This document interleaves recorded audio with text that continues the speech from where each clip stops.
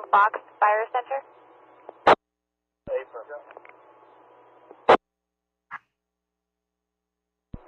Send for both. The firefighters are off Fox Fire Center. North branch from 51 Charlie V1. Okay, friends, welcome. I'll try to get a word in. We got a chaotic situation. Sorry, I had to just fight the router. Didn't want to provide stable internet, so I just had to give it a restart as well. So let's wait for people to come on in here. Sorry, the webcam is still on the fritz. North branch from LSD 1001 Alpha. We got serious situations with both the bridge and the airport. I'm sorry I cannot be awake all of the time. I had to sleep today after last night's craziness. And I thought, you know, it's hard decision making. Sleep a little bit more today so I can be there for all day tomorrow and all night. It's really hard to tell what to do. Hey, Christopher. Insanity happened on the bridge fire as far as I can tell. Yeah, you got LSD 1001 Alpha headed your direction. I hope the internet's stable. Tell me if it buffers. It should be right now. I think we had 3 to 4 camera burnovers right now in the last couple of hours. Oh man. I really wish I could have been here for that, but I'm human, unfortunately. This has been a pretty rough week.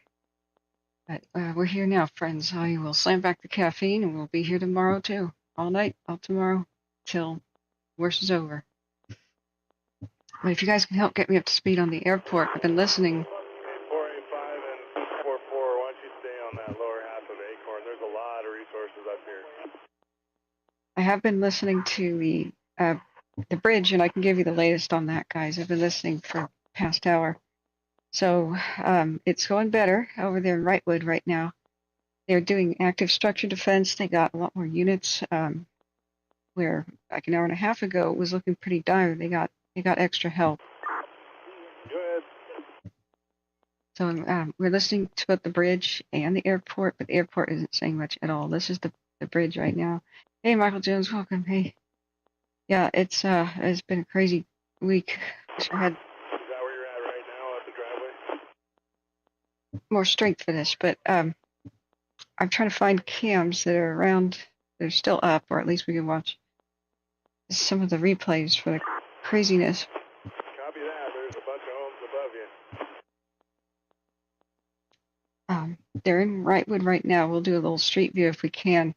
It's going better than expected. 444 is up there with you. They're getting a little bit of a reprieve and buying them precious time. We know which neighborhood streets they're on right now, and they're reporting good luck so far with the structure defense. So they're at Lark and Oriole, where they had just beaten back the fire, and they went and did tactical patrol around that area. And they said we are going to introduce some defensive firing. It's going to be a very slow process, though. They said that about 9:15, and they instructed new 485 from 51 Charlie. Hey, good evening, guys. Hey, Kate Garcia. They're doing Do you have a safe spot to be? Yeah, you can hang out up there. Do you need any more resources? they're doing nice, slow, defensive firing around the homes, and they're doing tactical patrol to support it.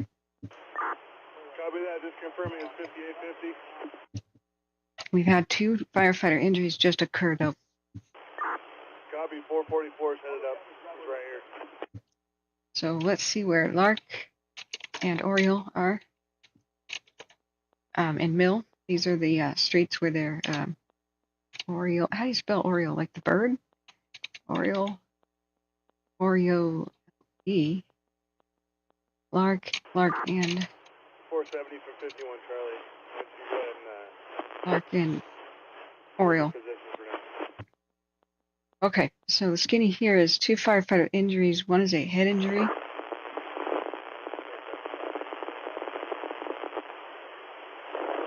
And the other is a bee sting. So there's a firefighter with a head injury and a different one with anaphylactic shock. So they sent 2 LA County ambulances on the way, and I'm not sure where exactly on the bridge fire that happened, but they're sending. Actually, I do have the 14673, the address, Taft Street. So, wait, I believe this one was the bridge fire. If they're saying that one's in Riverside, that's really far away. I thought it was on the bridge. I've got both of the radios playing right now. We had craziness occur. So the good news is it's going better than expected. They've condensed their crews and they're doing more efficient structure protection by Lark and Oriole and Mill. They said they wanted some of the extra strike teams that were arriving, the repositioning, I should say, to help prevent ember cast from going down into the lower areas and to tactical patrol when they're doing the strategic firing around the neighborhoods. So these webcams mostly went down, but we could see some of their replays that are just crazy. Yeah, go ahead, System 3. Hey, JB, welcome. Yeah. About 2 minutes out, I'll face to face with when I get there. I've got Copter 18 is overhead here. Oracle Copter 3, not up. You guys Night have operation. there firmed anything to look at while he's out here? All right, that's awesome. Hey, I'm transitioning out to be on the plan for tomorrow.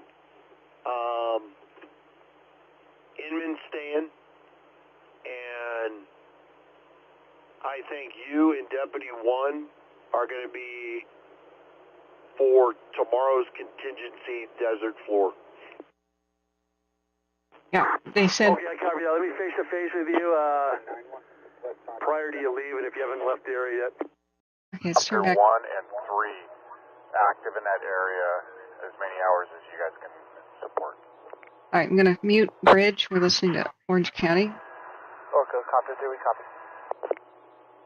So we're just talking to the pilots down there. So some of the helicopters went away from the around 9:15. They went away from the airport. Yeah, at least one of them went over to the bridge. So I don't remember which one it was. I was just trying to fight the computer to go live again, the internet rather. So I do see a copter that's still over there by the airport. If you guys can help get me up to speed on what happened with the airport, that would be good. But I've been listening to the bridge for a bit. Copy. Here's back to the bridge. Yeah, go ahead. Hey, Supra, We're on welcome. the 148 headed up towards you, just checking in where you want us to meet you, or if you have an assignment. Hey, JB's calling. Let's Come answer. down Highway 2 and stage at Spruce. You'll see all the other resources. Okay, let's mute that. All right. Hi, you're live and on the air, JB. How are you? Hello? Oh, you there, JB? Yes, good evening. Good evening. I've been beset by internet problems, but I finally got back online. So what's your take on things, JB? Well, if you look at where we were 24 hours ago, this thing has probably quadrupled. And based on the weather that we knew was coming in this afternoon, anybody could see that these fires, because it's all open line, other than some isolated line that's probably put in down at the bottom where structures are on the 2 of the 3. This thing is romping and stopping, and it's very difficult. The fire chief or the fire management officer for the Cleveland just made a good statement, and that is this area is so steep that even the most fit firefighters have a hard time negotiating its terrain. The fuels have suffered multiple years of drought, and even though they're drought resistant, they will die. And we had a horrendous increase in fine fuels from the rains, which are now cured out. And now we have the wind, and now we have also multiple fires in one particular region, which draws down the resources. I mean, there's only so many fire engines, crews, bulldozers, aircraft you can order and get to the incident, and so they're all tapping into the same water hole, so to speak, and everybody's drinking from it. So it makes it hard. It makes it hard for an incident commander because he knows what he needs in order to be able to contain the fire, and he can't get that not because somebody is doing a bad job. It's just that the system can only provide so much so fast. Right. Yeah. Well, which fire are you just talking about, them all generally, or which one do you specifically reference right now? Say that again. I didn't hear you. Well, the bridge fire exploded, and so did the airport. Which one were you specifically referencing, or just both? All of them. You get what I'm saying? Yeah. I get the general idea. Yeah. This is what we call a siege. This is the term siege it's a slang term, but a siege is where you have an overwhelming. It's like in the World War II. The Germans had a tactic called blitzkrieg. It's a German word, and we get the word blitzline from it. It's an overwhelming, powerful attack of artillery fire. Well, here you have an overwhelming, taxing activity of fire, and it's a siege, and that siege could even increase tomorrow for two reasons. Number one, the existing fires, bridge, line, the airport, even the one up there, it's still burning up there in the Sierras, the coffee pot, which is 15,000 acres almost.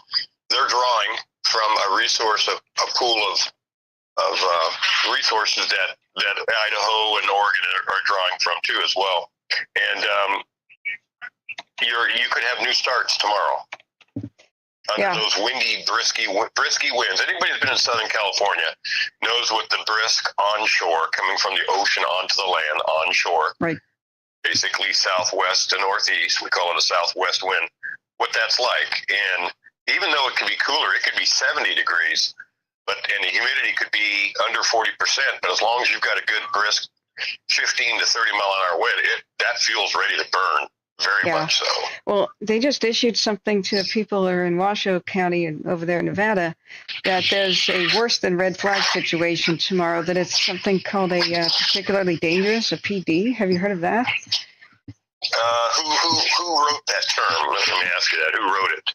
Well, it was a screenshot. I think it was Truckee Fire and Meadows. Let me check out the screenshot. Was it a term that the National Weather Service wrote? Okay, here it is. I think I saw that.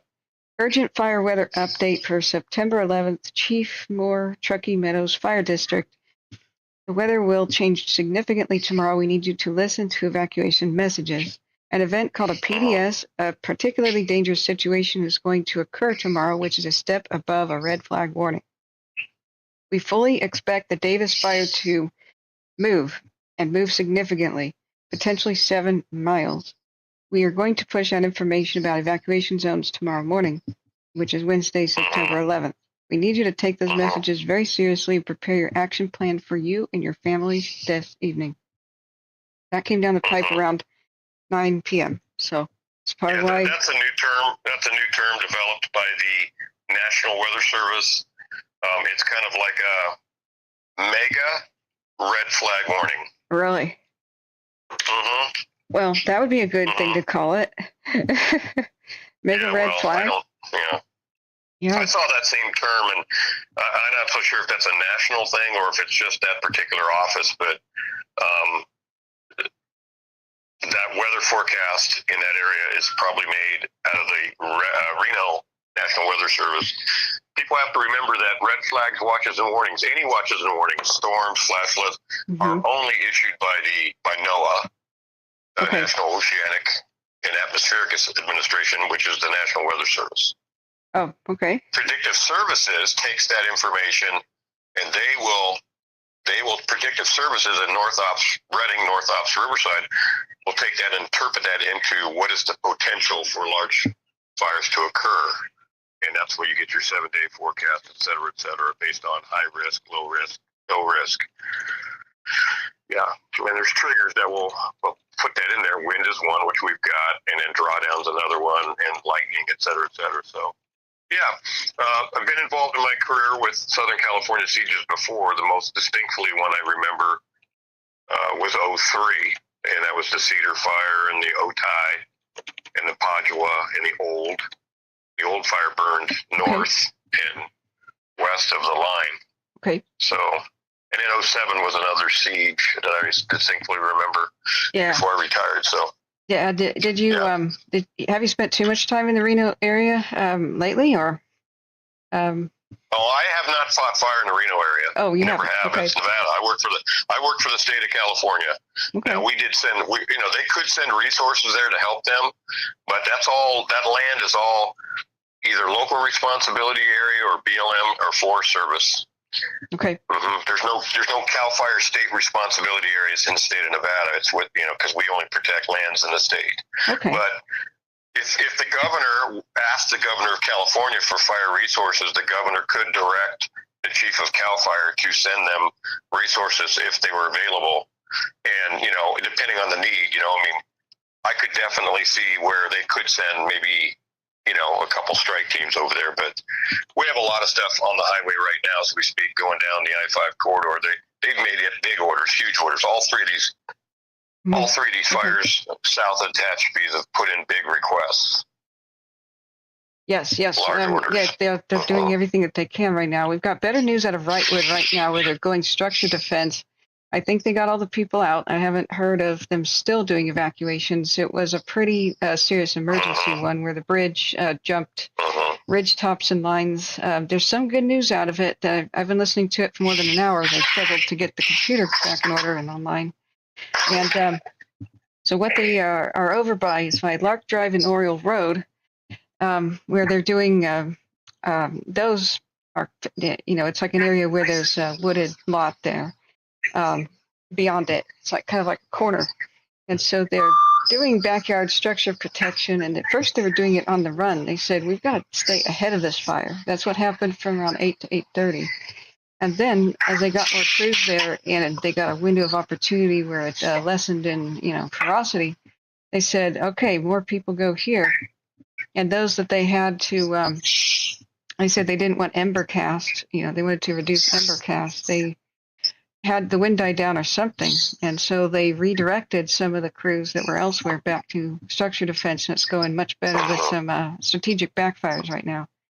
So they it really it took them by surprise, as far as I could tell, that it was at Table Mountain, and I don't know where and how it spread. We don't have cameras for the most part anymore. We got a couple distant ones, but it ripped through and did 2 or 3 camera burnovers with the bridge fire. So this has been pretty crazy. We got 2 firefighter injuries that just came on the radio at the same time, and one is a head injury and one is a bee sting with anaphylactic shock. 2 firefighters. And I was just wondering, Excuse me. Normally the injuries that are reported from an incident are significant injuries. There's more injuries, but the ones that are significant where the member of the firefighting force or whoever is injured with, it could be somebody working in the kitchen that has a heart attack, that would be reported as an injury. But if he stubs his toe and needs 3 stitches, that wouldn't be considered, you wouldn't hear about that. right? When they say there's 5 injuries, those are 5 significant injuries where the patient had to be transported to a hospital or emergency room, or they were significant. So that's what. Yeah, the head injury, you know that. especially, sounds bad, but it's both life-threatening. So they have 2 ambulances coming, ground ambulances. But I was just wondering, if that happened at the same time, did they saw into a tree that had bees in it that fell apart and hit someone on the head? What happened there? I have no idea. I have no idea. Wow. I have no idea. And we won't know that stuff, and it's really. I'm not trying to undermine it, but there's more battles to fight than stuff like that. The biggest fear is structural loss. They know the brush is going to burn. They don't care. It'll grow back. Yeah. But when it starts taking out people's homes and livelihood, and so a lot of these ground pounders that are out there are doing everything they can to save homes, and save lives. And this is not going to stop until the weather cooperates with the suppression effort. So you have two different dynamics here. You have the suppression efforts by ground and air resources, and then you have the weather. You're not going to change the topography. You're not going to change the terrain. That's given. The weather's the only variable. And so when the weather cooperates with our suppression efforts, with the firefighting suppression efforts, then that's when you start getting containment. If that fire continues, which I just pulled the weather up, it's not going to get easier Thursday. Really? You're going to have a very intense onshore coming in, especially that bridge fire. Really? And that line fire, yes. Oh, gosh. Okay. So you know, they know that. The fire behavior analysts, the weather meteorologist at the incident, advises the incident command team, this is what you're looking at 12, 24, 36, 48, 72 hours down the road. So in order to get ready for it, that's where they plan, okay, what is going to be our need? What do we have now? What is it we need? And the difference is what we need to order. So if they have, you know, 50 strike teams of engines and they need 200 strike teams, then they've got to order 150 strike teams. Now, do you think they're going to get them filled? Absolutely not. Not in a timely manner. Why? Because everybody's doing like kind. They're ordering big at every incident base. All three of these have separate incident command teams and separate needs, and all their needs go into South Ops, and South Ops fills them with either North Ops or they give it to NIFC and Boise. And Boise, especially on the Fed stuff, Boise pumps out what they can from all over the country. Yeah. Well, you know, it's just unreal here. It's going better than expected over there at Wrightwood. Then, you know, they're taking advantage of it, and you know, it's and those people in Wrightwood know how they've lived with fire for the last 50 years, especially the last 20. I don't know where Mountain High East camera was, but that may have just been pretty devastated.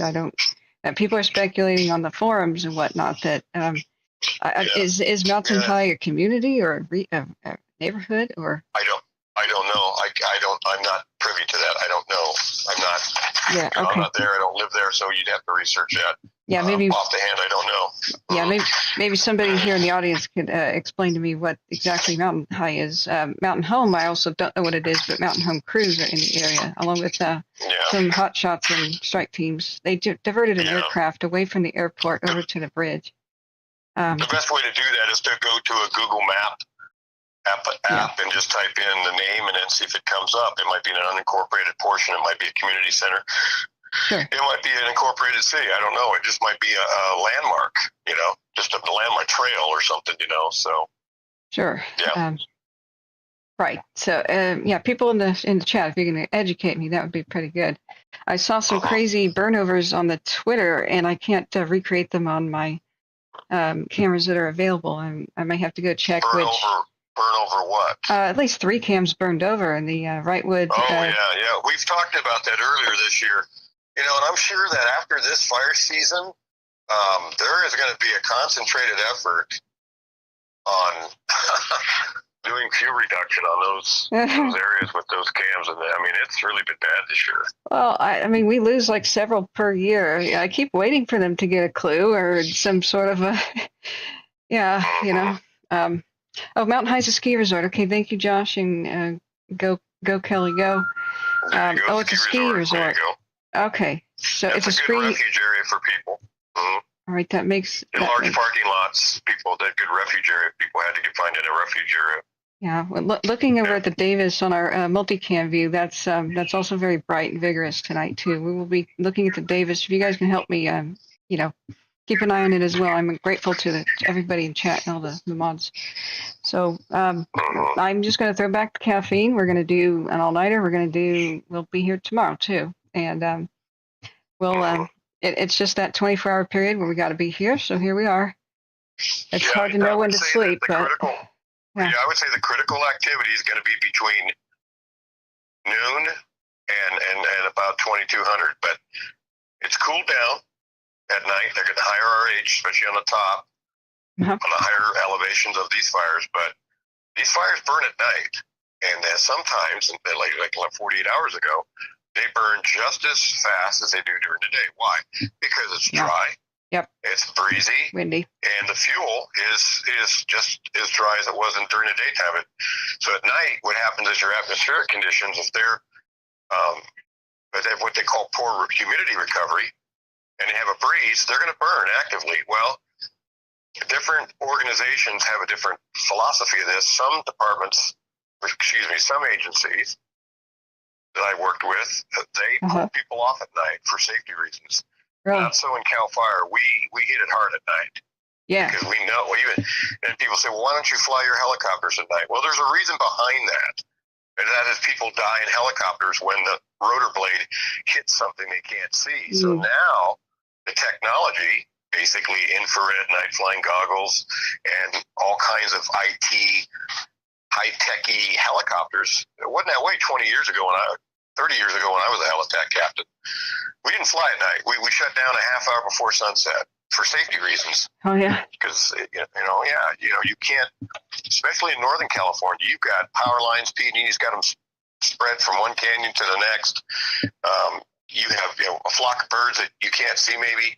So what I'm saying is everybody said, oh, they just need to get more night flying helicopters. Well, watch what these helicopters do. They do a great job. They do. But when that fire burns so hot, so intense, when they drop their 1,000 gallons out of their tank, a lot of it is blown by the wind and a lot of it gets evaporated, and it does slow it down. That's why retardant dropping helicopters are more effective than just water, because the retardant sticks to the vegetation. Yeah. And retards or slows the spread of the fire. Yeah, you have to be straight on and right on top of it with water, otherwise it'll become a mist and evaporate before it hits the ground. Really good. Yeah, sure. Exactly.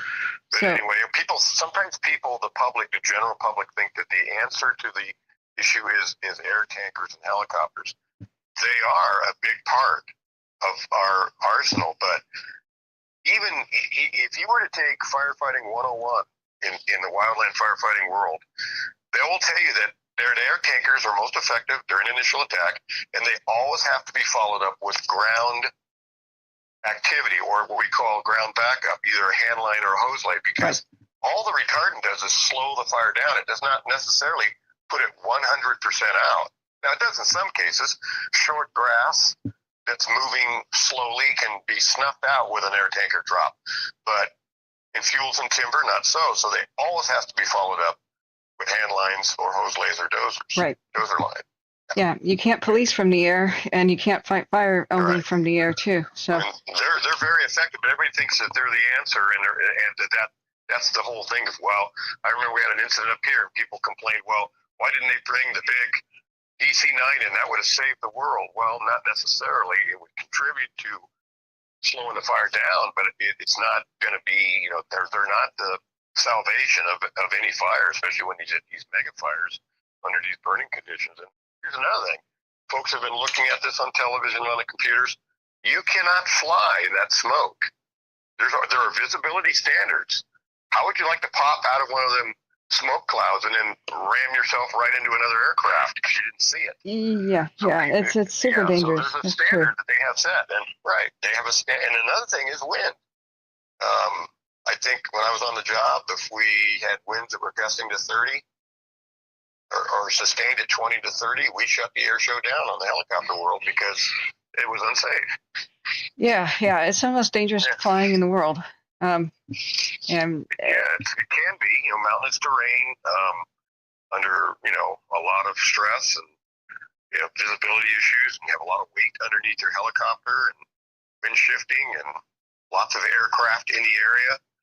We had a tragedy last year in Cal Fire. We lost 3 wonderful people for a 20-acre fire where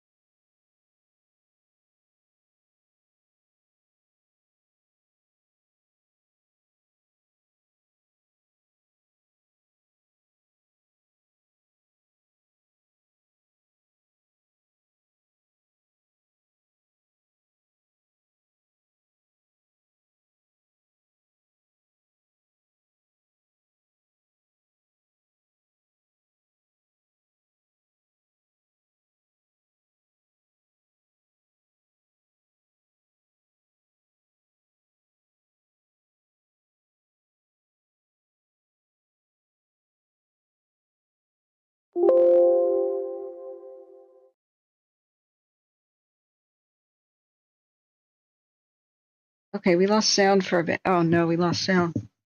Okay, I don't know what happened. My my video software just petered out here. I think I got it back. Okay, It just I'll let crashed. you figure it out. It's good talking to you. Hang Yep. in there. Yeah, sorry about that, JB. We just All right, had no problem. Take care. a glitch care, no here. problem. But yeah, thanks for the Take care. call. Thank you. Bye bye. All right. Okay, friends. Sorry, this I don't know if it's going to be stable here. I'm hoping so. Just as I went to go back live and redo everything, I had to restart the router, and I did restart the computer, but we had a big freeze of the actual software used to stream. Sorry about that, friends. So yeah, I don't know what just happened. I'm sorry. We didn't buffer, did we? Because I'm trying to figure out if it's the new update for the software of the OBS or if that just happened with the well, I can't believe what we're seeing here. If that just happened with the internet, did we buffer? Yeah, look at this. Thank you for alerting me to the problem. I was I was really distracted looking at this thing. We just had a call from JB. How much of it was heard? I've got to turn back on the. We have Orange County and also LA County Fire V1 is the one we're listening to, the bridge fire. Now, if you want to look and listen for yourself, Tango, 9 operations on command. go to the description of my video and you can monitor things for yourself. I really hope this stays stable, guys. I'm sorry for the technical problems. Just happens all at once. So, hey, Johnny on the spot there. Hey, Serene, thank you for letting me know about what's going on in Oregon. Please keep me abreast of these other places. There's still an ongoing fight to save the neighborhoods in Wrightwood, which is, I guess, the resort community and next to these ski resorts. So 1740 is when these cams go down, and you see fire all around the ski lifts. We have multiple camera angles, but this is still not as bad as what I saw on Twitter. So I've been unable to recreate what has been circulating on Twitter, which I believe is real. I just don't know which mountain high cam was the one that occurred. There's a whole bunch of these. So I'll check on that back here unless somebody knows already. I'll have to just scroll on my phone. Tango, 9 operations on command. They are trying to prevent embers from going over the mountains to the desert floor, and so that's going better than expected. The battle for the neighborhoods, especially in the northwest. Night operations, branch 5 recalling. I was trying to get hold of Tango. Okay, I copy. Let's see if I can raise them for you. If you do, we let them know we're going to be staging an ambulance down at Casper's Park off the Ortega there.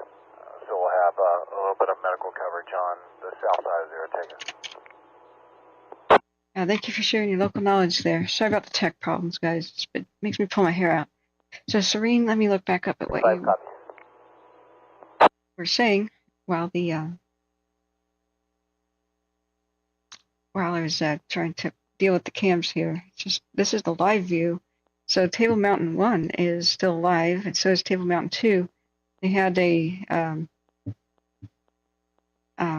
over, but LPS engine 337 on command. fire is up all around in here, and so there's a battle for the neighborhoods. Oriole Road, Lark Drive, this corner here especially is where they're making a stand, and they're doing structure defense, and they're lighting defensive backfires, and have been since about 8 o'clock. So they've got more people. LPF engine, I didn't get your number. 9 operations, can you repeat? I had other traffic. They've got more people than they expected to help. LPF engine 337. Just wanted to get in contact with you, let you know we've been released from Division Tango, and we'd be available for reassignment tomorrow morning. It'd be LPF 337 and LPF 319. All right, let's look at the Bachelor Complex real quick. LPF 319 will be available for assignment tomorrow. 0700 briefing, we'll get you plugged in. I do want to check on Oregon real quick. So Confirm briefing 0700. Affirm at the incident base at the Great Park, 0700 ops briefing. Milepost 98 looking better. 337 copy. Boulder Creek, Little Wiley Flat. Let's see your ski area. Hey, Bill. Yeah, this is crazy. Yeah, it's past Wrightwood. Yeah, thank you, Husky, for pointing that out. I'm not sure exactly where its current location is, but there still is fire in the Wrightwood area. They still are defending the buildings and structures there. So, let's see. Let me look back up. Sorry, it's Serene Bachelor Complex. Did they give it a new name? Yeah, the 911 fire and Little Lava became the Bachelor Complex. Okay, that makes more sense in the backside. So Little Lava, I remember getting a buzz on my watch for this one. So we'll be here all night and all day tomorrow, guys. We're going to slam back the caffeine. It's a marathon, but it's going to be a real tough day. The Davis fire, hold on to your butts tomorrow. They're expecting the fire to move as much as 7 miles on the Davis fire. That's just unreal. But Branch 5, 14 beyond command. I'll have to show you. I Branch 5. can scarcely believe it, but it's a worse than a red flag day tomorrow up there in Washoe County. Those firefighters on Division Juliet have been transported by ground ambulance with a rider from Engine 11. Engine 11 will be following up off the line to the hospital. Oh, good. We have 2 firefighter injuries that got called at the same moment on the radio. On the bridge fire. We're going to go down look at the airport again, too. Branch 514B destination is Loma Linda, Marietta. Med L is aware. Firefighter injuries, I don't know if they're from different incidences, but it said from the same Juliet division here. So Okay, just to confirm, both patients are being transported to Loma Linda, Marietta, and Engine 11 is following behind.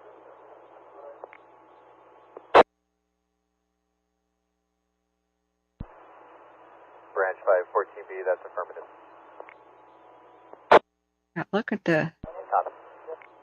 huge evacuation zone over there. Yeah, Sun River is over this way, so these are evacuation notices. So what do they expect the wind to do here in Night Oregon? operations, Branch 5. It comes in from the west. I can see the concern. Yeah, flight tracker. Traffic for night operations, go ahead. Night operations, Branch 5. An update, 2 injuries on Juliet, both been transported by ground to Loma Linda, Marietta. Engine 11 will follow them into the hospital. That's good news, thank you. Did you make contact with Tango?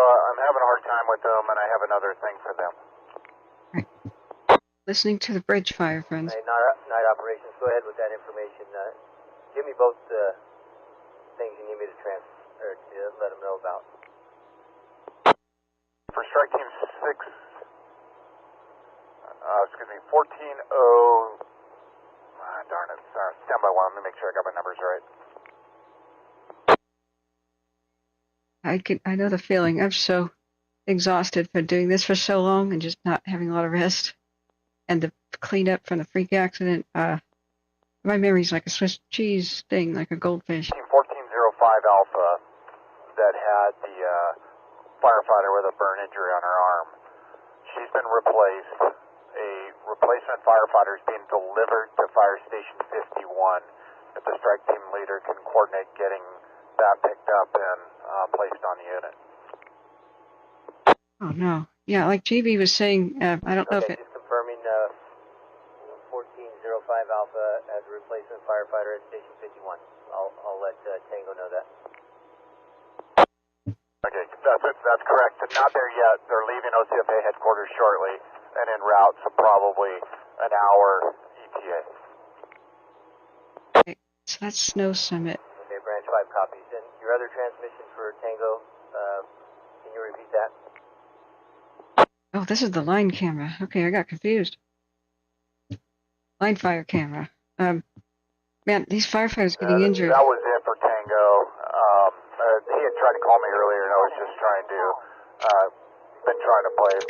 catch up with what the need was. Okay, I copy. Thank you. Yeah, Josh, I believe you. 200-foot tall flames in some areas completely surrounding Wrightwood. Yeah, they're making a stand. So they were very concerned about the embers. Let me get away from the line fire. I have to put the camera in the right spot. This was misfiled. So let me put the Snow Summit is line fire. So let me put it back over there with the bridge fire. Rancho Okay. Structure Group, Hotel on command. They were trying to keep embers from going over to the desert floor and trying to do speed bump 2 down there. But it went better than normal, so they went back up to Wrightwood, and they've got more people defending the homes up there because the wind, I guess, cooperated a little bit with them. There's been a silver lining because they were asking for more and more help, and thank goodness that opportunity gave them a little bit more. Ultimately, Rancho Structure Group, Division Hotel okay. on command.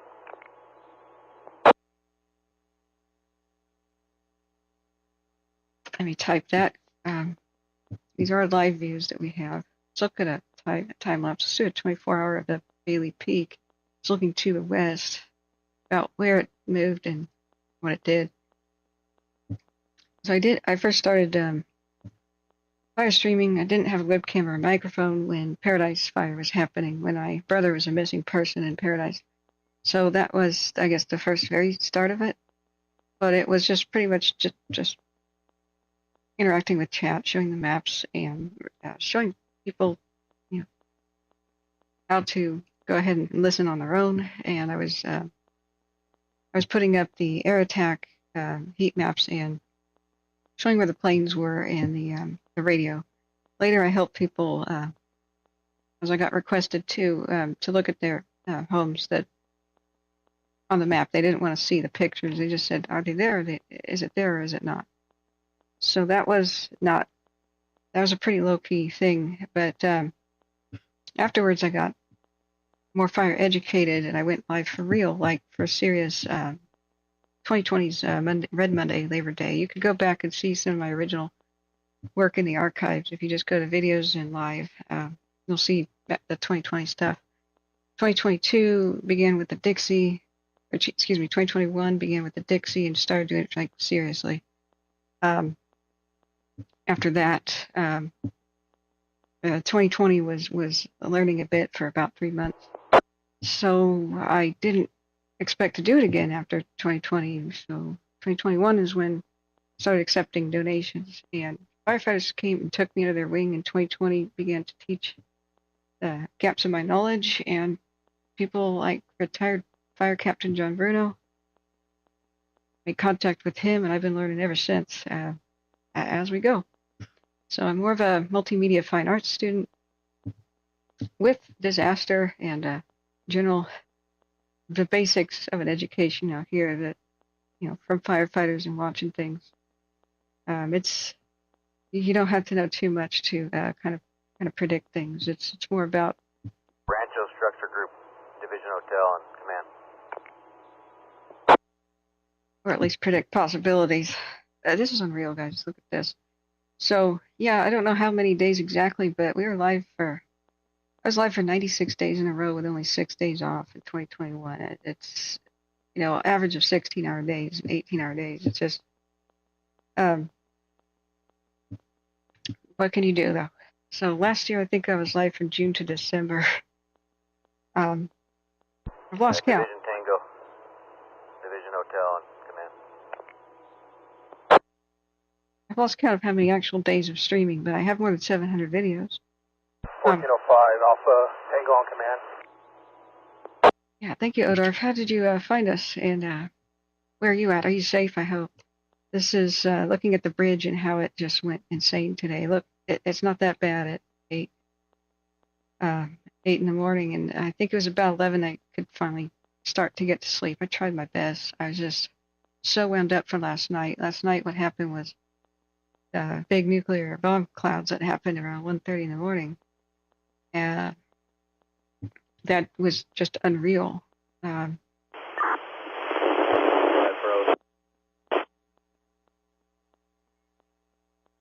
So it was something that I thought they might call new evacuations for. I thought it might jump over to Riverside County in the middle of the night. 1405 Alpha, Tango on command. So Go ahead for 1103 Alpha. that's when people mostly need guidance because there's no media or anything in the middle of the night. I had every intention to just sleep as much as I could and get up by around 3 to make sure that when the winds picked up, I could be here. But I'm sorry, I was dead. It's been harder dealing with the last desk explosion. Copy that. I'll let the guys know. Be advised, I'm down here at 2, but I'm in contact with the other of those engines. So yeah, we'll let you know if we're going anywhere. Got arthritis, so I've just been in terrible pain. I hope you guys can forgive me, but it's hard to make choices. Hard to make choices, like when do you sleep? 06 and 11 Alpha, did you guys copy that traffic? This is current. This is the airport fire.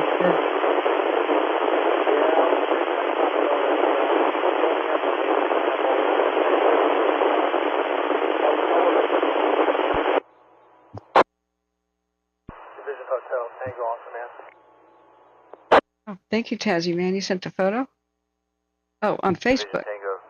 Yeah, you guys still got a structure group with the Charlie Strike Team and the crew in Rancho Capistrano? You know, Dylan says I don't see it much anymore from Irvine. Okay. 1103 from 1111. Did you have traffic for me? Well, I want to check the airport. Looking to see if I can get a hold of structure. Yeah, 1111 Capistrano, Rancho structure. For the crew and the Charlie Strike Team. Something we talked about earlier, Decker Canyon. Are you able to relay? This one's the airport. Call Tango 47. You won't be able Contact with Helco or the bridges, and we'll follow clear with them. Thank you. 25 copies. It'll be hard to see Riverside County side of the airport fire. Like no cams. So I know that it did spill over to the Riverside part today, though, not last night. And we were celebrating a little bit last night. It seemed like it was holding pretty well, but man, the winds must have been insane today. And when it went right up to the main road, it was a bit sketchy. So I've been trying to get the computer. It didn't want to, after the restart, didn't want to go back online. The internet was on the fritz, so it was our current one. This is looking due east. This is probably one of our best views. Camera connection status unknown. Let's see, what, 2234? I think it's recent. Division Hotel, Capistrano structure group on command. All right, we're listening to the airport fire right now. I have both of them. Right now I just muted the one for the bridge. They were notified. Structure group hotel. I was looking at the opportunity to see if we can look at that Decker Canyon piece with your Charlie Strike Team and the crew you got there. 30s. The rest of my 1111 companies are spread out on Oriole. All right, this one now is the bridge. Copy that. I'll check with 1151 Charlie. Break 1151 Charlie on command. You up? VU1. Yeah, go ahead. Yeah, I'm not sure if you copied that traffic from Soup 9. They're doing some work behind the homes on Acorn.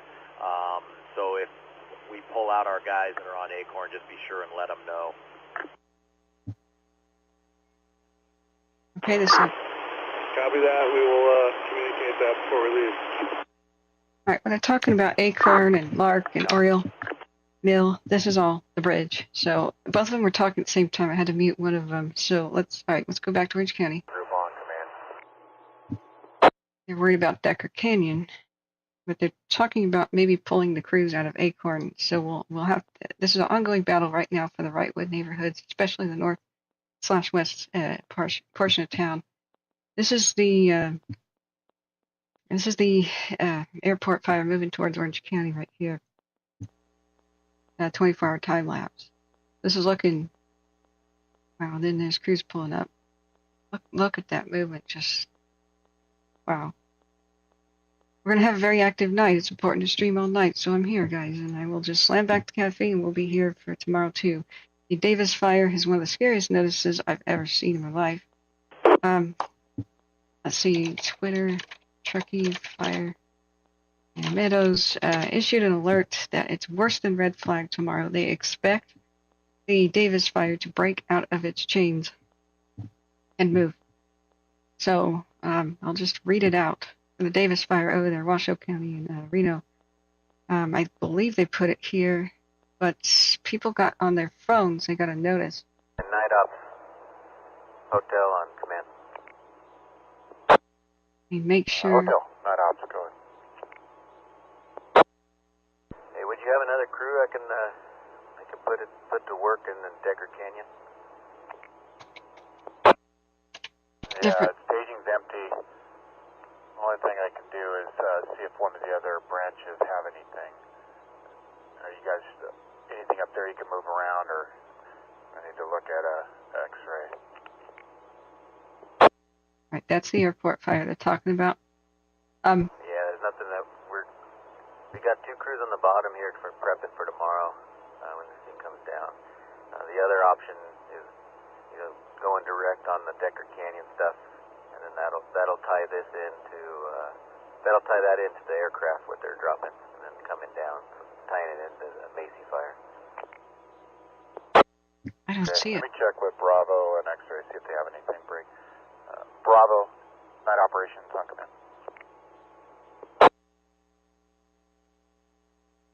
Over by Lake Elsinore, I think they were doing structure protection and defense, and I think things were impacted. I've got to be caught up on things with what happened with the airport. Bravo, night operations command. Hey, Lisa, Jenny, welcome. Yeah, I got sent from a resident in the area. I have this thing. I read it out, and it may have been cut off when I was trying to read to JB. It was an urgent fire weather update for September 11th from Truckee Meadow Fire District. I'll read it in a second. They expect the Davis fire to move up to 7 miles potentially tomorrow. It's worse. Tim, do you guys have a golf that's not critical need right now? Thank you, Yoshi. We've got one on the deal, not critical need, but they've been double shift.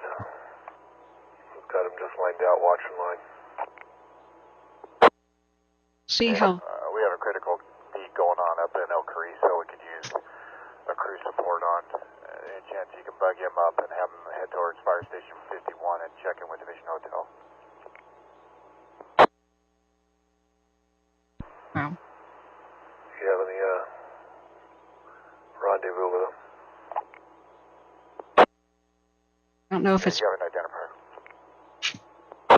this is the airport fire. Sorry, it's very confusing. We have to listen to both Gotta at be the your county crew. same time. I So did not get that Caribbean. we'll watch the community meeting if we can when it calms Gotta be your down. county crew. Is it Washoe? It's not Washoe County Sheriff's. I don't see the bulletin. Is it like Washoe County itself? Show him on crew 1 or crew 2. Gotta be crew 2.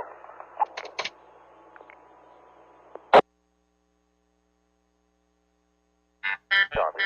Report to Division Hotel, Fire Station 51, Rally Point. Copy, I'll let you know when they're en route. Okay, Division Hotel, night operations. Don't know where to find the. Night Ops Hotel, I copy direct. I'll be at 51. Copy there, an X-ray up near the heel, so probably you're looking at an hour and a half.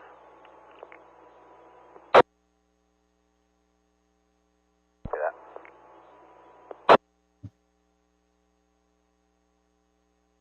Oh, looking at an hour and a half. Okay.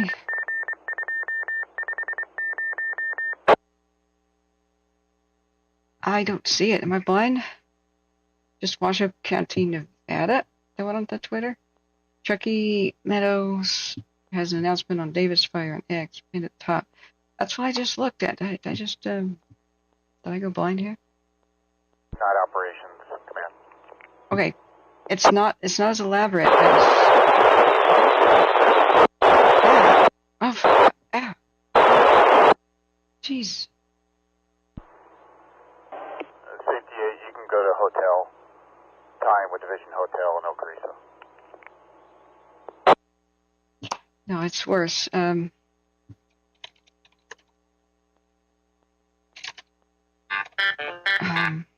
Ops, X-ray, Crew 2's advised they're en route. Okay, I copy. Thanks.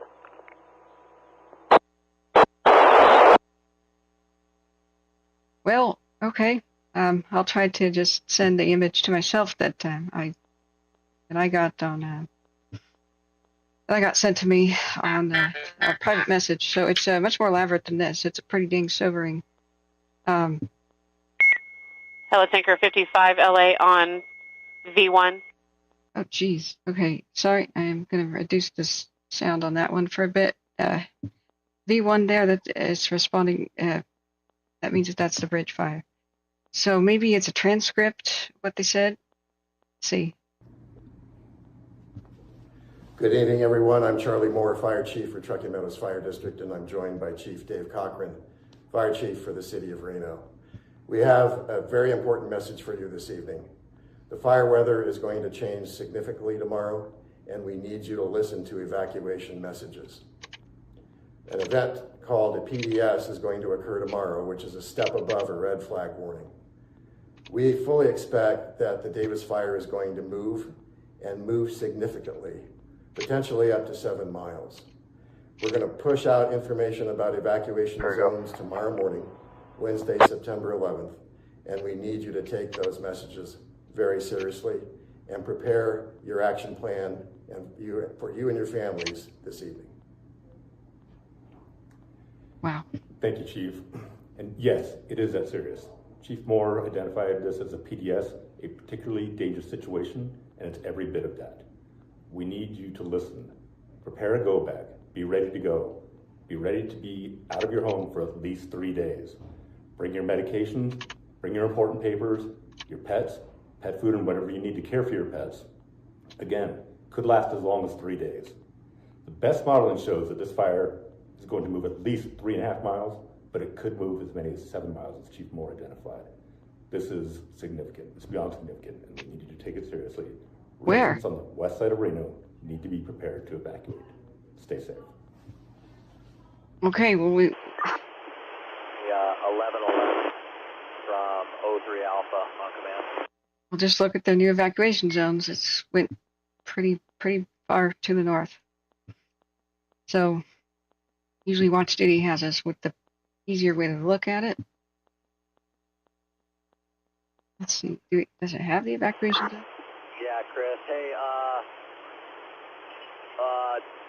Chief Inman just notified us that Edison's looking for a crew to maybe cool down some power lines or power poles up by Mountain High East. Do you have an engine up that way that could handle that?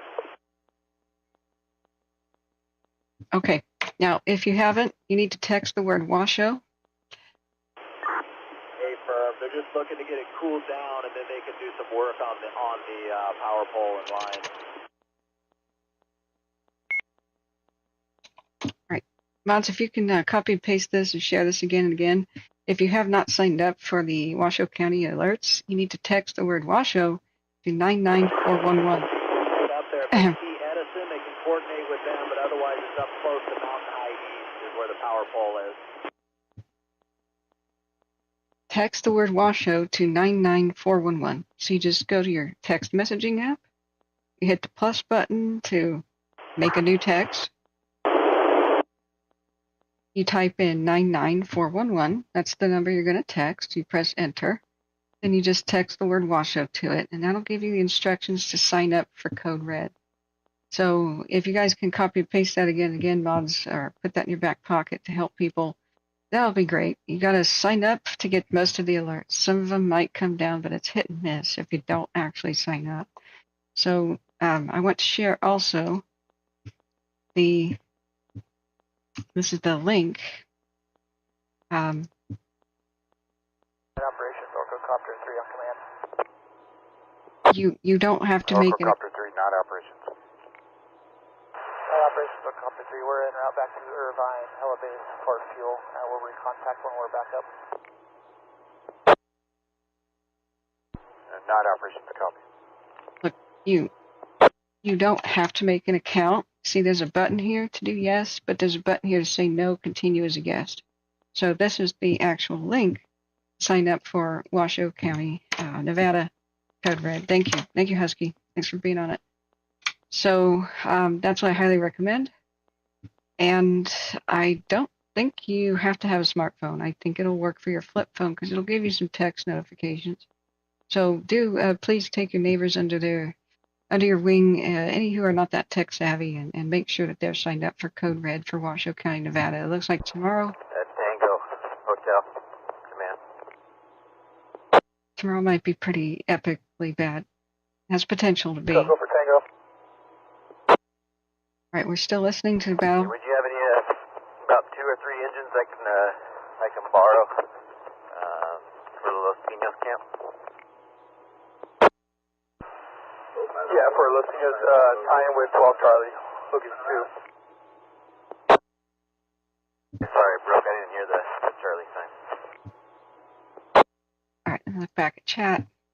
Hey, Rocks and Gardens, welcome. Thanks for being here. Sorry I couldn't say hi earlier. Hotel Tango, tie-in with 93 12 Charlie for 2 engines for Los Pinos. Yeah, thank you for... North Branch, LA.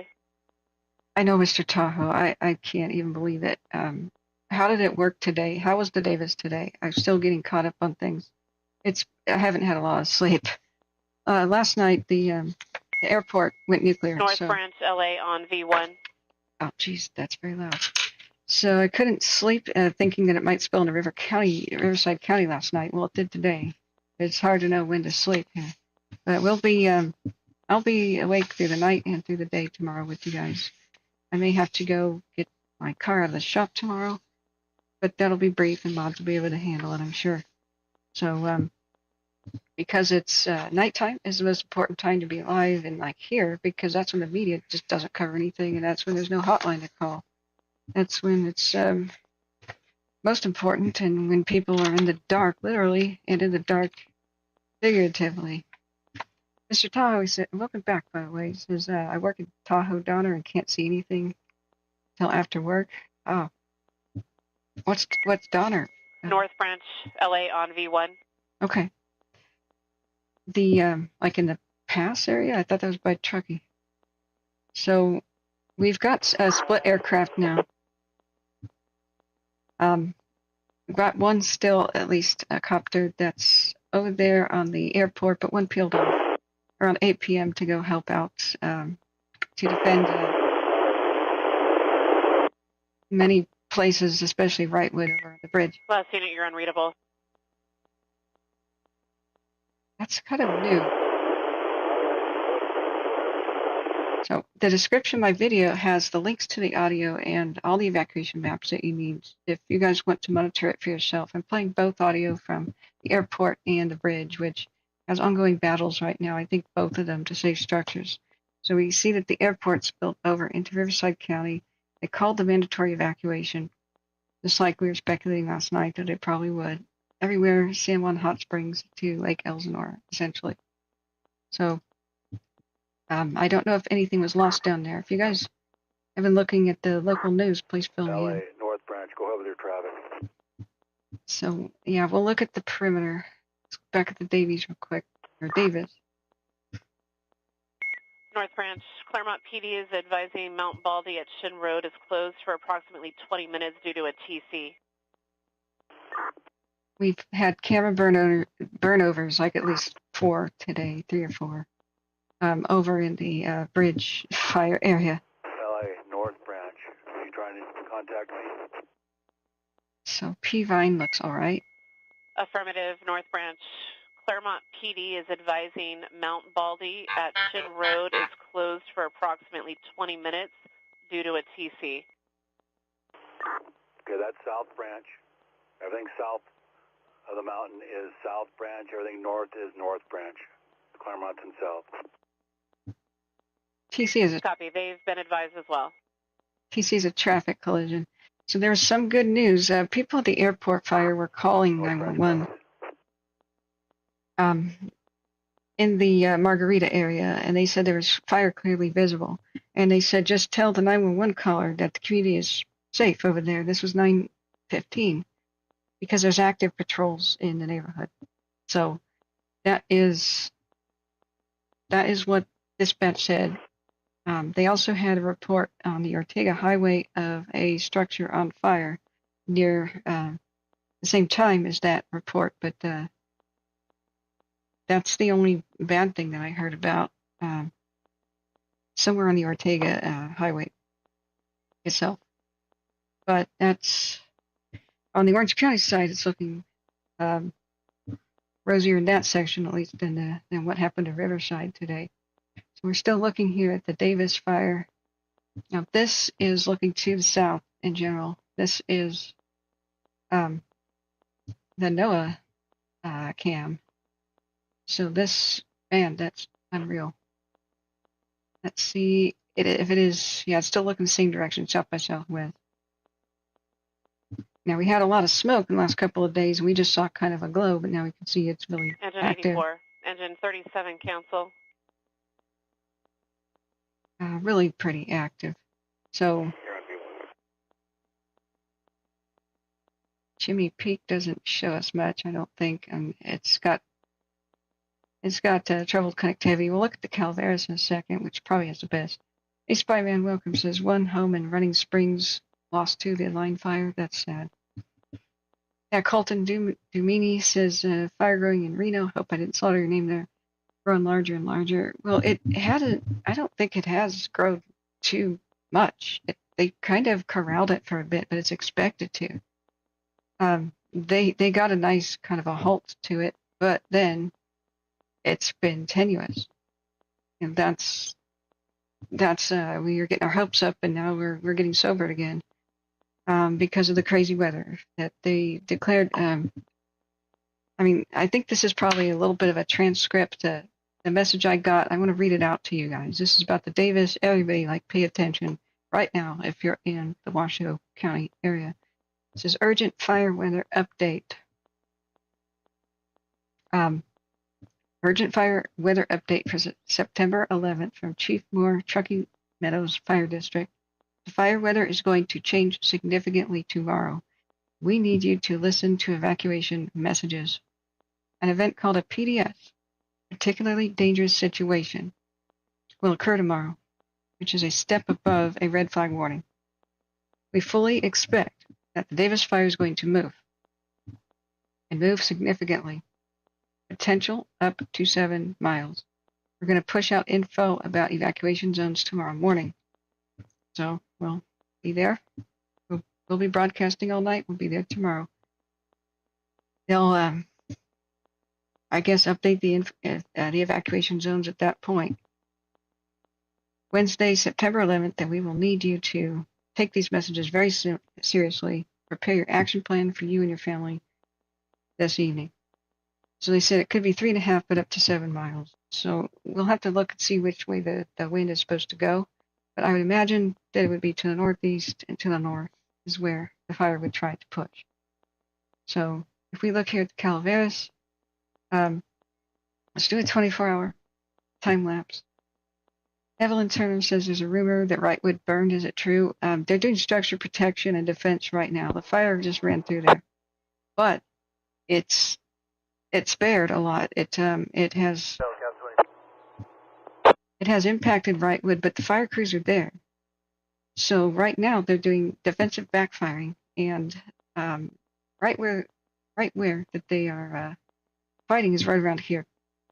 I said Lark, Mill, Acorn, and this is what it looks like in a different time of the year. That's a lot of trees. It's got some difficulty. Got their work cut out for them to try to keep the neighborhood safe. But it's Lark and Oriole was kind of ground zero for the battle that's been raging since about 7 p.m. that I could tell. So the smaller the community is, the easier it is to save individual structures. And that's what firefighters do a lot, is they will just go to a defensive place that's something survivable shelter-in-place option. Could be somebody's driveway who has a swimming pool or some other body of water, a pond, or really good defensive space. They'll wet down the house, be in the driveway, let the fire go past them, then they'll emerge and they'll go start putting out fires because, homes don't burn down in a second. It takes a while. Same thing with the backyard sheds and whatever is on the property. It depends on the ferocity of the firestorm at the moment that it passes by. But they did come out, and they're in active structure defense right now as the fire's right up in here and still trying to impact the neighborhood right here in the northwest and west section. So they're on Mill Road. Also, they've got a little bit of a spread out. But they had other crews that were trying down lower to prevent embers from going over into the desert basin type area. And that gave them an opportunity to stop that and go back up into the Wrightwood areas. I have no idea what got impacted. I'm going to use that word impacted because I don't know if anything's lost or damaged or what happened. But we did have multiple camera burnovers, and many of them are down right now. And so I've been monitoring it since about 8 o'clock when I found the new channel. I was searching from the 7 o'clock to 8 o'clock hour just for any channel to listen to regarding the bridge fire and catching up on the news. So this is the Mountain High East cam, and but you can see from frame to frame. That's a flare up with the wind, and then 1 minute later, it's just on the ground. See, it sweeps up, then it's just on the ground. So you can have incredible moments of, like some minutes where you have to retreat, like fire crews have to retreat, but then they can emerge when it looks more like this. This is like 3 minutes later, 4 minutes later. So the windier it is and the crazier the wind gust is, the faster the stuff burns up. And mostly it's the dead limb sticks, the pine needles on the ground, and the bushes down there.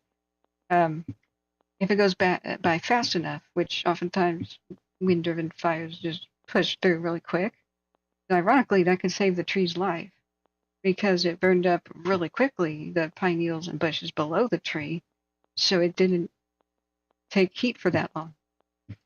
Now, fires can survive, trees can survive for a bit in extreme heat, but not that long. It's just like putting a potted plant in the oven. If it's for 1 minute, that's one thing. But if it went on for half an hour, that's a different thing.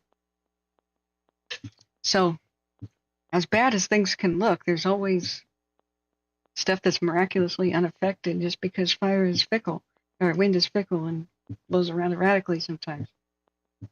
So, we can't speculate on just because there's heat detections in the neighborhood that the neighborhood is like gone or something. Oftentimes, smaller the community, the better they can defend it. We saw a lot of the very small communities come out of the Dixie and the Caldor in 2021 just much better than the large ones because it's easier for them to zip around and go from street to street and defend it. And that's what I was hearing as soon as I started playing the scanner radio at 8 is they were first on the run. They said we have to keep moving and stay ahead of the main fire front, move through the neighborhoods and put out the fires in the yards and anything, gutters and roofs, and then keep moving. So then they got a better opportunity. The people who are further down in elevation were reporting that the situation wasn't as bad as they thought. So they said, come up here then. Come up here and defend Wrightwood and do control status up and down these roads, especially Mill, Oriole, Lark, and let's see, what's the other one? Oriole, Lark, and shoot my notes over here. Timberline, and Cardinal, and Flume. So they said we're doing it nice and slow. We are doing defensive backfiring. Now they wouldn't be doing that if the structures weren't still intact, if much of the neighborhood wasn't still there. So there's some hope. It's just over here, these sets of cameras went down. Mountain High East got just devastated. Mountain High West, Mountain High North. Table 1 and 2 had the fire sweep past them, and they're still functional. Look at the good defensible space around some of these cameras, though. That would explain that. So here's starting at noon here, a 12-hour time lapse of Table Mountain 1 and 2. It is well established up there. So Spyman says many trees actually survived in paradise to the campfire. Yeah, I can vouch for that.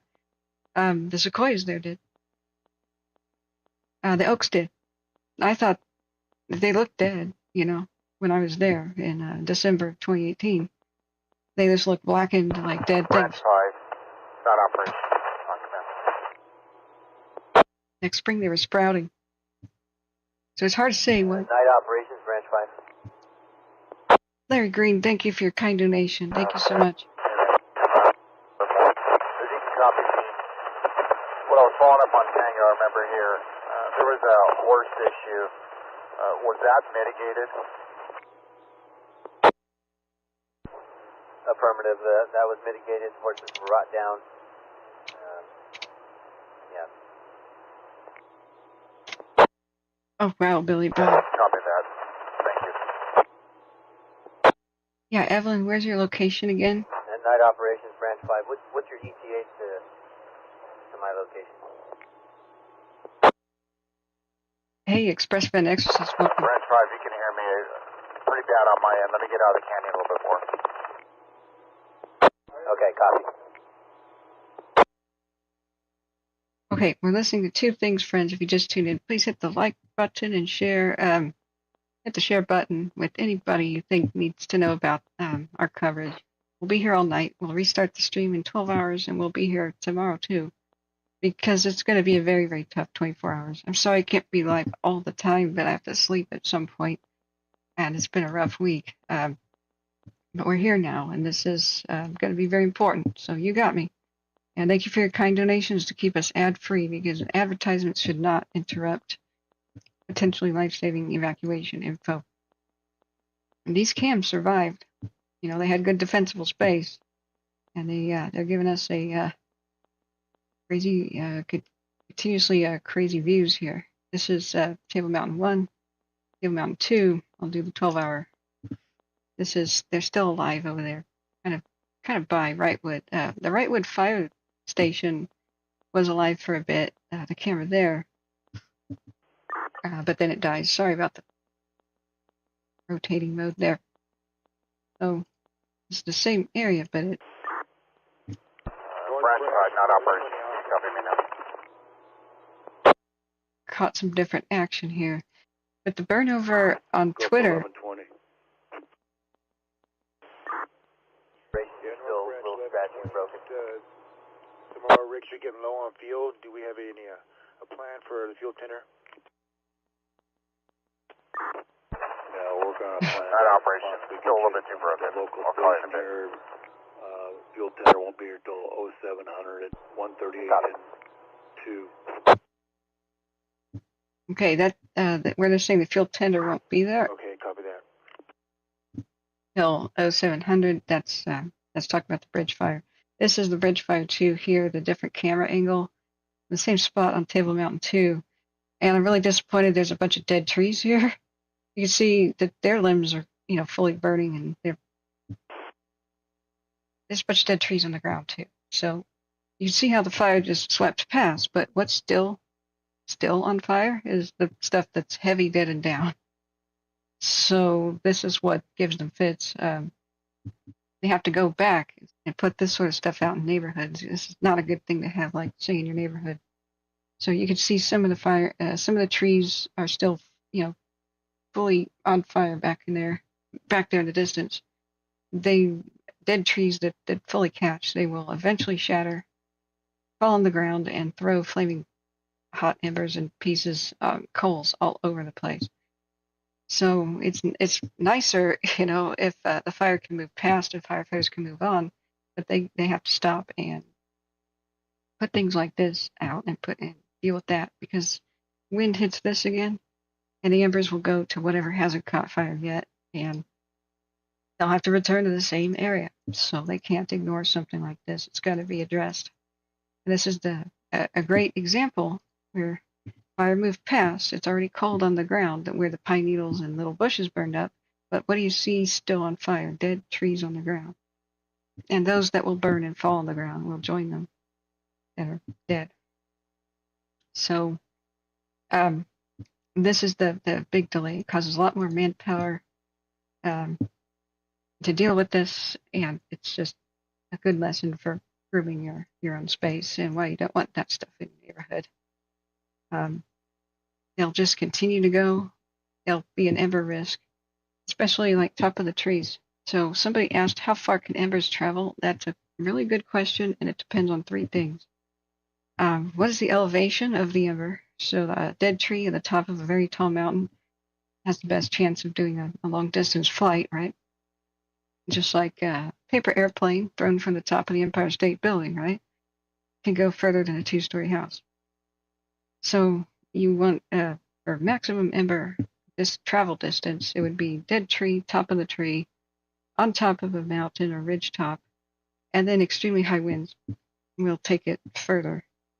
But the missing piece of that puzzle, the third part, is do you have a pyrocumulus cloud? Because that can take these embers, like top of the treetop could just break off, an entire branch can just break off. It can go up to 20,000 feet and then be dropped down a couple miles away. The higher it is, the further it can travel. So 264, 19 Golf. If you 19 Golf, go ahead. don't Yeah, have what's your guys' current location? We just made it to the corner of Oriole and Lark. We did some perimeter control, some line cutting. Everything's quieted down on this line. Hi, copy. Could I'm inquiring if you guys can come all the way down to the end of Oriole Court. There's a driveway that's Type 3 accessible, and have you guys go up to the structure up there. It's going to be impacted a little bit. see there. Just confirming Oriole Court. No, negative. Oriole Road, all the way at the end of Oriole Road, past the Type 1, there will be a single driveway going upslope. Oriole Court. Yeah, copy that. I'm down here. I'll guide you in when you get here. So there's still quite a firefight over here. I wouldn't be surprised if some significant structural loss occurred. Just trying to absorb what I've been hearing. Where is Oriole Court? Oh, yeah, they said it's like a little driveway going up the slope. Okay, all right. So this continues to be ground zero. It's been a firefight since at least 7:30 to 8 p.m. today, but they haven't had to flee. They said they may have. 264. They mentioned Acorn. Yeah, so we're heading up to that cul-de-sac off at Oriole Court. We were already at the end of the Oriole Road. Is there a different location? Negative. At the end of Oriole Road, where it dead ends, there's a Type 1 engine down there. There's a driveway I need to access with a Type 3 engine. Right. Yeah, copy that. We're on our way. Hi, Copy. I'll tie with you. So this whole area, they're trying to do defensive backfiring and saving the structures that are right in this part of Wrightwood. This is like the big ground zero, especially over here in this corner at Oriole and Lark. It's been particularly troublesome. So they're now identified a structure that needs help. The super long range spotting, like during the Caldor, when it made pyrocumulus, it's considered pretty dang long when it's like 2 miles, when it's 2.5 miles. 5 Mile, though, was on the worst red flag days of the Caldor, and that's pretty high elevation mountains and mountain peaks with pretty huge pyrocumulus clouds, like mega pyrocumulus. And that really wasn't in a canyon, though. You add a canyon, you add a wind tunnel effect, like during the Riverside 2020 fire by Estacada, Oregon. That was a 13-mile long-range spot that I was able to, loosely confirm with Cogito Ergo Sum, the firefighter took me under his wing at the time. That was in high elevation, dead trees, top of mountains, with a wind tunnel with extreme wind gusts of 65 plus mile an hour to sometimes 75, occasionally 100. So that's about as crazy as it gets. I've heard that it's theoretically possible for 20 miles, but this is going to be that's something I really would have to confirm. But seeing it casually fling the Riverside fire of Oregon in 2020 casually nearly light Estacada on fire from 13 miles away as the crow flies was just totally nuts. It's pretty rare though. But you have cliffs, and then you have a steep drop off. It's just height relative to where the downwind is. We had not actual burning embers, but if you look at where Minden is, Minden, Nevada, the Caldor, when it was, there's Minden, Nevada, there's South Lake Tahoe. The Caldor was here on Echo Summit, right here. And this is an elevation around 6,500 feet, I believe. Right around this area. It's one of the freakiest drives ever. Where you look over and you're not going to survive if your car goes off. If your car goes off the road here, it'll be the size of a toaster by the time it tumbles down there to Christmas Valley, California, that is. How's Christmas Valley, Oregon, friends? Those of you affected by the lightning strike fires, how has it been? I know it's been really tough. Fossil too, if anybody's listening. So here is 6,500 feet, Echo Summit. Well, over there it is. Well, up there it is. And Minden, Nevada, Wildfire was still here. Before it got to this point, it went straight over Christmas Valley. They saved everything down here. There's a monumental effort, but like I said, smaller communities are easier to defend.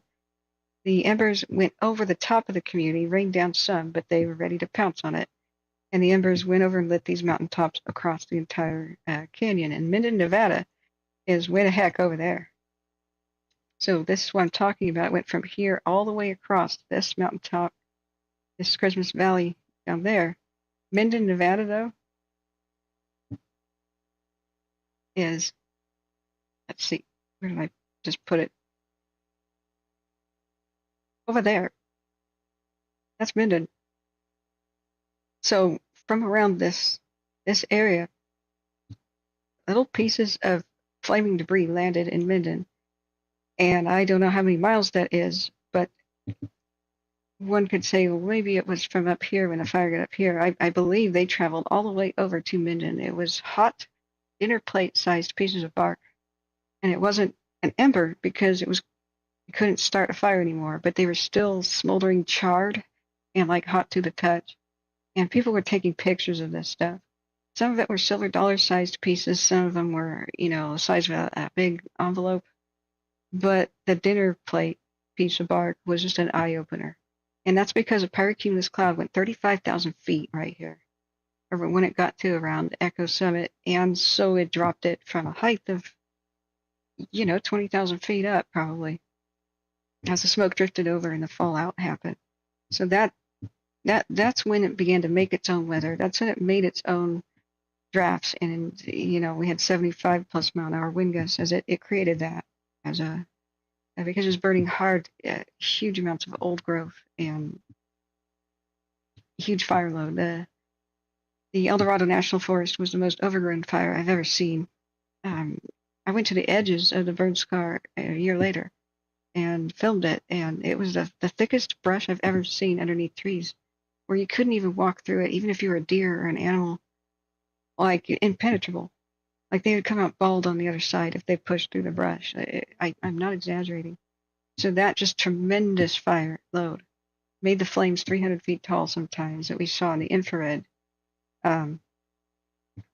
as the fire marched across this way to Nevada. It stopped right about the state line, but it went this way up the hill. Otherwise, South Lake Tahoe wouldn't be there anymore, and neither would Myers. Just because the wind dropped the embers over here and not South Lake Tahoe itself. So this is kind of an example of the long-range spotting, extreme stuff that can happen. But that's why you need to realize if your community if fire is above your community in elevation, you're at extra vulnerability, super vulnerable if there is a canyon or ridgeline pointing down at your community that goes down a slope. And that's what I call looking down the barrel of a gun. Fire loves to run downhill, just like roller coasters. It can race downhill, especially pushed by the wind. And that can really threaten communities. So what is threatening the Davis fire tomorrow is, well, big, hot, dry, red flag conditions, worse than red flag, they were saying. And the fire is established up on the mountains above the residences, which are on the foothills of it, and then the valley below. And well, Reno is eventually downwind in its southern communities, like south of it, the communities south of it. I say suburban neighborhoods or whatever was there. It's grown so fast, I don't recognize Reno anymore. So, looking back at the Davis, some of my Caldor footage, by the way, is just completely wild. You can go back to the archives, just pick a date when the Caldor went insane, and then type the date into my own live area, like on my channel page, and you can go back and see for yourself things like fire tornadoes and whatnot during the Dixie. It's pretty insane. So this is I was hoping the camera would not move, but it does. This has been very impressive that they mostly held the Davis today. Just looking at the cams, that it could have been way worse. If we do this, we can see, you draw like this about where it is north and south, and I don't see that it moved a lot. But they're expecting tomorrow to be a hellish challenge today. So Robert Bass says, or Bass, is it Bass or Bass? Says, wasn't the fire in which we lost the C-130? The wing spar separated. Oh, yeah. That was quite a long time ago. Yeah, 10 miles, Husky said, in the Thomas fire. That could have been. I found out why that accident happened. Yeah, Tazzy Man, I'll check email in a minute. I'm sorry. I'm going to make sure that okay, the radio's back on for both now. It froze for one. Okay, the radio is functional. I was wondering why Orange County was a little bit silent. What was that? Tell me if we buffer at all, because I was fighting with the router a bit earlier. Otherwise, we've been live an hour sooner. I'm so sorry about that. So, this is, let's look at the wind forecast and its projected activity tomorrow. Let's go to National Weather Service. We'll look at all of them right now. Open question and answer time, though, for the fires. National Weather Service, Washoe City, Nevada. Look at their thing real quick. 19% humidity right now at night. That's just Branch 5, not operations on command. That one is airport fire. Ask me. Night operations, Branch 5. Yeah, I got signal here. I'm looking over your piece in Deckers Canyon, what I think you're trying to put together. You were trying to reach me earlier. Yeah. Yeah, night operations. I was seeing your ETA over to the park over here, the Albert Hill Park. Yeah, okay. Drive time from South Main Divide over Deckers Canyon. Just taking a quick look around here, and then I'll be on my way down. Okay, copy that. Sure, it looks like the activity really settled back down. Hey, construction 4, Assistant 3, stand by. Let me see if I can get him here. Quite a bit of hot spots and stuff, but not a big fire front pushing like earlier. Oh, good. All right. That's yeah, there's a couple pieces we're going to try to go direct on. Oh, great. Okay, so over to the airport fire. That copy, sounds good. And try to go direct. It's not pushing on the structures like before. Okay, so that is the airport fire, guys. So we have to jump around all the time. All right, now let's listen to the bridge. And we're going to be working the TOA slope to the west of all the homes.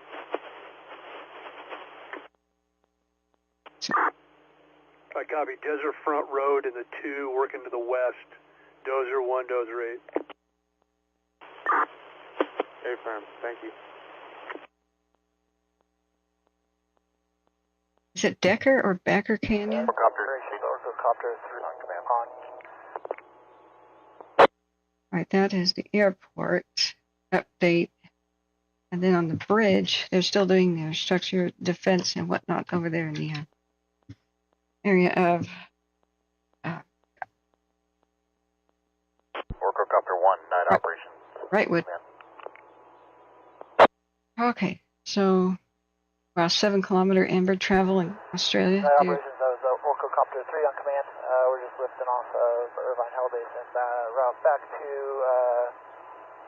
Division Hotel, Lake Elsinore for water dropping. We'll go right back to the Davis. Is it Copter 1 that's up here working right now?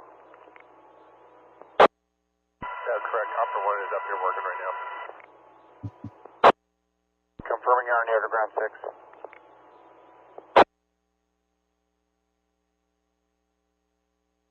That's Bernadino on air to ground as well.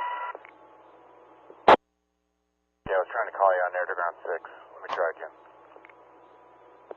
The Keller Peak bird? Oh, jeez.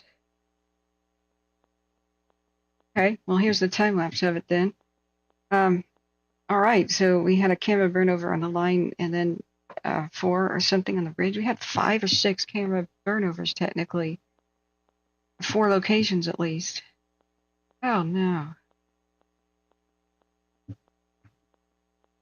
Okay, so this is the Keller Peak over there in the line fire. Why wasn't this defended then? Why do fire lookouts ever get burned down? Does that make any sense?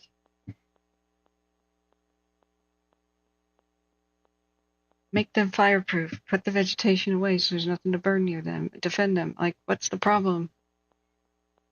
This happens year after year. I just don't believe it. Brayton says there's such thing as a serial wildfire arson starter. Absolutely. Arsonists always repeat their behavior until caught. That's the thing about them. And there's very few criminals or ill people who are willing to commit arson as a crime. That's just one of those crimes that's pretty severe. That is so destructive and so evil that even amongst criminals, very few are willing to commit such a thing. But those that are, they are willing to commit arson, so they repeat their behavior. So whenever one is caught, you could have you could have saved. There could have been 500 fires prevented for each arsonist caught. Depends on how prolific or what their motivation is. The smart ones are the scariest.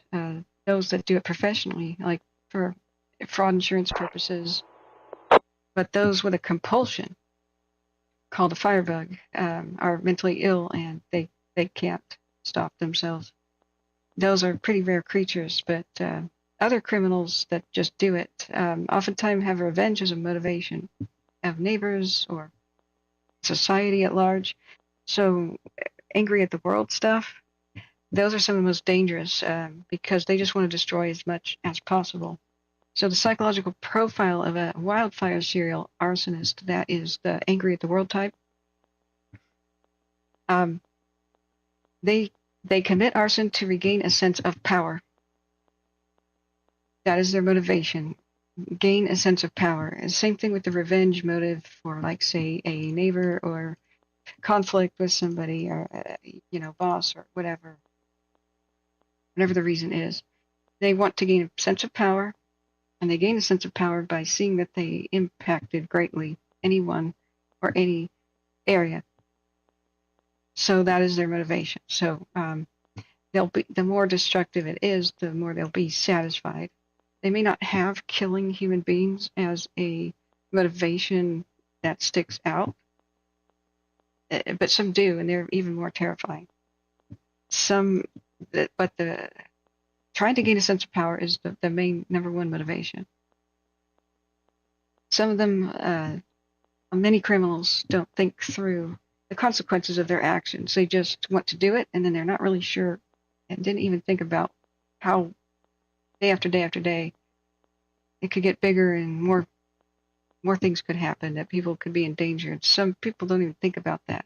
But the ones that do, the guy who was convicted, who was an actual professor, college professor by trade, went behind firefighters, apparently trying to kill them, to trap them, to put fire behind them that would sweep over them during the Dixie Fire. And he was, what it takes to catch these folks is you.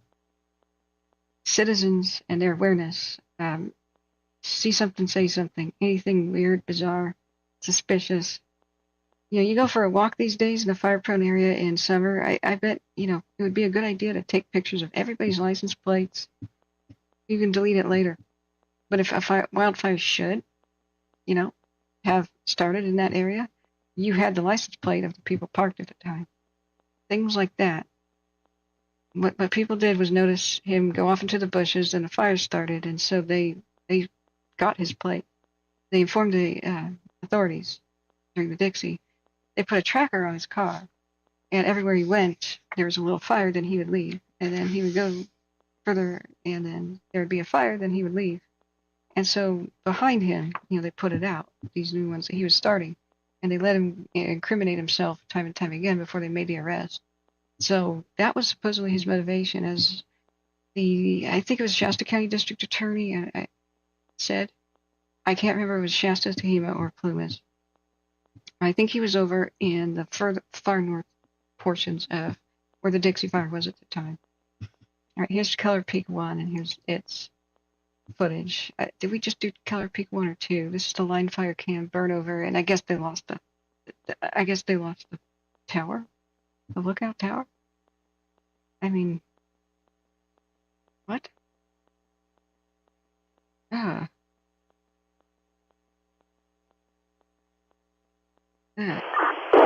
Yeah, Mr. Funky says you were going to give us a weather update for tomorrow. Thank you for the reminder. Yes, Brayton, there is. What I wanted to do was investigate the reasons for arson. Inform and educate the public, but you are the number one factor in do these guys get caught. So if you arrive at a scene of a fire and there's a crowd, film the crowd and then film the fire too, discreetly. But they did catch some serial arsonists who were doing it in vegetation, but vegetation with the wind blowing towards structures. And that was over in the Bay Area. And so somebody did this. I was calling for it, but I'm not the only person calling for it. So I don't think I was responsible for somebody filming it, but it just illustrates the point. Somebody filmed the same person in the crowd at multiple fire starts, because oftentimes they want to sit around and watch their handiwork, especially the low intelligence ones. There's two basic types, like the morons that start fires, that thankfully are kind of the majority of them, and they get caught early in life. They don't think ahead, so they don't know how to cover their tracks. And they'll do stupid things like be in the crowd again and again at every fire they start. So you got the moron types, and then you have the crazy like the Fox types, and the non-crazies who are just evil, that are career criminals that are willing to commit arsons to solve your insurance problem with your rotting building, or whatever, or they light their own vehicles on fire, for example, for insurance fraud, which may have been the case in the whatever happened with the park fire earlier this year at Bidwell Park. I mean, why did his mom's the accused, I should say, he's not convicted yet, the accused, why did his mom's car even catch fire up on a levee? It may have been an insurance fraud attempt, I don't know. The guy said he was so drunk I can't really remember what he did or why. Oh, really? Okay. Okay. See, I don't know. These cams are still functional up on the towers. Is it?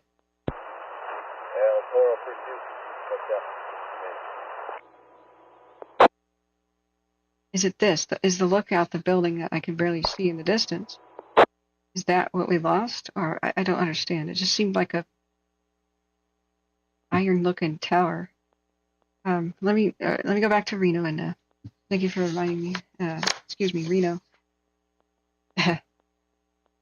Forecast office. Excuse me, Washoe County. Yeah, we're gonna look at the winds and see just what is the threat here, what direction they'll come from. I bet they'll just expand massively the evacuation zones to the north. They're talking about South Reno being prepared. Whoa. And probably to the northeast, maybe the east, I don't know, of where the fire footprint is. So tonight, Washoe County, mostly clear, low around 49. South wind, 10 miles an hour. That's still pretty windy for nighttime. Wednesday, widespread smoke between 11 and 2. Sunny high near 71. Breezy. Yeah, breezy. That's an understatement.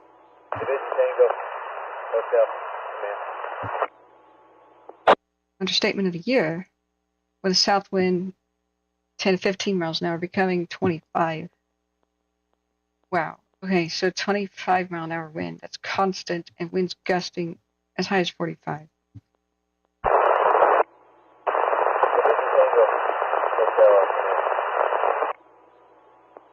Even at night,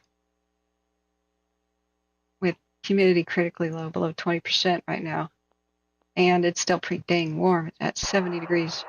Division Tango, Hotel, come in. Now, here's the real forecast. That's the general one. Here's the real one, the detailed one. The one with the details you need to know about in Washoe County. So, I want to put it out there real quick before I read this. Sign up for Washoe County alerts with code RED. And please assist your neighbors who may not be that tech savvy. That's sign up above. Look in the chat for Washoe County alerts. Don't count on the phone actually giving you an alert unless you sign up for code RED. So, yeah, please see the link that I have in the chat, and you can continue as a guest. See? You do not have to make an account. You can continue as guest. Just press that button. You got a choice. Oops. It'll be like, oh, logging with Google or whatever. But you don't have to. Safety 8, hotel. Now let's read the real forecast here. Where did I lose my page? Sorry. Red flag warning. Go back. Whoops. Lost my place. There we go. Safety 8, hotel, come in. Let me see who's on the radio, which fire that is.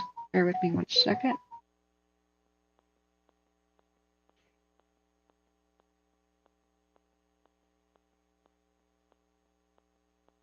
I think this will work on the flip phone too, but sign up for Washoe County alerts. Nixle and Code Red are the big competitors. Find out about your own county if it's Nixle or Code Red. Everbridge or Everbright, I can't remember what that's called, is like third competitor. Each county will do its own thing, which drives me insane. There should just be one app called Nevada emergency alerts or like California emergency apps, but here we are. Here we are. Red flag warning remains in effect till 8 p.m. tomorrow. Tomorrow, which is Wednesday, September 11th. A date which will live in infamy. The red flag is for gusty winds and low humidity, and guess what? It's even more than red flag. It is a particularly dangerous situation, which was used for tornado description. I don't know who they're talking about on the radio. I guess they stopped. Wait, now they queued up. This is a particularly dangerous situation for Wednesday starting at 11 a.m. Division Hotel, El Toro Anchor, on command. Affected areas are fire weather zones 420 in northern Sierra front, including Carson City. Yeah, unit call in hotel, on command. Carson City, Douglas, Story, Southern Washoe, Western Lyon, and as far south as Lassen County, for the extreme fire danger. Mega red flag.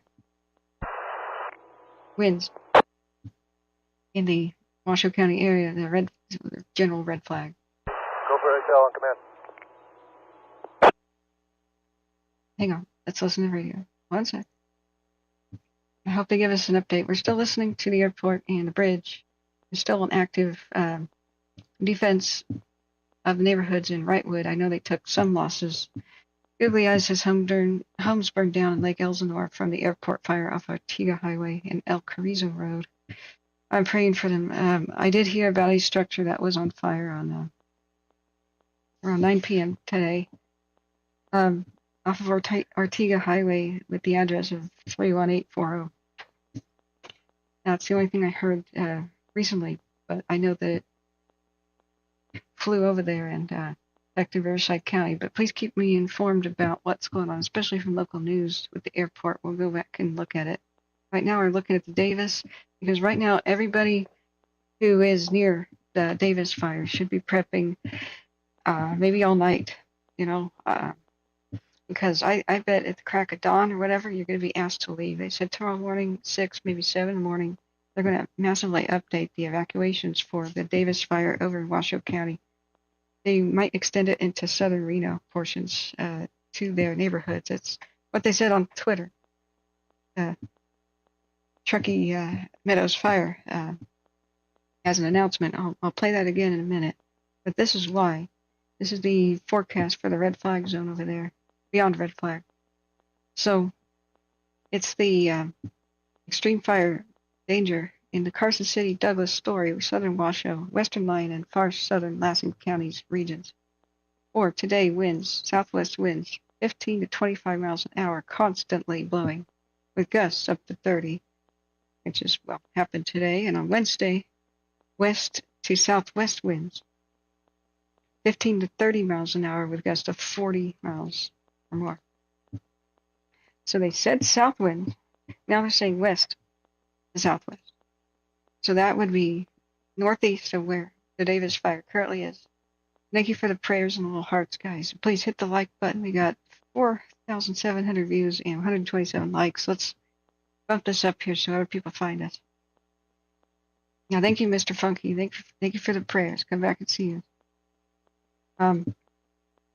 So 40 mile an hour wind gusts, but it'll be almost that, 30 to 35, just constantly in some of these areas, with humidity that's going to be like 12 to 25%.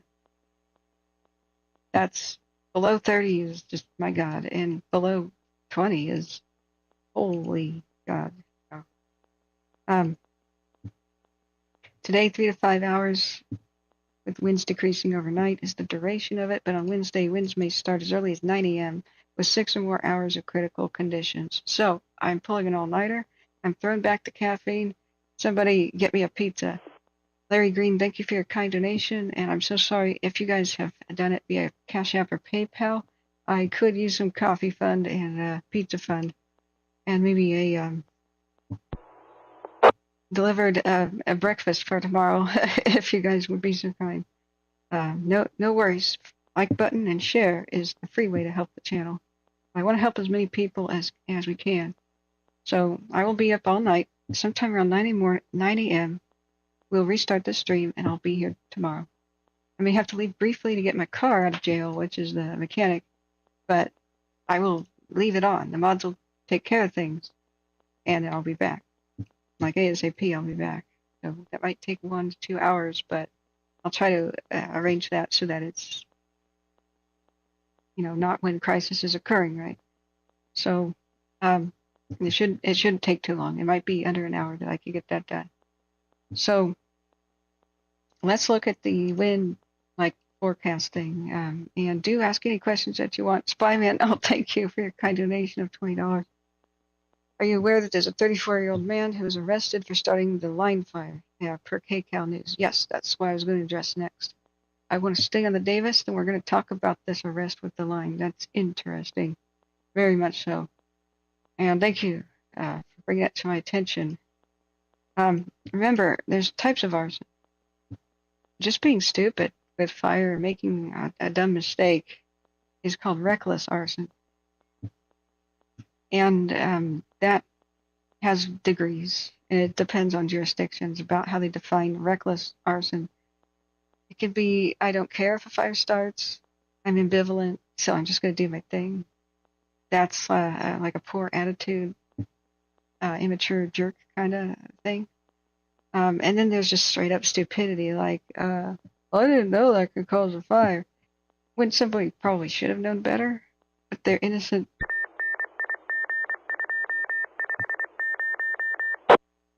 stupid, for the time being.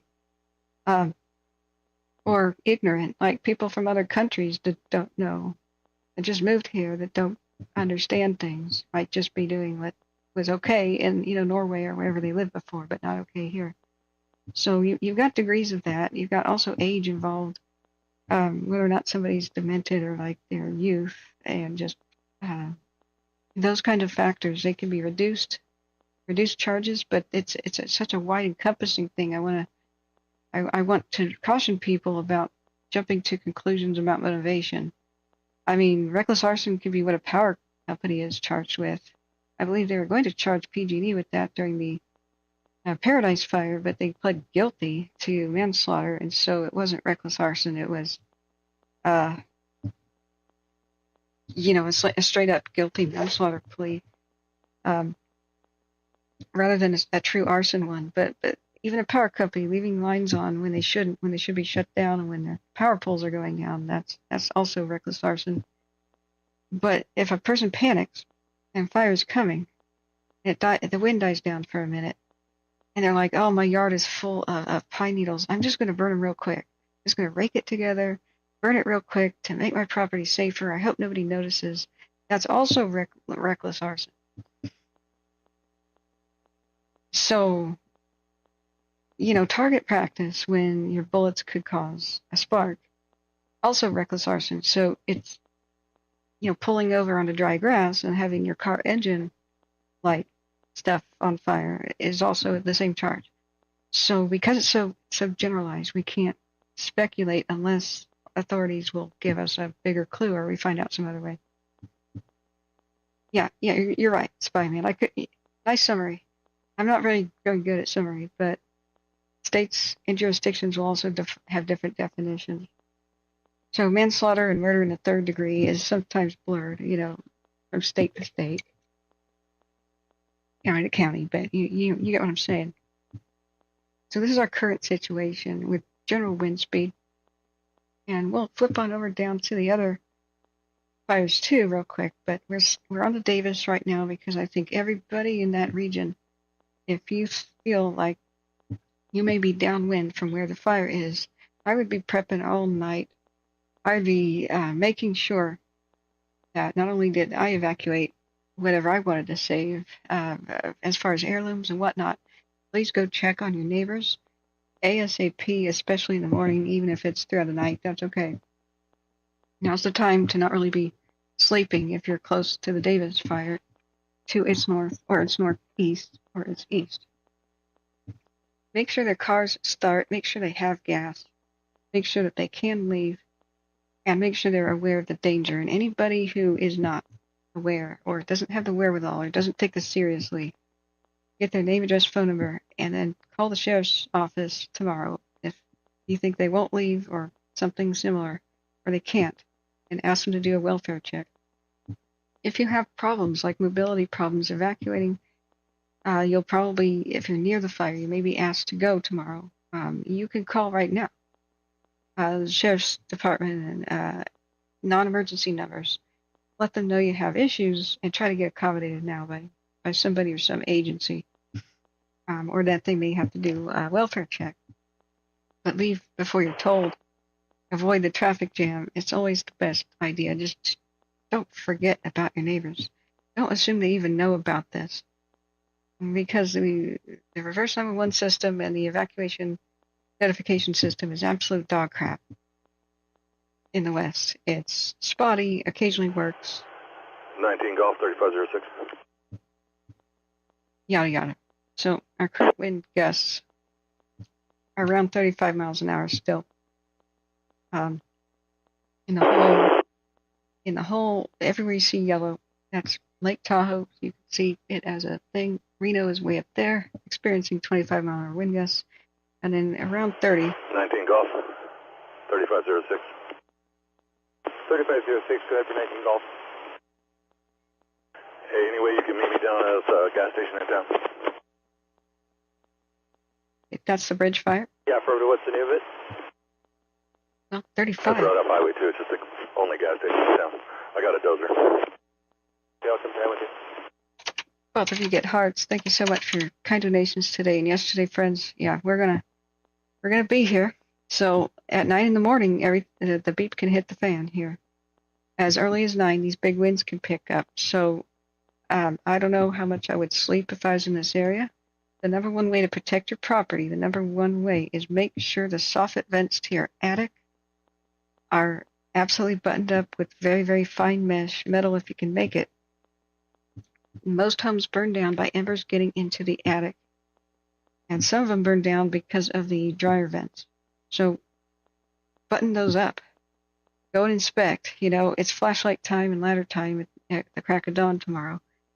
And whatever you can do, make sure that it's not even an ember, not even a toothpick can get in. The vents that go up into your attic.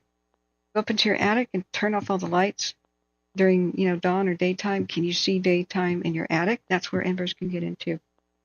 So screen. Do whatever you have to do. Mutilate the screens on your windows. Safety 8, Division Hotel, come in.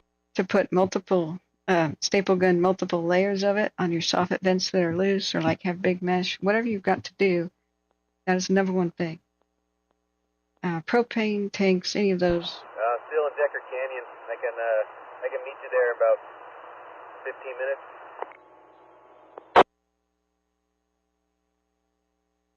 Let's look at tomorrow. Let's look at, say, 9 o'clock tomorrow. You pass Long Canyon and turn left to Decker Canyon now. It's about halfway in. Okay, that last transmission was about the airport fire. So they're saying here's 9 in the morning. This is what it's scheduled to do. 45-ish mile an hour wind gusts where the Slate Mountain camera is off the ski resort up there. 43-ish, 42 from Incline Village almost to Reno itself up on the hills. So 38, 42, it's take your pick. It starts to look orangey in there. So hold on to your butts. So that's 9 in the morning. What will it be like by 11 in the morning? Oh, they're showing it for some reason dying down a little bit to 30. Well, whatever. Throughout the day, it'll probably be 40 mile an hour wind gusts and 30, 35 can be constant. Let's go back to regular wind speed. I'm very puzzled as to why it's supposed to have been calmed down at 11. Well, that's PM. Okay. I went too far. So here's Wednesday, 9 a.m. Wind speeds of 25, constant. Yep. Wind gusts, 43-ish, right there. So then we go to 11 a.m. That's more like it. Sorry, I went over to the right too much.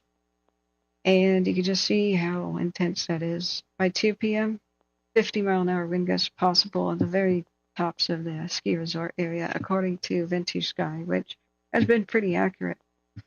Look at Carson City as well, too. So you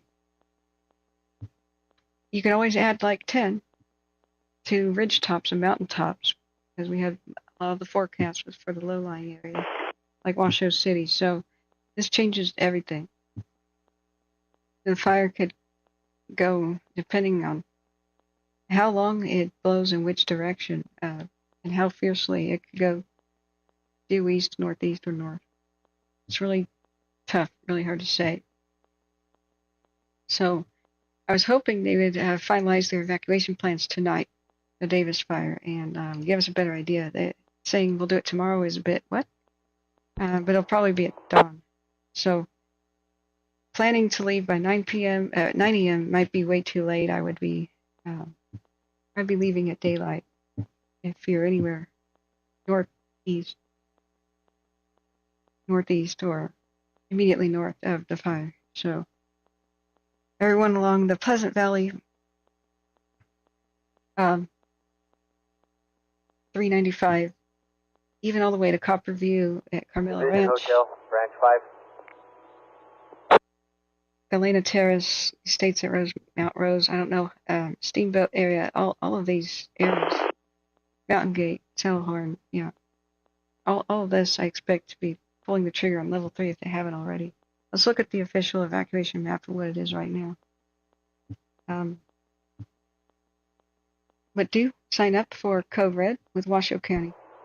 Division Hotel, Branch 5. Yeah, this will likely change.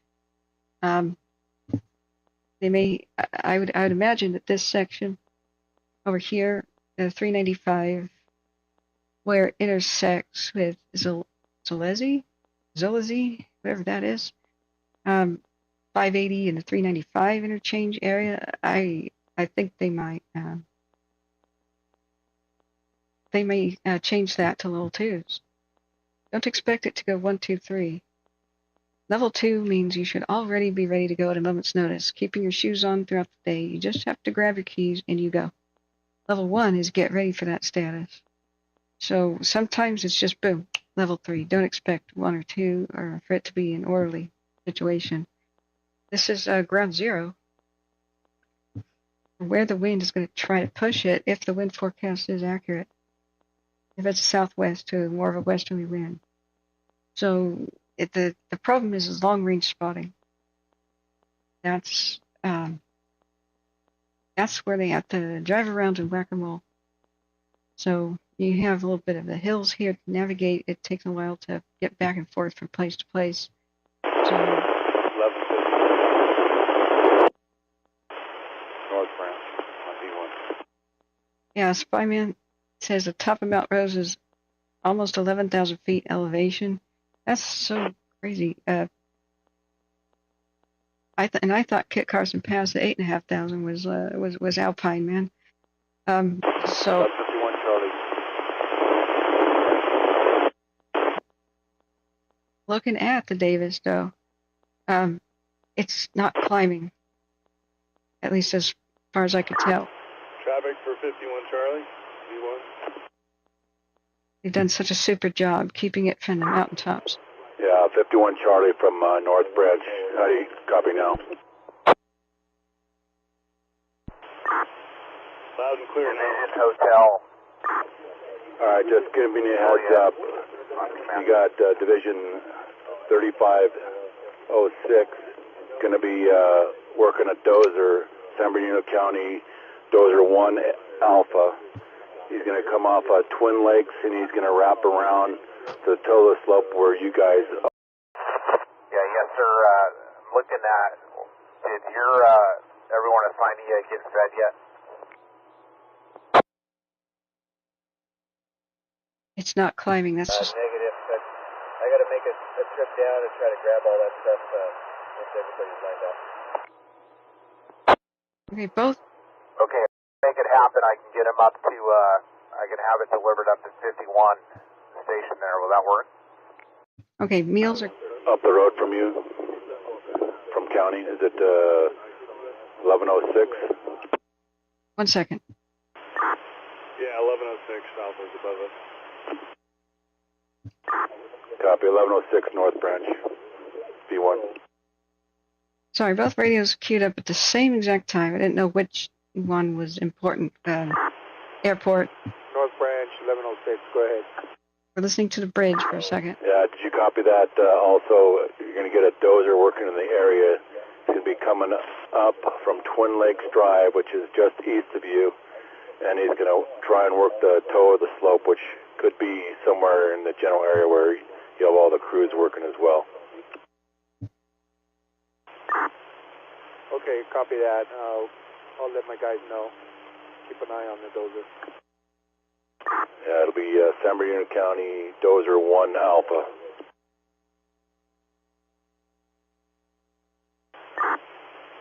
Copy that. Dozer 1 off. Okay, so two things are occurring that they just said on the chat there. I had to interrupt what I'm saying all the time. They queued up both of the radios at the same time. So the fire station 51 is still intact on the bridge fire over there. And I have to look back at chat. Sorry, friends. Over there by I keep forgetting the name for some reason. Wrightwood, excuse me. So Fire Station 51 is still there, and it's calm enough in that situation to get meals delivered for the firefighters. Larry Green, thank you so much for the coffee fund. Yeah, we're going to get good coffee now. So it's good to hear that the fire crews are getting fed. Now, the airport fire queued up at the same time, and they were talking about just be aware that so-and-so is entering your area. Okay, so I switched back over to the bridge fire, and a dozer is entering the area. The crews have to watch out for its safety. Oh, did we get another donation? Let me see. Oh, check my email. Okay, thank you. Thank you, Michael. Sorry about that. I'm super behind in all that. Thank you for your kind donation via PayPal. I want to wrap up what the major news, about the Davis fire is. Let the camera look down for a second. So they're going to have quite a tremendously tough day today. So the top area is somewhere almost 11,000 feet way up there. It's so hard to believe. So they've kept the fire from being at the maximum elevation, though. It's held miraculously night after night. They have lots of retardant drops sprayed over there with the big VLATs. And I don't expect that it will climb up into the mountains tomorrow against the wind. Because look at the wind. It will be pushing them away from the mountains. Like that's going to be 51 mile an hour wind gusts possibly. Just yikes. I remember forecasts could be wrong. What if they're wrong a little bit and it's worse? I mean, we can always hope for the best, that it's wrong a little bit and it's not as bad, but hey, let's just prepare for the worst here. So it is halfway up there. I don't know what exactly the elevation is. We could try to look. Yeah, I guess we can. Just do that. With the Davis fire, real quick, guys. Zip up there to Nevada. We'll go back, cover the airport a lot more comprehensively. Yeah, I'll meet up with you one way or another. Okay, so the perimeter, the highest that it got that we can verify is 7,727 feet. You can't see it, it's too small, but it's in the upper right-hand corner. So it's almost 8,000 feet. There are some scraggly, somewhat, ranging from stunted to full-size trees on the slope. So ember cast off of a peak of almost 8,000 feet is quite a real danger. At least it's not the fully thick, like super massive Caldor, kind of. It's a bit thinner, due to the desert nature of being over here. Spyman says pizza money. Thank you so much. You're so wonderful. Okay. Thank you. Okay, we got a watch duty update on the bridge fire. It's been mapped at 46,727 acres. Firus just flew over it. I found out it's called Firus, not Firus. The Intel 24 plane. The perimeter can be viewed by toggling on the active fire perimeter layer on the watch duty map. Wow. That just exploded. It's absolute insanity on the bridge. We'll return to the bridge next to the airport, but do put all your questions in the chat. There is a PM. Sorry, legit. Welcome, by the way. How have you been doing? I missed some chat. Let me go check it out. You're right, Brayton. Facial recognition can help catch arsonists. Yeah, you're so right. If they're allowed to use it. So, was it the Keller Lookout burn line fire? I think we had 5 camera locations. was it running springs? Did I confuse the cams? All right, we'll look that up on the line. But I'm so astonished. Like, here's the Slide Mountain up there, looking down to the west-southwest at the high altitude Davis fire here. I'm so impressed that they kept the fire from coming up to this camera. You see what I mean about the straggly nature of the trees at this elevation? They're struggling to breathe quite this high. And it's well deserty and windswept and kind of hostile for this thick, fully fledged forest, tree growth. You can see a retardant line right there. So this is the opposite view of where I showed you that retardant lines were on the Calaveras map. The Calaveras camera looks this way, from the east to the west. So this is kind of the opposite view. This is an extraordinary job. Holding it down there on that little road. Is at the base of the. It's like a ski lift access road, probably for maintenance vehicles. Pretty remarkable they held it there, and if the fire had gotten into the higher elevations, Embercast could have been further. So I appreciate them being very honest though about it. That tomorrow it may just escape them and run. So I'll look back here at this is the Calaveras looking the opposite direction to the west. And up here to the left is where that Slide Mountain camera view is that we just saw. This is stuff down there by the ski access road. It's just slightly off to the left, but can't change the camera ourselves. So it'll be quite active tonight. Very low humidity. It's over 70 degrees. Hold on to your butts. So the red flag, though, extends to other places like Carson City, Douglas, Story, Southern Washoe, Western Lyon, and far southern Lassen counties. So they're saying 40-mile-an-hour wind gusts, but other forecasts are saying 50-ish, 52-ish. Possible up off the slope, and yeah, I agree that's possible. So prepare for the worst, hope for the best, right? But once again, you text the word Washoe to 9441. This is, and sign up for Code Red to do so, and it gives you a link. And please help your less tech-savvy neighbors handle that. So you do not have to sign up. You can sign up as a guest. You don't have to use an account. All right. So any different questions or something I missed in chat, please put it again. Put it there again, please. I haven't yet eaten this evening, so I need to do that before I get all low blood sugar. So we're going to investigate the line fire and what kind of arrest was made today too. Yeah, Robert Bass was talking about a little bit earlier together.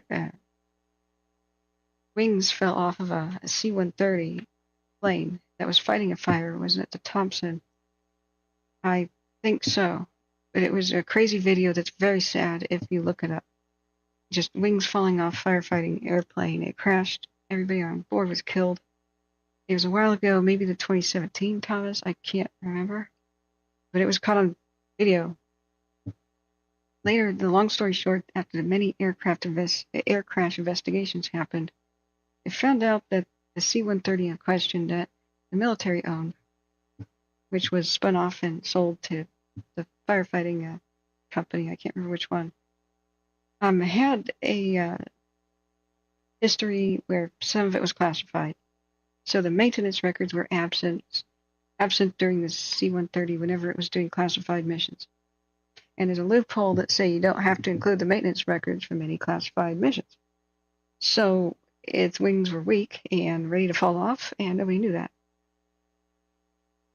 So, yikes. That's an incredibly sad thing. Now the P-Vine, if it's still going, no, that's 6:30 p.m. Is it down? Okay, Okay, it may have a 6:30 p.m. placeholder image or something. Why? Okay, I'm turning back on both of the channels. We're listening to the bridge and to the airport both. Yeah, it looked. See, this last 6 hours. Baffled by this one. The P-Vine was showing flames like it hadn't for days. Maybe it was an old image from days ago that it was stuck on, but okay, weird. When I restart the computer, it just, the tabs that were open before us, they reopened. All right, that was odd. That was the Noah Reno, the one. Okay, this one. Similar. This is what I was talking about. Okay, I was thinking of. This one has not shown flames for days, but it was basically, they were there, but the smoke was obscuring it.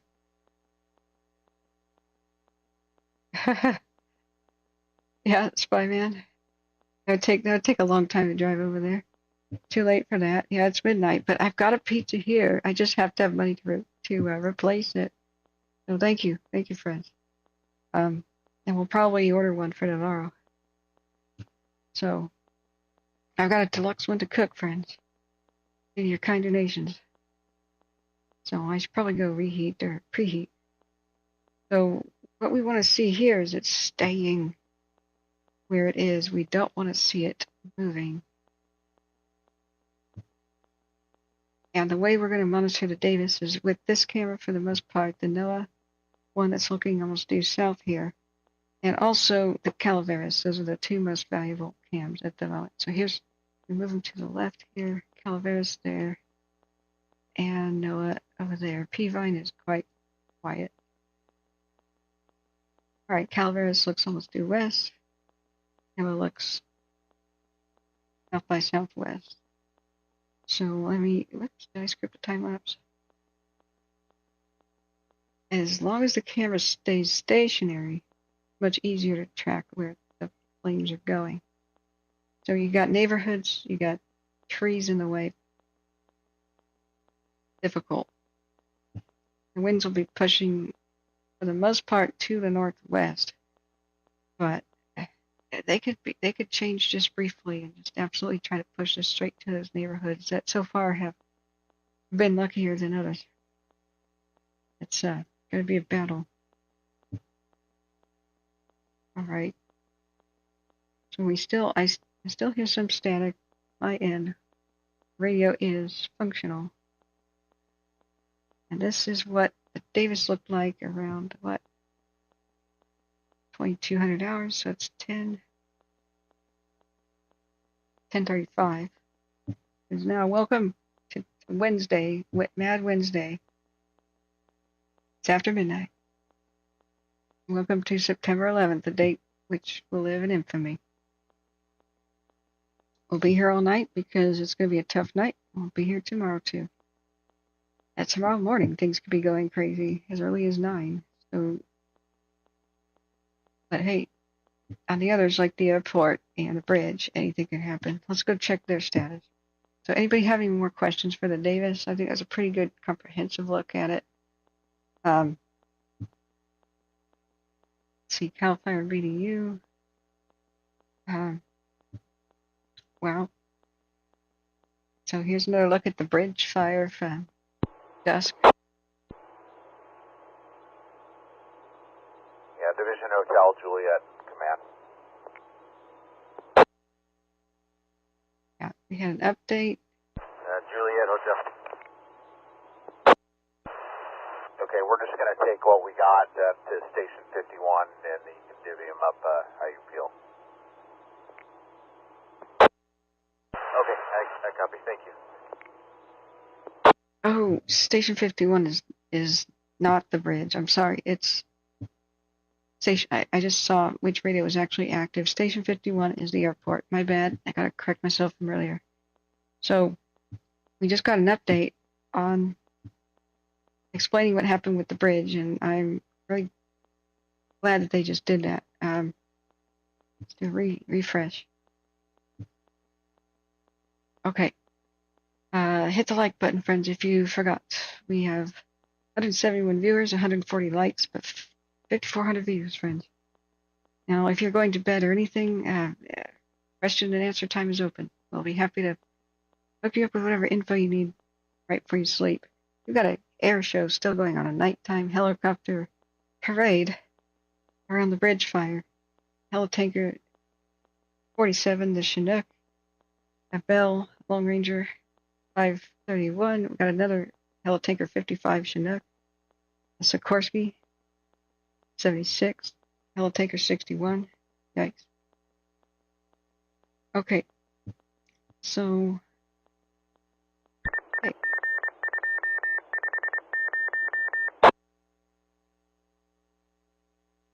Where is my bridge fire update today? It was on my watch. Hold on, friends.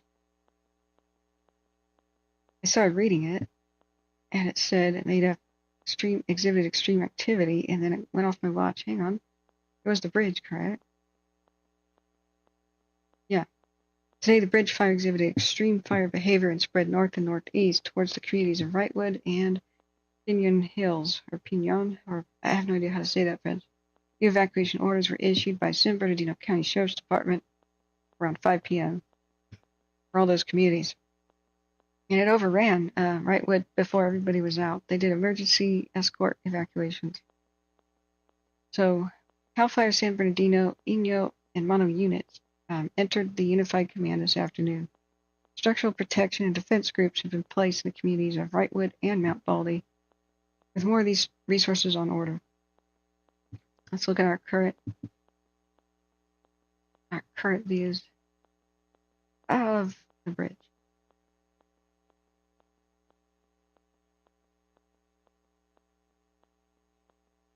Well, Bailey Peak time lapse maybe it should have been when we did. Where's Sunset Peak? Sunset Peak time lapse, yeah, it should be good. Let's try that one out. What? Oh, okay. Sunset Peak 2. That was strange. Why is it showing a traffic jam? Did you see that? Like a bug? Okay, never mind. Do 12-hour of that. Okay. Structural protection defense groups have been placed in the communities of Wrightwood and Mount Baldy with more 1A, 19 Golf. More resources on order. Okay, which radio is on right now? Top priorities for suppression efforts remain on the north and east sides of the fire to protect the communities and the critical communication and power infrastructure. At this time, we cannot confirm any damage to structures. Once it's safe, damage assessment teams will go in and evaluate. 1120 Alpha North Branch on D1. There is a new additional Red Cross shelter at Antelope Valley Fair Event Center. Go for 1120. All right, there you go. Yeah, I just see a lot of fire activity. Is that behind all those structures on the north side of Highway 2? All right, this is the bridge. Yeah, if you're looking north, up along that ridge, there's a lot of fire activity. Over here, I'm off Cardinal and Timberline, and we just have some backing fires the guys are working. All right, I know there were some structures that were lost just north of you on the north side, but they should have saved a couple as well, so just keep an eye on that so there's no embers go over there and we end up getting something damaged after the fact. Oh, no. That's affirmative, sir. I also have LA City 1002 with us up here. All right, perfect. Yeah. 001A, 19 Golf.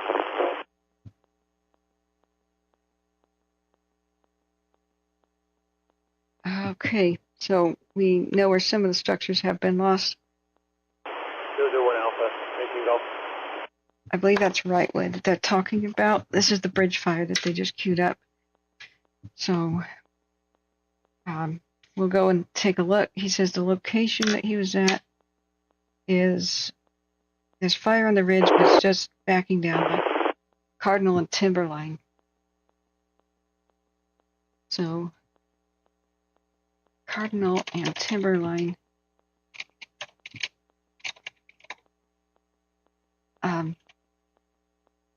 Wrightwood. Cardinal Road and Timberline. Yeah, Cardinal goes for quite a ways. Yeah, Timberline and Cardinal is right where this big battle has been in this corner. It's been raging since at least 8 p.m. when they went and came out of their shelter-in-place options or whatever they did to survive the passage of the fire near Wrightwood and came out and they said they saved plenty, so it's unknown. But some were lost out here. Okay. M. Daniel W. Hi, Catherine. Hi, how are you? And hi, Rob Langsdorff. How are you? Let's see. I just read out the update for the bridge fire that was listed an hour ago, that they do have a new Red Cross shelter, an additional one in Antelope Valley Fair and Event Center. The links to Watch Duty and all this information is in the description of the video. So the fire went past Wrightwood. We lost most of the cams over here to the west and the north that got burned over, but a couple survived. We can look a little bit at the situation. The Table Mountain had the cams survive, even though the fire went right past. So the current look at the Table Mountain is current view right here. I still have not found the crazy time lapse from Twitter that I saw earlier today. I just have to look at it on my phone, friends, because it is a time lapse of something I can share. Because it's a camera, it's not copyrighted. So, see here, friends. This is, we're doing an all-nighter. Thank you for your kind support. Donations and even hitting the like button is a good way to support the stream so that so that other people find us. Sorry, that's occasionally extremely loud. Tiger 47 is off the bridge fire in Bernadino. County Fire, copy. Okay, so one of the Chinooks just left the bridge fire, went to Chino. I don't know if that's permanently for the night or what. But there is quite an air show. There's 2 helicopters still on the airport fire, and a couple of them redirected, at least one, to the bridge. We've had a lot of helicopter activity with the big guys over at Mount Baldy and going up the canyon towards Maker Campground. But quite a lot of activity. Still got the nighttime helicopters as well on the line at 4. That's a firm with 106 as we finished up mopping up all that we had earlier today. All laying down nicely. Hey, that's the bridge still.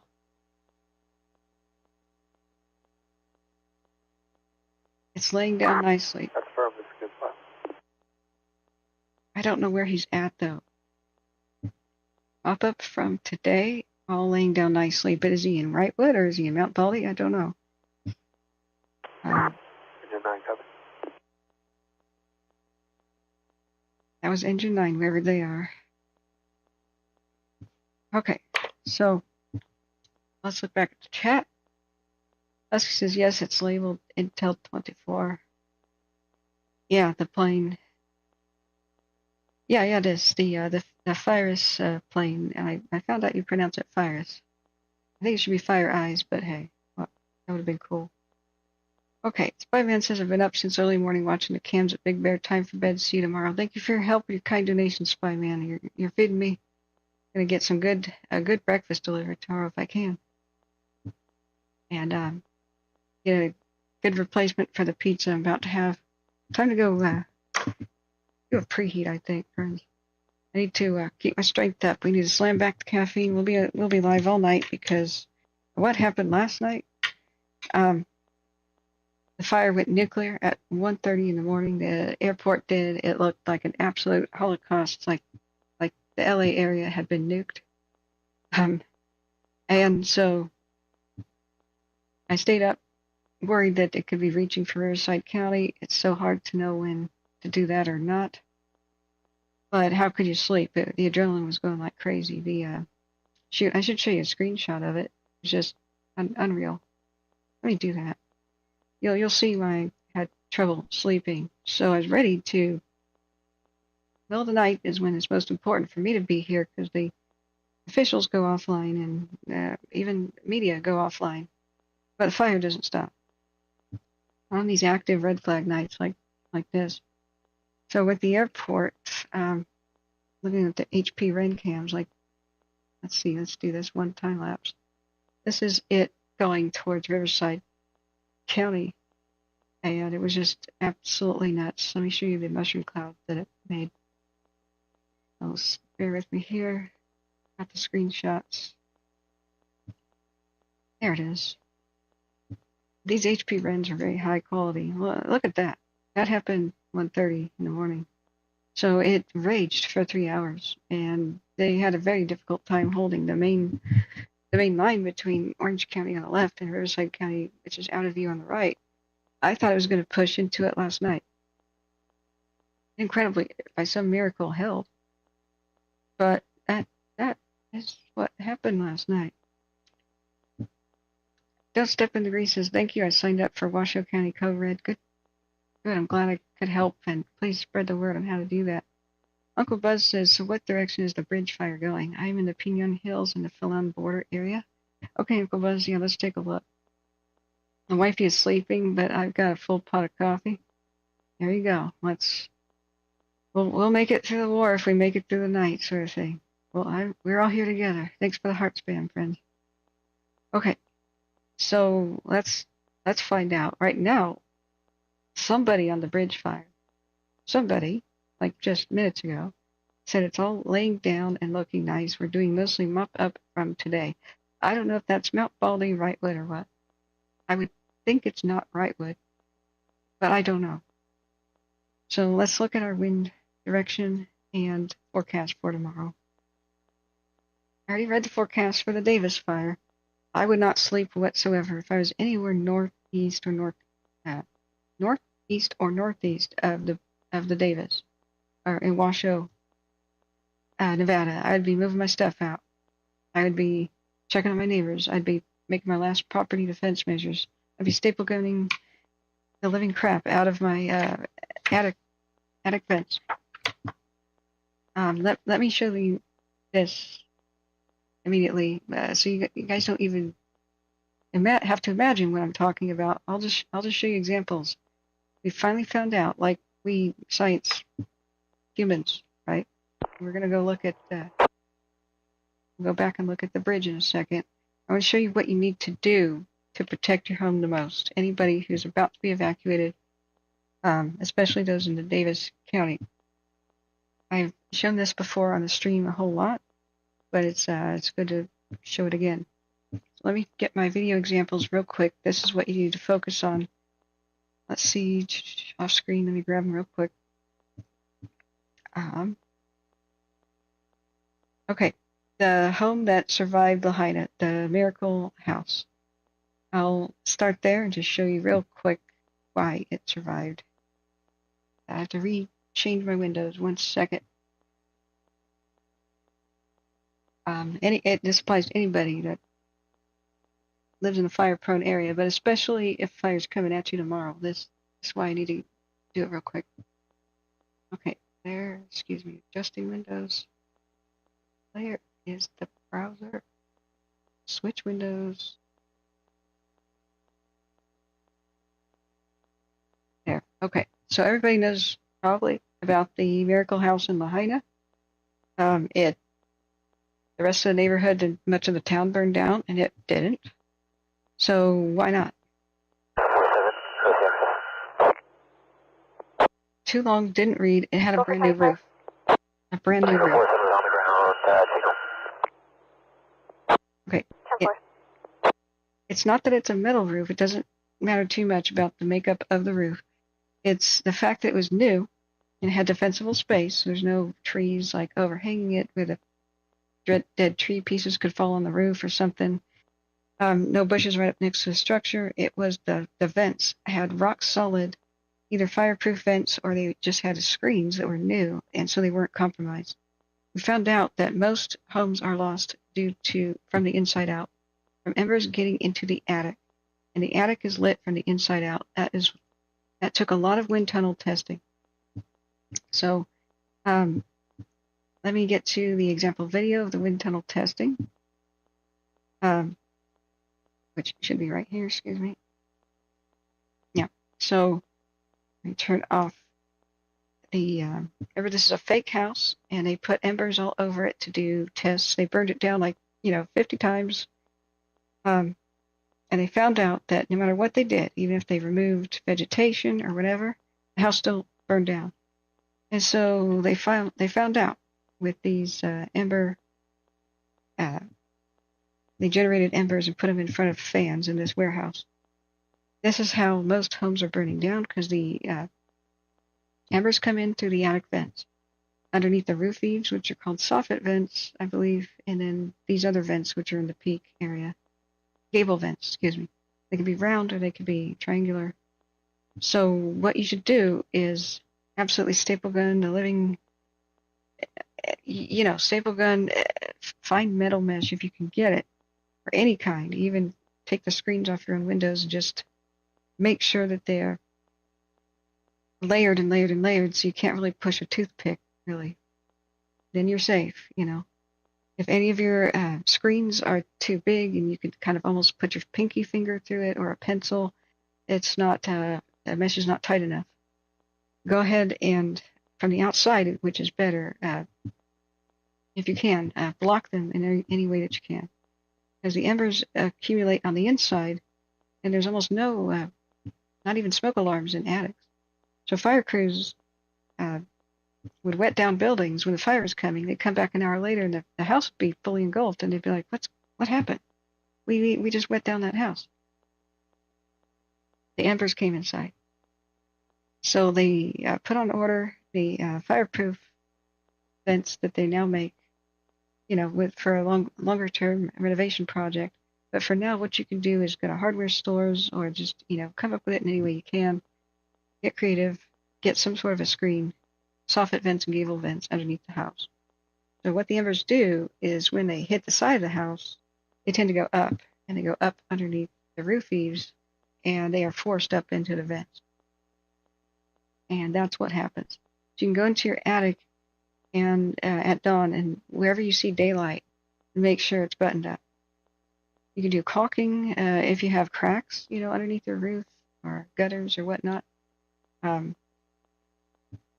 However you need to seal it. And the missing link, the other way that homes burn down that you need to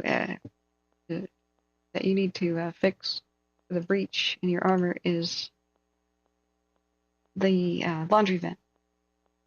So they only have like a little basket vent, kind of really big. Excuse me, blood sugar. They have really big gaps in the grid. It's to keep birds out, not embers or something, right? So what you need to do is make sure that this is absolutely sealed shut, however you can. Leave a sticky note on the counter, to undo that later. But if you've ever seen a dryer lint cleaning video, any little embers in there, most dryers and most households have completely clogged. Let me get to the vent. Hi everyone, take a look at this video of a dryer. Sorry, it's the way it starts with maximum. This is the amount of very extremely flammable lint that's in most of the tubes that go from people's dryers to the edge of their house. So you can try to do that a little bit. You can take the vent off if you can reach it. Sometimes they're up on a rooftop, which sucks. But this builds up in people's homes over time. Most people don't even realize it. If you don't know when the last time your dryer vent was even cleaned, it probably looks like that. If that's a couple decades of buildup. But this can build up quicker than that. It really depends. I found out that most laundries, dryers in the entire United States have a design flaw which allow lint to go, and this never ends, to go into the tube and leave the dryer itself. In Germany, they don't have this problem, I was told, because they have better fire codes for appliances in Germany, and they were astounded that this happens, but this is routine. Branch 5, Juliet on command. In the United States, you can't let an ember get in there and make a 4-alarm fire all the way into your laundry room. So that's the number one thing you need to do is button up the vents, seal them before you leave, and the attic vents. Do not leave. Calling branch 5, standby. Do not leave the sprinklers on or anything like that, especially if you're on city water. Leave the water pressure for the firefighters. In Paradise, when I went there, there were all kinds of green lawns that survived with burned down homes because people left their sprinklers on. So when firefighters pulled up into certain areas, they didn't have any water pressure when they connected their hoses, and they couldn't be everywhere turning off everybody's sprinklers. So if you're on city water, please don't do that. Unit calling branch 5, go ahead. But the Miracle Lahaina house. Branch 5, Orco Copter 1's been trying to get a hold of you on air ground. Yeah, I copy. Is proof that it is true that most homes are very well prepped. They have very good defensible space, and like new roofs like that that meet code or even better. And brand new vents that are blocked, very well. This house, nobody saved this house. It saved itself. Just the others, the Ember Storm, it was like a blizzard. Orco Copter 1. Is what got the others. The older homes with older, sometimes even wooden roofs. So that's what you should be focusing on doing when dawn arrives, because by 9 in the morning, especially on the Davis, you may be told to leave already, or maybe earlier than that. So just do what you can with what you have, where you are. Just get creative. Maybe you can take an old coffee can and slice it, like sheet metal, and then nail shut some of these vents. Do whatever you have to. And do what you can for your neighbors and whatnot. And if you've got vegetation growing up right next to the house, especially underneath the roof eaves, it has to go. Just get rid of it. You may have pretty flowers, but hey, you gotta sacrifice them for the house.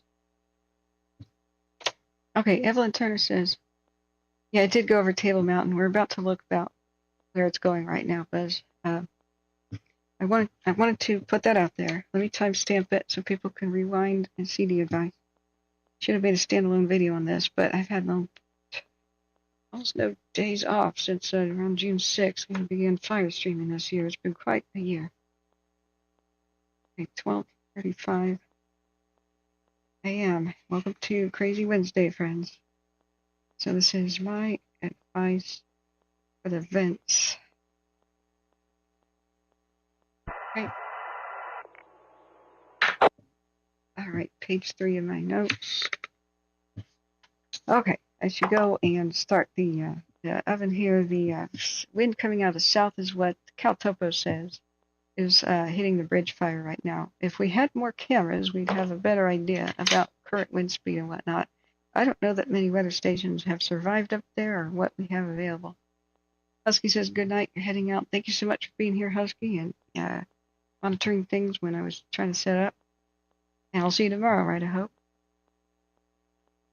Okay. M. Daniel W. says, I have, did you hit the like button, Husky? Yeah, I think, was there a go now evacuation for the Pinion Hills? I thought you were in level 3 already. Let me see. Did we just get a notification? Let me make sure I'm still getting them from Watch Duty. I saw a helicopter headed that way on the bridge. So let's see, bridge fire. Refresh. watch duty. 36 minutes ago was our last update with the 46.7 thousand acres.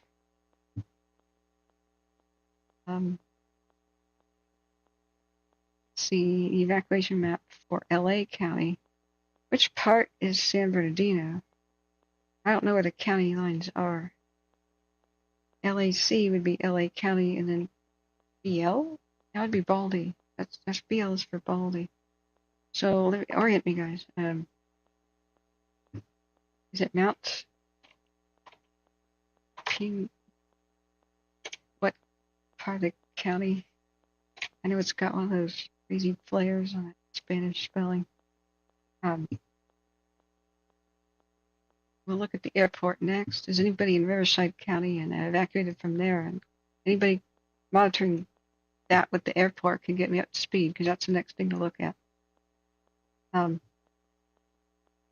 evacuation orders upgraded for many of these sections in LA County. There's two evacuation maps.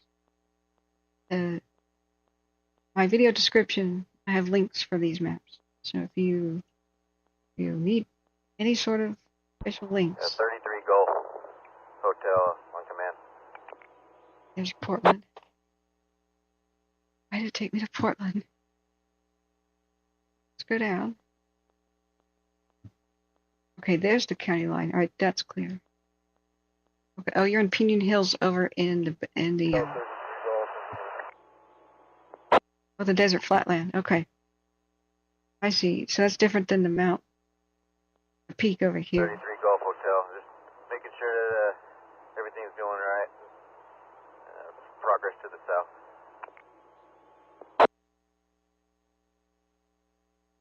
One moment.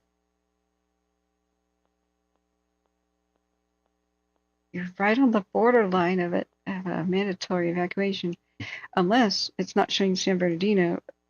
That's right. If you're on the San Bernardino side. Things are looking good. We've plugged in off of the end of top where the dozer's picked up, working south. Rick. Tying that corner down into top and Grand pretty soon, and then turning up towards that old bird. So,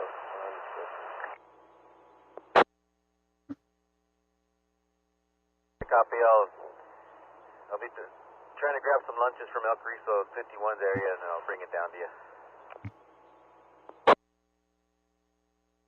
Okay, that's an update on the airport. Yeah, and we're going to be looking at trying to incorporate 6S06, cutting across that top, kind of up high there off of Grand, and then coming across the back. Great. Okay. Additionally, probably a good place to meet up would be down at Cost and Grand on the corner. We got our buses parked on there. Okay, I don't know what street. Okay, I copy. I'll head down there, Toft and Grand. I'll give you a call on TAC once I'm down there. Thompson? I copy. Thompson and Grand? This is what we were just saying is about the airport pilot. And they said it was looking good, but that was crackly. Operations, Helicopter 3 on command. Construction 4, North Bridge, V1. Right, this now is the bridge fire. I thought San Bernardino County used the same map. No, they don't. Of course not. Right, so LA County on the left, San Bernardino County on the right for the bridge fire. Let's see if you are under mandatory. Construction 4, North Branch, V1. Why can't they have the same map?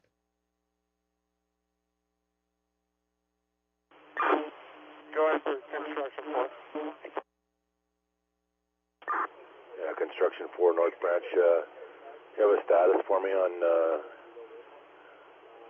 your mission over there?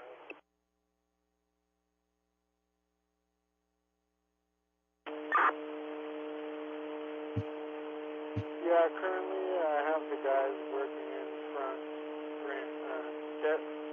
desert front road, and we're working behind all the mountains, getting some miners. We haven't made it very far, maybe half a mile, but the guys are making good progress now. All right, good copy. Thank you. Okay, making good progress on the bridge. Well, this is the worst evacuation map situation I've almost ever seen. I've seen worse, actually, in the Tamarack and whatnot, and the Alpine County right next to the county with Tahoe in it, next to one next to it, and they were all different. And you can't see that there's mandatory evacuations for the counties next door unless you use two different freaking maps. I can't believe it. So if a person uses just the one map, they're totally screwed, and they wouldn't know that there's mandatory evacuations just next to them. So the Pinion Hills estates are not under the ones in the flatlands down by the California Aqueduct, Marco Road, Tokay Road, Duncan Road, Del Rosa Road, that area not under evacuation. But you go a little bit south. You go south past Fallon Road or Tamarack Road. Speaking of Tamarack fire, there's a Tamarack Road here. Geez, this area is under mandatory evacuation only up to where 138 meets Fort Tejon and Soledad Road. So, yeah. Now, Evercast down into the valley, the desert flatlands down there, they were worried about it starting around 8 p.m. And over the next 2 hours, it was much less. It lessened a lot, so they took some crews who were down there, lower elevation, and told them to come back up to Wrightwood to do structure defense because they're still in the Acorn Canyon area and the Oriole and Lark Drive area. This section, it's burning pretty fiercely in the trees and still trying to eat the neighborhood. There's been a lot of structures lost somewhere by Timberline Cardinal area, but they saved several. So we don't have any, and I don't know anything more than that. But they did say that. Phelan? Oh, Phelan is Phelan. Okay, Phelan. Thank you for the pronunciation correction. Hey, Amy D, how you doing?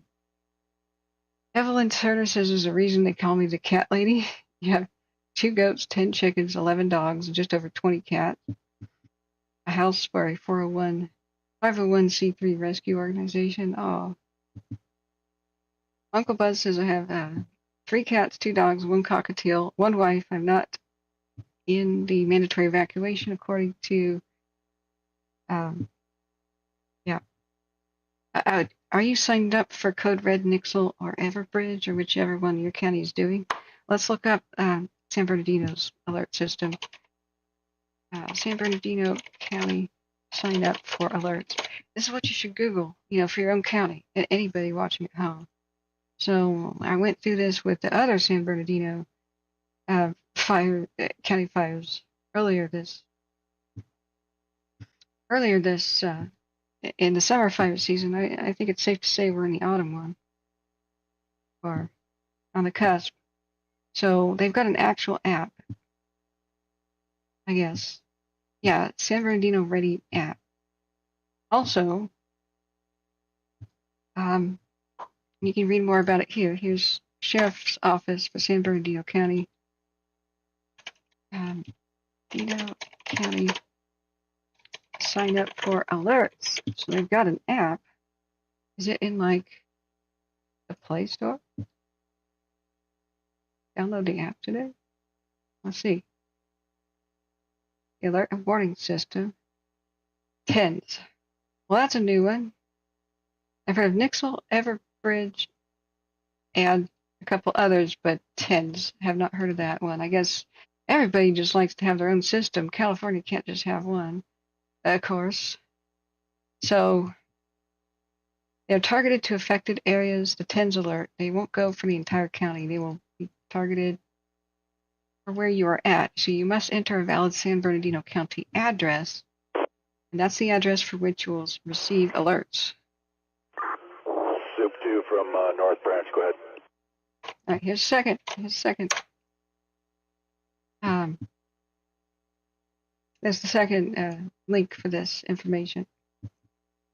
So, but here is the San Bernardino County app. Copy all. I know they're doing a lot of brushing and behind structures and whatnot. You should have San Bernardino County Dozer 1 Alpha work in that area as well, so heads up. You do have an iPhone. Good copy, thanks. Okay, the iPhone one, App Store, whatever. Here's the one for iPhones. There you go. So I'll just, let's see, that'll probably work for the line fire as well. I don't know if I'll listen to the line fire or the bridge, but if you're in the bridge or line fire affected areas, applies to you. Wish there's one-stop shopping for all of California, but hey, it is what it is.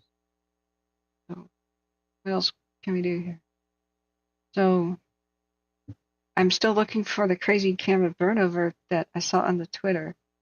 With the and we'll try to find out what where the bridge is headed in a minute. We'll have to figure out what cameras are still alive. Use the cameras, use satellite, use every bit of available information. We're still listening to it right now. So if we look at what was I just about to do? Oh, I need to eat. It's almost 1 in the morning. It's 12:48. Sorry, what was I about to do? Is the bridge on audio? Yeah, Amy D. I've got the Keller. I think it was Running Springs. We had 5 camera burnovers. We're listening to both, Amy. I found a bridge fire audio channel. I'm gonna. It's in the description of my video. North Branch, strike team 9273 Golf. But here it is as a link. This one is LA County Fire V1. We're also listening at the same time because there's not that much activity. 73 Golf, North Branch, go. We're also listening. North Branch 73 Golf, just arriving on your branch. We're on the corner of Highway 2 and 138, available for assignment. Tie in with 19 Golf. Cal Fire 19 Golf. 73 Golf. Break 19 Golf, 73 Golf. Do you have a location where we can meet up? Affirmative. I'm just working my way off of Maple right now, headed back down towards the main road. What's your location? We're at Highway 2 and 138. All right, I'll look for the Twitter thing offline here. We're listening to both, and welcome, Amy D. We're going to be live throughout the night and through the morning because the Davis fire could explode as early as 9 a.m. Yeah, there's 5. If you want to come into Wrightwood proper, and I'll meet you at the gas station in town. Amy, there are 5 camera burnovers that I could tell today. 5 in 4 locations. So I'm still trying to figure out which. Supposedly San Bernardino's oldest lookout just burned down today. I don't remember which one it is. I've got conflicting reports. It was Keller or it was Running Springs. I don't know, but we lost 3 different camera locations on the bridge as well. So I'll go back and replay as much as I can.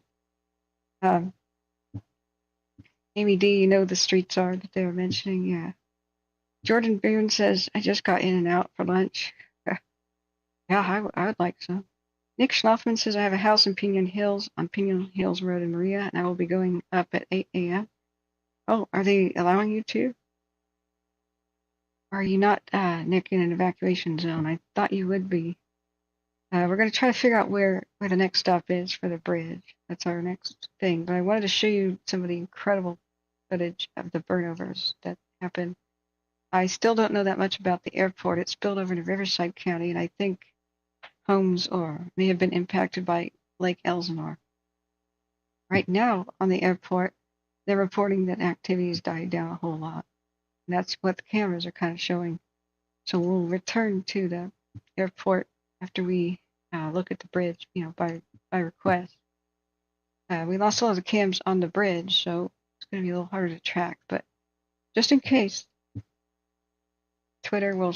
I'm going to look offline here, off camera, for the crazy camera burnover. I thought it was the Mountain Ski Resort, Mountain High East, but I can't duplicate it with just a time lapse on my end.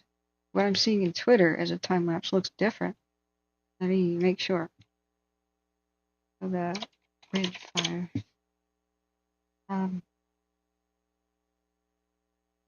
I don't want to accidentally scroll down and show homes burning down or something. Okay. Bridge fire hashtag. Okay, airport, bridge. The two cameras that survived but did burn over are the Turner Mountain. So I would like cameras that look, from the north to the south that don't exist. It's like El Mirage area, Lake Los Angeles don't have cameras, so we got weird angles from the distance. Quartzite, maybe you might look at it. Quartzite Mountain 1. From a distance, it's kind of no, it's useless. Now I'll play you the Turner Mountain one. No, I don't. The Turner Mountain 1 and 2 are alive.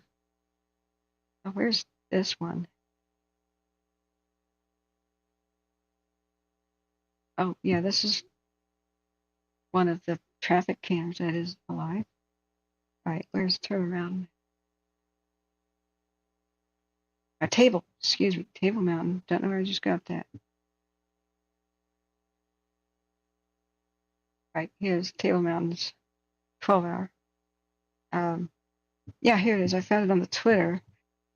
Somebody's saying it's Wrightwood area. It's the most intense fire behavior we've ever seen, and 1 minute long. It's not a time lapse, it's a video.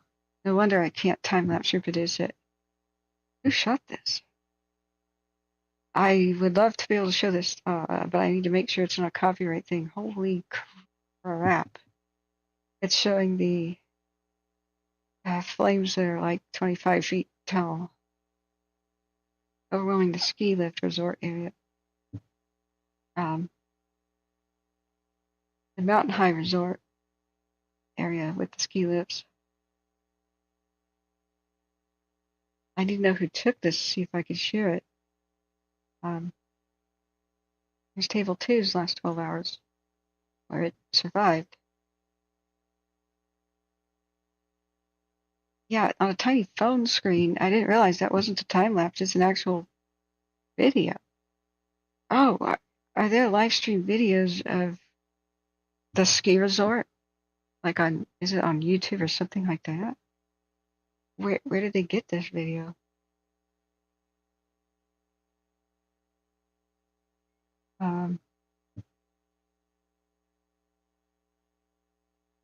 I know Fire Photo Girl was up there. She's got a great Twitter channel, Twitter page.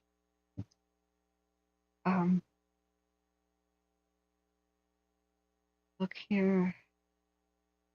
But that's all copyrighted stuff. I've never made contact with her about permission to share. I probably should one day.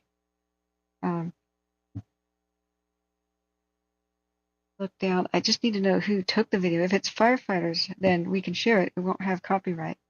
If it's not, though, then there's copyright issues galore. Which can get us in trouble. Viva La D says Mount Wilson ? Hey, Susie Minton, welcome. It was the top of Mountain High East, and they have their own video. Okay, looking back up. The last thing that the camera saw. Yeah, one of them was the killer, yeah. Amy D says I saw Mount Rose Ski had Davis fire start on their summit camera. My ex-boyfriend lives by Mount Rose, and he was in evacuation. Mount Rose Ski? Really, Amy, can you link that? That'd be good to look at. Yeah, Mountain High. Does anybody know the status of Mountain High itself? I'm very frustrated. I'm trying to figure out who took these videos.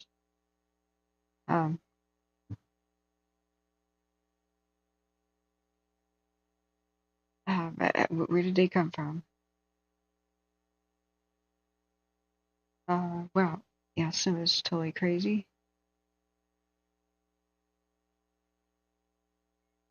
But there's no stamp on like where did the video come from?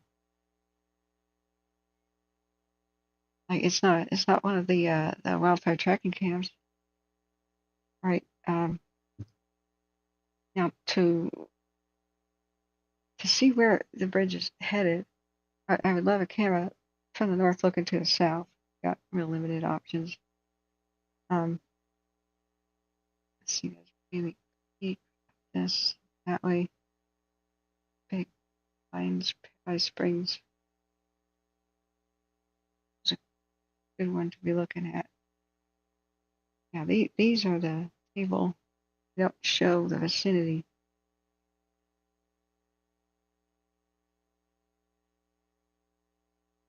Too far away. Bit too far away. This will show it going away from the camera, but doesn't help us much. Not too far away. Camera's over there. The one at Wrightwood Fire Station earlier today, it showed the smoke drifting. So we do have a time lapse for it. And terrifying, how the sky gets all crazy dark. Oh, wow. Sorry, Twitter just starts everything at maximum volume. This plays too quickly.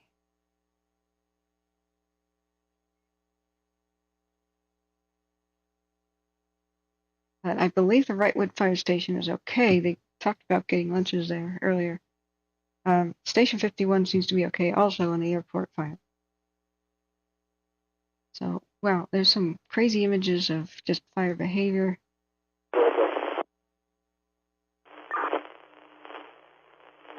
Hey, Desert 1, construction 4 on 2. Twitter, just shut up.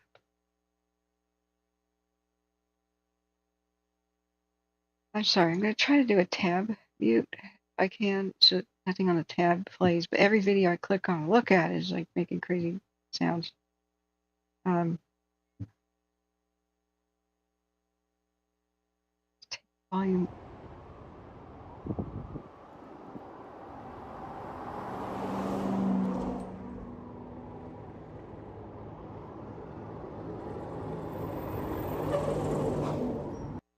Yeah, how do I mute tab? It should be like right click. There we go. I did it. My bad, friends. And more disruptive sounds. Look back at chat. Hey, Susie, it's good to see you, by the way. Did you, I'm sorry if you already did this. Did you email me with your contact info? I need some sort of an email address for the mods and also a contact phone number, just not to be sure with anybody else. Just in case of emergency or something occurring. And you can use a fake phone number like the, everybody who has a Gmail address, email address, if you activate it, you have a free phone number called Google Voice. That's fine. Just some way that I can contact mods if there's something odd going on.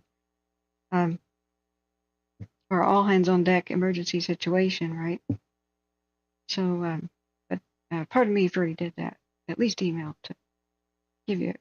It's been a long time no see. I'm glad you're here, by the way. How close are you guys to all these fires, eh? Evelyn Turner says lots of my friends are out helping. Dozer Team 4, Oasis Group on V1.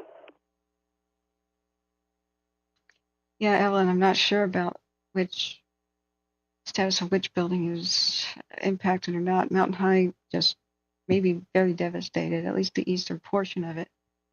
That's what people are saying. The North Branch, 9144 Lima. Yeah. 9144 Lima, North Branch Branch, go ahead on B1. No, just arrived at 138 and Highway 2.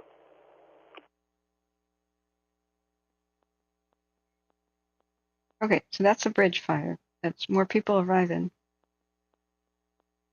Yeah. So Evelyn says I'd be out too, helping, just no gas. Oh, sorry. Viva Ladi says Mount Wilson. What about Mount Wilson? What cameras at Mountain High? Do you have a link for me?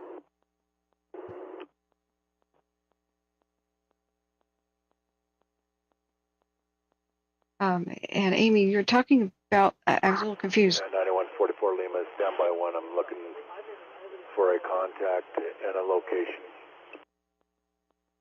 44 Lima. All right. Were you saying that that camera caught the start of the Davis on it, and you have a link to that, or I'm not sure what you were meaning by that, by your comment. So yeah, Susie says they're keeping their cams on. Well, they burned over, and most of them are dead. As far as I could tell. This is supposed to be all cameras for Alert West, but Alert California has a different set that I gotta check. It's just I'm frustrated by the Twitter because it's supposed to said Mount High's own webcam captured a display of incredibly violent behavior. I'm retweeting this so you guys can see this on my Twitter. There's a lot of PTSD fire type. 9144 Lima, North Branch on B1. And 9144 Lima. Yeah, you're going to be down on the valley floor at Mountain and Nelson. Your ground contact will be Battalion 3312 Alpha.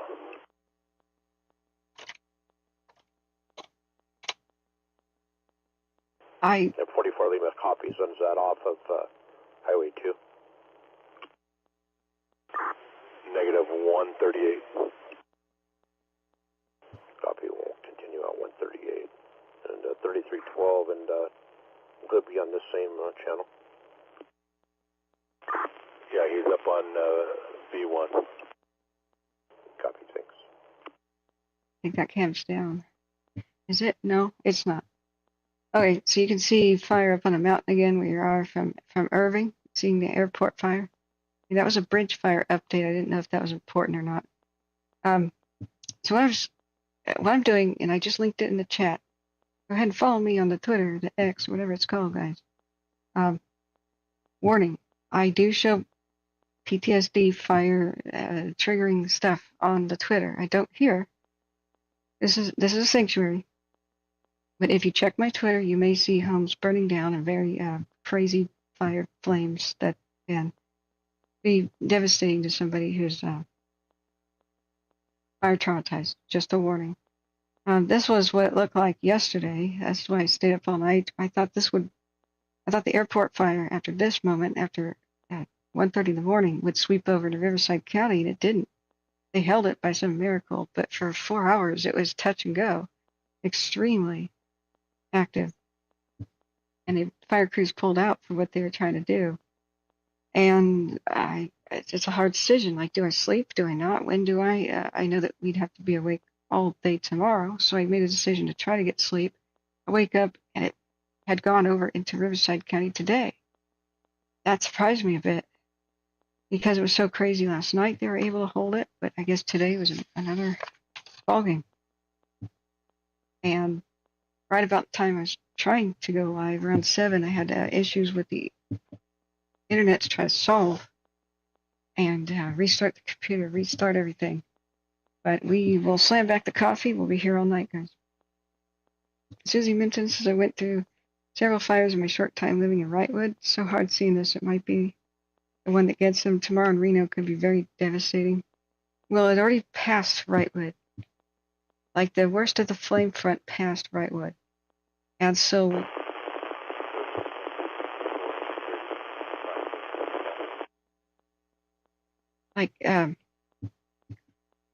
like the big the big major, oh my God, it's here, and the fire crew's running, and that's and the emergency evacuation is happening around 6 to 6:30 p.m. It swept over really fast. Took them by surprise, apparently, and some people were still there. Turn off the satellites and whatnot, or at least reduce this. So there's still fire in the area, but the main head went past them, went beyond, went to the north, north/northeast, and it's over past. What highway is this again? Sorry, I don't remember. So what does that do? It leaves flaming debris back behind them. It's already past Table Mountain. So what is this highway? I have to just label it Angeles Crest, but what's the number of the highway? What's the number of the highway? I hate these maps. Like, Caltopo has some absolutely crappy these maps. You just say, what is the number of the highway? Is that Highway 2? Or should you just put a 2 on it? Yeah, okay, it's Highway 2. I'm just going to call it that. It's beyond.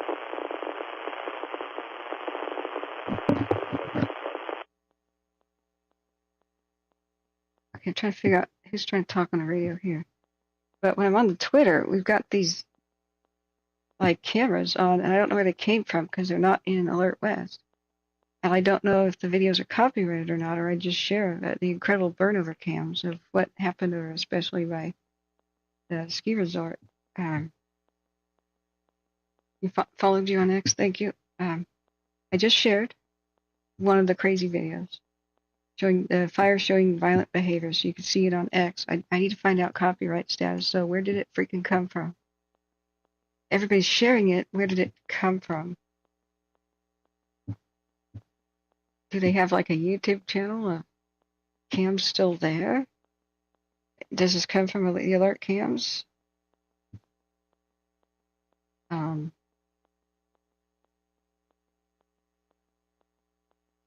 Where does this crazy footage come from? It says Mount High's own webcam on the east summit has captured its own destruction and an incredible display of violent behavior. But that's not on the alert wildfire cam, so I can't time-lapse that. And this is like a video. So is it on their own website? Where do people get the footage?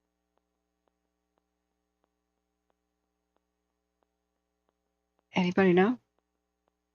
Like what I just shared? Mount High Web East Summit, general Google search. OnTheSnow.com has live webcams. Is it that? If so, I can show it.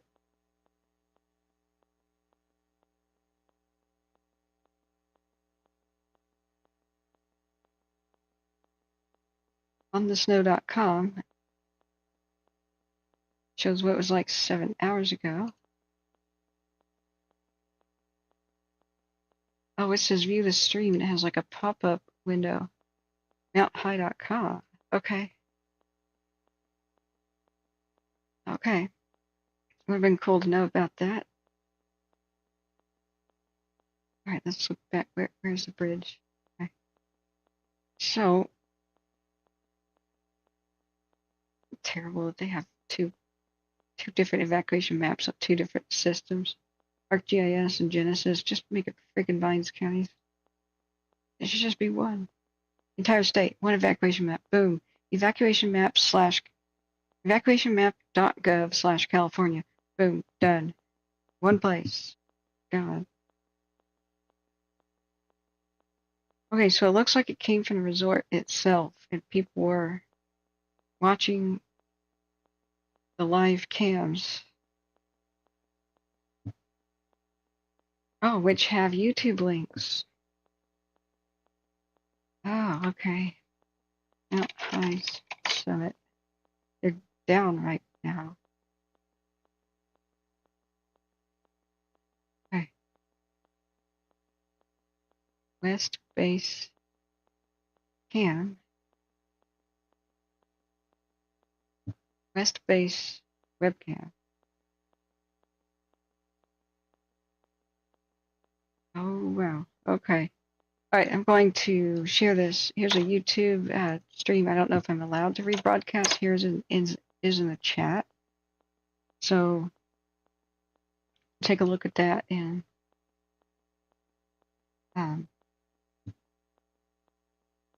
take a look at that and put it like the 1 hour and 15 mark. You can see the fire approaching.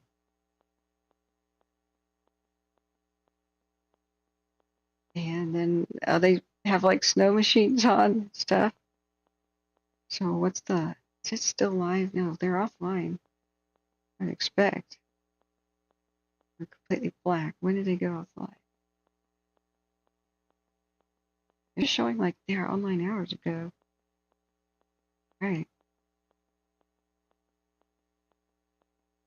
Sign in to confirm you're not a bot. Guys, can you go to this website? Amy especially, here's the link. Are the webcams active there? They're not for me. 485, 216 says I think they're going to take that line down to Mockingbird. Not quite to Engine 4. Oh, never mind, Amy. There's a bobcat attacking the chickens. All right, well, somebody else then? Uncle Buzz says it would seem that there would be more information about the bridge fire on the San Bernardino County website and app. However, it's very inadequate. That's why I have to do what I do. I have to have this channel. That's why we have to track this. That's why we have to be here, because the officials have a Swiss cheese kind of information that they give to the public. Some, but not all. Gotta do what we gotta do. So, what does it say for you? Let's look at our wind or current for right now. Okay, here it is. Current. We're on wind gust mode. Where we just teleported to Antarctica. Okay. All right. Wow, Francine is taking aim at Houston over there. Yikes. The rest of the country has problems. All right, so there's Lake Arrowhead, Big Bear City, Sealand, right up there. So currently we have 30-mile-an-hour wind gusts that are coming over Wrightwood, according to Ventu Sky. With Battalion 14 Bravo, is this correct? With 25 miles an hour, just north of Wrightwood at constant wind speed. No way. Upper Chris home cam looks like it was burned several hours ago. Thank you, SW. Unit calling for 14 Bravo. He left the line a few hours ago. This is Juliet, if I can help you. Yeah, Juliet. I was just, you had one of the Alpha trucks here with the medic.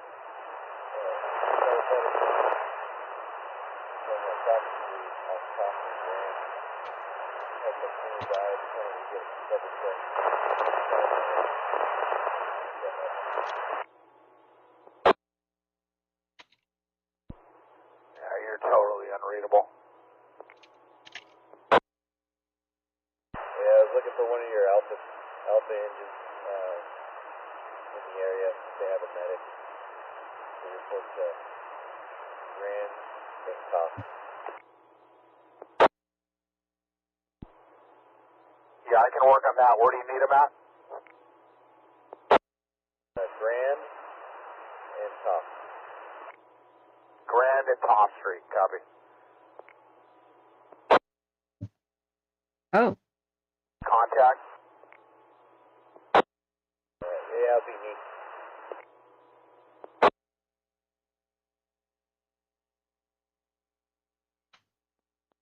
Okay, so they may need a medic. It may not be a bad injury, but it sounds like another firefighter injury on the bridge.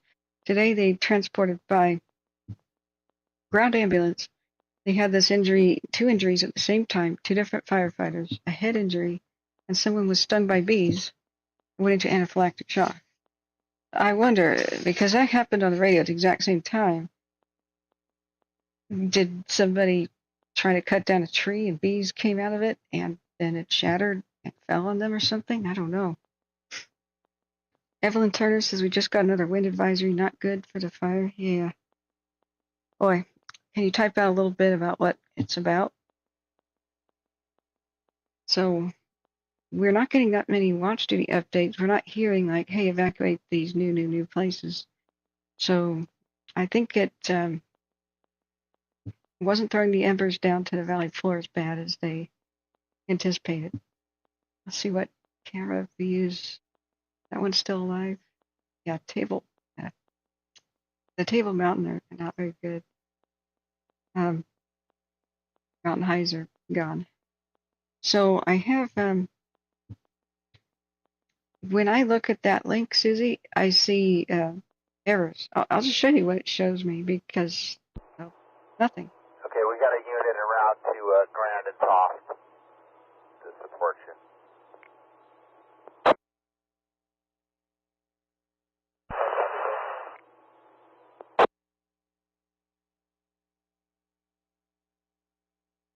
Okay. Where did I put that?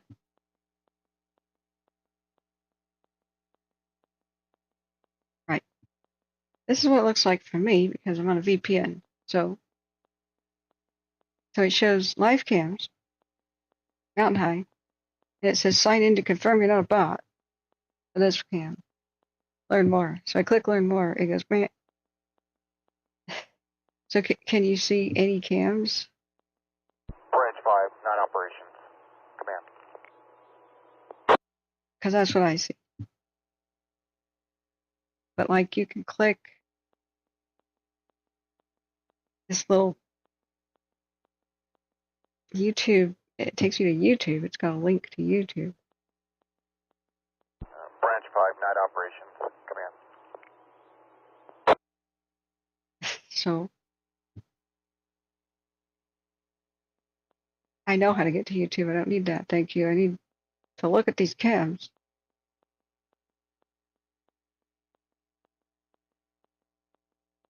Disabling the whole. Division Hotel, or correction, Division Juliet, non-operations on command.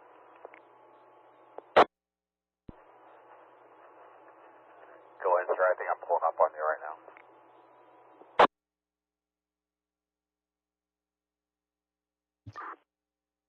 So East Summit had the burnover. So you click to watch it on YouTube. It's not there.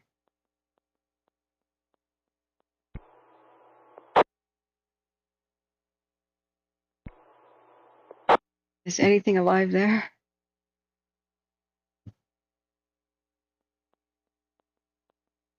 Huh, okay. See, that's what I'm getting. So that's why I'm asking, do you guys see a picture or anything like that?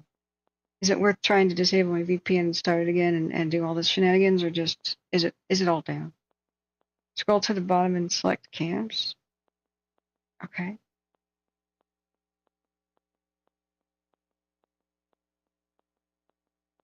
Okay.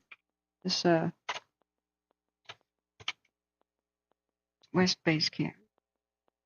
Yeah, I clicked view stream. It took me something on YouTube.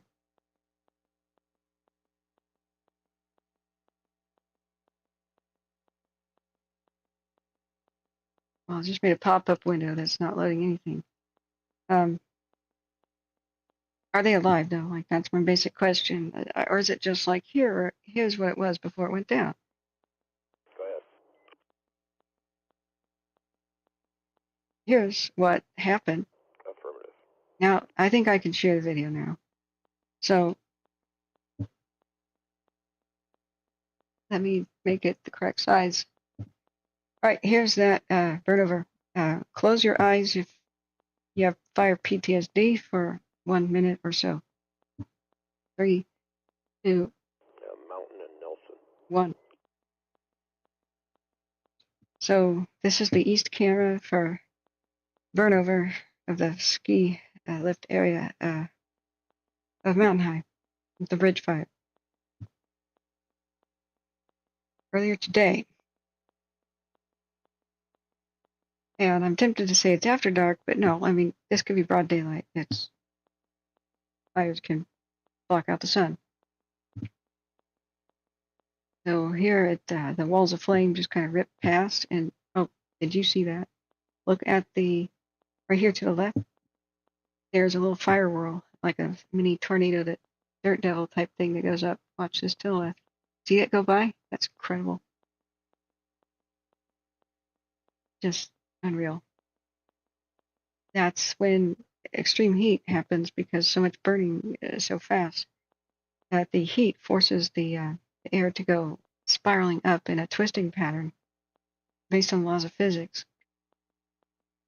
So much heat is pushing the air up, it has to leave faster as more air is replacing it. So as it goes faster, it has to twist in order to actually go that fast. My God.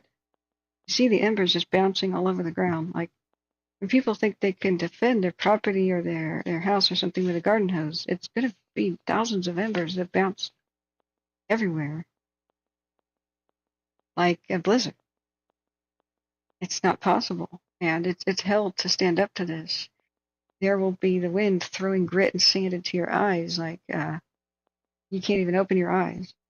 And as the embers go down the top of your head, back of your neck, and down your shirt stuff, it's into your sleeves and on your wrists, and suddenly in your shoes and stuff. It's awful.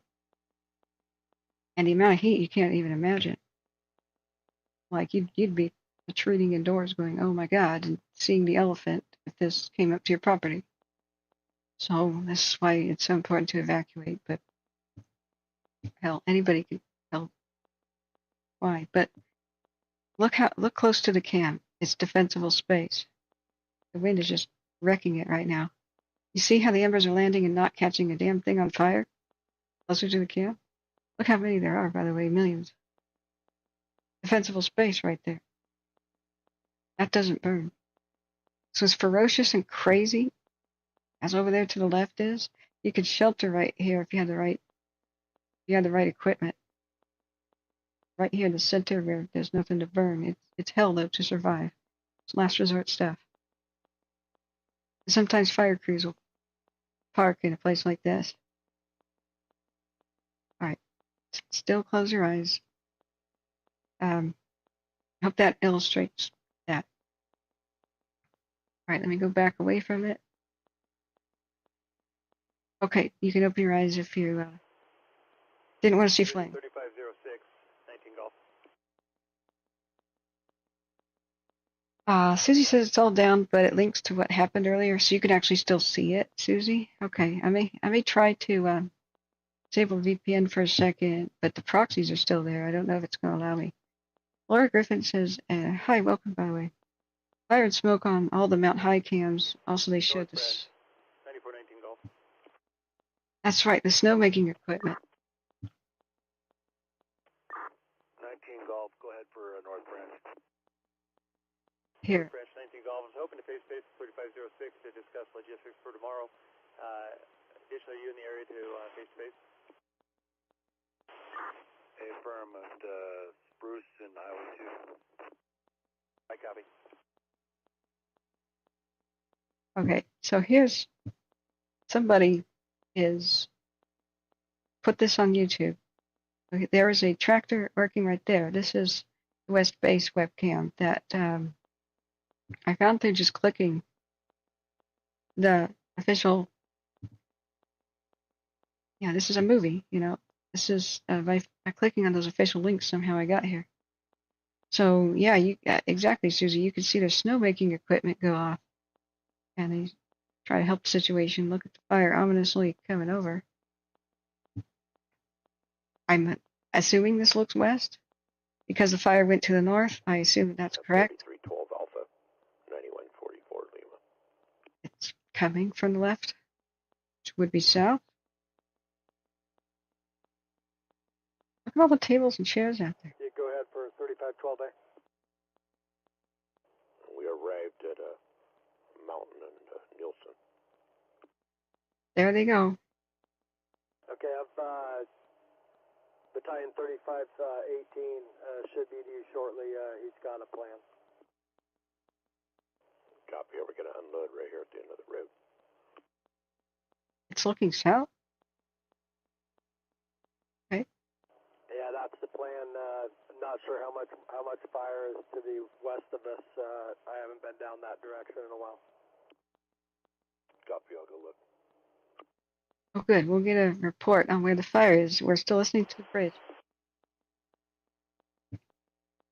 Wow. Don't you want one of these? I do.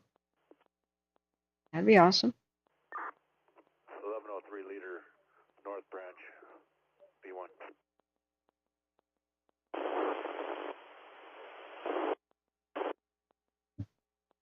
Sylphi says yes. I heard it was also, but also hasn't.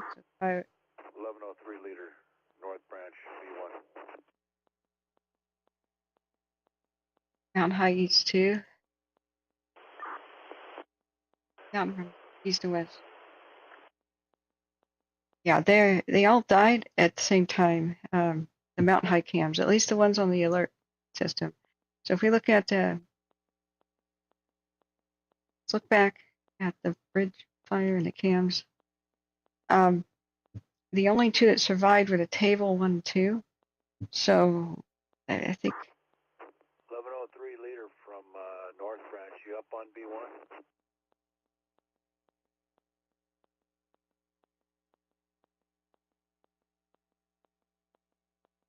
let me tuck this one away in the Davis fire where it belongs. Got too many tabs.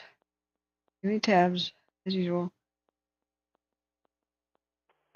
Yeah, 1111 and 1103. If you guys are in a position to come down to Spruce and Highway 2, I'd like to face to face with you. All right, so you can see the cluster of the dead cams in gray right here. Oh, sorry, I didn't change the window. It's all screwed up. Sorry, friends. When I fix the situation here with the desk exploding and get all the things back, I'll be able to monitor what my windows look like better. I need to have 3 monitors. So I'm down to 2 right now. So one's the control panel, which is I have to crank my head over to the left to look at it. And then what you're seeing over here is I can view directly looking ahead in front of me. Man, I hope the bobcat didn't kill any chickens of Amy's. My. So you can still time lapse, but I don't get the time lapse of things that we're showing like we don't get the movie experience like in the other things being shown on Twitter. So I don't think any of these are currently alive, active, or anything like that. This is see the CAL FIRE logo up there. So these would be the time-lapse visible cameras. Looks like they had their own webcam just as a ski resort. You know, come see the people skiing. Look at that ominous stuff right there. Yikes. I mean, the sky turns really bizarre colors, man. Especially the beer bottle brown and the orange. You know, things are gonna get bad really fast. When the sky is black and then red, blood red, everything is already bad. It says it's aerosol pollution and other factors that make the sky turn different colors. Yeah, see here it goes blood red. It's too late to leave by car when the sky is blood red around you like this.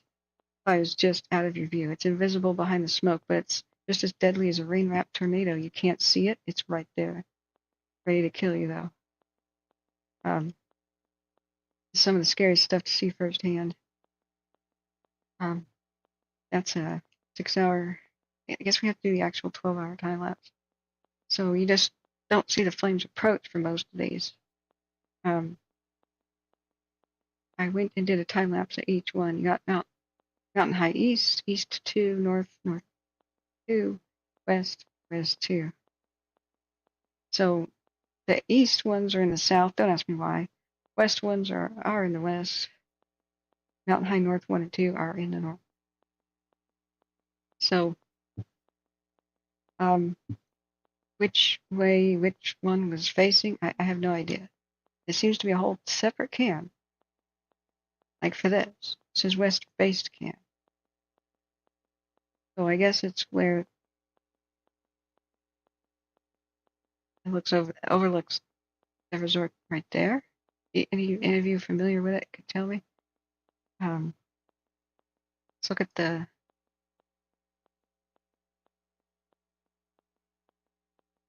satellite image. See if we could see what looks the same. Yeah. Okay. So the camera on this building, looking that way, towards the southwest, on the YouTube channel where we see them start the snow machines right here, down here at the base. This is a great shelter-in-place spot. This big parking lot. Maybe fire crews even did it. I don't know. Maybe they just got out of there. I don't know. I'll have to look off screen now at some of the news reports to kind of verify what you guys are saying. Camping Mom Life says, so sad, love those mountains and we'll miss them. Well, chunks of Wrightwood are okay. Then the far northwest end of town, they took some structure loss. I don't know how many, but as the fire went past, the worst of it, they came out of the woodwork and they went into Wrightwood and began to save structures again, and there's still a fight.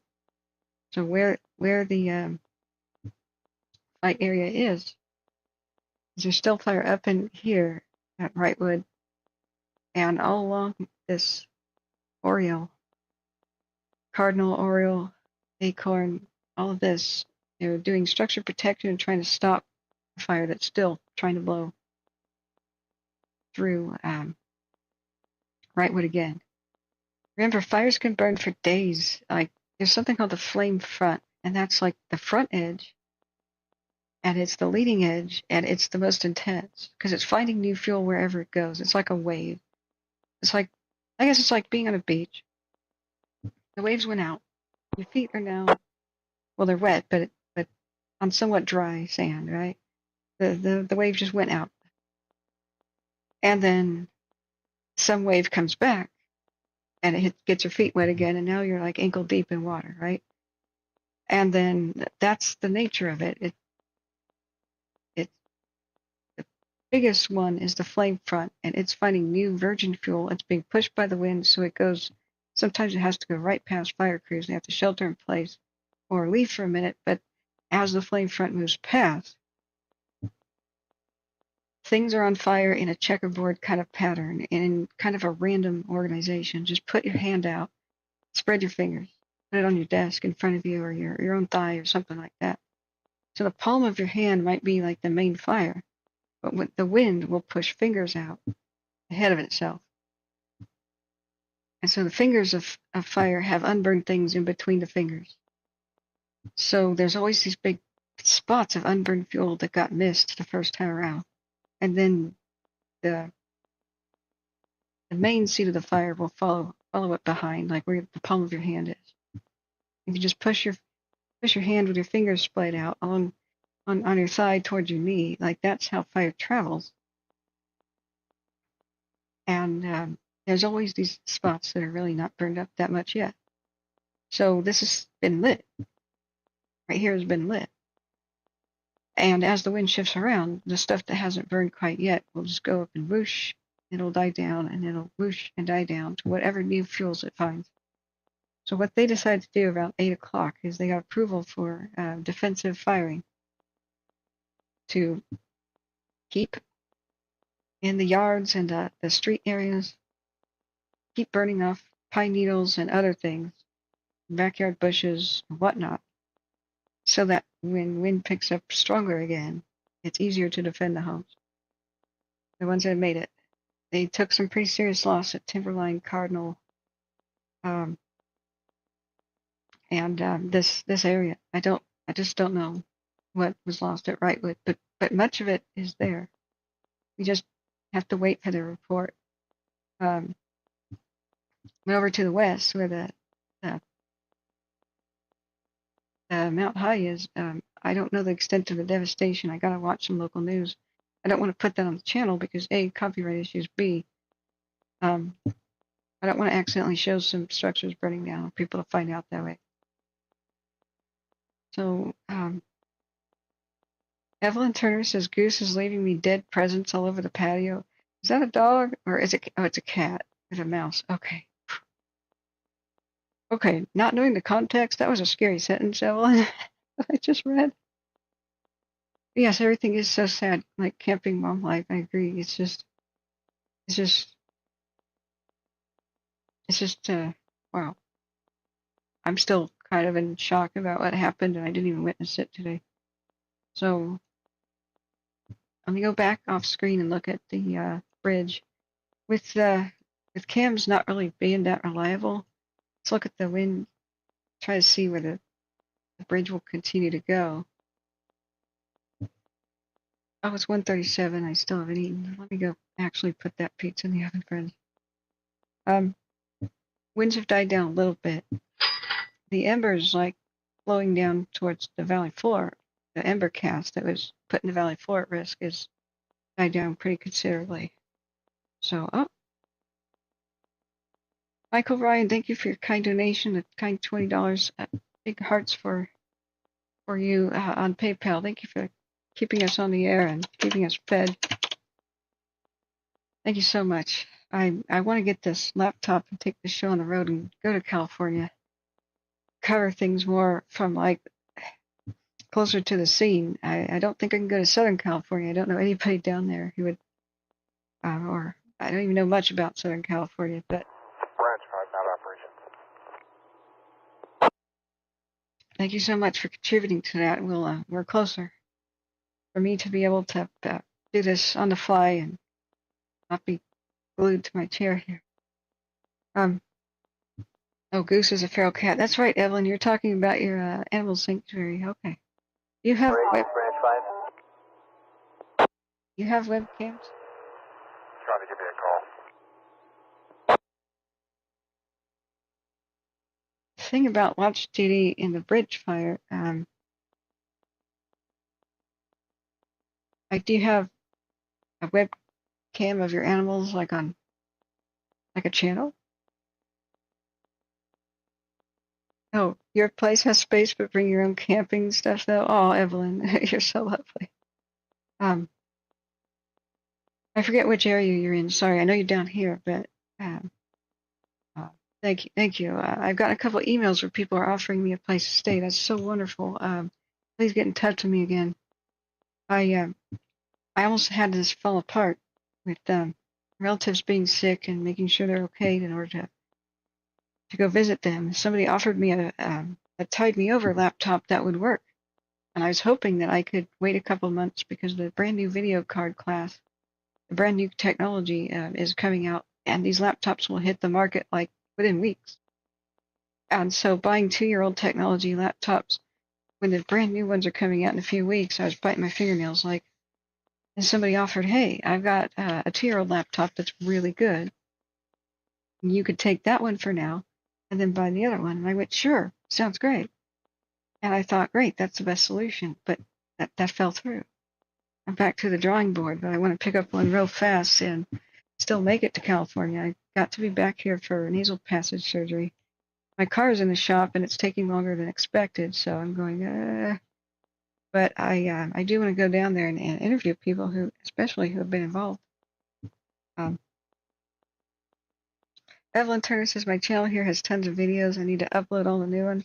But do you have a live stream now? Oh, it eats up your data? Oh, what kind of ISP do you have? You could be unlimited if you had fiber. That would be the bee's knees. My cable and stuff with caps. Boo. I would like them to, the officials to have given us a good idea about where the bridge fire is or where it's hung up or where it's halted. Like, it's chaos on our heat detectors. Let's see, structures, and then where did I put this? Anybody have a visual? Can you look out your window and see it? Because that perimeter is old. But a lot of this is hot drifting smoke, so we know the fire is not down in here, right? For example. But I need a camera view that's like looking from north to south Maybe there's webcams that might show. I didn't think about that. Alert west. Like a traffic cam, excuse me. Any traffic cams? No. Down top junction, Wrightwood fire station has been offline. Oops. I don't believe we're going to see anything on the mountaintop.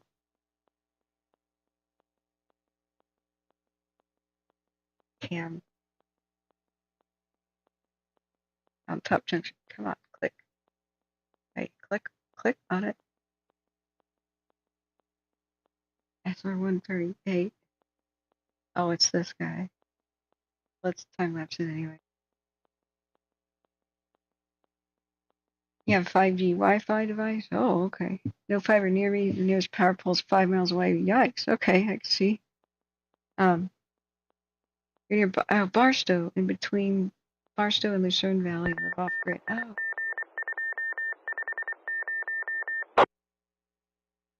I'd love to promote your channel. Let's go to it real quick. All right, this is. Do you mind if I do that? Like, or is it like, no, don't do that? Oh, you got kittens and stuff. All right, here it is. Here's the link to Evelyn's channel there in the description. And this is what it looks like. So we all need some relief every once in a while. Looking at kittens is awesome. Oh,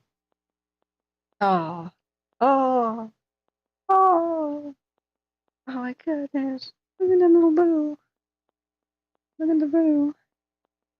Oh, he's grabbing that. He's like, give me that milk. Or she is. Did you know I rescued a kitten? God, more than a week ago. It's part of the reason I couldn't stream is I was face down with my arms in the sewer, rolling around on the ground trying to reach in and try to rescue this kitten. It took more than 24 hours, and we rescued it from a storm drain out of the street just 2 hours before torrential downpour storm came. Oh man. It was when I was out there to the west of Portland. There's a town called Hillsborough out there by the airport where Sea Probe flies out of sometimes. Went out there to help somebody prepare for the storm. And I walk around and I hear meow. And there's kind of a crowd of people and fire and rescue out there. And I said, what's going on? And they're like, oh, there's a kitten in the drain. I said, oh, let me go get my GoPro and some salami and stuff to try to coax it out. I came back, the fire department was gone. Oh, this is adorable. Oh my God. Allow me to be the first like here. Oh. And so Fox 12 has covered it for just a second. It's Fox 12 Kitten Rescue. Here's the video if you guys didn't see it, but that's part of why I was gone for a bit. And I mean, it was more. Oh, sorry. I didn't mean to autoplay and be loud, but here's the link if you guys want to see it. So it wasn't a drain. It was like the whole sewer system. But with superhuman strength, I lifted off this. I tried to lift off a huge grate that was a little bit lighter than a manhole, but not by much, because they closed out the case and abandoned the kitten when the fire department said they couldn't do anything. So I had to call a million organizations. I made 30 calls. And most organizations wanted to give up. There's a red tape step, left, right, center. Keep going. Like nobody was allowed to enter the manhole because nobody could get out there with gas meters. Like, well, send your gas meter guys. Well, nobody can go out there unless the police verify that the kitten is alive. Okay, well, they came out and did that. Oh, but nobody, the next step is we need visual confirmation that the kitten is in the area that of the manhole where you want the air tested so that you can go in there. And we're like, we can hear it. We can hear the kitten down there. Oh, well, without a snake camera, well, we're not going to send the city folk out there to do the air testing to enable the rescue. So it was just hair pulling. Oh my God. I called all the different agencies, plumbers, Roto-Rooter was like, yeah, we'll go out and do it for free. Then they called back and said, no, we're not going to do it. Because it's public. It's a public street. So if it had been private, we could have done it with landowner permission. But if it's public, then we can't do it because the county has to request us to do it. So I called back the county. I'm like, can you request them to do it? They're like, no. We have our own units like police who could do it. I'm like, well, the police are not allowed to go in there because nobody will test the gas. Well, that's right. That's because we need visual confirmation of where the kitten is. So you need to have a camera first. And I went, oh my God, but okay, Roto-Rooter is the guys with the camera. So you have to ask them to come out. No, we won't because we don't have visual confirmation first. And I just went, oh my God. So for most of 24 hours, I was like face down on the street, trying my best to do a self-rescue because animal rescue groups were training elsewhere and they couldn't do it. So it's a very long story, but oh man, I felt hit by a truck after that. I had just been recovering from being sick. I was doing that, and just as I was recovering from that, the glass desk exploded. I've had one hell of a week, where I still feel like I've been hit by a truck. Yeah, Uncle Buzz, too much bureaucracy. I was like, meanwhile, the cat's going to drown. So because I was up all night, the animal rescue team of Multnomah County, which is Portland's county, told me to put a bed sheet or some other cloth and drape it as far into the drain as possible to allow it to climb itself out. So what it was like a drain that looked like a manhole, but it had a grate, and it would fill with water, and it's like a bathtub. So the overflow of the bathtub, water doesn't flow out till it reaches that height, right? So the kitten got stuck into that pipe, and the pipe went away. It dropped down 3 feet under the street, and then it paralleled the street and was horizontal. So the firefighters' arms were just not long enough to reach it, and they didn't have any more specialized equipment. So I called the animal rescue people, and they said, we'll come out the crack of dawn if we can send somebody. But meanwhile, open up the grate, put the bed sheet in there. So I worked with a man throughout the night who came out from Fox 12, not to cover it, but just as a concerned citizen. I called the media, and I was like, can you please help and make the county do something? They're like, no. But the guy who answered the phone took his own bed sheet off his bed, tore it up, and we managed to cram it in there. But we had to move the grate on our own at like 2 in the morning because once the fire department decided that they couldn't do anything, they put the grate back on. So that was on adrenaline. I helped them move it. The next day, I felt hit by a truck, of course. Oh man! But I had to go to sleep, so I sleep until noon because I was up until 4 in the morning trying to get kitten out with that plan. I left a note on the drain, and we got a cone out there so nobody drove into it. That there's a kitten stuck in there. We tied the bed sheet to the moved grate. It was a side, and I gave instructions for the animal rescue team at the crack of dawn to go out there, and I thought it would be done. I thought I'd wake up, check my phone, they would have rescued the cat. Well, I checked my phone, and to my horror, the lady goes, I'm going back to Oregon City, which is like, an hour's drive away, because the cat drowned. Sorry. And I went, what? No. And I texted back and said, no, don't go to Oregon City, come back. So what had happened was somebody called the police seeing my note. Police come out and they see that there's water in the thing. They assume that the cat drowned because it's full of water. No, it's only 2 feet deep, and the water has to go up to the overflow to actually go in the pipe. The kitten was in the pipe, safely in there, but being quiet. It had been weakened by then. It was in there for more than 24 hours. So they did a lazy look down, and they went, full of water, must have drowned. Well, idiot, it didn't rain last night. So, but the police put the grate back on so nobody could see the pipe where the kitten was. Animal rescue team comes out, they look down, they see it's full of water, and then a neighbor goes by, or some resident, and says, the cat drowned last night. So then, because they had heard that from the cops, So they went away. So they're back in Oregon City. When I called back and said, look, it always looks like that. It's always full of water. It's an overflow. And so I sent a whole bunch of photos, and they went, oh, crap. Yeah, it was a crazy fiasco. Meanwhile, the storm is coming. People like Nick Giles, who are down in southern Oregon Central, are like, the storm is on its way. Like, crazy lightning, torrential downpour. I'm looking at the radar, and I'm going, oh, crap. So we had just a matter of hours. So I said to the animal rescue team, come back, because the cops did come back. I convinced them the cat was down there, but they were ready to close out the case and leave. They're like, look, there's nothing alive down there. I said, move the grate and I'll show you. They're like, no, we don't want to. So the guy at Fox 12 had an awesome idea. And he started playing on his YouTube channel that had a YouTube video that said how to call a cat to you. Cat summoning sounds, for work with like feral cats and stuff, right? And so it was a collection of mother cats going meow and stuff, and kittens making that sound, and it's supposed to trigger another cat to meow and approach. So I put that on my phone, and I said, I played it, and I said, listen now. And sure enough, from like deep under the street, we could barely hear the kitten answering. And that's when the cops finally went, oh.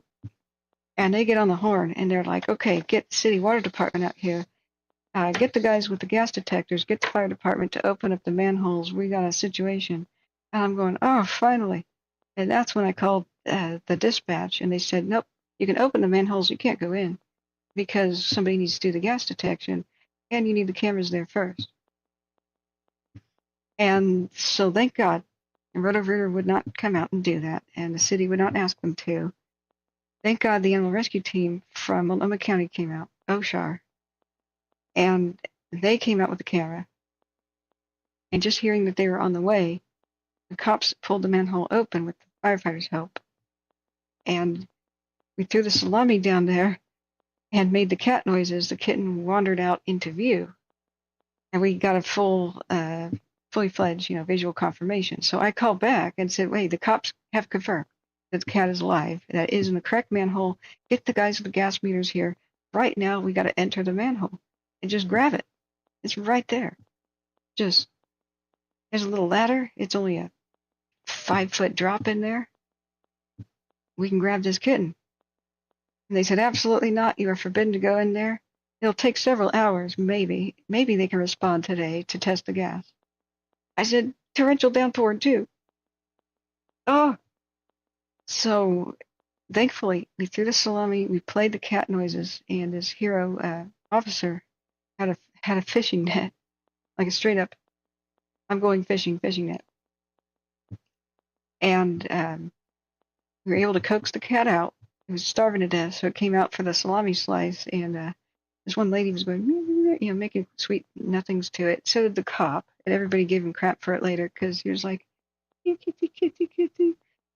And it was just so tender. And we got the kitten to come out once more, and he swung the fishing net behind it and wrapped it up in a fishing net, plucked it out. And then thunder started rolling. Within 2 hours, it was just absolutely torrential, and it was unharmed. It just had a little cut up chin. Fleas all over it, of course, but it wasn't feral. We don't know where it came from. Nobody claimed it. But the lady that coaxed it out ended up adopting it. We all wanted the cop to adopt it because he was holding it, the officer, but he said, I can't. Then they offered it to me, and I'm like, nope. I'm allergic to cats, but hey, it's a nice cat. So I'm happy to report she's doing well, clean bill of health. Oregon Humane Society did free checkups, and she'll make it. But this is why I've been so freaking exhausted. As I was recovering from being ill when I exerted myself doing all that, and then just when I started to feel better, the glass desk exploded, and I exerted more with crazy cleanup. So God, it's been one of the weirdest weeks, but weird things happen to me. What you say? Okay, an hour ago, the airport fire was mapped at 22,000 plus acres. So thank you so much for doing animal rescue, Evelyn. That's wonderful of you. We're still listening to both fires, the airport and the bridge. No news is good news at night. Let me make sure both are playing. They are. Okay. Let's check on aircraft real quick. Where is the perimeter? Let me change watch duty. Just get rid of motors and views. It's in the way. Oh, wait. Well, older perimeters is okay. We just know they're outdated. But yeah, it reached over for Riverside County by Lake Elsinore. So yesterday, what made the big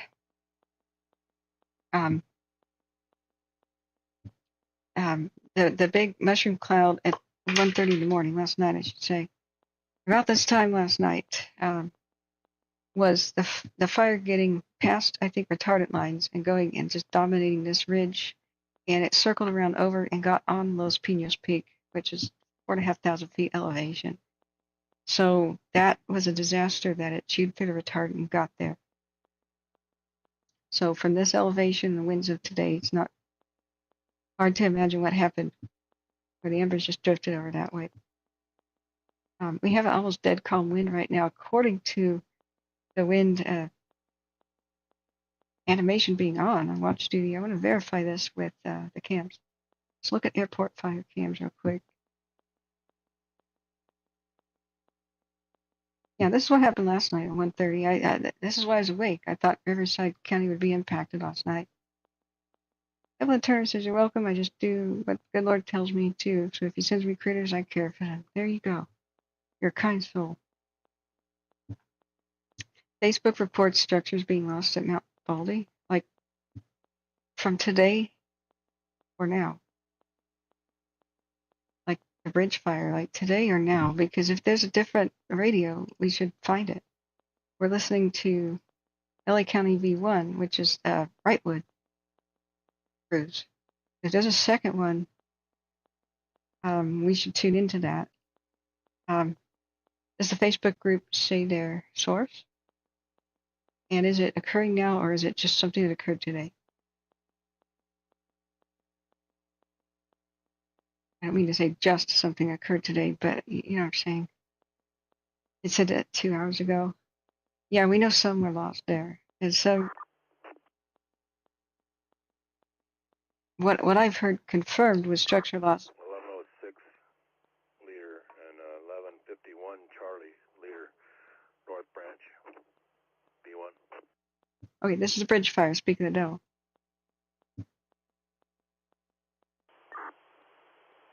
North Branch, 1106. Go ahead with your traffic. Thank you, Alan. Yeah, 1106 leader, can I get you to come down to Spruce and Highway 2 for face-to-face along with 1151 Charlie?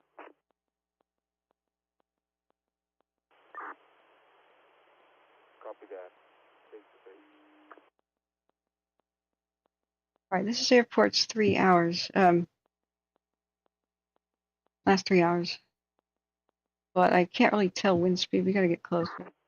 51 Charlie, North Branch, did you copy that? I copy. Can you repeat the location again? Spruce and Highway 2. Copy. Spruce and Highway 2. We'll be on our way. Well, the shorter the time lapse, the more accurate the air, like wind speed is that you see. So let's do it 5 minutes. Hard to gauge. It does look pretty dang calm overall. It's very active and vigorous. It's just got that dry fuel. I want to see what current weather is. Low humidity would explain that, and higher humidity can't come too soon. That'll be what, Thursday or Friday? Yeah, thanks, Evelyn. You've been very helpful. But I wanted to do Firestream. I wanted to do all these other obligations, but I can't let an animal drown in the sewer. Like that just can't happen. I'm proud that I got that pulled off. If I made 37 phone calls instead of 38 over the course of 24 hours, then the kitten would have drowned. But thank God for nice people. I'm pretty critical of the county and what they have way too many red tape, hoops, and crap to go through in order to get a simple rescue of an animal, a living creature. Dispatch didn't even know what to do, honestly. And they were calling departments for me, and I'm like, okay, so this is going to happen. No, we left a message with that department. I said, okay, can you give me the phone number? I'll make the phone calls. They're like, okay. If I didn't reach a very caring person with the water department, everything would have collapsed. So he drives on his own time, his own dime, to get there to help confirm. The police weren't even going to show up until he confirmed that the cat was still alive. Because the fire crews and the other cops had said the cat was not. So it's like, God.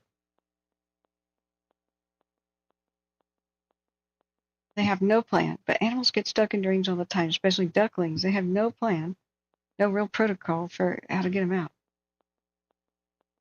It's like they have to figure it out every time it happens. So I'll be making my recommendations to the county.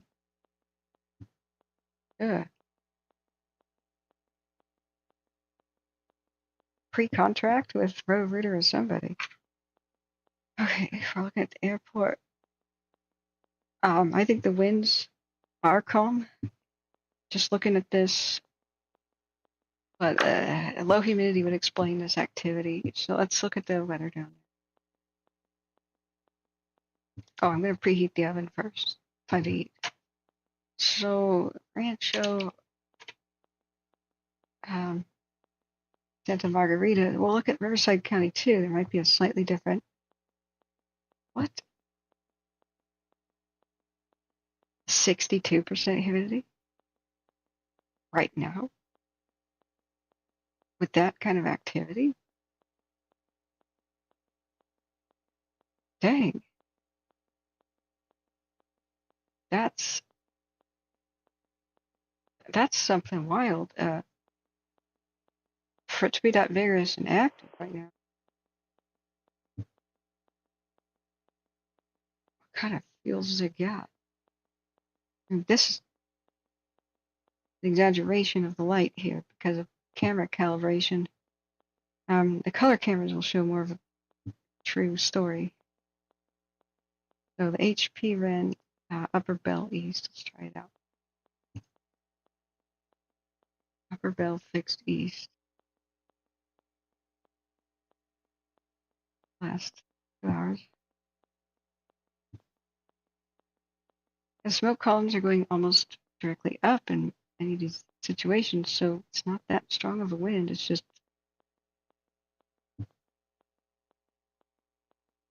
quite active.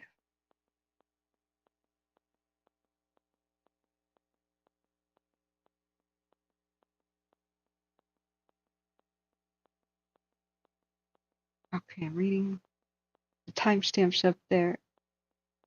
Now we're at 2 in the morning where we're at. It's 1:30. It's 45 after midnight. Just look at that.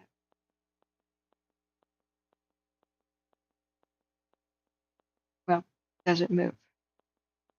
Does it move? Not the best view to try to figure out if it's moving. But we've heard them report time and time again that they've had better weather than expected and behavior, I should say. And they were making good use of it.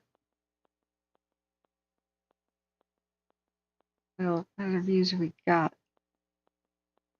Those from the actual lookout. What happened to Santiago today earlier? I left on the stream to most of these views, and then one view of 1120 Alpha Leader from North Branch. have anything to add about the airport today, friends? Especially what happened in Riverside?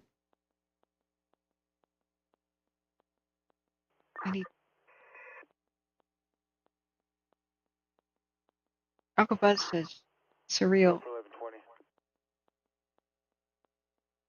Yeah. Yeah, can you swing down to Spruce and Highway 2 for a face-to-face?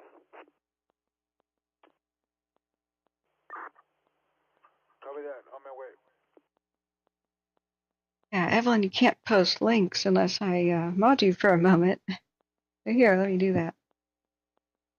Use your powers for good. Okay, try again. I wish there was a mod tier where there's just some people who are allowed to share links or not and don't have the responsibilities of other things, but hey, here we are.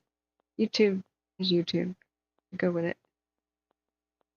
And this is a current view of the Santiago Tower. There's still fire around it on the Orange County side of the airport. I don't know if it's 100% out of the woods or what they've explained about it. But, wow, look at all that. This is our current view. It's a battle here.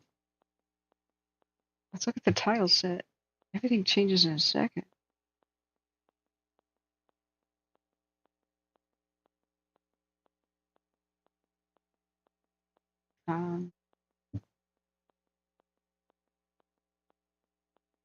We have to keep our eye on the Davis as well. That's Calaveras. It's a good reminder, too. Whew. That's Santiago Peak. It's one of them. Santiago Peak. Different one.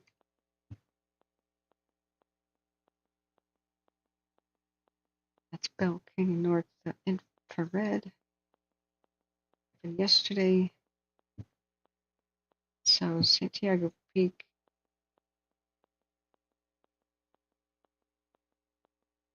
This is south. Yeah, well, that's something right there that's valuable. You see how the fire's coming up down there. Up a different bird's eye view of the fire trying to still eat the towers.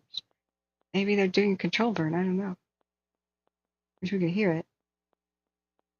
If it is dead calm and 60% humidity right now, maybe what we're seeing in some of the activity is control burn, like prescribed, like back burning, on purpose.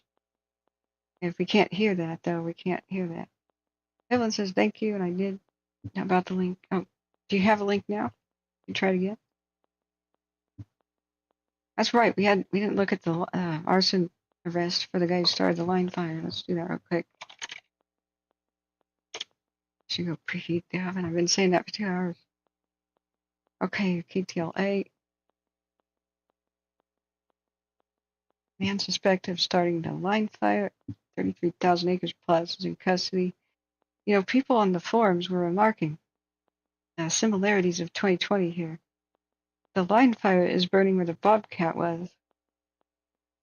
And the bridge is burning where a different fire was. I can't remember the name of it. I'll have to go look at the fire history map. This is a 34-year-old man arrested, Justin Wayne Halstenberg, a resident of Norco, is suspected of starting it on September 5th in the area of Baseline Road and Alpin Street in Highland, which is San Bernardino. Firefighters have struggled to get the upper hand on the now huge wildfire, which is only 14% contained. How did he start it, though? There are several reports of homes being destroyed in the area of Running Springs. We have to do that time lapse. Authorities did not provide any info on how they believe the 34-year-old started the out-of-control blaze. The Senate press release was taken into custody Tuesday and booked at Central Detention Center for arson. The release note stated the victim in this case was the entire state of California. $80,000 bail. Better not leave jail. Wow. So here's the link to this news article. This is KTLA. Wow. So I wonder what kind of arson charge it is. I mean, he's been held on it. but arraignment and informal charging, that stuff happens later. I'm sorry, I'm going through this quick because it's copyrighted stuff that I can't really show. I can blitz through it real quick though to see if there's something I need to explain or something. Hellish scene as wildfire races towards California mountain community. Yeah, there's which one? That's this is the airport fire. So how long ago? This was last night, 11:30. This article. Yeah, we're kind of past that. It's their main. What is their main fire info here? Airport fire eclipses 19,000 acres as of 2 hours ago. Bridge fire goes to over 34,000. Former, oh God, I don't want to know about the other LA news. And the drunk lady leaving her kid in a hot car. I don't want to know about that.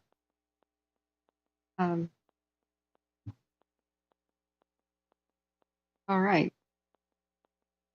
So I did not see the debate or anything like that today. I'm sure though that wildfires are not mentioned, like they just never get mentioned. That's why I'm so disappointed with that. There's a better local station down there, isn't there? Look off camera for that. Yeah, Evelyn, I like your channel. Oh, I forgot to sub. Let me reopen that. I forgot to sub. I'm one of your subs. There you go. You got 58 now. Woohoo.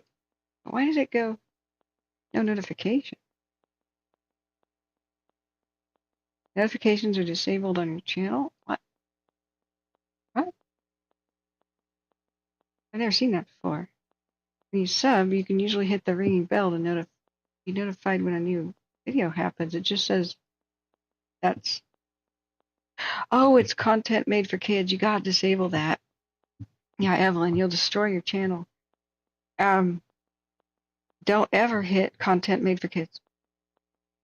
That's very, very specific. That's meant for channels that like have actual children's education, like corporations and stuff like that.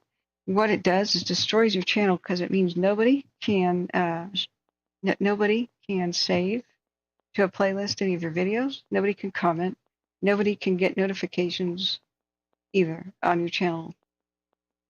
So you can have a family friendly and it's okay for kids thing, but disable all that crap. It'll make sure that nobody ever sees your stuff. Like this is two views 1 year ago. You don't need that designator to make perfectly acceptable family friendly content. It's the worst setting in YouTube. It is there only for like corporate usage, and it's for the YouTube Kids app. It's so that kids can go to YouTube Kids app, which doesn't have comments and stuff, so it keeps child predators away from them. And they can only see stuff on the YouTube Kids app, like it's for people that make cartoons, like Bugs Bunny, or like it would be for like a Disney version of YouTube or something. Yeah. William Xander says, hello, Catherine. Hope all is well. I hope so too. This is what a devastating day. Yeah, I would try to do that for all of your videos.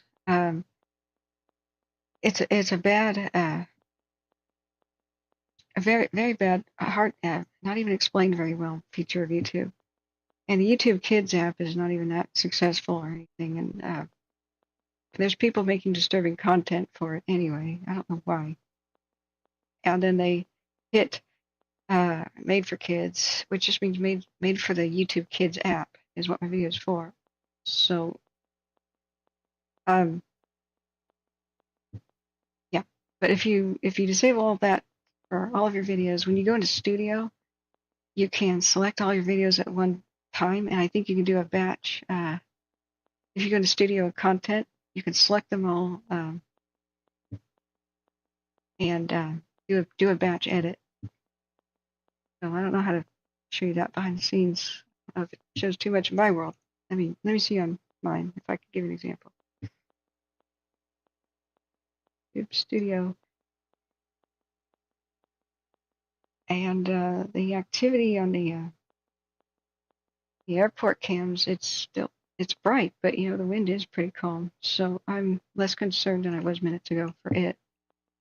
We go back to reading about the airport and how, especially, I want to know what happened around Riverside County today. So let me see if I can show you on my content. Yeah, I can. I don't think this shows too much that you're not supposed to see. Do your YouTube studio channel content right there. See how videos are listed? Well, you got this little checkbox right there. And once you select it, it's a select all that are visible. You go edit, and you can change category, tags, visibility, monetization, audience. Maybe it's audience or something. Yeah, made for kids or not. So go to audience. And you hit no. Always no. And then you hit update my videos. So the trick though is you can do that 25 at a time. If you have hundreds of videos like I do, that's really painful. So go scroll all the way down. See how it says rows per page, visible 30 videos, crank it up to 50. Now you can see 50 videos, and you can select 50 at a time when you refresh the page. Mine's on 25 at a time. Right? So you just did that. Cool. Perfect. Yeah, you know what you're doing. What bothers me is I've had to do this for all the hundreds of my videos, and then I hit the edit button, and I have to disable the mixing. Right now, people can remix your video. Meaning, like, take a snippet of it and put it on their own channel and, like, steal your footage, and it's enabled by default whenever you make a video or a live stream. Like, seriously? Like, seriously? So, you'll probably miss that setting like I do every day when I'm going live. You have to go back to it and disable remixing. So, yeah, shorts remixing right there. They're really trying to be like TikTok, but it's annoying as hell to everybody else. So, okay, we could test it. So now when I sub, I should be able to allow, yeah, see, I can now get all notifications for whenever you make a video. This will change your channel like that. So yeah, I'm subscribed with the ring. Well, first let's unsub resub because that's probably going to be bugged. Okay, so now I subscribed with the ring bell. Woohoo! So now I can know whenever you make a video. Hey, Amy D, welcome back. How's the bobcat? Did it kill your chickens? Lots of feathers, but all the girls seem okay, just frazzled like me. Did you get video of the attack? Like, how did you know that bobcat was in the chicken coop? Guys. Here's the link, guys. Go sub to Ellen if you want to see. This will be very soothing. Does the cat make meowing sounds? Because, oh. Little man got dirty again. Okay, I call him Pipsqueak. Oh. And he's being feisty at the moment. He'll get his bath after he eats again. Oh. He gets lots of baths because the bigger kitties roll him. I don't usually feed him on his back. Oh. But I'm trying to do a video at the same time. He wants to eat. This is the little... I'm getting much... Okay, so Pipsqueak is an adult now, right? Because that's a year ago. How is Pipsqueak? Lots of loud screaming? Oh my god. Wait, chickens don't scream. Chickens don't scream? I mean, squawk and stuff, right? Table Mountain is still ablaze. Still got live flames on there. This is a 30-minute time lapse. I'm trying to get an idea of the wind speed. It's still more than 20 mile an hour wind gusts that are on the bridge fire. It seems pretty low key compared, way low key compared to what it was like Insanity today. It's still not a cakewalk. I wish this was just zoomed out a little bit. It's a 1 hour time lapse where it makes it look faster, just it's animated faster. But yeah, they're too zoomed in and they're not looking any way that's useful to us. Oh, did we get our new perimeter? Oh, look at the bridge. The bridge watch duty. That looks like a brand new perimeter, or I'm just blind, and they did it 2 hours ago. Yeah, here's Intel 24 on the bridge. Toggle active fire perimeters on watch duty map. Yeah, they're outdated the moment they get there. So the just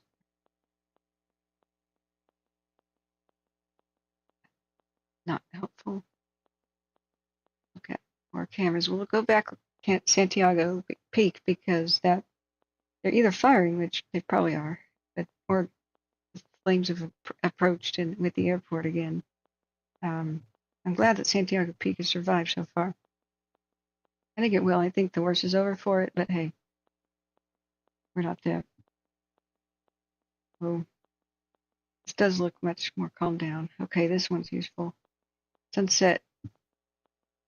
What? Sunset Peak. That just messed up on its own.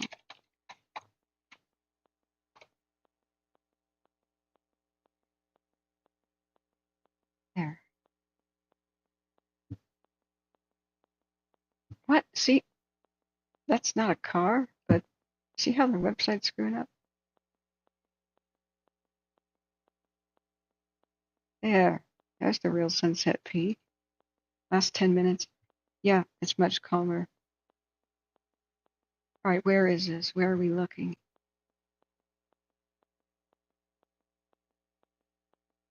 Up in there. Okay, anybody familiar with the land? Know what we're seeing? As looking to the northeast. Radio towers in the foreground, which are here. Baldy town somewhere back in there. It could be right now that they are having a battle within the town again. Still kind of going on at this fire at in a much more mild way over at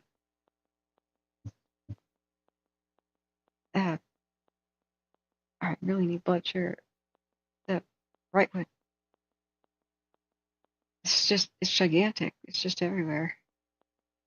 This is Mount St. Antonio. You think that's the peak of Mount St. Antonio that we're the crosshairs on? She loves Disturbed, like Kitty loves Disturbed. You mean the band? That's awesome.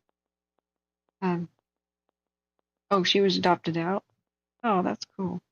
Amy D says then she flipped on the lights, yelled to get out, ran out with the dogs, and heard something jump over the gate. Oh.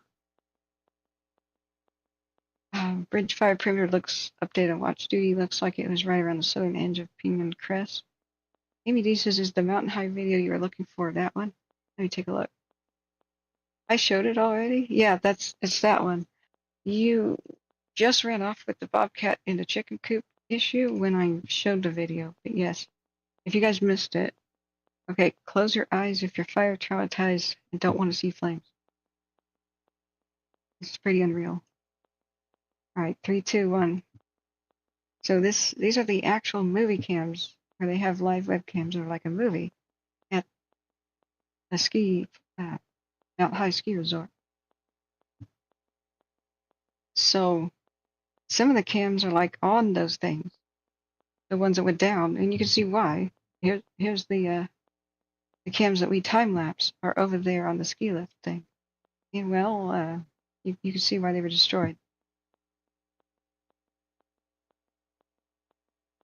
You can see right there. Look at the twisting and the little mini fire devils that go by, like little mini tiny fire tornadoes 5 feet tall, you know.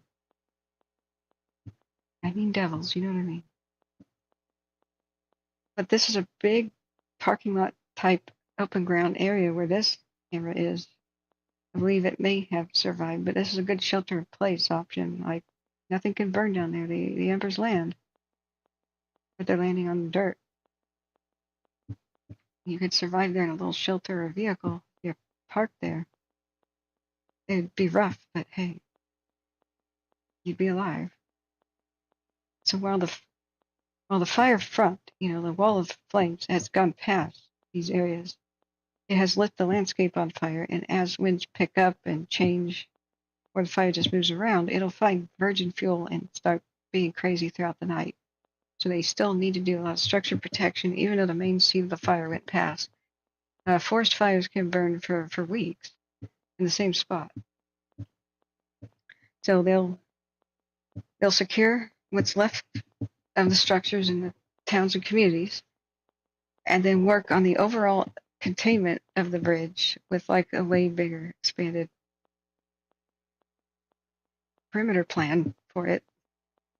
It just may be one of those where it really can't be stopped very well, especially if the weather gets worse. All right, you can open your eyes again. These mountains with almost no roads and whatnot, it's just sort of keep the fire up in there and make sure it doesn't burn down new communities and wait for rain. I mean, I don't know what else they're going to do here. This has a lot more mature trees than the airport, for example, or the line. This got a forest on it. I haven't been here, but I can see that it's a different ballgame with the forest. You guys can tell me about it. Let's look back at the airport where the Santiago Tower had that big flare up, like right down there. I would imagine, since it's pretty calm, that they are lighting them to protect their tower. The last of the bushes that didn't catch, but went past them today.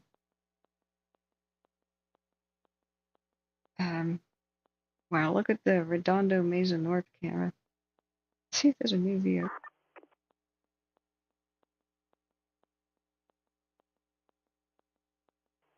Yes. Soup 2, North Branch, B1. All right, that's the bridge fire traffic. We'll listen. Hopefully we get some sort of an update. Yeah. I agree, Does Evan. your crew or the 12 crew have any sea followers?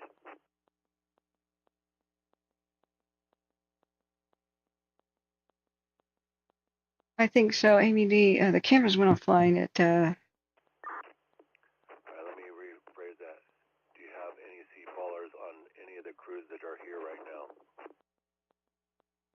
Yeah, 5:40 p.m. 17:45 they go offline. Yeah, it went real fast. All right, when you get a chance to come on down, we might have some hazard trees on Highway 2 that will need attention probably at daybreak.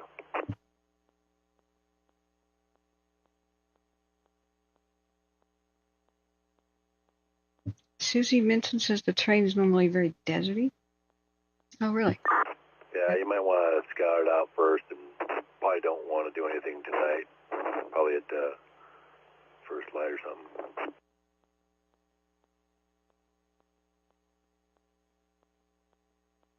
You mean?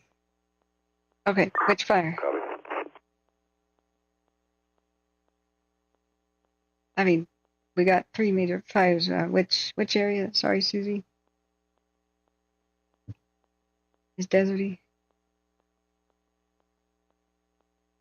Wow, Upper Bell fixed north and east. That's quite a panorama.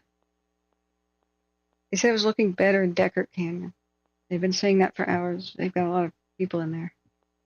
I want to know what was lost today, though.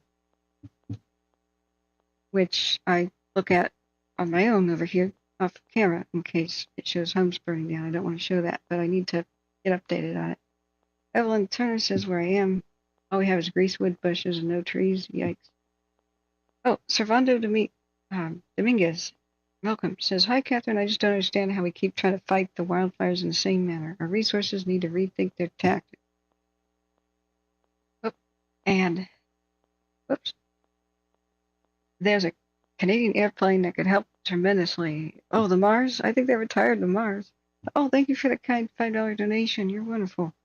Why are we not using the Canada's Super Soaker with all the resources that we have close by? Oh, that's a good question. Maybe it's in use, or we haven't contracted with Canada. There are some. Coulson Aviation is Canadian. So Coulson Type 1 really big copters are here. Man, big hearts. Thank you so much. We'll need food delivered tomorrow, I'm sure, to make it through the night and through the morning. So that's it. I do need food. So before I do anything else, let's go preheat that oven and get the pizza cooking. Only tomorrow will tell if it's a pity pizza or a victory pizza. I have a feeling it's a pity pizza. There's only two types of pizza in life. Victory pizza, when you had a good victory, like after the ball game. Pity pizza, because you have a bad day. For me, anyway. All right. So there's a good respite. They're making good use of the calm winds over in the airport. And I guess it is like 60% humidity there. So maybe some of the activity could be firing operations. We just can't hear everything. But man, thanks so much for being here. And if you have any other questions, let me know. What are the Super Scooper play? Oh, that was the Mars was the biggest super ever. The CL-415s. Ooh, these are old though, aren't they? Manufactured in 1993 through 2015. Oh, 2022 to the present. Well, shut my mouth. Then that works. You can get parts. They're turning the huge Mars plane into a museum. Part of me wanted to see it still flying, but part of me realizes, yeah, it's still rolling the dice with the age of it. It is. Construction 4, North Branch.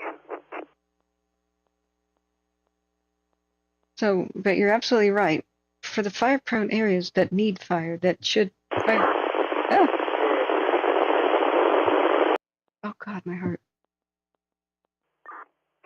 Yeah, Construction 4, North Branch.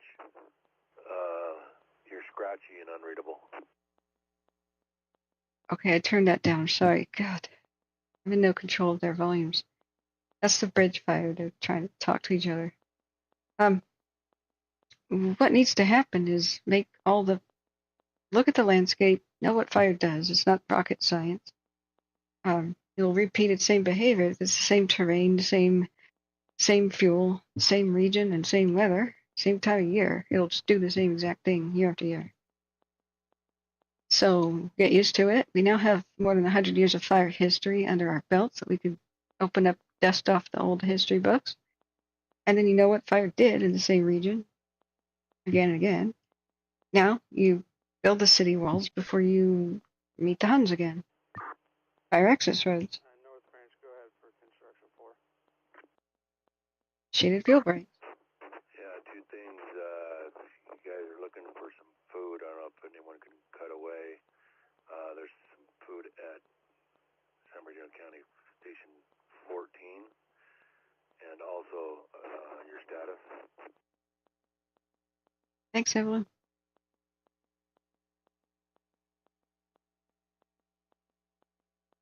You're right. He's talking about food. I'm gonna get food. Let's go preheat that. Let's put a dynamic. Yeah, I copy you about the food and our status. We've been working that Desert Front Road out to the west. If you have, we're in section 33, kind of the bottom left corner, coming around the toe of the slope there. I was going to bed the guys down so we don't burn them for tomorrow, and then we're going to keep heading west. I think we can make some good time heading west tomorrow morning.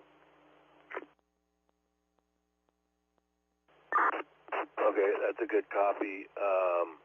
We're probably going to end up having to do a radio briefing in the morning. At this point in time, we're keeping the same comms. But being that we don't have a whole lot of folks and we need to take care of that, I would just say listen up on the radio around 6 o'clock, and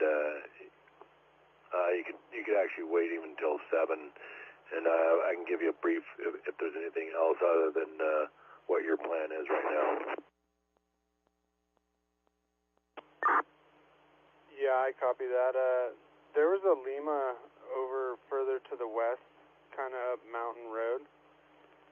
Were those guys going to be working our direction? Right now, that was the original plan, but right now they went up and they're going direct as it came up the hill. So they're over there by Mountain and Oasis. Awesome. Okay, copy. Yeah, looking at like the fire footprint, I think we're in a good position to get some line around these homes down at the toe slope, and we should make pretty good time heading west there, kind of due south of the mountain. All right, that's a good copy. And just for your SA, 9144 Lima is that other dozer striking. Copy, 9144 Lima.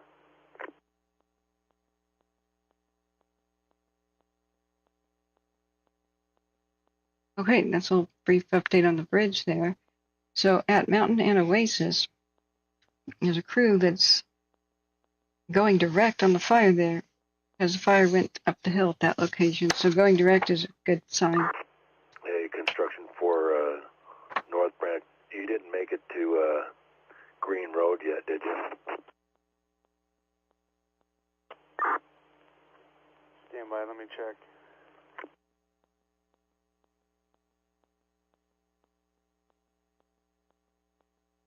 This is line construction. Like, did you put your line over there yet? So he was bedding his guys down for the moment because he wants to use them more in the morning. He doesn't want to burn them out through the night. But some other guys are engaging the fire at Mountain Home or Mountain and Oasis. I don't know exactly where that is.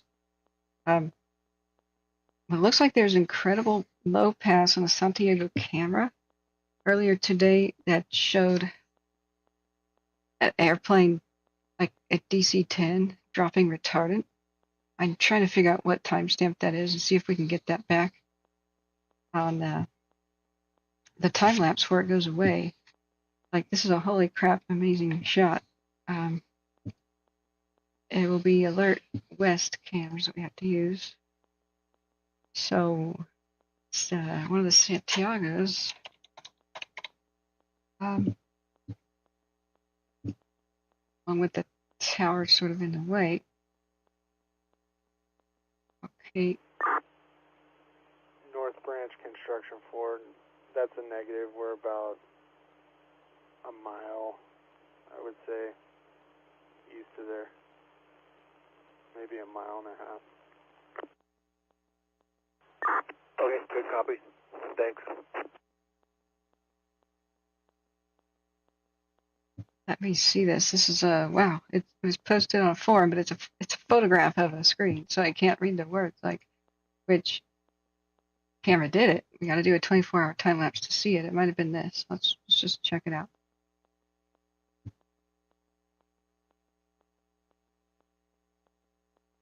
I can't see the time. That's what we would absolutely need.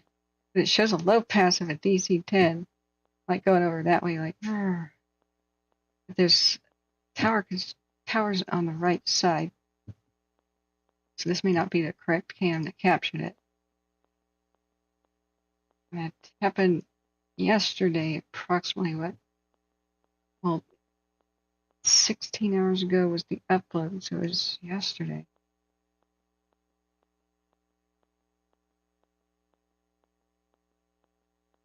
I don't think it's this cam, so it's not Cal OES south. Maybe it's Cal OES north. Let me just check it out. Maybe this. North Branch, strike team 9250 Charlie on B1. Wow. 9250, go ahead for North Branch. Look. North Branch, 9250 Charlie arrived at 138 and 2.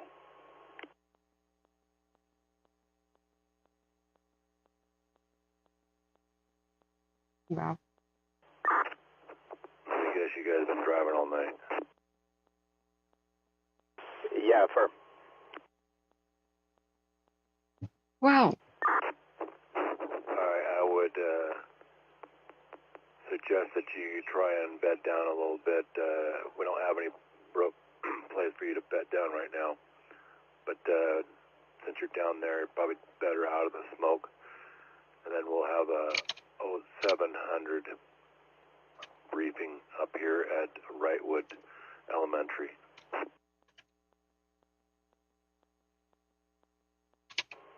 Copy, Wrightwood Elementary, 7 o'clock. Yeah, Highway 2 and Spruce. Alright, so I have a 7. 9250 Charlie, copy. 7 a.m. meeting at Wrightwood Elementary, so I assume it's still standing. What school was supposed to have been lost today? So here's the retardant from the low pass. I want to show you this crazy screenshot that somebody took on a wildfire info page. Let's see, 10th. That's what I'm trying to find. Whoa.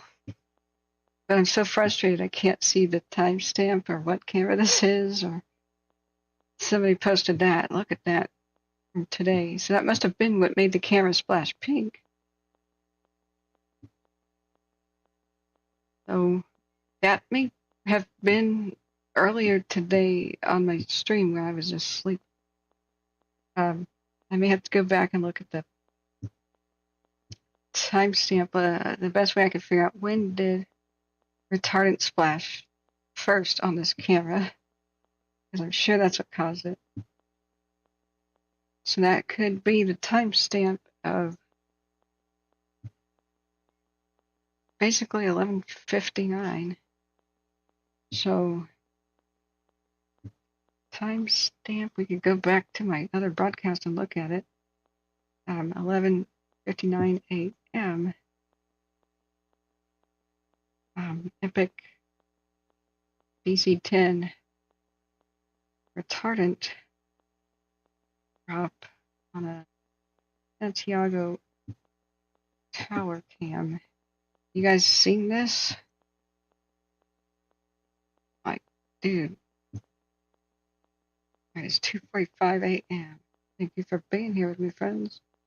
Remember, hit the like button if you have not. I'm glad you're here with me. Be the loneliest job alone. Now, here's what I was saying wow about. I shut up to listen to the radio, but this is from the Santiago cam. You can see the bridge fire explode at 16:35 today. You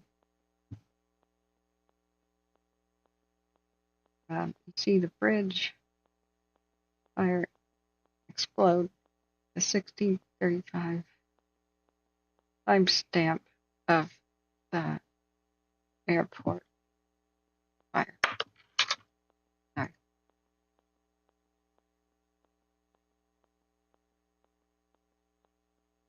Just yikes. Yeah, but let's go further in time. See, there's the bridge. You can see the bridge fire from the airport fire cams. Way back there. Unreal.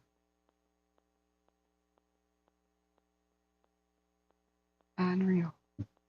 Right, let me look back at the chat. Amy D says I can look up something while you eat and hydrate. Yeah, true.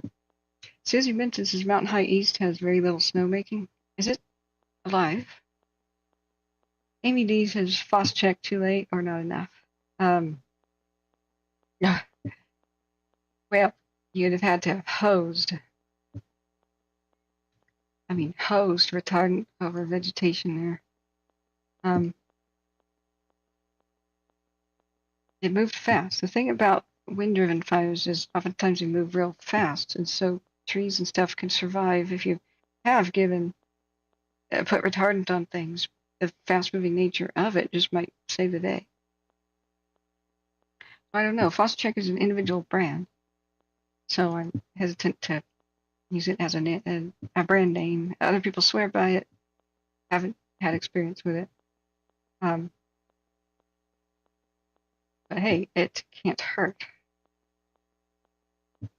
What an unreal experience today.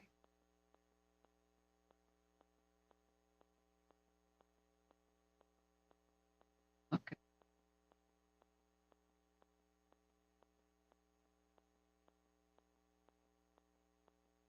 There's the pink. Pink is the new black. Pink is the new black.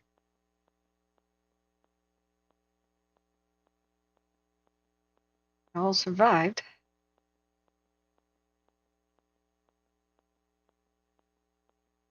It was doing that about the time I had to go to bed. I stayed up another hour watching things because I had just said, hey, I'm going to sleep, guys. I was eating my food, just trying to relax. It was very difficult to relax. This was one of the last things I was seeing, and the tower was being challenged again.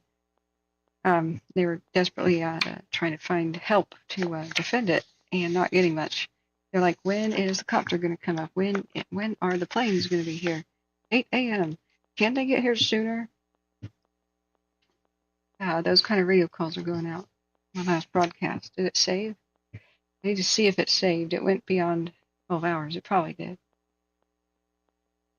Let's do that. Let's look at my last broadcast and see if we can see the epic shot like so. We can rewind right to the point, right? And it happened.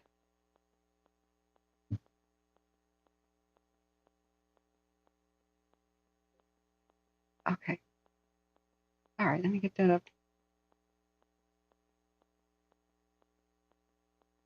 This was our defense, right?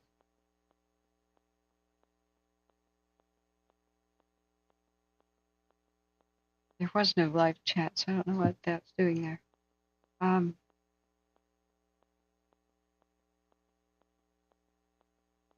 Okay, so the timestamp 11:59 a.m. as the clock goes. So do we see some sort of epic flyby of the towers by any of the planes? And if not, why not? I mean, the planes are supposed to be there at 8. I'm still awake at 8. I didn't see that happening.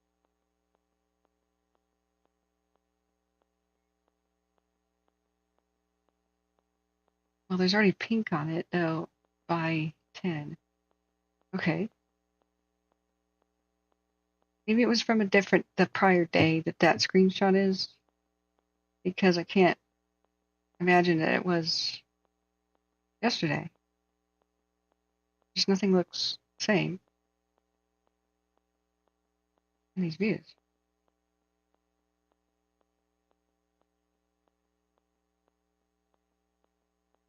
Like the level of smoke is different. I'll have to go check on the Davis fire right now and see how Calaveras is looking. The Calaveras camera. Yeah, see, that's odd. I don't see that anything of the sort happened today, but this screenshot was posted 16 hours ago. Where did I put it? Yeah. Odd. The vault has a pink top. It painted the hill behind me and stopped the tick fire years ago. Oh, Fosscheck did? That's good. North Branch, operations, 9250 Lima. This is how far away they are. 9250 Lima. North Branch, go ahead. Yeah, we're we're sitting at 138 and Bickley Road. You have assignment for us?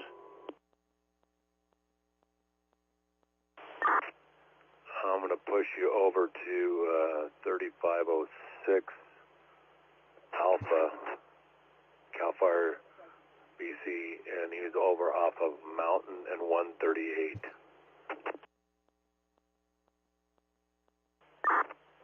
He's got 9144 Lima working with him, and maybe you can push from where they're at, going east at the toe of the slope, and you're going to have, in the morning, you're going to have two LAC Dozer 1 and Dozer 8 pushing from east to west along the toe of the slope.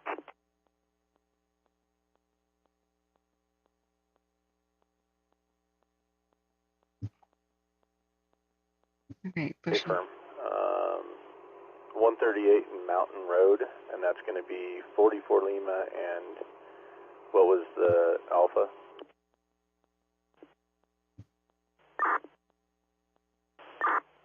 Battalion 3506, no, I'm sorry, 3512 Alpha Battalion.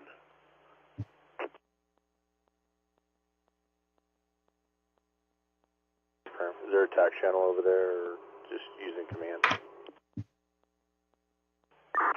Yeah, they should be using V1 and BDC V50.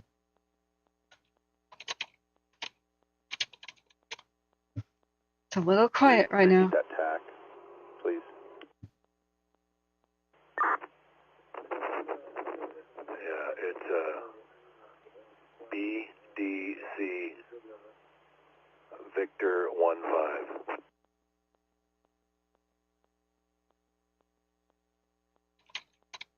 Okay, firm. We'll go tie in with them and get an assignment. You're saying toe of the slope and push to the east? Yeah, that's the general mission, but once you tie in with those folks over there, then you get a better idea of what exactly is going on, and you guys can work in tandem. Sure. We'll head that way. You repeat your identifier, please. 9250 Lima. Would you like for myself to show up at briefing in the morning? I got my other operators coming in. They should be around here about 10.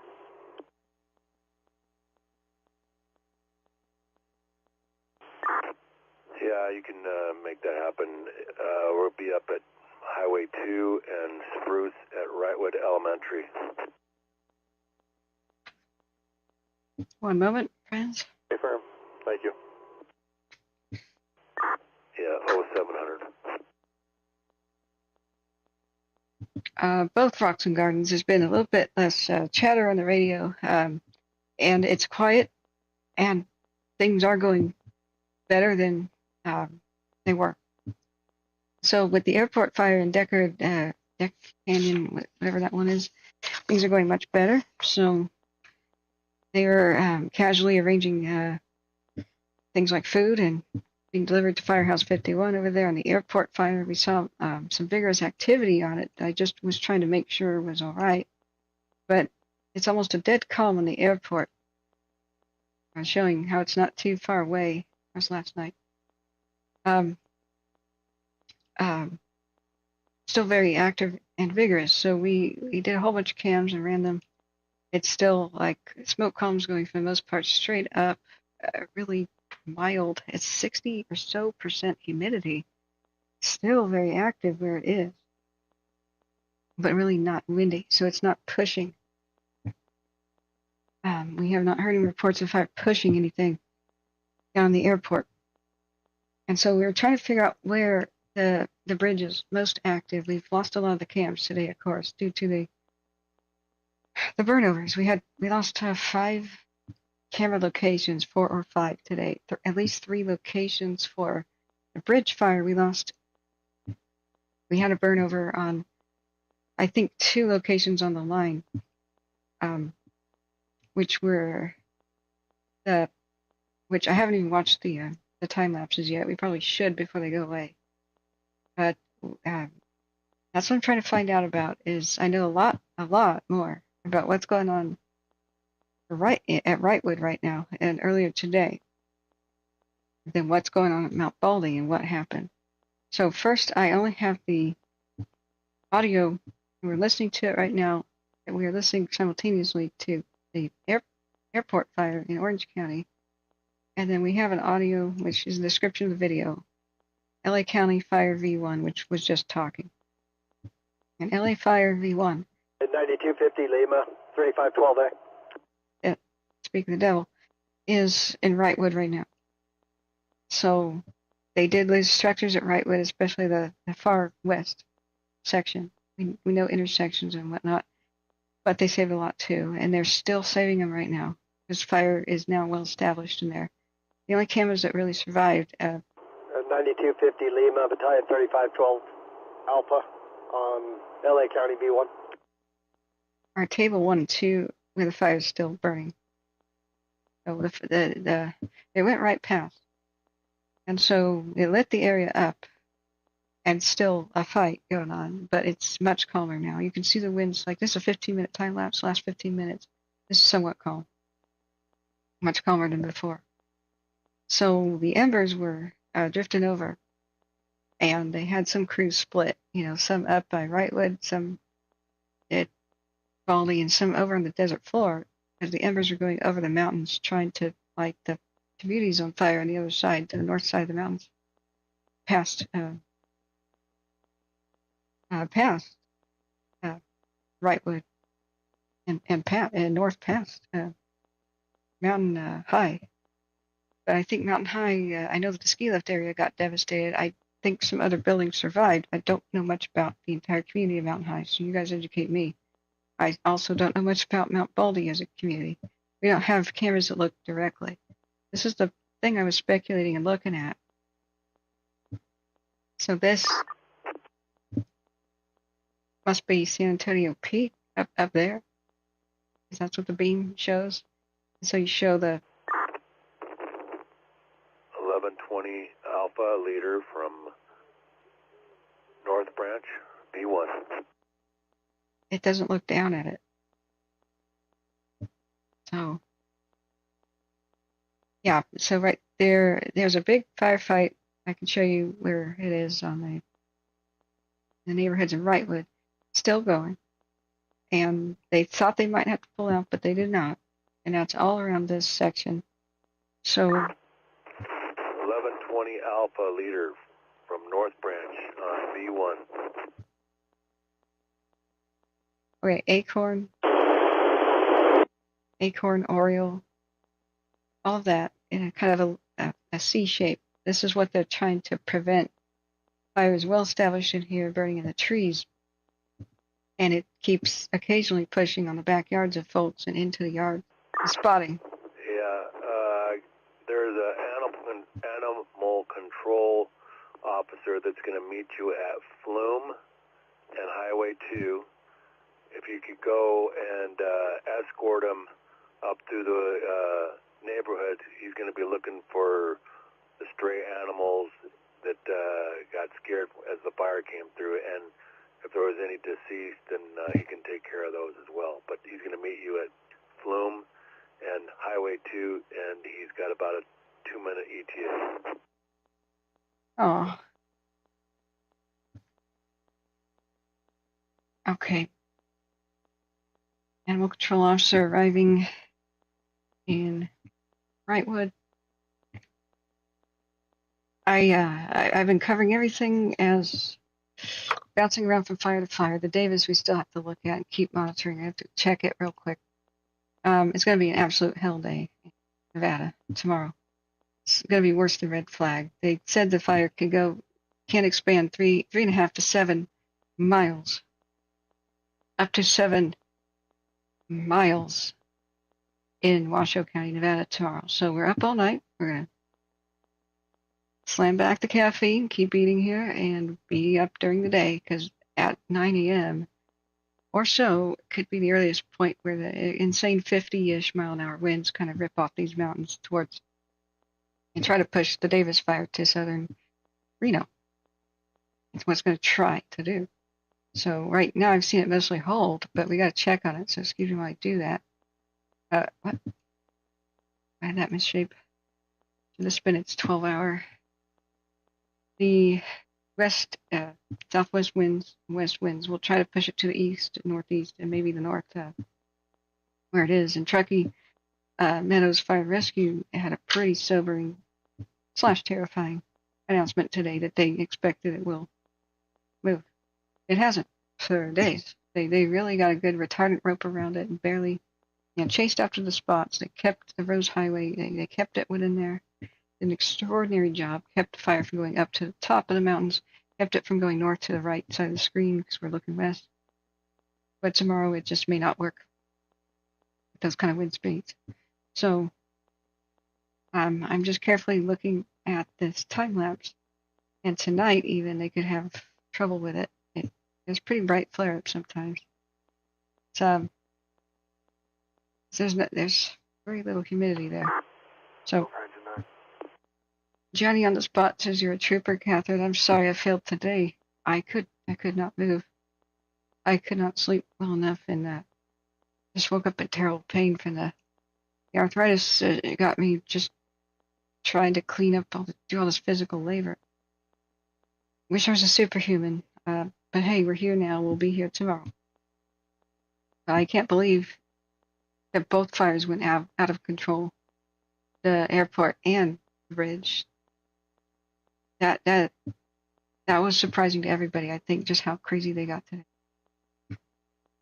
But thank you for the pat on the head. You're wonderful. As a very caring person, it's hard for me to even look at this. And so I need the support too. Like we're all supporting each other. It's just I have the kind of PTSD which is milder. It's not like combat PTSD, but it's where you are helplessly viewing something the whole time a disaster happens. I've had that related to these fires, especially when my brother is a missing person in Paradise. It is it's you can't compare that to like being in combat or something, but well, we gotta get through it. So thank you for being here, like even just talking to me is great. So I'm still, things are quiet over here in Nevada for the moment. But see how active and kind of crazy it'll reach for the stars every so often? Man, it found trees. It found a copse of trees. So we hear almost nothing about the Davis, and there's so many people at risk there. To say that they could travel 7 miles today, I think it's because they can't deal with the long-range spotting potential. Like up here is 7,000 feet right there. 7,500. The embers could just, but who knows? Down here, they could still travel along the ground. Rocks and Garden CA says it is emotionally traumatizing nonetheless. You're doing what you can. Thank you for forgiving me. I don't want to forgive myself. I just want to do it. But hey, you're right. It's the past. Keep going forward. If I could get a co-host so we could take shifts, take turns sleeping. I tried to arrange that with 2 people who volunteered to do that with me. So I was really excited this year for that to happen. And I was like, oh, great. They educated themselves on fire. Like one was a firefighter who's retired and one was a new journalist. And they were quite educated and effective and trustworthy. And then when it came time to, okay, I need to go to sleep. Can you guys go live? They go, nah, never mind. Life got in the way. I have other things to do, other commitments, and it fell through. So one day I hope to set up something like that so that I can sleep. When the angel moderators that we have take over while I'm sleeping, there's still no voice to tell people what to do. So when people are packing and they're in an emergency situation and every second counts. They need to just hear the stream. They need to hear somebody speaking. That's what I'm trying to set up with somebody who could co-host, or we can. Now YouTube has a feature where we could send viewers to another channel. We need to clone you, yeah, or just make an AI version of me that'll work everything. Oh, wouldn't that be sweet? Have an AI version of yourself that goes to work for you, and then you just check on it every once in a while, man. But it's like that movie Multiplicity, and that's exactly what Michael Keaton does. And he has just copies of himself doing busy work of the day. Okay, let's.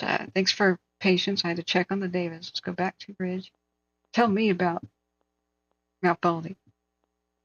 What kind of community is it like? Is it another ski resort kind of community? It looks like it's down in a canyon. It's not on the actual mountain. That's called Mount Baldy. I mean, this is how ignorant of the area I am. Been to Disneyland, okay? I've been to Hollywood. That's about it. Ventura. Know nothing, Jon Snow, about the rest of California down here. So, but thank you for the understanding, friends. I am truly exhausted from doing Firestream most days, most of my waking hours since June 6th or 16th. Or I lost track. I am absolutely exhausted, burned out. I just needed I needed 2 weeks of rest. And even though I've been gone for a bit, it's been 2 weeks of hell instead of rest. So, anyway, sorry, I'm babbling. I'm probably making everybody mad by now by just apologizing, but it is what it is. I've got some interest in others who want to try doing a co-host thing. And a person doesn't have to be an expert. They can sit in front of a microphone and read what Watch Duty says and just set up scanner radio and set it up and set up cameras. It's not that difficult to train somebody on how to do that part. You know, they may not be able to do fire travel prediction type, not prediction, but what's the right word I'm looking for?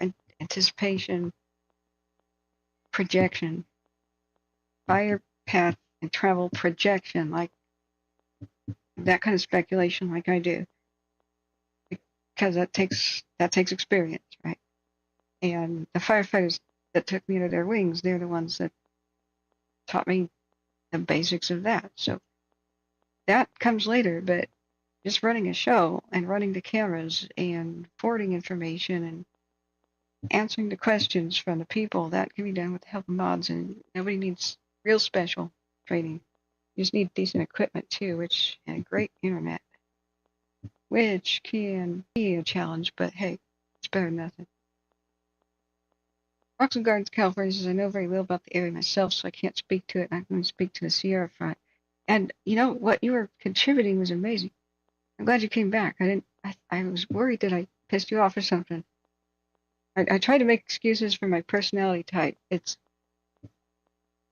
People will never like me if they fail to understand that it's nothing personal. I try to discipline my thought process for logic only as much as possible, to be accurate for what I need to do, which is a life and death thing. So, but I'm like that for everything. Like, somebody says something, I believe them. They have experience, they have things. But if there's a claim, I just do whatever I can to verify it with whatever instruments or research material I have available. And it's like Reagan, trust but verify. I understand that other people may be totally convinced that what they're saying is accurate. But remember how multiple witnesses none of them are lying, but they have different perspectives and different stories. So it's all friendly. It's all speculation. I don't know what reality is either. We have to be as accurate as possible, because there's just no, and I'm in no, I have no interest in an egotistical contest or anything. It's no contest. It's helping the public. But I'm always like, hey, I understand what you just said. I'm tucking it away in the back of my mind, but I won't believe anything until I verify things. That's just the way I am. So, but if I was any different, if somebody points at a map and says, "Hey, this is where the fire is," and if I just believe them, I would be wrong so many times. I have even corrected, retired fire captain Joe Bruno.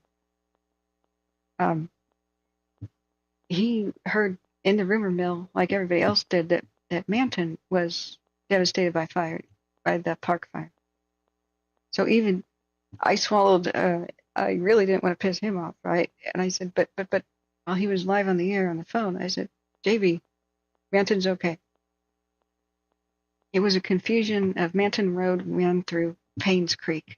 So on the radio, fire crews are saying Manton, the fire has crossed Manton. People thought that meant crossed into Manton. It was Manton Road. And so just all of a sudden social media went and spammed with fire's devastating Manton, because that's what the radio was saying. Well, it was the road, but it was Paynes Creek. So I looked at the satellites, I looked at all the cams, I could find no evidence that it ever went north past a very critical canyon with water in it. And so there were no heat detections, no nothing, no official announcements, and the whole area was evacuated. So it's not like anybody could confirm that. And so, but I was correct. So the point is to allay people's fears, keep people calm. I tell them what the heck's happening the best we know at the time. Structures are in orange, by the way. I do want to know more about Mount Baldy, but I hear that there may be a fight even right now going on it. But I think Mount Baldy is under one of these big red heat detections. Let me adjust the. No, it's over here. Scotland. It's interesting. Okay, here's Mount Baldy. Is there a heat detection that's going on right now? Okay, more than 6 hours ago was the last heat detection that would have re-triggered the GOES satellite. So, yeah, Rocks and Gardens, I can tell you're not one of those ego guys. I didn't mean to lump you in with that group or anything, but I still didn't want to insult you, because what you did was awesome. You made a map about where you thought the fire was. You made some really cool graphics. You labeled it. You showed me what the road was, because I've never even been to that road. I haven't been over there. I drove through in summer 2022, barely looked up at the hill, and that's it. So you gave your expert knowledge of the region. And we were both right in a way. There were heat detections outside of the highway, but I forgot one thing, which, I make mistakes. I forgot that Modus and Veer's heat detections, the ones that are around, can pick up a lot less intense heat. So when spot fires occur, even if they're pretty small, and they go and they whack-a-mole and they go back to the main line, you still have this Modus and Veer's round heat detection margin of error thing that lingers, and GOES never triggers. Because you have to have a couple of acres or some really, really big heat detection to trigger GOES at all. So, yeah, I think we still have the Chinooks, one or two, they're running around Mount Baldy right now. Do you guys know of any structure loss or anything? Because that's what I was about to look up off screen. And let's see. Because I don't want to show people's homes and stuff burning down. This is Table Mountain right now. It's got active fires, but we lost most of these cams, guys. Jake Yeager says, I lived here for 30 years. Oh, sorry, I got to scroll back up. All right, missed some chat here. Yeah, I know. Look, we were doing speculation, so you didn't do anything wrong, Rocks and Gardens. We were in speculation, but we made that very clear. As long as you share information and say, I think, and I suppose, and I surmise, blah, blah, blah, that's good. You should talk about it. That's what I'm doing. No harm in that. The only thing that is bad is telling people I know this when it can't be confirmed. For real, like for 100%, right? Making statements like they're facts, and you just think so. That's the only hard rule that we really have about sharing information, because it is a life and death thing. You just can't say, hey, some such and such area is safe or something, or not impacted, and then people listen and think, oh, I can go there, or any other kind of inaccuracy, right? What we clearly outlined was that we don't know. So you were super helpful in that. And you were right about the little spot fires going over the highway, I believe. And then I was right about the main seat of it being stuck in that pocket still below the highway. This is how we learn, is we have, good discourse. Okay. Trevor B., sorry, missed your chat so far. 2 night flying copters have been requested to assist with structure protection in the Ice House Canyon area near Mount Baldy. 1 copter is overhead now, and the other a helitanker. Yeah, thank you, Trevor B. Have you been listening to Scanner Radio? If any of you guys have a separate frequency, we're hearing the bridge fire only at the firefight at Wrightwood. I think they must be on a totally different channel. So if you guys know, let me know. Brad says there's about 1,000 residents in Mount Baldy. It's 23 square miles. Volunteer fire department. Okay, let me look back up. Lucinda Walker, aka Fantastic Finds. Hugs, Catherine. Oh, hugs back. You're doing the very difficult work of helping. Well, thank you for that. I really appreciate that. Yeah, right now they're still protecting what the northwest section of Wrightwood. They did lose chunks of structures. They lost chunks of the neighborhood somewhere in this area. I'll just show you. I heard it on the radio. This is why I'm saying it. That's what they said. It was over by Cardinal Timberline, this portion. And the fact that there's probably obliteration of some of the ski resort area to the west, and the obliteration of the cameras over there, over here they all went down. Not surprising that the most westward part of the town was impacted, but the main threat seemed to be that it came here through the woods. Still lit the woods on fire. They're still trying to get to the backyards. They threw embers and flaming debris all over the backyards and the homes around here. So they're in a patrol status. They didn't know if they could hold it. They had to do some desperate backfiring that got approved at least by 8 p.m. today when I was listening and monitoring. I've been listening since.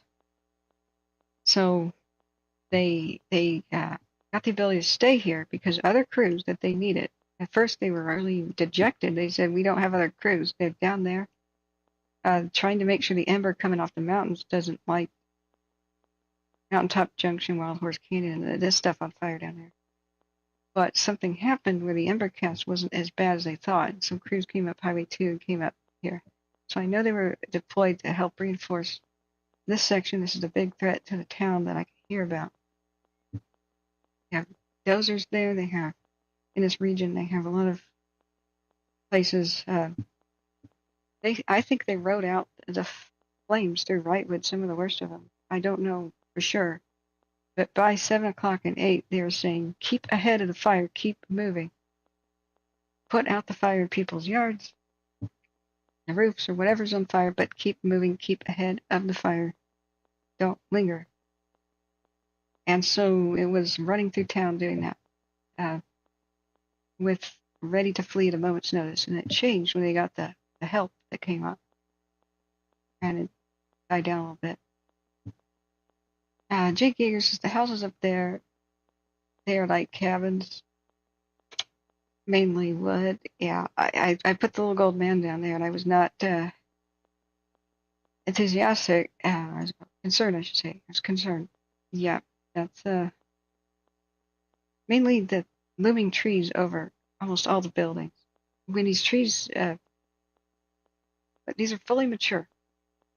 If they're healthy, they'll shrug off fire as long as there's nothing at the base to light them, and they don't have any dead limbs towards the base.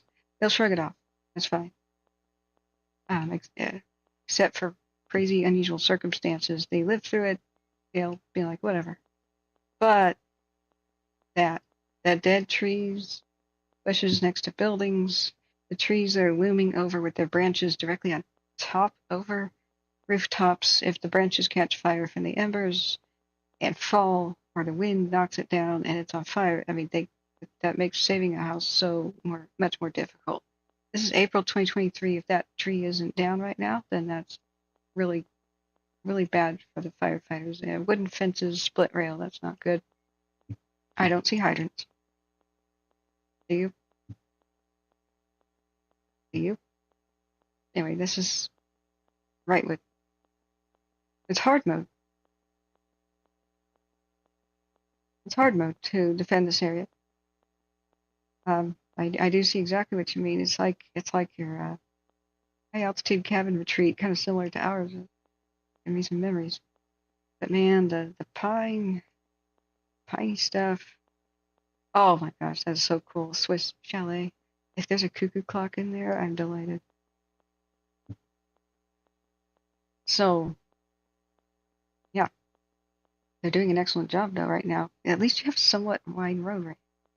So Oriole and here, this has all been one big firefight.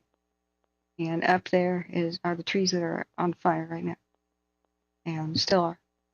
They're even going direct at, let's see, which intersection was it? I don't know if anybody cares. I don't know if anybody from Wrightwood is listening, but in case you are, see if I can find that in my notes. Yeah, they were going direct.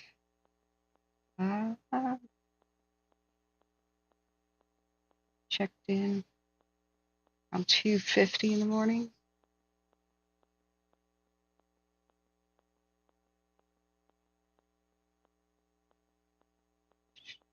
It was checking in.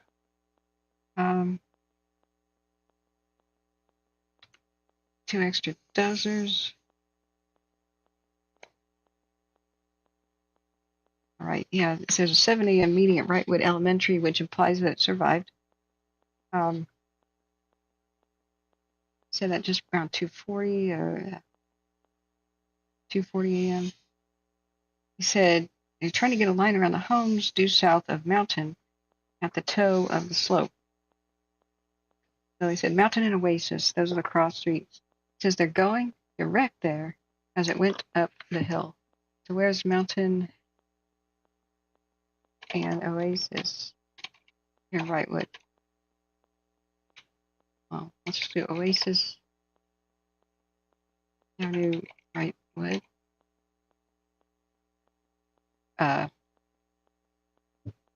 There is no Oasis on Wrightwood.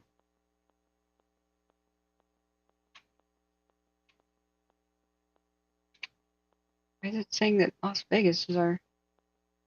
I don't know. I don't even know what street Mountain is. I assumed it was Wrightwood. Maybe they're talking about somewhere else.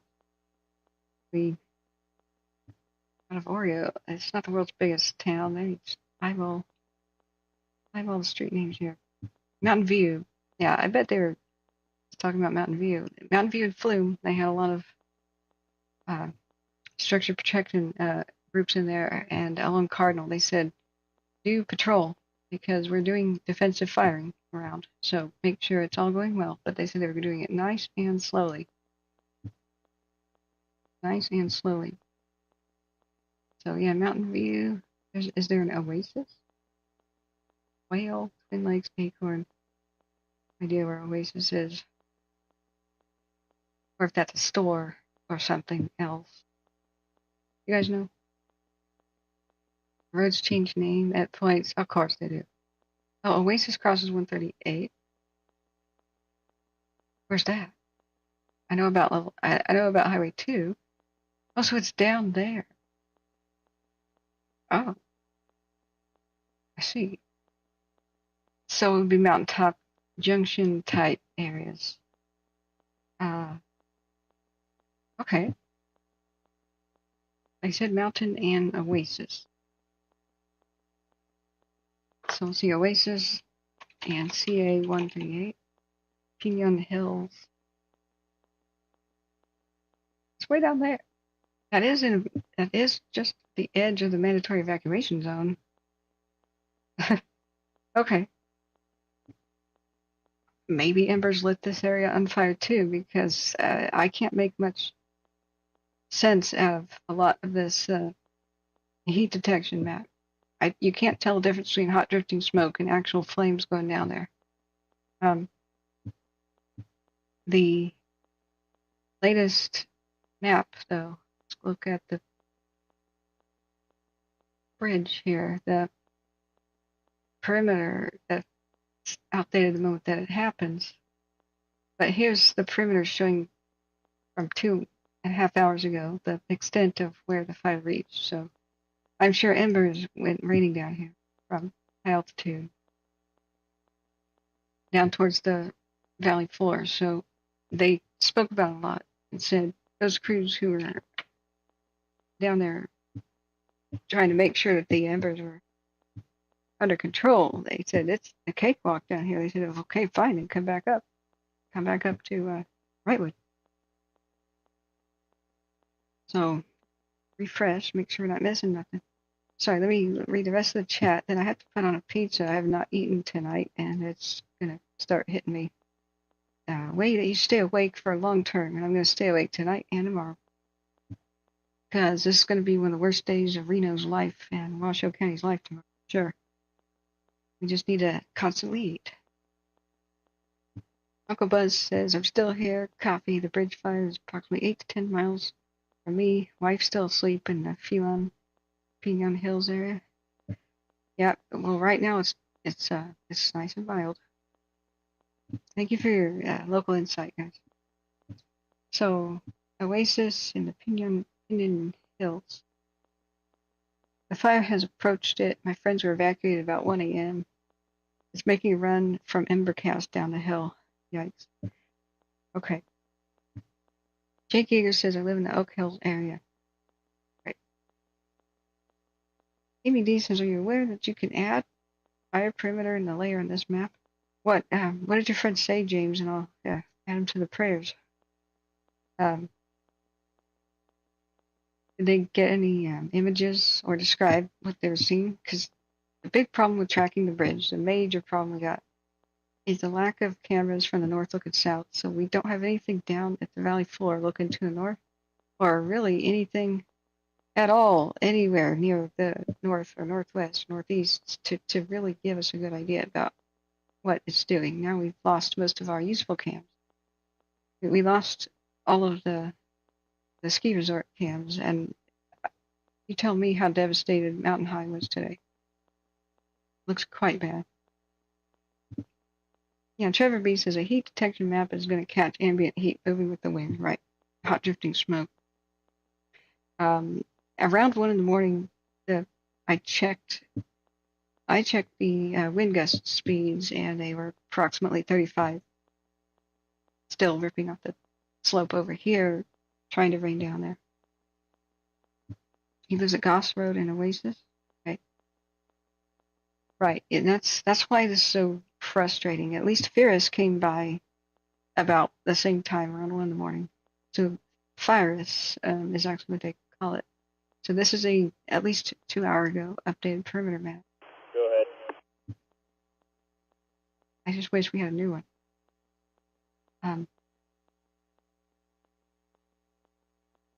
I must have reached 24 maximum notifications because my phone is silent when it should be. I should be getting new notifications from Watch Duty. Boy.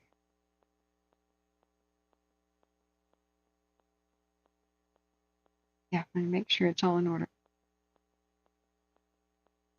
Yeah, 20. Yeah, if you could go where 45 is and just drop off there, that should work out from our point of view. I'm checking on the airport real quick. Okay, back to the bridge. So our camera options suck. They just suck. So Sunset Peak looks over Mount Baldy and doesn't look down at it. Either of them. Sunset Peak 2 is blurry and zoomed in there and just focused on a mountain side. I don't know how far away. That's what's missing. They should put a crossbar on the beam to show you, like, where is it focusing on, like, how zoomed in. That'd be nice. Great. Until then, we're limited to crossing the beams to get a good idea. When they don't cross, we don't have a good idea. So we look at the other updates. There's an arrest in somebody who started the line fire, supposedly. They didn't say how. They said it's an arson charge, but stupidity versus ill intent.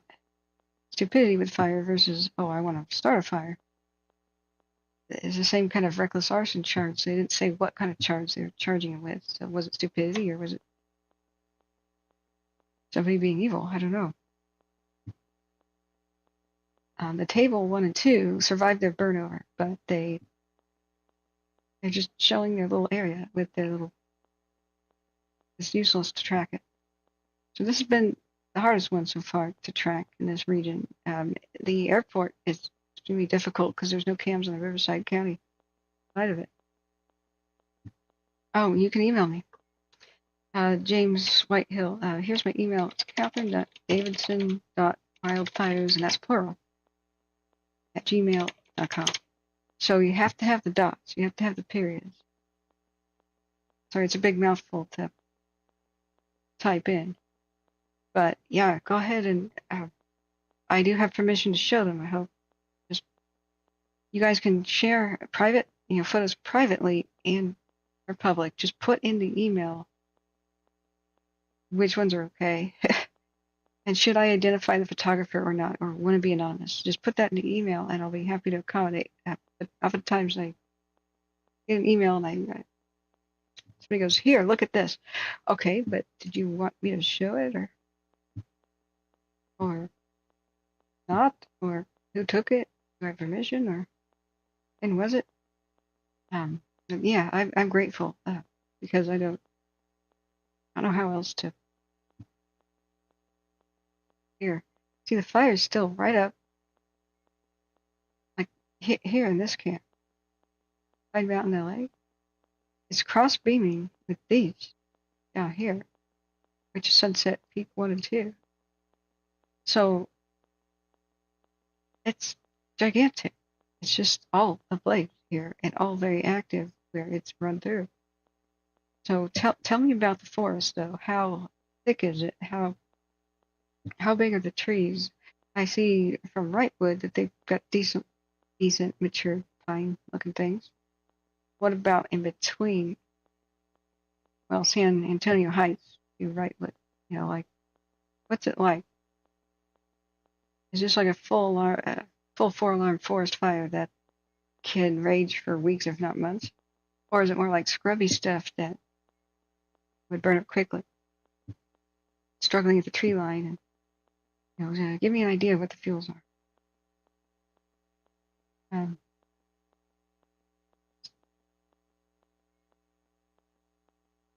See, this one cam is just too. There's Sunset Peak. I'm not moving. These are moving on their own accord. They're resizing themselves, which is weird. So Sunset Peak is looking to the north, and Pine Mountain is looking almost east-southeast. Over at it. What is it? Just showing right here. Is it zoomed in all the way to the slope in front of Sunset Peak? Because if so, Sunset Peak might have a burnover eventually. Because fire will climb up, do it. Did it already. Sunset Peak has moved last 6 minutes ago. Let's just do a time lapse then. I'm still catching up to what happened today, and I've been listening since 7 p.m. Amy D says, "Hi, Matt." Oh, Matt A says, "Hi, we are in Crestline in the warning area. Really hoping we don't get evacuated next." Yeah, me too, Matt. So Crestline's a community, I reckon. Is it in the mountains or flatland? Oh, let's see. This is, what time lapse did I put this on? Ah, dead trees.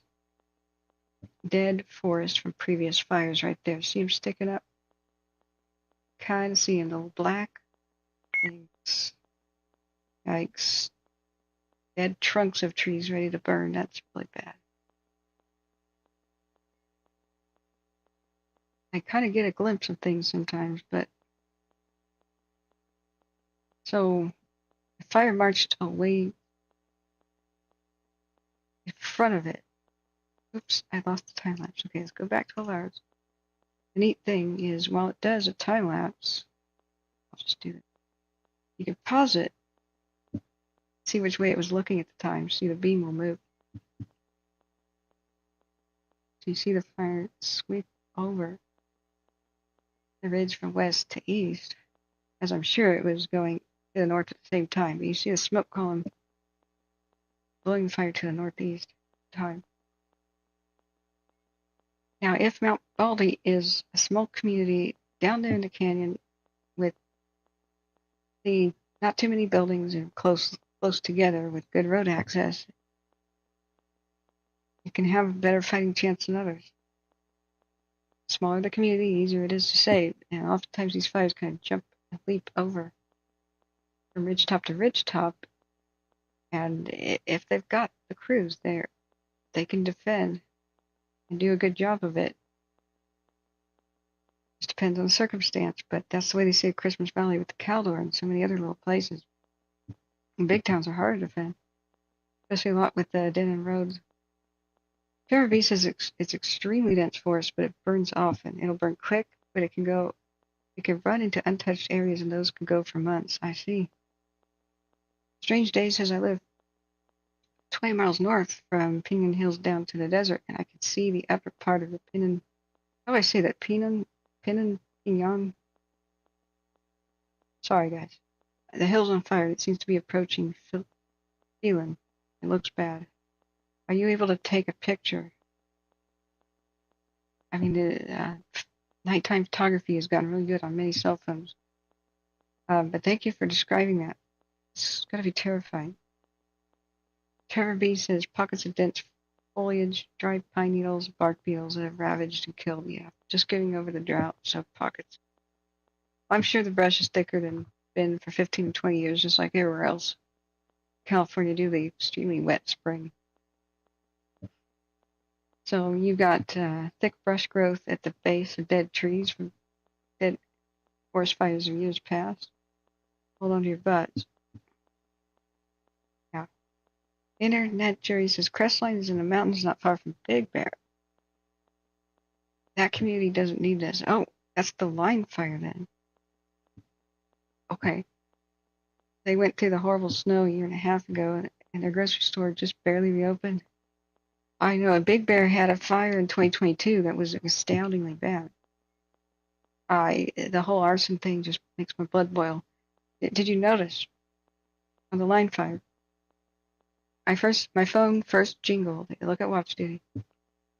My phone first jingled with it because I have alerts for every single county in California. So when it happens, as long as I've been diligent with swiping away my alerts so that I can get new ones, I pretty much get alerted for every fire the moment it begins for most of the counties of California. So yeah, 5 days ago on the 5th, just about 6 p.m., I think I was cooking dinner, and it says a 1/4 acre vegetation fire in light to medium brush. A moderate rate of spread. Potential for 25, maybe 50 acres. I was concerned, but not terribly concerned, because they're usually pretty accurate when they estimate potential. Now I'm wondering, was there only one ignition? If a guy's arrested for arson, they're not saying what type, unfortunately, a second ignition would explain that. if he was still loose and running around, a second ignition would explain how it got so out of control. I would like them to announce what went wrong. Like, did it just climb into the hills and race? Did the wind pick up? Or what? What happened? What was the breaking point where it got away? Sort of thing they never really talked to the public about. I guess we could contact the public information officer. But then later at 6:20, 20 minutes later, they said the fire is now 15 acres, moderate rate of spread, but light medium fuels moving north towards the forest. No structures threatened. An additional 5 engines of 4 crews and 2 dozers are being requested. Then they named it the line fire. Then 10 minutes later, they wanted helicopter. 5 days ago, this began. And then I saw that at 7 p.m. Oh my God, it's out of control. Yeah, that's not good. However, thunderstorms in the forecast and wet rain happened, and so I continued looking at it, and it rained on it. I thought, oh, okay, great. Well, no, it didn't rain enough. And the crazy thunderstorms starting right next to it gave it all, pretty much dried out the rain, dried out the vegetation again, and all hell broke loose with extreme microbursts and wind blasts. Same thing happened. A bridge fire blew up at the same time where a thunderstorm formed above it. I did the time lapse on the other broadcast, and it drew up a pyrocumulus, and then it squished it down. The thunderstorm slammed it to the ground and pushed the fire on each side of the canyon, and it went insane. Day before yesterday. Yeah. Johnny says, any update on homes on Elm and Betty Street of Wrightwood? My partner's GRE's up there, and her family's still there. I don't know what GRE's is. I can only tell you what I heard. So I know where they did take some structure loss. I've been listening since about 7 to 8 p.m. when I finally found that there was a channel for the bridge. So, and it's Wrightwood only that I could tell that it is right now. Amy B, if you know about another one, like if we could hear what's going on at Mount Baldy, how they're doing down there, that'd be great. The article says the location where they say he started it. Well, yeah, but Amy, they won't, we must remember, they're not going to give all the details to the public because say some witnesses call them about the line fire. Everybody, they always get so-called witnesses and so-called informants. They'll pick up the phone and call, any major event. Well, how do you know the witness is credible or, etc.? Well, they will know details the public doesn't know, and they'll be accurate. Like, so if somebody says, yeah, my ex-boyfriend did it. Okay, well, you have motivation to frame your ex-boyfriend if you're mad at him, right? So, no, I know he did it because he did it with a, such and such, a cigarette lighter with an astronaut on it. And if they found a cigarette lighter with an astronaut on it, oh, yeah, let's bring her in and let's see if we can make charges stick. Like, that's a whole game changer. So, there's oftentimes people who know something or have hints or have ideas about what happened. That's one way, withhold the details from the public, that they will know who is legit and who else is just crazy and or trying to report, they're somebody they're mad at. Yeah, oops, I just did that for some reason. Okay, so here is where I know they lost some structures. They said Timberline, Cardinal, Clark, Bloom area. Over here. And they said some. And they said go back and save what you can. It wasn't the whole shebang. But it's still right now going on. Oriole, Lark, all the way around this whole acorn thing. They're doing defensive firing in the neighborhoods and up and around these hills to make it safer and safe from tomorrow because the fire's burning hard in here in these mature trees. So this is all I have confirmation of. There was a structure reported to be on fire. That was. I have a specific address for that one, and it is the airport fire. 31840 Ortega Highway. That is the extent of my knowledge about what was lost with the whole affair today. I'm still catching up. Now, I told everybody I was going to go eat, so that's it. I'm going to put the pizza in there. I can still hear you guys. You can go ahead and ask your questions. Let's put it on the camera for the moment, but I've got to get food in order.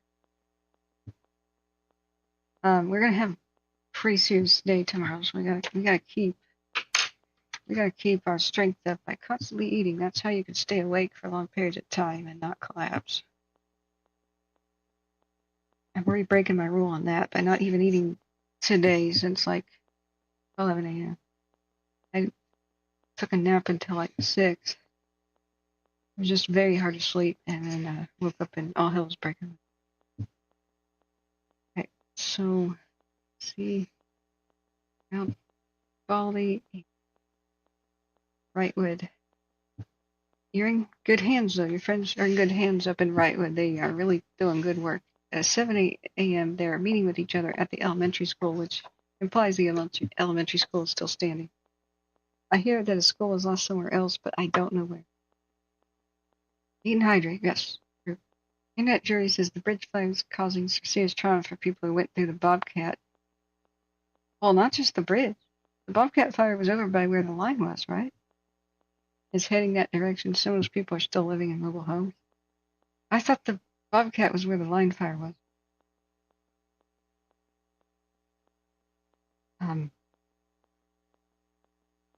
Turn off structures. Like I said, I covered the Bobcat live almost every day of its existence in 2020. It's how we first went, viral down here. Let's turn on fire history. I just get confused by this area. 2020 Eldorado is the one by the line. Okay, I got them switched. Yes, okay. Switch back and forth. The Eldorado of 2020. Eldorado, which I didn't cover that much. I'm sure I did because I covered the Bobcat, but it's where the line is. And I'm just writing this down. The 2020 Bobcat, yeah, is near the bridge. How did the bridge start? That's what I want to know. Do we know? Yeah, it's adjacent to the fire footprint of the Bobcat. Nuts. That was one hell of a fire. That was SoCal Edison, the Bobcat. We always knew that, but it took them 2.5 years to tell the public that. They, quote, did an investigation for 2.5 years. That was just BS. I'm very critical of how it takes 2.5 years to investigate something so dang simple as, obviously, a tree leaned over onto SoCal Edison equipment. Like, it was caught on camera. Really, it doesn't take 2 years to figure that out. But it looks like SoCal Edison had a long time to change the scene if they wanted to, because investigators couldn't quite figure some things out. And reading the report, it was ultimately inconclusive about how SoCal Edison's equipment started the Bobcat, because things seem to be missing from the scene that it would have told us. They still were liable or whatever, I think, but there's also the most depressing thing I ever learned was the fire investigator on the Bobcat could not verify some things, and so it was inconclusive because a different government agency refused to cooperate. I don't know if it was the Forest Service or what. I can't believe they can get away with that legally. That's something you can go to prison for if you're a civilian, but if you're an agency, you can just decide to not cooperate with an arson investigation. Are you kidding me? What is serious? Is the Bobcat one of the epic Fires of California. Huh. Yeah. But do they have the right guy? Right. There's nothing worse than capturing the wrong person. That's why I think they're so mum on the details about what's happening with the line. Maybe they just don't have a lot of evidence. Maybe they're being vague about that because they're really hoping someone comes forward to give credible testimony who could help put such a person away. They need to be sure about these people, though. So if they have information that nobody else does, that'll be one great way to know. So they'll be real vague about it, perhaps, if they're smart, if they're smart district attorney or whatnot. Yeah, I was covering the Bobcat was difficult for me, and that was something else. And see it just get bigger and bigger, and then eat the homes on the other side of the hills and get towards the drylands. And a lot of people were elderly; they were in their 90s who lost their homes. Freaking power companies, biggest arsonists of California. I'm sorry, reckless arson. I get really mad whenever somebody says, "Oh, most fires in California are human caused." Not really. I mean, it depends on what you look at as and define as a wildfire. If you talk about the ones that matter, the ones that actually erase towns, statistically, it's true. Like, if you really loosely define human as well, like if you count every small thing, like everybody's car fire they pull over and it spreads to the vegetation, but it's technically a vegetation fire at one point is a wildfire at another point. When they just don't define the terms, you can make that statistic say anything you want. But when there's like 8,000 lightning strikes and hundreds of fires started by lightning, that does happen like every July and August in California. We're talking about fires of consequences. What about the town erasers and the home destroyers, the big acreage ones? That's mostly power companies, and a company is not a human. It's a corporation. It's mostly been arson and power companies. So the whole scolding the public about being more careful with fire because, okay, screw you. That's what I say about that. Stop scolding the public they've been remarkably fire safe, if you think about it. Other than freak accidents like, oh, my car was on fire, so I pulled over. What can you do about that? Other than freak accidents and the occasional idiot, like the 4th of July lawnmower guy, Mariposa, okay, idiot.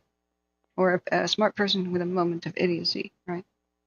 Other than that, there haven't been many big fires that weren't caused by freaking arson or lightning or a corporation like a power company. They're somewhat rare. It makes big headlines when somebody's gender reveal party does stuff, but yeah, it's a big headline. It's kind of an anomaly. The vast majority of people, if you think of all the millions of people in California, are absolutely fire safe almost all the time. The Smokey the Bear campaign worked. Everybody's remarkably responsible. Pat Californians on the head. It's criminals and criminal corporations that work for most of this epic damage. And so change the narrative. You want to stop wildfires. You want to stop, the big ones, what most people think of. And you better tell Californians how to look out and what to do. Be vigilant about strange behavior and out-of-place activity. And California better change their laws to stop protecting arsonists and giving them special rights. It's people are starting to understand that they should film the crowd during a fire, just in case an arsonist said it. Same guys in the same crowd again and again. Well, probably did it.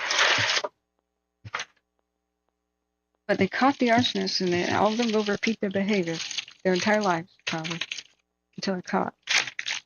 Either they're mentally ill and have a compulsion, or they're criminals that don't give a damn, right? Now, California, give people are learning film the crowd. Like that's a good thing at any fire scene. But hikers and stuff, why not take photos of license plates of other vehicles in the trail parking lot? You can always delete them later if nothing happens, but say you're at a scene and fire begins in that area. Well, now you got something to show the cops. Writing down the license plate of a guy acting suspicious is how they caught the professor arsonist in the Dixie fire.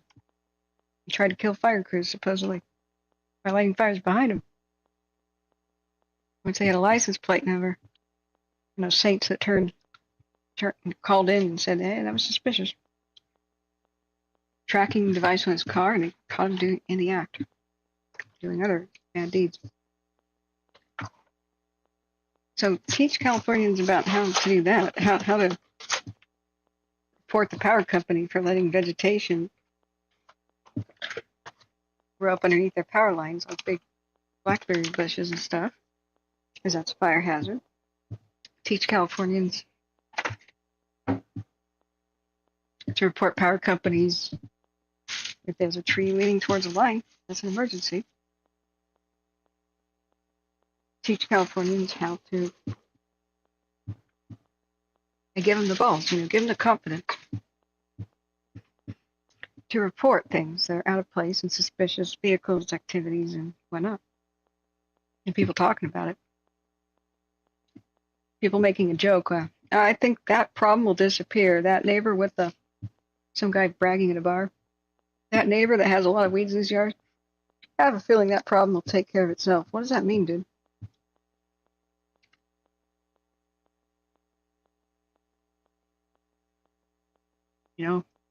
Sometimes in neighborhood feuds, one way to drive your neighbor out is light their place up. Happens in gang warfare, and even in the middle of the woods with the meth cooking. The multiple RVs are on fire in the woods, like we saw one night on my stream. You know what's happening. Some gangster just went full-on gangster. I was down there by Oakhurst that night. That was nuts. Okay. Let's.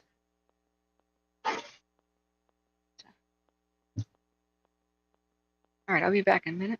Preheat oven to 425.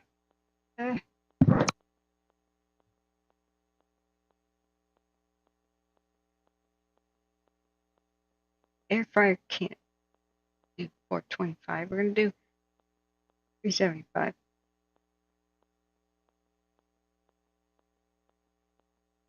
I wonder if the pizza setting is the same thing as baked, but they decided to make it a fancy model that people paid more for. Who knows? Pizza in an air fryer or toaster oven is a pretty good deal, though. Either way, the reason I don't like the whole most wildfires are caused by humans. No, mostly corporations. They don't have pregnancy or a breast exam or a birth or a death. They're not humans. They'll keep doing it until laws say that executives can go to prison like we can for reckless arson. That's why I don't like that narrative. Don't shame us for stuff when we're actually pretty good. It makes people hate their fellow man, assuming that people are just being stupid every day with fire, and this is what the result is. Not really. You should be pretty proud of your fellow man. We're working together. And more and more, we'll catch more arsonists. California's got some explaining to do. They have special rights for arsonists. Did you know that? That law's got to change. But if an arson crime is committed with a conviction before the age of 21, not even 18, I think it's 21, then when the person gets out later as an adult, juvenile gets out later as an adult, as long as they do their probation for a little bit, check all the boxes for being a informed citizen, and not even cops can see that they have an arson conviction on their record. That's right. Struck from your record, it's invisible. So the arsonist can get a job and a residence. No discrimination.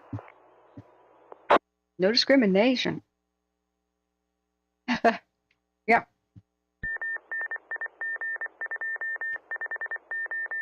It's anti-discrimination law. A poor little arsonist. Look, this is stupid. Psychologically, like, they repeat their behavior. It's hard to tell if they're ever reformed, and they do the worst crime possible. The justice system sucks. I would think that you would have to have a list, and everybody in your neighborhood would be informed of that.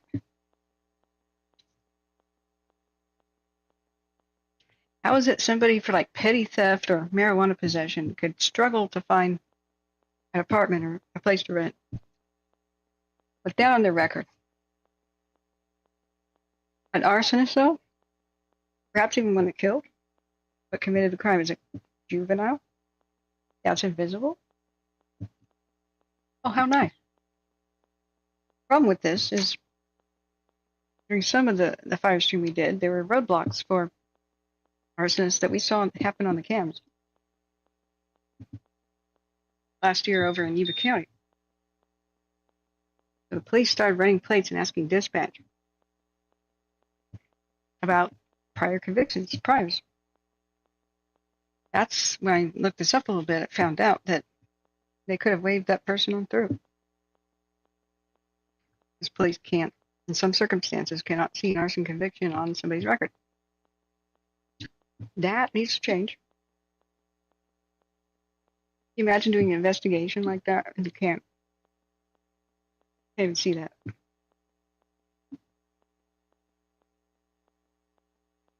There's other circumstances where there's special rights for arsonists, even though the crime is committed after adulthood. But I can't recall the details without. That's an important thing to be accurate about. I'd have to look it up. But I'm furious.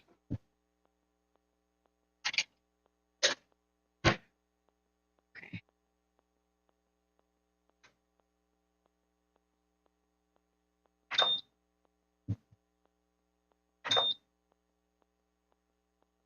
All right, I'll check on it in 8 minutes. My smoke alarm goes off, we'll know that I'm cooking. All right, look back at the cameras.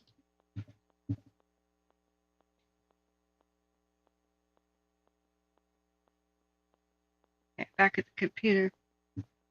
I'm gonna go away for a second again. I'll be right back. So let's look back at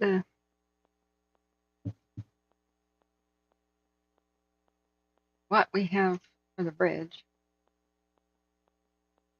The last update we had,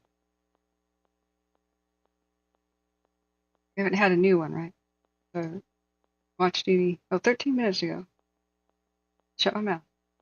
Why is my wristwatch not buzzing me with watch duty updates anymore?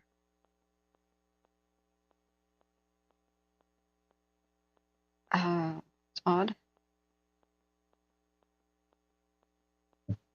I didn't reach 24, did I? It says 18. It's supposed to be a smartwatch.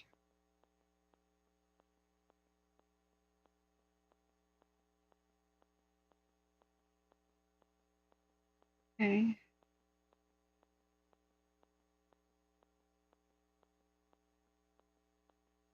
Wildfire, school's closure, yeah. Okay, so 13 minutes ago, bridge fire. Red Cross shelter update. They closed Hacienda Heights. The ones that are available in LA County are Antelope Valley Fair and Event Center and Lancaster. And in Pomona Fairplex. Oftentimes, I called one time and said, why did you guys close a shelter? And they answered the phone. It's just a different fire. north, and they said, "Oh, we close them when nobody's there." So it can be a good sign that people are mostly taken care of. Okay, looking back, Amy D says that was Breaking Bad. Watching the RV burn, police show up. I was on here with you. Yes, that's right. That you were there that night, Amy. Wasn't that nuts? We were looking up bounders. Yeah. Right. So let me go back up. Hey, Dova. Good morning. Good morning, chat. I was over in the kitchen. Oh, you don't have a link. Trevor B says KCAL, KTLA, ABC7. Yeah. Public Roadworks, Trevor B says, it's not unusual to let people go for accidental fire starts all the time. It's more normal to be let go, get sued, but occasionally someone goes to jail or class action. Yeah. Okay. Internet jury, sorry, I was scrolling up. Says they are taking their horses to the AV fairgrounds and moving to an RV park in a few hours. At least they got their horses out. You know, it was chaos when the Davis broke out. I really wanted to be live the moment that it did. I turned it on and they were battling the police and pushing past roadblocks because people wanted to get back to their horses and whatnot. And it was too dangerous for even the animal rescue team. They were stopped at a road by the police, and so people went off-road and tried to charge up the hill at the Davis fire over by Washoe County. And is that our only update? Yeah. And they were, the police had to detain people and hold them back from trying to go back up the hill to their homes right in front of the roaring Davis fire. And it was chaos. They had to call the National Guard in, mostly to hold the people back and close the roads. That was one reason they were called in law enforcement from elsewhere. They had to cuff people to keep them because they wouldn't stop driving towards their homes. Okay, so let me look. Yeah, we know about the airport. That was a freak accident where the Public Works Department or whoever identified that there was fire danger up there in the hills. And so they told a crew to move boulders to block the road. Yeah. And so moving the boulder, chink, spark. Robert Pillay says, Catherine, you are a smart person without prejudices. Oh, thank you. I'm doing that same hand gesture. Okay. Let's swish a glass of brandy around and talk philosophy one day, Robert. That would be grand. Okay, let's look back here. I love one thing about Firestream. This is some of the most stressful stuff I've ever done. But the amount of wonderful people I met far outweighs any of the negatives. I mean, there have been trolls, there have been stalkers, there have been weirdos, there have been abusive types. There's been stress, there's been conflict, there's been, drama. Well, holy mackerel, overwhelmingly positive, helpful, wonderful people have showed up during these times of crisis. There's always the yahoos, the disruptors, and like the guys that crashed the Dixie Fire Zoom meetings and started yelling racial expletives and all that crap. There's always these idiots, clowns and jokers there. Like 99% of people are just wonderful. I wouldn't trade that at all. I mean, okay, I would. I would trade that for the fires not happening at all. Okay, that's the only way I would trade that. I almost said I wouldn't trade it for the world. Okay, yes, I would. Okay. I'd rather the fires not happen and meet people for a different reason. Yes. It's renewed faith in humanity by 1,000 times 1,000. What I've seen, the people that care, come out to help, do help, volunteer.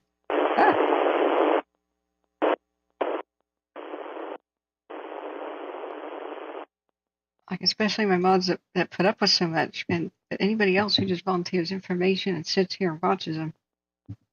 It's not easy to do. And still provides us info and wants to help. Just the amount of people who donated to the official charities, who have donated to help keep to. I'm gonna mute that for a second. I don't know what that is. Those who've donated to help keep me doing this. I'm so humble and floored. It's great. This was really weird, guys. What?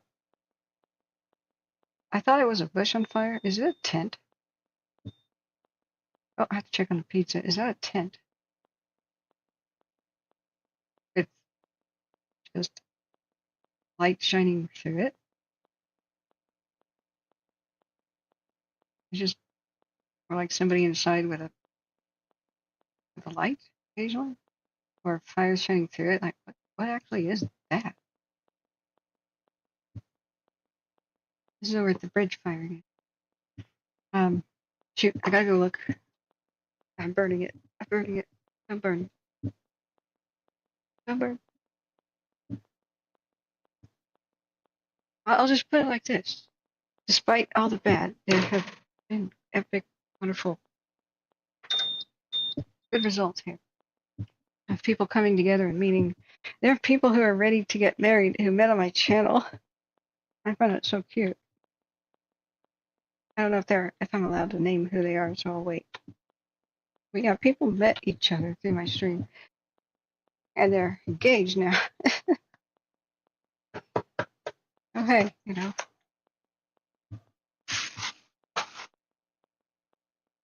Alright, I'm putting in for 2 more minutes.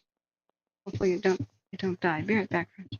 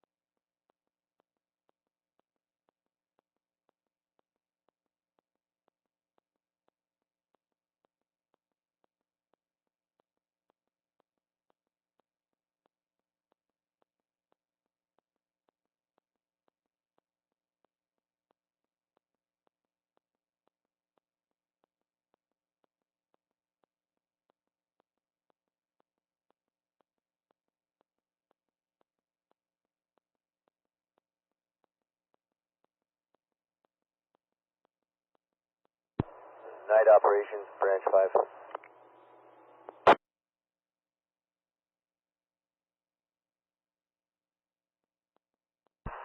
Branch 5, night operations, go ahead. Can you give me a phone call, please? Favor.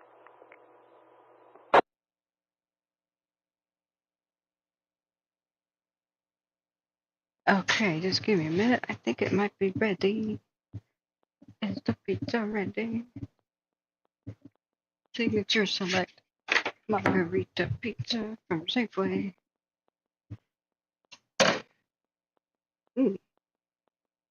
Bill. No. 2 more minutes. Yeah. One of them thin crust pizzas.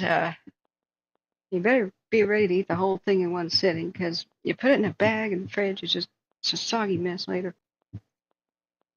But I'm up to that challenge. Haven't eaten for a while now. Oh boy, now I'm salivating. Thank you for your kind donations to feed me throughout this 24-hour period of chaos. And we'll be here. Ouch. Ow. Sorry about that noise. I just bonked my head with wearing the headset. Ow.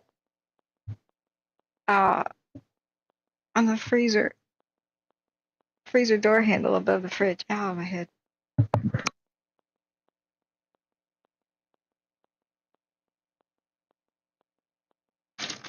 Alright, I'll reach that.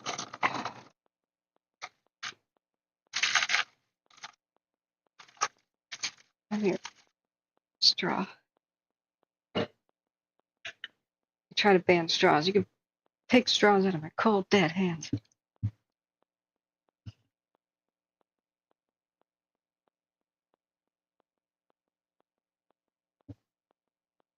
Okay. Alright, so that was prepare the eating area. That was the time lapse, but I don't know what that is. Is it a tent? Is it that thing? Like, is it that? No. Camera pivots. It's not the round thing. What's that? What do you guys think it is?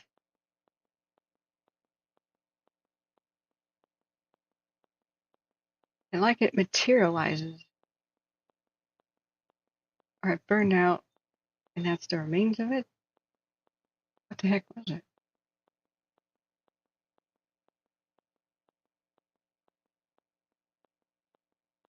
Mysterious? That. You know, we could do a 24-hour time lapse on Alert West. That's Alert California. So Alert California, Table 1. We'll do Alert West.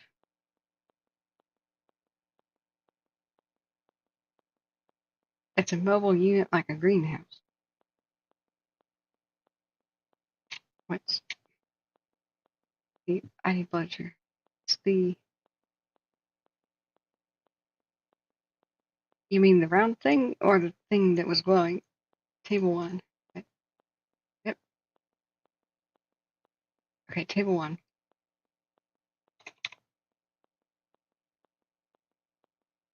This one has a 24-hour option. So maybe it's going to be revealed by daylight. I think it is. Maybe it is that thing. What a hellish approach of fire there.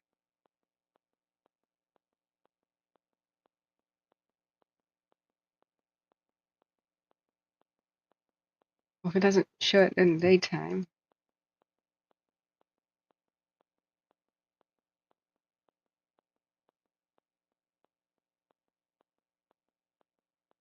Okay. Odd. Maybe we'll see in the morning.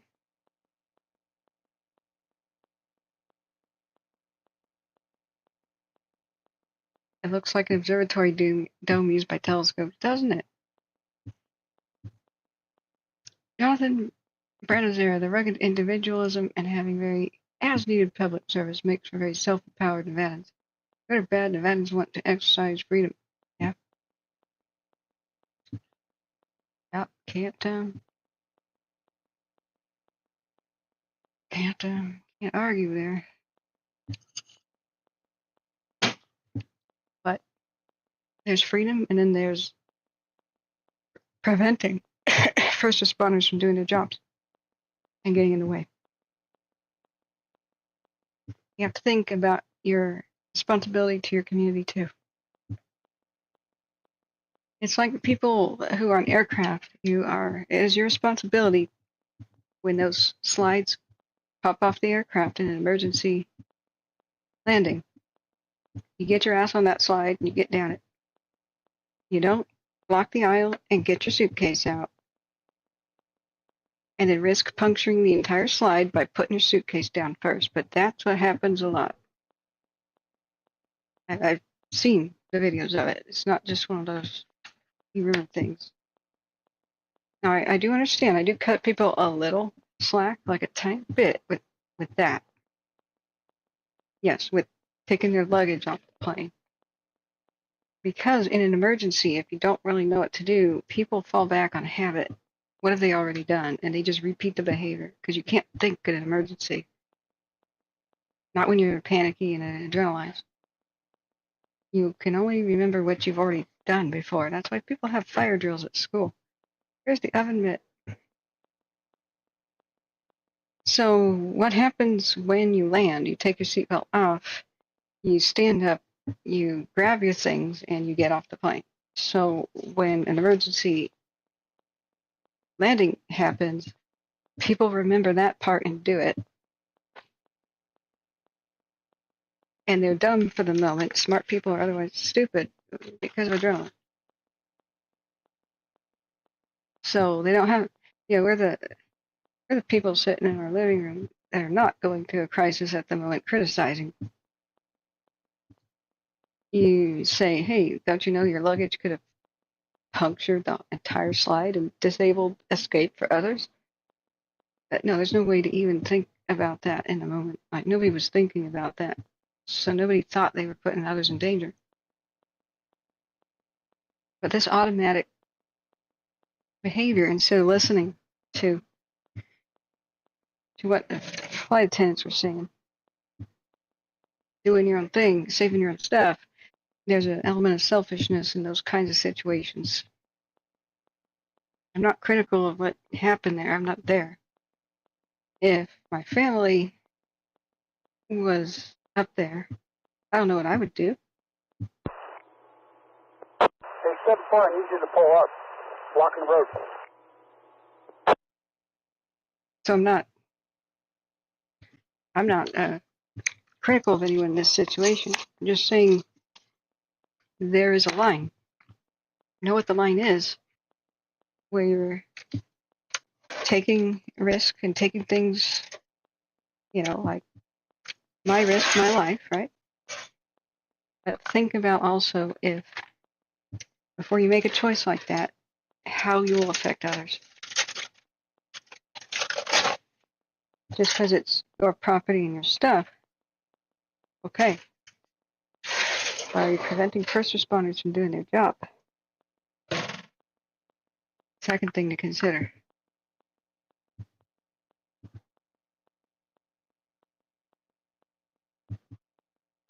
Okay. Just these engines away. All stuff starting to pop up now. What is starting to pop up? I'm saying we don't have to think about the fellow man.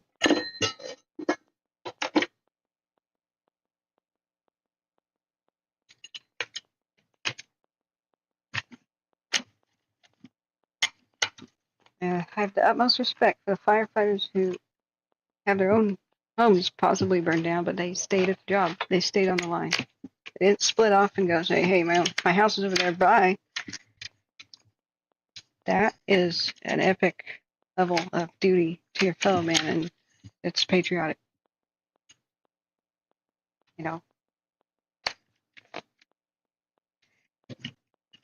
That happens sometimes. The park fires, some of the firefighters lost their own homes. One of them did abandon his post live on the street. He basically said on the radio, "I'm out of here." Or the crews are talking about it. I don't know if he changed his mind and came back or what. It was very surprising to hear, but for the most part, they stayed at their post.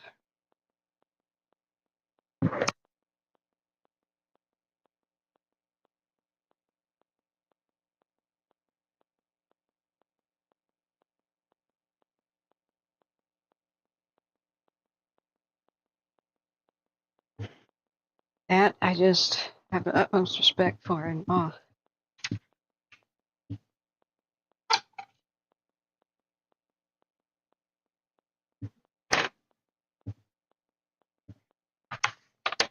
Okay. But they're generally great people. I mean, look what they signed up to do. Sacrifice.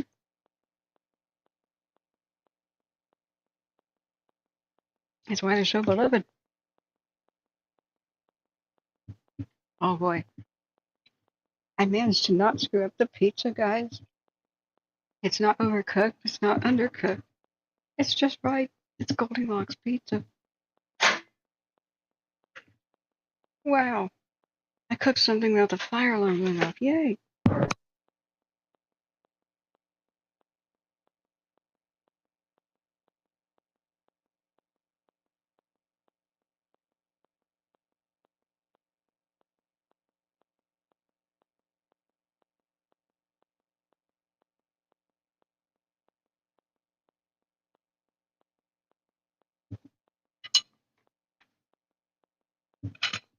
Okay. All right. Okay. Here. Okay, back. I can see the computer in the chat again. Thanks for your patience, guys.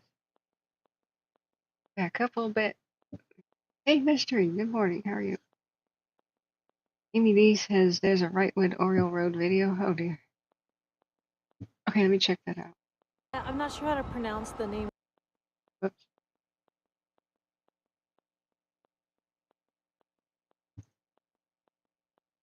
I don't have permission for this video, but I can watch it myself and kind of describe it. I can retweet it. Okay, guys, you can go to my Twitter and see it.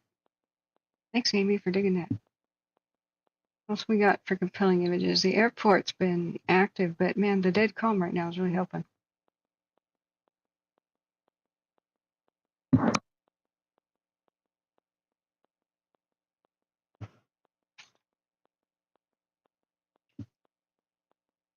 Yeah, big orange glow in the sky up there.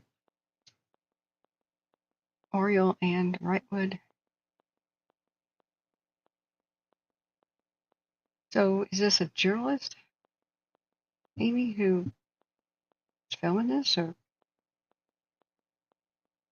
even the audio can get a copyright hit? Just how crazy the algorithms are these days.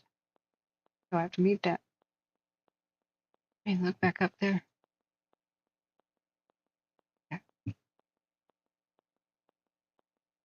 Let's look back up.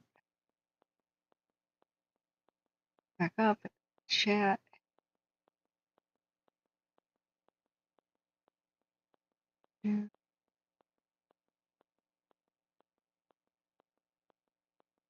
Yeah, general agreement, guys. It's just, we all know what needs to change. We're preaching to the choir, right? Yeah, illegal drug growing ops and stuff. There are too many guns are being pulled on firefighters now because, there's $600,000 buried in the yard. So I don't want your dozer over here. And I don't want you finding my secret bunker meth lab. And just how many fires are drug grows, and serious South American persuasion gangs, Central and South. Those kind of statistics I'd like to know. Okay. Let me look back up there. I think I missed a lot of chat. Hey, I have to eat. What's hole is in the way?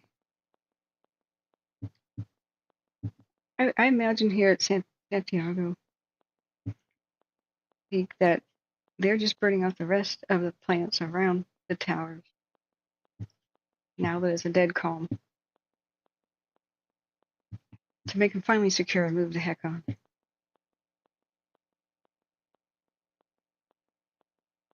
Because despite flare-ups like that, it's very calm wind.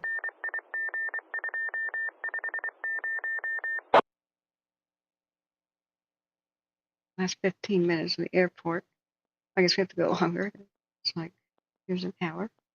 You see how the smoke columns are going straight up? Dead calm.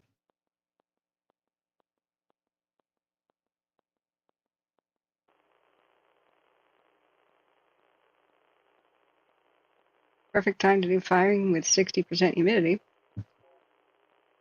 Alright, gonna stuff my face.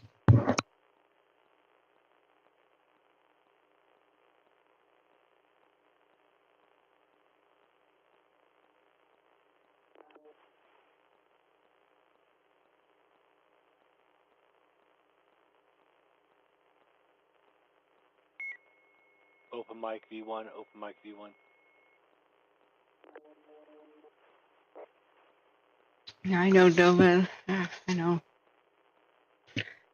There's so many animal victims that you never hear counted. Some of these flare-ups could be firing ops on the airport. We're still listening, but we're not. Open mic V1, open mic V1.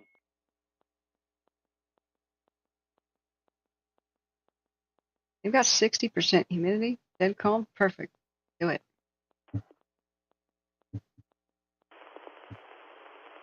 North Branch 9419 Golf.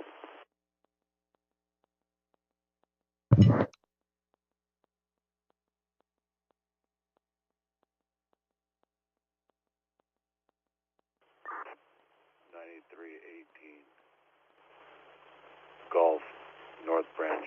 Did you have traffic for me? Alright, that's Bridge. That guy with the low voice. North Branch 9419 Golf, that's affirmative.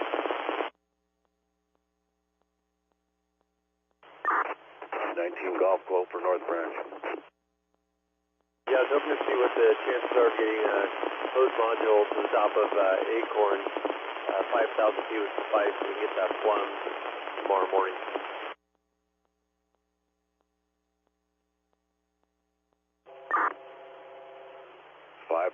Feet of inch or inch and a half. I'm assuming half and half, plus appliances. Affirmative. I'd like to do 25 or 3,000 feet of inch and a half, 2,000 feet of inch, and the appliances for it delivered to the top of Acorn as soon as possible. I'll put the order in, but I don't know, we're being supported very well. The caches are slim to none, so I'll do the best we can, but plan on not having it. I copy. I'm going to try to work until I get some of the alphas, apply some of the hose. I can take script them.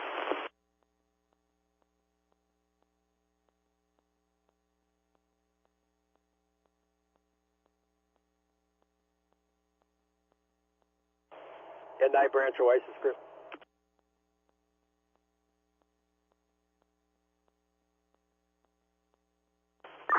Go for Night Branch. Yeah, as Oasis Group or 3512 Alpha. Obviously, the fire's behavior is moderated considerably. Still have a full active fire line, torching out at times. Break. Yeah, all the crews, we did have, there was a section in 24, the south section of 24 is where the fire is on the northwest shoulder. Only a few structures have been impacted. Everything else through the Pinion Hills area is A-OK. All the crews are just continuing their tactical patrol. Dozers are continuing their push, the 3 strike teams. That's a good copy. I know you had 44 Lima working, and then I gave you another Lima. Were they going to work from west to east, or are they working with 44 Lima?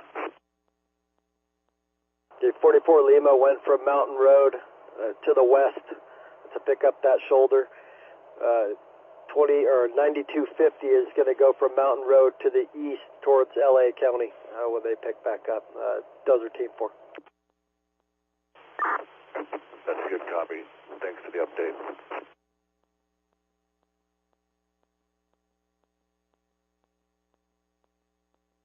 Okay. Man, I wrote this down as fast as I could. Crap. I hope you guys caught more of it than I do. I was chewing, interrupted some of what I was hearing.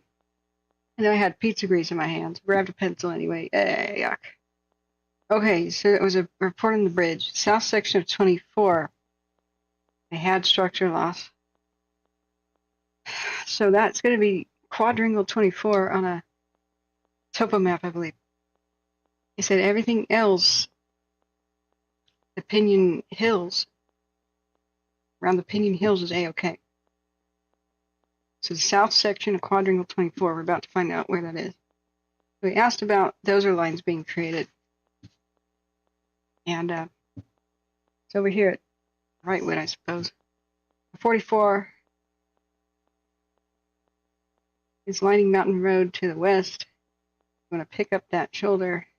2250 dozer crew will go to the east tomorrow when they arrive or start up. So it's two different dozer crews. So that's what I caught. I'm still stuffing my face. The pizza's still warm, so hang on. I still gotta read the rest of the chat, guys.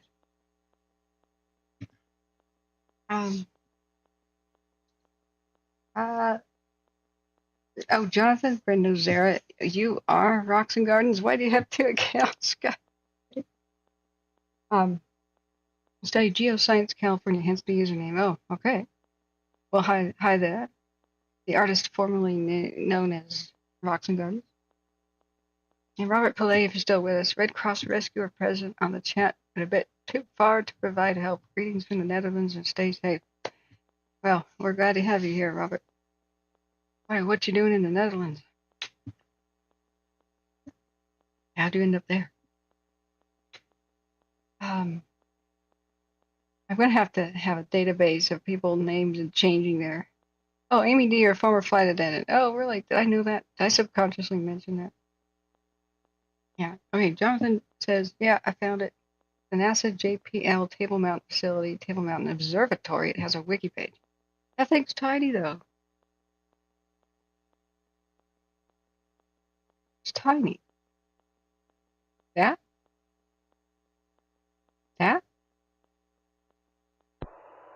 Division Hotel, Branch 5. Well, it done burned up, I think. Why shouldn't it be up there? Yeah, Branch 5 Hotel. Yes, Cyrus, can you give me a phone call, please? Oh, the fire died down. 10 minutes. Yeah, copy. It is 4:30 in the morning, but that's the other important information on the bridge. Fire had died down a lot. Godspeed then. This gives them precious time. Gotta look at Nevada. Excuse me, I'm still stuffing my face. I haven't read all the chat yet. Right, this is our best look. I was hoping it'd be super fierce tonight. Super bright activity, burning fiercely. That's what I was hoping for the Davis tonight. Want to take a guess why?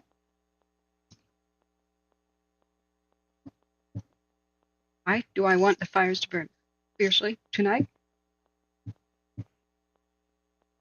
Davis and the airport especially.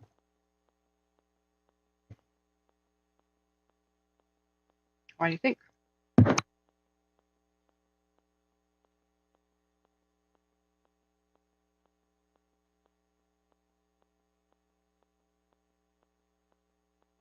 Yeah, mystery. Davis fire is going to be held tomorrow. I'm glad to see you. They think Fire may break out here. Run 3 to 7 miles. One thing I need to do is just for myself, measure how far 7 miles might be. I'm having trouble comprehending that. I'm sure it's true. Tumbling tumbleweed desert, 55-mile-an-hour wind gusts. Yeah, those will be some of the fastest moving wildfires on Earth. And literally, because tumbleweeds on fire spread fires like crazy. They're not native to the United States. Found that out recently. They will detach from the ground, be on fire, and then bounce around, spreading fire everywhere. They're a nightmare. So, I'm not sure where they're going to measure from, but let's just do a non-scientific. The fire's active right here. All right, that's 10 miles to Hidden Valley District, southern Reno, southeast Reno. 11.87 miles. That's 9.8.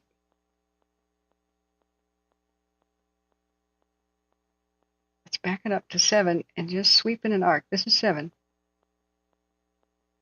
This is how far the fire could go tomorrow. Davis. Right past Galena. I don't even know where they would measure from the center. So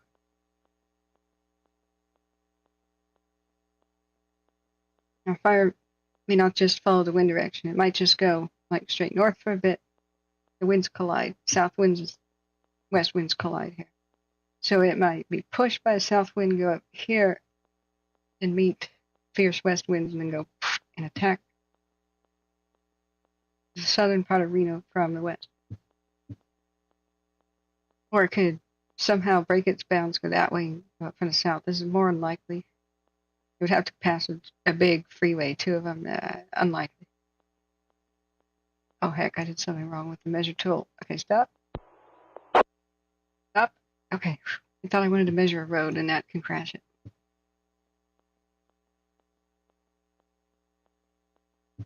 Okay.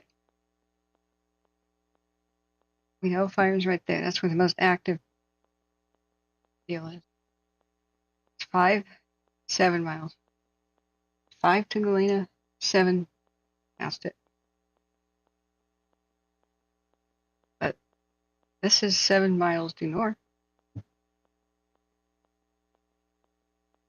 Whoops. Oh no, stop. Stop. Do it again. Let's put Reno in here to perspective. Don't crash.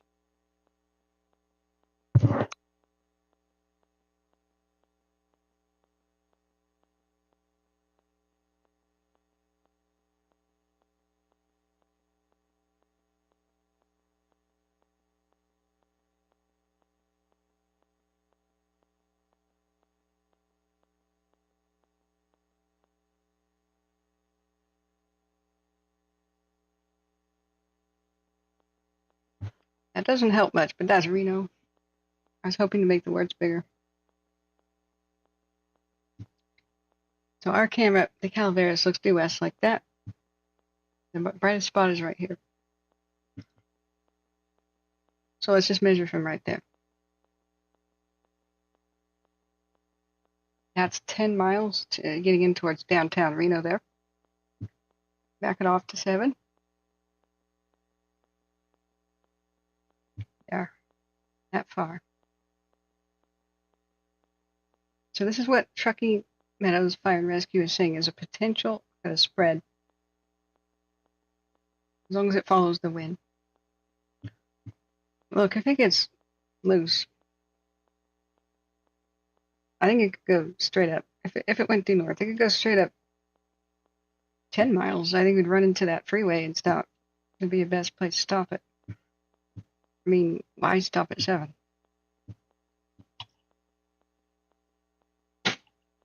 If they can't catch it, because it's like in the foothills where there's little road access, I don't see why it would stop at 7. Like if it goes along this way towards the north, it'll stop when you've got a good road in front of it to cross that T.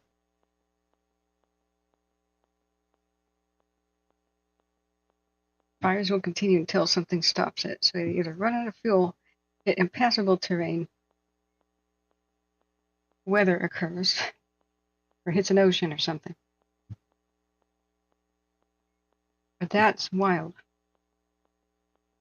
They said they'd fully explain the evacuation levels tomorrow after, I don't know, they didn't even say what time. Let's watch right now the meeting. Let me look at chat real quick. You guys have a quick question? Sure. Well, while I'm eating, I want to watch and try to catch up on today, especially the meeting, press conferences, and like. And that's cool that you found that, Jonathan. I'm impressed. Is that really a observatory, that little thingy? That spot fire. Which one?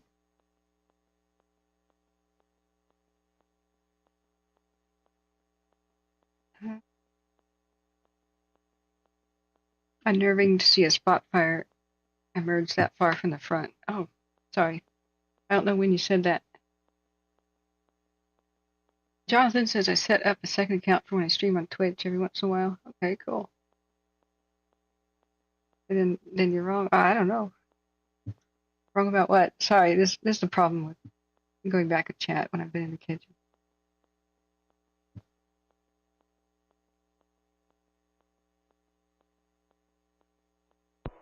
Night operations, Orange County Fire. It's currently the bridge, and so is this radio. Hang on. Orange County Fire, night operations. Night operations, Orange County Fire. We have a Type 2 dozer on the line, just looking to where they should report to.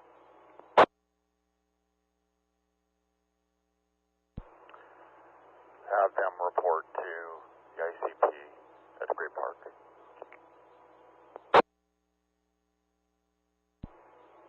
Orange County Fire copies.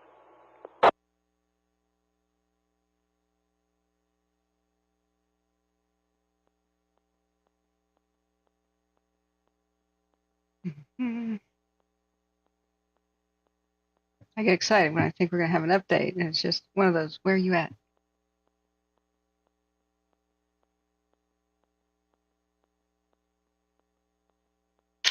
One second. Yeah, if you have a question, I have to look at something real quick, do so. If not, we're going to watch a couple of those briefings. As something about the Davis is probably something about the bridge line and others, I hope. So I can stuff my face here. I got this little folder. It's called Problems with People. I'm getting more organized. So I make this little folder. I add the date that I had a problem with somebody. I take a screenshot about what they did. It helps me make decisions about whether or not they should ever be unbanned again. Or ever allowed to talk here again. Speak, really. And YouTube giving us some new tools that are pretty cool. You click on somebody's username and you see their activity on your channel. Have they ever commented before? Have they ever been banned before? Timed out. Hidden.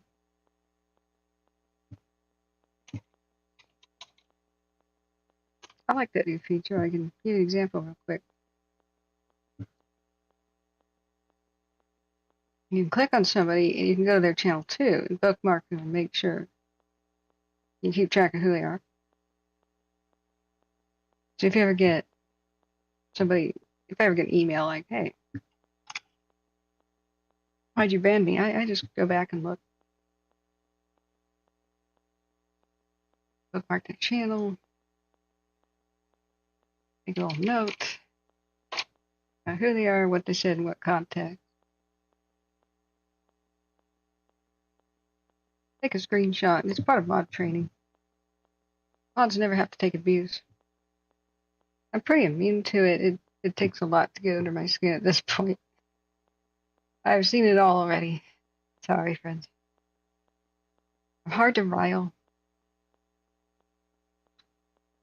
I mean, I can be low blood sugar and cranky, but I used to not have a thick skin. I used to be so sensitive. Totally unsuited for this line of work, right? because, gosh, I wanted everybody to like me. And, you know, that's you. I just wanted us to all get along and like each other and hang out and, oh man. But later, I learned to not, it's sort of an immunity to abuse. When you study why, the motivations for people to do abusive things. Yeah, a lot of times they're intoxicated, they don't even remember doing it. Yeah, drugs explain stuff. Otherwise, good people acting out. Everybody's a beep sometimes. And you add fires to the mix, and it's about the same amount of stress as war. You get evacuated, you have refugees, you have destruction, you have death and loss. So you get otherwise awesome, totally stable and rational, reasonable, decent folk acting very different. It's some of the worst moments of their lives, so just not take it personally for that. Why did this go wrong? Well, Table Mountain is still smoking up good.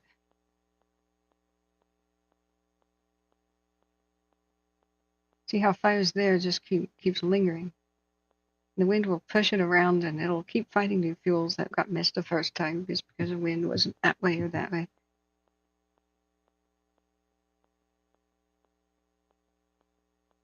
Even though the main flame front just ripped past here earlier today, it's still going. But anyway, the idea is I'm trying to make mod rules so that it's easier. Guidelines, just what to do when X happens. Copy and paste responses. It kind of gets you stressed out. If somebody acts out in chat, you have to think of what to say to them. No longer. Mods will be able to copy and paste responses. Depending on the situation, I'm setting that up. I'm embarrassed I don't have it complete yet. I was supposed to do that like 2 weeks ago. Well, I had to save a kitten, and then there was an explosion on my desk here. So, oops. Working on it. It'll be about rules like, why you can't say conspiracy stuff. So I'm trying to make it like easy to remember too. Like, first you inform somebody the rule exists. If they persist, then you warn. So you inform, warn. Third step is take action. I can't find something that rhymes. Inform somebody, warn somebody, and then what are we looking at? You think that's a tree? Could it be a propane tank?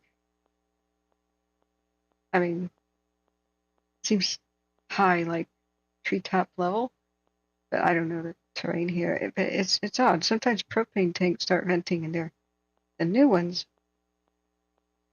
are supposed to be like a blowtorch straight up in the air. The firefighters like that. They're supposed to vent propane up and have it ignited. Because in the past, when the big propane tanks just,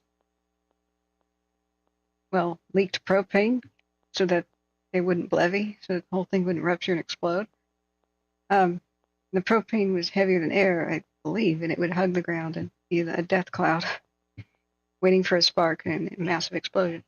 So, strangely, today's modern propane tanks are wildfire approaches, or they heat up for any reason. They're supposed to vent their gas, and it's supposed to be like a little blowtorch up into the sky for a few feet to prevent the buildup of gas on the ground. So I'm not sure what we're looking at. It could just be like a tree on fire, but that reminds me of something like that. Right, what was I doing? Right, bookmarking. Bookmarking. Make sure if you ever wondered why did I ban or take an action against somebody, that I remember why and have it. Something I can quickly look up. Makes the whole unban me request sorting I have to do a lot easier.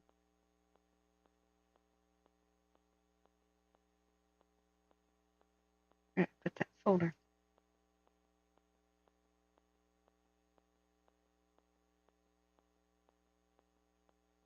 See, that's our current view. It's still pretty burning fiercely up there on Table Mountain.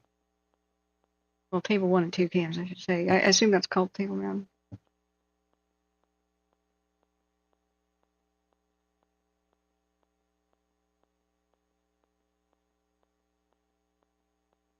But I'm not really a good target for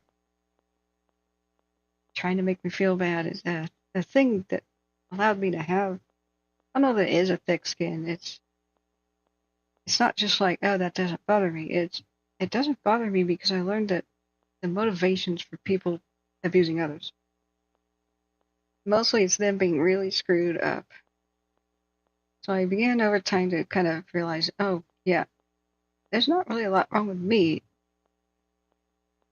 but there's everything wrong with them.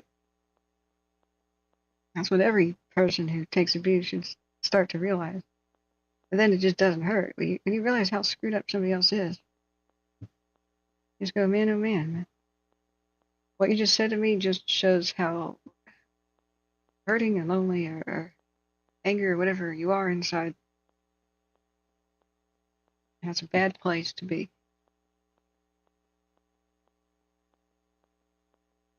People could change too, and they could totally regret their behavior later, and that happens a lot here. There's the nicest, coolest people, but this is some of the worst days of their lives, and so they may really act out. So since we still want to serve people who are traumatized, who just may act out or hit the bottle because it's one of the hardest days of their lives or whatever they're doing, it's inform them of the rules, warn them they're breaking them still, and then the next step is an action. So if somebody is just a true ass clown, it's 4 in the morning. It's not really after midnight. It's 5 in the morning. Oops. If they're just a jerk, yeah, you just ban. That's it. We always have to be careful that somebody just acting out because they're experiencing one of the worst days of their lives. So if it's that kind of suspicion, we would do a 24-hour timeout if necessary. Smaller ones. For people just doing little, wrist slappy stuff. I can't see chat right now. Look at it a second. I figured where do I put this? I have a lot of bookmarks.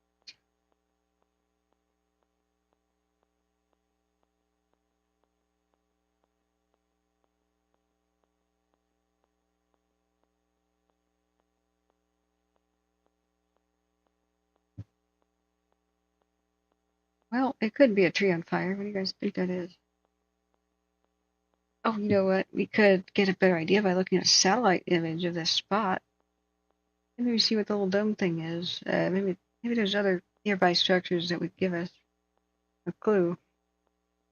Right there. Okay. I'm sorry. Sorry.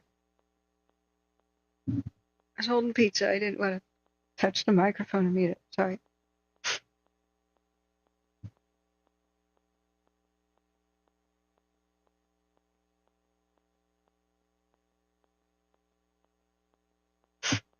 Oh, God.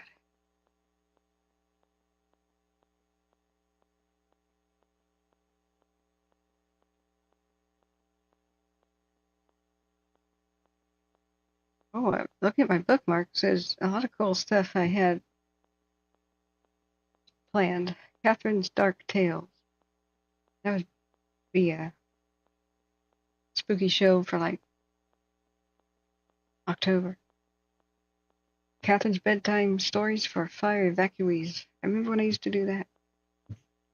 Right around midnight, read a bedtime story, trying to get people to try to relax. Must be non-copyright, so they're usually pretty old ones, but hey.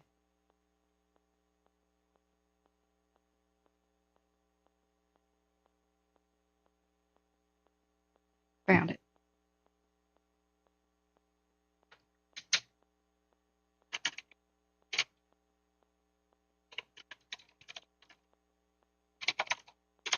Okay, that's back in chat. Still need to eat a little bit.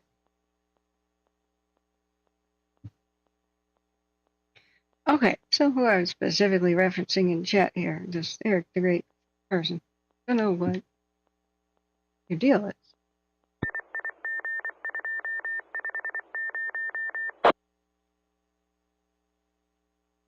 Seems like you don't like Americans. The whole Americans are horrible people comment. I can see that. You just won't show that for the chat.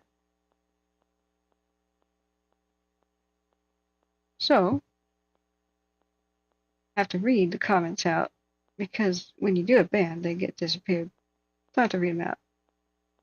Something that's kind of baffling is it's not something I quite understand. Oh, thanks for the hearts ban there. Heart. In UFC country, that children do not have anyone to fight for them, regardless of race or sex, and that's just sad. I have no idea what that means. What is a UFC country? Home of the purge attack from within the overly entitled. Okay. Enjoy your hate war on intelligence. And the next message held for review, invisible. Americans are horrible people. See,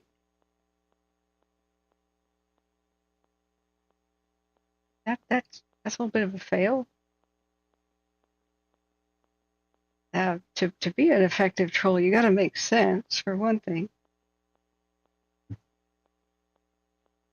But when you say that an entire ethnic group and millions of people are all bad, it just displays I'm a freaking idiot. I'm so stupid. I can't differentiate individuals from each other, and I just use emotional reasoning.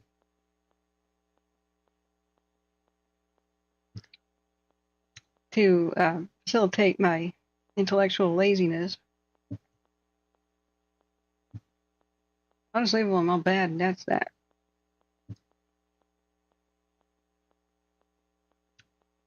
Oh well. Hide user on the channel, and you don't look back. It's pretty cool what YouTube gives us now. Oh, thanks for the heart spam. I'm still not caught up with chat. Excuse me, guys. The last camera I had up, says Jonathan. Oh, Amy D says, Jonathan, yeah, can't exactly follow roadhouse rules at 30,000 feet. You have to be savvy, partners, bartender, warden, bouncer, translator, MacGyver, and keep your smile simultaneously. Oh my God, Amy. You know, you're talking about being a flight attendant? Holy crap. You got to tell me some stories right now. Please, please tell us some flight attendant stories. Oh, we need that for our relief here. I'm hitting the hearts too. Thank you for. Hey Nick, welcome back. It's raining in Myrtle Creek. Thank God. Well, that'll put out the milepost fire then. I-5, I hope. Jonathan says latest fire forecast. National Weather Service in Reno has the winds coming in from the west as of 2 a.m. Wait, it's 5 a.m.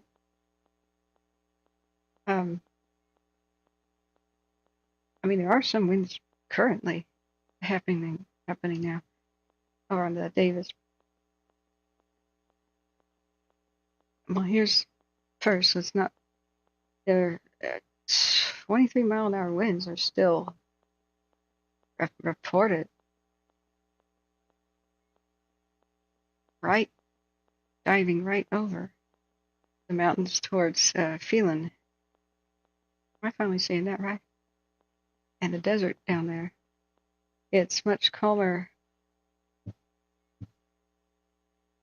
Oh shoot, we teleported again.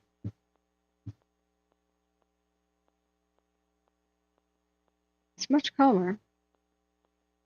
Actually in Wrightwood itself right now.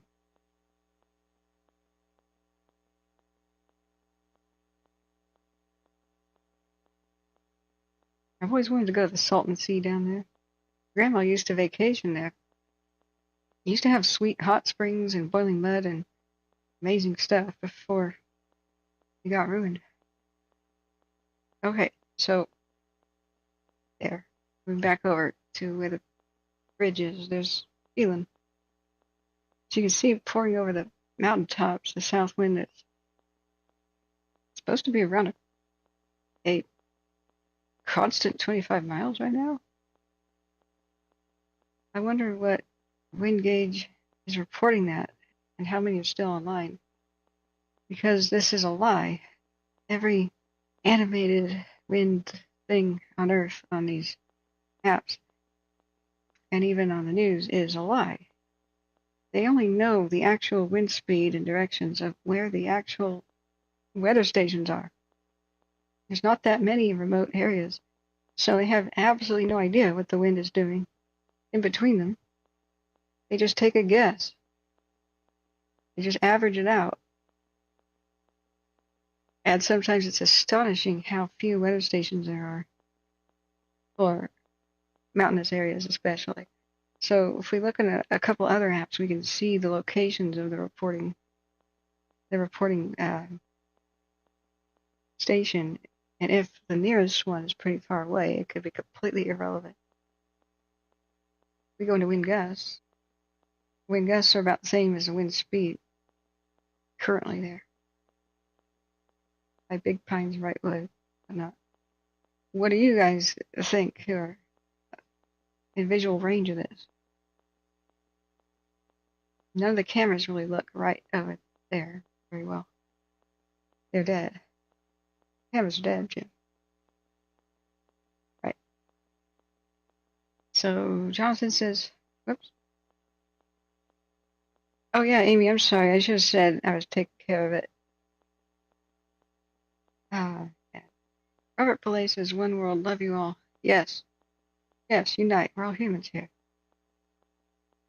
Celebrate diversity. We're weird and we're wonderful. Thanks for saying bless you. Myrtle Creek, Oregon. On I-5 in the mountains just south of the Willamette Valley. Oh, Amy D says, ha ha ha, not enough room in my tiny chat box.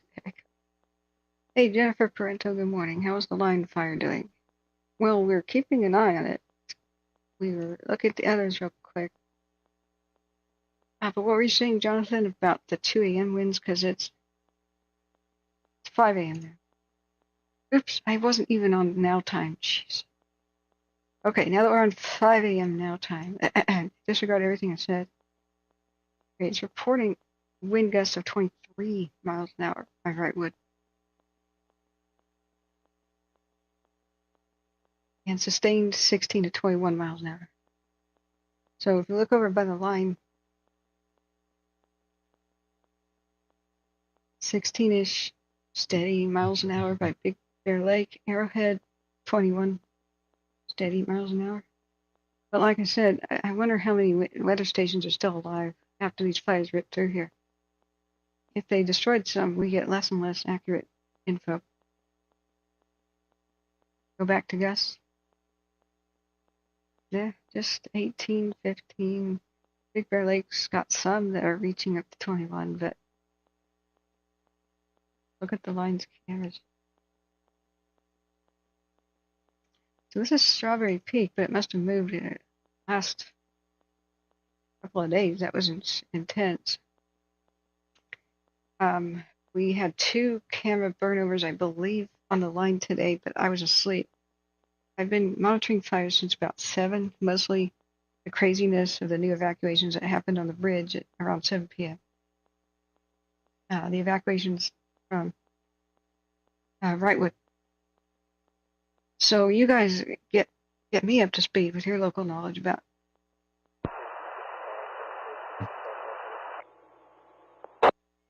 what's happening. Supposedly we lost an actual fire lookout tower today in San Bernardino County, but I don't know where or what. Whatever structure that is has been pixelated. So is that it? We had 3 separate camera burnovers where 3 locations die on on the bridge fire to the west, and a fourth burn over with the cameras live at Table Mountain. I believe Keller and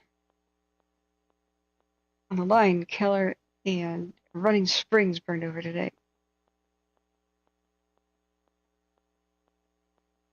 Jonathan Branazares says that Northwest National Weather Service Office public release for tomorrow today's fire forecast calls for westerly winds instead of south and southwest winds that the Davis fire has been driven by so far. Yeah, well, it's been similar, where there's a south wind that goes by and a southwest, and they collide over by the ski area. But yeah, did you see me measuring the whole, what's 7 miles away from the Davis fire thing? The model's been updated. So Jonathan says the fire is going to move north that far or instead move east. It could even do both. Like for a while the wind could go that way and then it could just go the other. Keller 1 shows the burn over. Yeah, this is Keller 1. This is the 12 hours. There were people there. It just doesn't seem like there's anything to burn. You shut the shutters on a fire lookout tower. They're designed to survive, unless you're dumb and you allow vegetation to grow up next to it. You just sit up there with a sand bucket. And if embers came in, you just pour a little sand on it. That's really all it takes to defend such a thing. You don't have vegetation next to it. When people had balls back in the day, that's what they did. They just went, yeah. Let's see, why are these trees there? What's that about? You understand the idea of a fire lookout is not have obstructions in your view and to be fireproof? The way they don't groom these to survive, it's like they just want them to all burn up.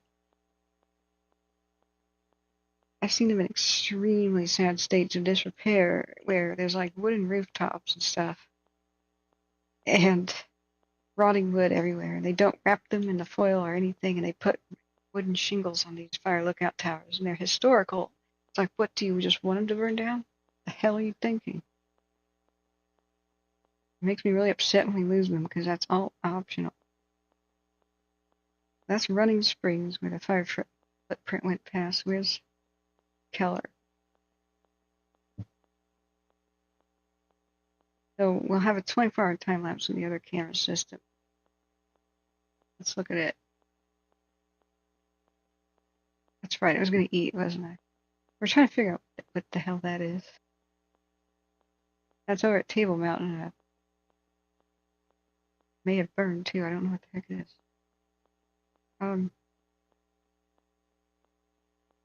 Sorry, what was I doing? Oh, right. The 24-hour time lapse. See what happened on the line. Was alert west. Keller 1. Okay. 24. Do you guys know the particulars about if we lost a fire lookout tower today, or is it San Bernardino's oldest, or just what happened? I get a lot of conflicting info.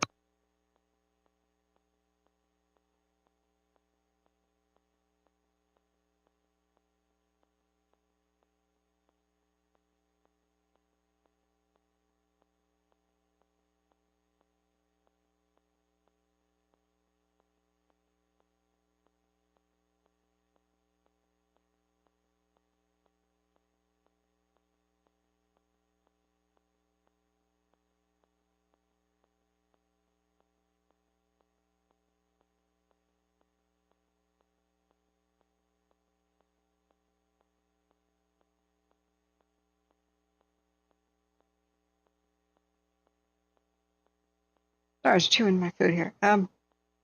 Fallbrook Airport Fire Area. Okay, let's take a look.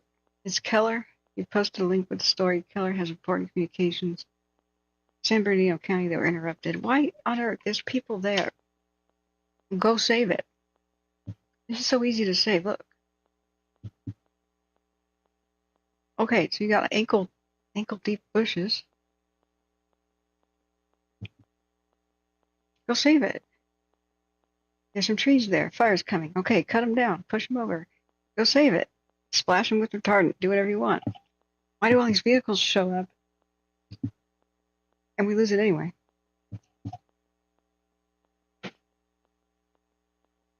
Oh, for God's sake. Why pixelate it? That's even more bizarre. You gotta protect the privacy of the tower over there? Is it naked?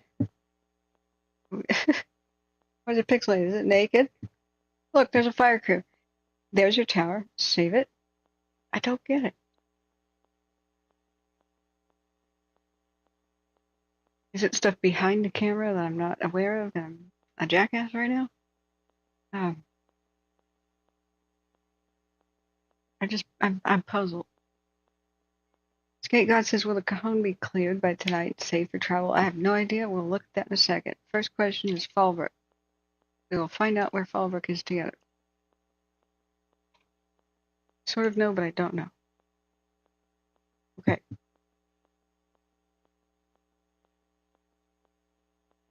Okay, so that's not the airport fire. That's the Roblar area. That's Camp Pendleton and the Roblar fire, actually. The one everybody forgot. So if you look down there, right? Isn't Fallbrook right next to the Roblar? Just find out. In it. Yeah, there's Fallbrook. Roblar. So it's gone into like a non-report status. It's 75% contained. Pendleton burns all the time. So they have a lot less fuel in those regions than other fires can have. They let them go and they have their own fire department and they look really serious and produce lots of smoke and then they're done. Because it's mostly tumbleweed, bushy stuff and it's done. So there are no impacts to the installation, no threat to personnel or structures. That's a big containment percentage and it's kind of like in mop-up type status. Now, are you talking about Cajon Pass, okay, God? Or just want to make sure. And thanks, Amy, for reminding people to hit that like button and to share it. Subscribe with the ringing bell if you ever want to find us again. We'll have to restart the stream around 9 in the morning because we're at 7 hours and 30 minutes right now on the stream. Every 12 hours, we must restart because YouTube does not save videos that go over 12 hours, fortunately. So, yes, the pass. Okay. So, Cajon Pass. I know where it is by Banning, but I don't know how to look over. It's by Anza? Is it by Anza? Anza? Am I wrong? Okay, that's fine. Yeah, I don't think Fallbrook is in any kind of danger whatsoever. You're not like in an evacuation warning or something I'm unaware of, right? No, not there. On pass. Just got a banning. Or am I thinking of the wrong Cajon Pass? Oh, I'm thinking of the other one by banning. And what's the pass that's by banning? Sorry, I gotta figure it out for a second. Okay, what's this pass? I'm confused about it. The one on 10. The wind tunnel. The doom tunnel here. Is it? Oh, Cavazon. Sorry. Confused Cavazon with Cajon. Alright, noob mode. Home, like San Bernadino. Ah. That feeling. Okay, so will it be open like tomorrow? What is this saying none for? Oh, the zone doesn't have a name. It's just like a new one. Okay. Well, damn good question. Let's see about the heat. Is there heat there right now? Let's see.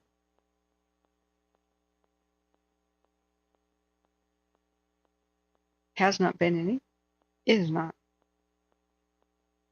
present currently. So this will depend. Do they expect a west wind or not? Right. Let's see. Does South Ops Predictive Services have something to say? Do they have a video every day like the North Ops does? That's my big question.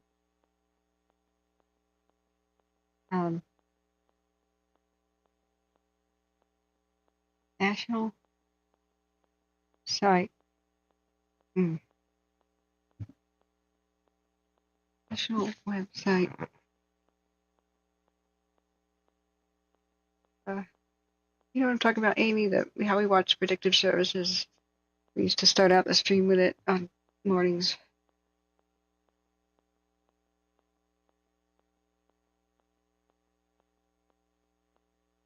It's 5:23 a.m. To me, time is racing forward. Like, I'm trying to relax, but it's racing forward. And it's like, hey, Cognito, good morning. Okay, what I'm talking about is Predictive Services. Like so, this is the one for North Ops. Long time to see, Cognito.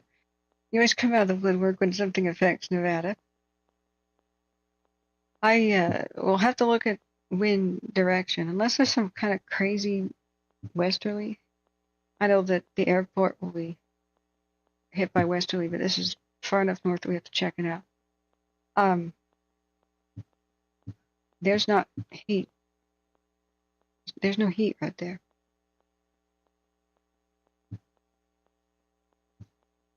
There's the one for the airport. It's right where I just go. So we'll have to look at now that more time has passed, we may have some new updates on weather forecasts. So it'll be important to look at. So this is, I don't know how many miles, but we try. Oh man. Let's look at.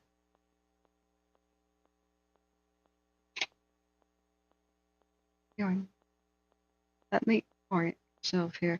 Now, I don't remember what fire it was, but in the Cajon Path, one of the craziest streams I ever had, and I can't find the footage. I want to know where it is. Hey, is there? It was a real narrow part of the pass where the train goes, and then it curves left and then curves right. I believe it's the Cajon. The Cajon or Cajon? I don't know. And like right up in here, I think. And I think it was 2021, could be 2022. But they took the VLAT, the very large aerial tankers in there, and they, like, I don't know how they did this. I didn't know passenger jets were this agile, but the tankers threaded the needle through the pass, dropped their retardant, and right before they smacked into the mountains, they did like a near vertical climb. I was blown away. I'm not sure where it occurred. I guess we could go put fire history on there. And I want to go back and watch my own archives. Aguido Ergo says, looks like the actor Jeremy Renner's house is in the evac zone of the Davis. Did you see, Aguido, the new terrifying Davis fire warning? Amy D says, I'm uncaffeinated now, going on 26 hours of being awake. You are ordered for sleep. You're ordered to sleep so you can help today if you can. Go ahead. Amy, if you can.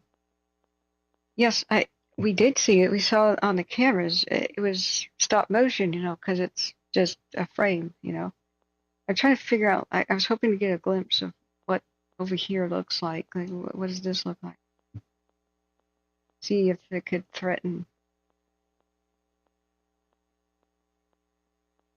I just, even when the fire was in the pass, traffic was not stopped. It just kept going on.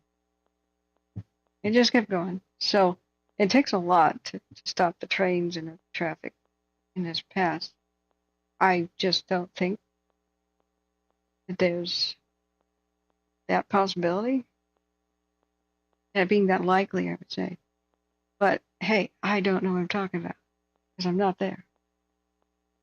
It's just heat is nowhere near there right now. So, okay, let me look at the link you have for us. You know, all the way up there, you can almost see where he's. Oh my God, that autoplane. I'm sorry, friends. That scared me to death. It's September 11th, Memorial Day. I think the attacks happened right about now, maybe a little bit earlier. What time is it, East Coast? Where were you guys during that time? Monklands, welcome back. Good to see you since the whole craziness. This is what I'm talking about. Do they have this for South Ops? Because South Ops is the god of predictive services for South Ops is the god of the weather down there for fire weather. Didn't even know we have extreme fire danger today in Mono, or that's Lake County. No, it's not Lake County, it's Mono County and Shasta, isn't it? Okay, here's the button for South Ops, but do they make the videos like North Ops does? That explainer videos are worth its weight in gold. Oh yeah, have you heard, Cognito, that the terrifying Truckee Meadows video? And how they're explaining that they really may not hold the Davis tomorrow? That it's beyond red flag. It's like Fire Captain John Bruno today said it was like a mega red flag. That's the bridge, excuse me. That they're using tornado terms, potentially dangerous situation beyond red flag. So, I think it's still on my phone. Let me take a look. Now, there's Portland thunderstorms that are possible here, so I shouldn't lose power, but I hope not. Let's see, where was it? Phone. Play you the video too, you won't believe it.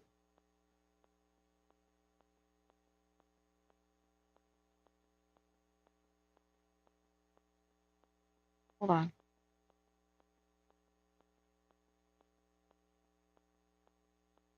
Yeah.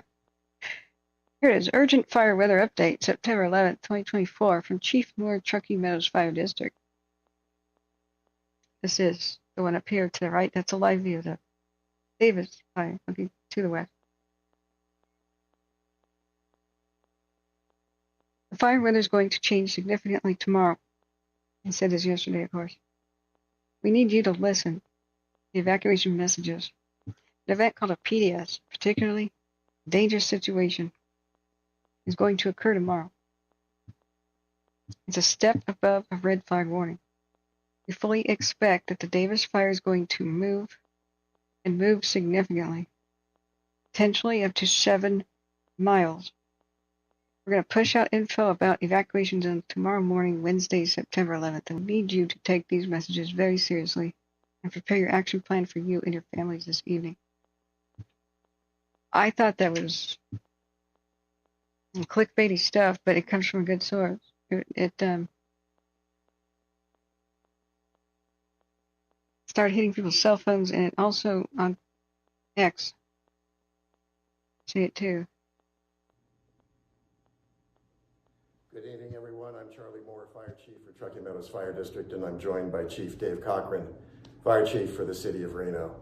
We have a very important message for you this evening.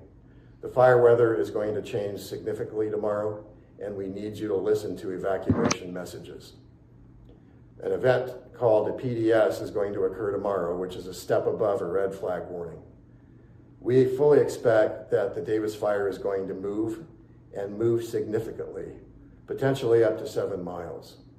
We're going to push out information about evacuation zones tomorrow morning, Wednesday, September 11th, and we need you to take those messages very seriously and prepare your action plan for you and your families this evening.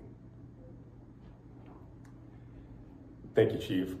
And yes, it is that serious. Chief Moore identified this as a PDS, a particularly dangerous situation, and it's every bit of that. We need you to listen. Prepare a go bag. Be ready to go.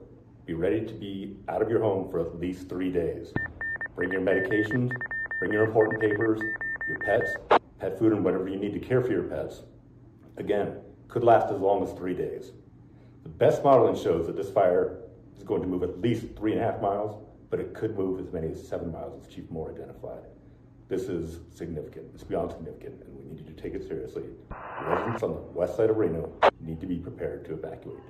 Stay safe. Division Foxtrot, night operations on command.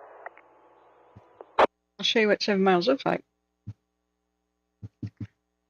Go for Division Foxtrot. Are you able to get cell coverage for a message?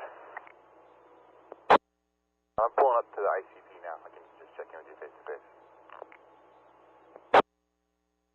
Copy that. There's your downtown Reno. If they're saying 7, I don't know why it couldn't be 10, because if it ran the length of the mountains like got established and just ran north, then the only thing that would really stop it by then is another major freeway type thing. So this is 10 miles away. This major road, what is it? South McCarran Boulevard, Reno, looks major. So that, or the golf course, that's approximately 10 miles to the north of where the brightest hot spot is for the Davis. So if we go and just unscientifically draw 7 miles as the crow flies, it's that. So we're unsure if it's south winds, west winds, or southwest winds, or a mix of all three. So this big area of danger, major area of danger. Unbelievable. So, Washoe County people, definitely, you should be signed up for the alert system. So, it's pretty easy. You don't have to make an account. Just every time I show that, I'm going to go back to the Davis fire. It'll be very important to be signed up for this already. Whatever. We'll see. They're probably going to expand like crazy these evacuation warnings and whatever. I can't believe a lot of places are not on level 1 already. They're more likely to stop it if it goes due east because they got freeways. They got double freeway highways. Those are great places to stop things. That's pretty far for long-range spotting off of a mountaintop situation. The fire is only around 7,000 feet only, you know. But I'm not too worried about that. I'm worried about it running on the ground where there are no roads. So like due north is the path of least resistance for it if the wind is a straight up south wind for a bit. Jonathan says we've had many fires jump south McCarran Boulevard many times before. Oh God. It isn't a good line of defense. From the west and southwest. Oh, okay, we'll shut my mouth. Well, it's the first chance you have, I'll put it that way. So I understand what, if anything, would make it stop if it marched due north 7 miles and just stop and not be more like the 10-mile area where you got your first significant road. Yeah. Jonathan says I better take a short nap for monitoring the situation tomorrow. Thank you for your insight, and yes, please come back and see us. We'll be here. People who need rest do get it. Just say, hey, body, we got to cooperate right now. I need you to rest. This is need, not want. Do it. We need you. I'll talk to it. And then do your deep breathing stuff. Yeah, good night. Thank you for being here. And Monklands, I was happy to see you again. How is Santa Barbara area? I like your channel and your doggies. And thanks for being there when we were trying to figure out what the situation was like down there. Oh yeah, it's absolutely zero contained. There's they didn't even declare Cogito forward progress stopped yet. Now I know why. I was puzzled by it because obviously the fire stopped in a couple of pockets. That's because it has the potential to escape again. So Trucking Fire Meadows, bless them, they wait a very long time to say anything to the public, and they wait until it can be absolutely verified. Unfortunately, it keeps people in the dark and in a panic. But on the flip side, they rarely post something that turns out later to not be accurate. Just, I would encourage them to say more things, but just with the grain of salt, public, like just keep people a lot more informed. Even if you're not sure about something, say that we're not sure about something. They still appreciate it. And then when you become absolutely sure about something, then announce, hey, verified or modified.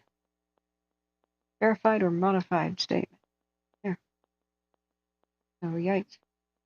Okay, it says agreed with the winds there, the freeways and the boulevards is not much help. Oh, okay. So looking at some of the wind modeling, there's some are calling for 52-mile-an-hour wind gusts off the incline village towards with the Ventus sky. There's the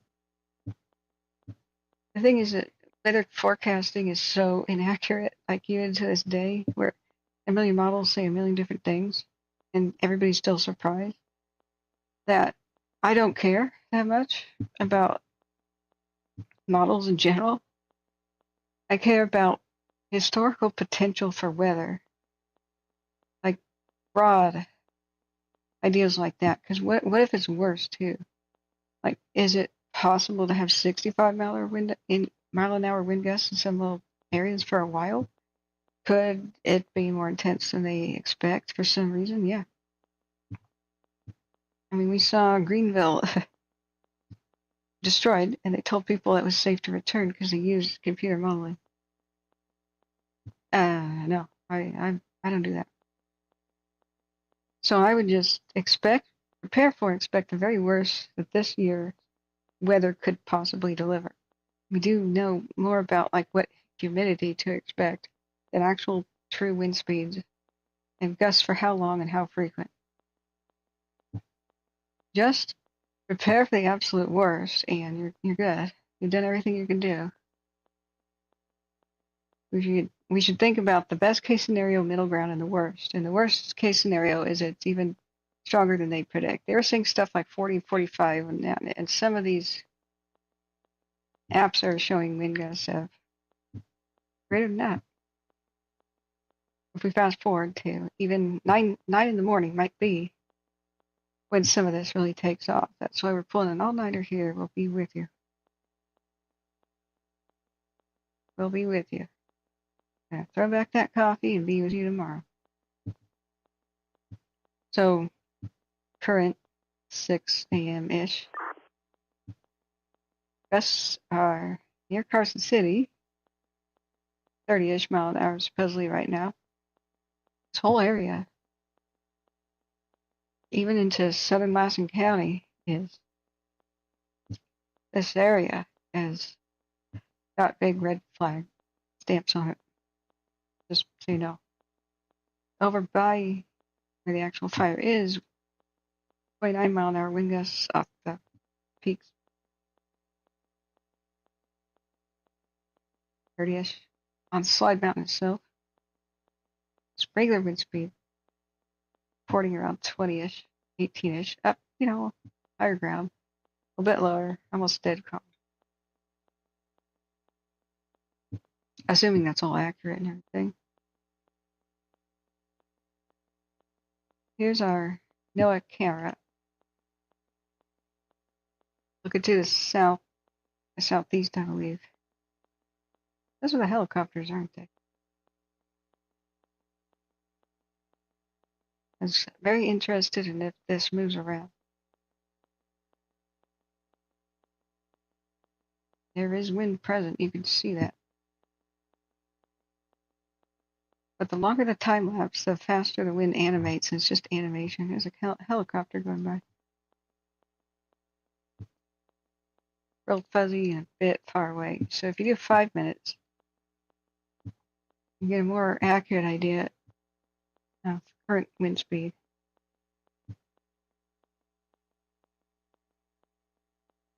That's weird. It does a swirl. Do you see this?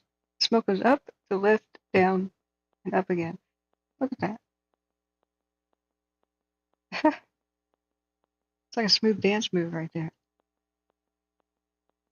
Swoosh. I'm just going to call that erratic. Woo. The longer you do the time lapse, I mean, the more artificially fast motion everything looks. I wanted to see very, very bright, crazy activity. I want it to burn as much of its fuel as it can tonight. Because tomorrow's going to be absolute hell. You don't want it to find your receptive fuel tomorrow. Okay, here's Calaveras. Last 5 minutes. I mean, there is wind present. It's just pretty mild here. Pretty mild. All the smoke, like right here, just mostly rises vertically.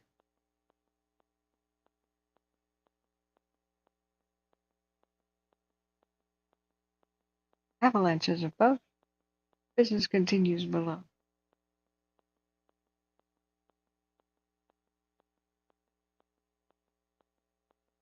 Bunklands. Cargill says agree with the winds there. Freeways and boulevard. Not much help. 395 doesn't stop fires either. It's kind of wind tunnel. Right. Outdoor lands. Adventure says thank you. Just wrapping things up with the sheriff. Caught some thieves. Really? Do tell. Are you like a first responder or a cop or like ordinary civilian? You caught thieves? What? Do tell. There was a police chase too, and I was trying to relax. I mean, the airport exploded, and it had a nuclear bomb look to it. So after 1:30 in the morning, that's what it looked like not last night, night before, excuse me. That's over 24 hours has passed. That's why I had to sleep part of the afternoon and just couldn't really rise. That was all kinds of scary. I thought it was going to spill over into Riverside County at night. So I didn't sleep. For 3 hours it raged. And it sort of held mostly where they had it before, except it made it to one of the peaks that unfortunately overlooked Riverside County. It burst through retardant and hopped one more canyon and ridgeline over. But it held on the main road between Orange and Riverside County, which was miraculous. So I wasn't as concerned today. I knew there would be wind, but since it held during this insane pyrocumulus event thing at night, I mistakenly thought, well, they'll have even more people and help tomorrow, and they'll be able to handle it, right? They'll have aircraft. Retardant rope it again, right? I don't know how it raced over to Lake Elsinore and impacted structures, but it did. You guys can tell me I'm still not caught up to speed on that. Now, I still have to try to eat more, so let's watch some updates, unless I forgot something, friends. Arguito says it's very close to my hiking areas at Galena Creek. Do you live in this area? Are you threatened, impacted, or... I think very soon, 6 or 7 in the morning, they're going to make announcements for the Davis, massively expand and or do something with the evacuation zones, whatever they're talking about. Because 9 in the morning could be when the winds pick up. It's a possibility.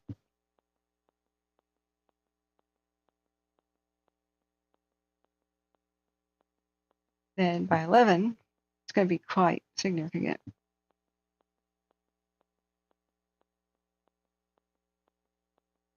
There's a webcams button. Here's 6 a.m., like right now.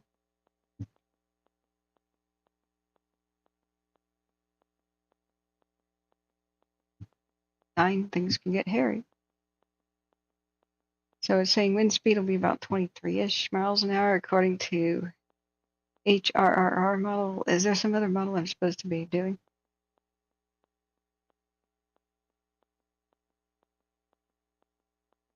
I keep forgetting which one people like them.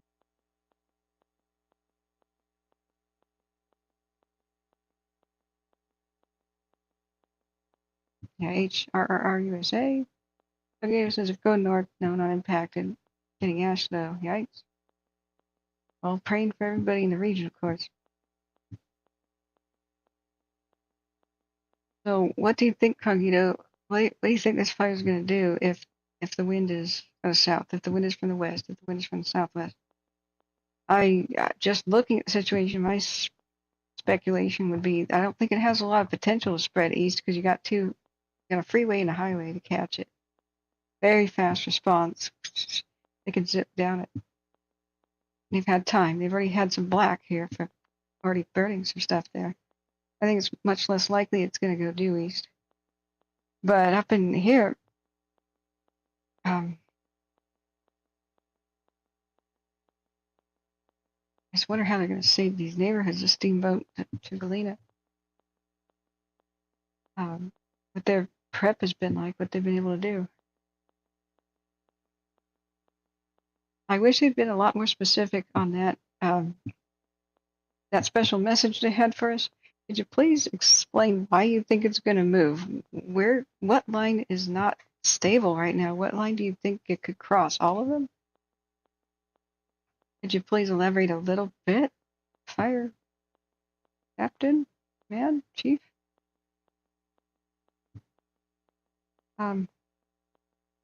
Hey, just stopping by. Welcome. Says the HRRR runs the numerical calculations every hour based on surface observations.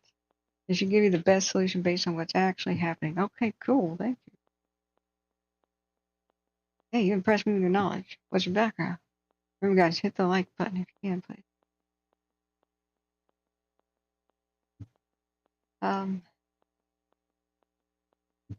I just wish they'd explain even a teeny weeny bit more their reasoning here.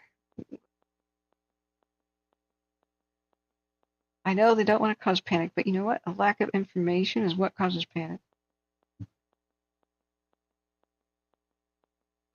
Here's an ominous statement. Have a good day. No, wait. Details, please. I know how that could cause problems.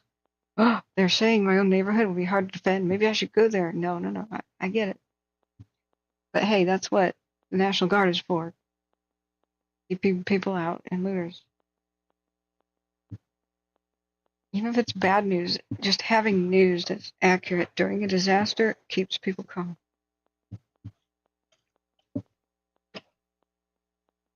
So best case scenario, I think, they hold it somehow against all odds. In general, they chase after the spots, they pounce on them, they tackle them, they catch them. Aircraft helps them. I don't know if aircraft will be able to be everywhere. With the high winds, probably not up in the mountains. I'm just guessing. They may not be able to do much. The altitude, but I'm hoping at least some form of aircraft can be used here. Back at Ventu Sky here.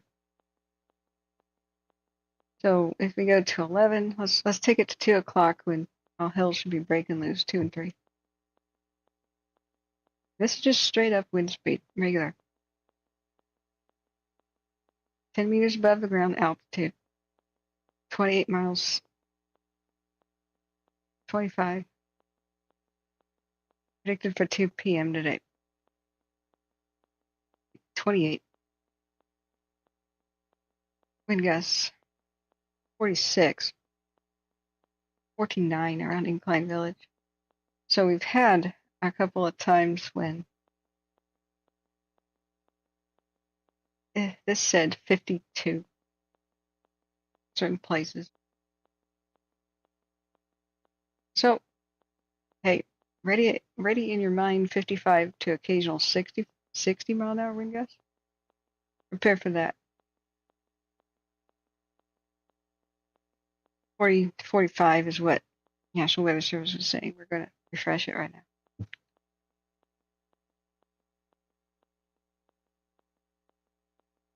Okay, we're still on the airport fire down there. That's Rancho Santa Margarita. Did this change since I last read it? We have 81% humidity right now? No way. That's good. That's Rancho Santa Margarita. No red flag warning, really. And widespread haze before 11. Widespread haze after 2. Areas of smoke before 8. This is the airport fire down there in Orange County. Patchy fog before 11. Always partly sunny, gradually becoming sunny. High near 79. South wind about 5 miles an hour. Okay, good news for the airport fire. So let's go to. Should I say Washoe City? What should I say for the forecast near the Davis? I mean, we want to be up in the hill a little bit. Like, I guess it doesn't matter. Say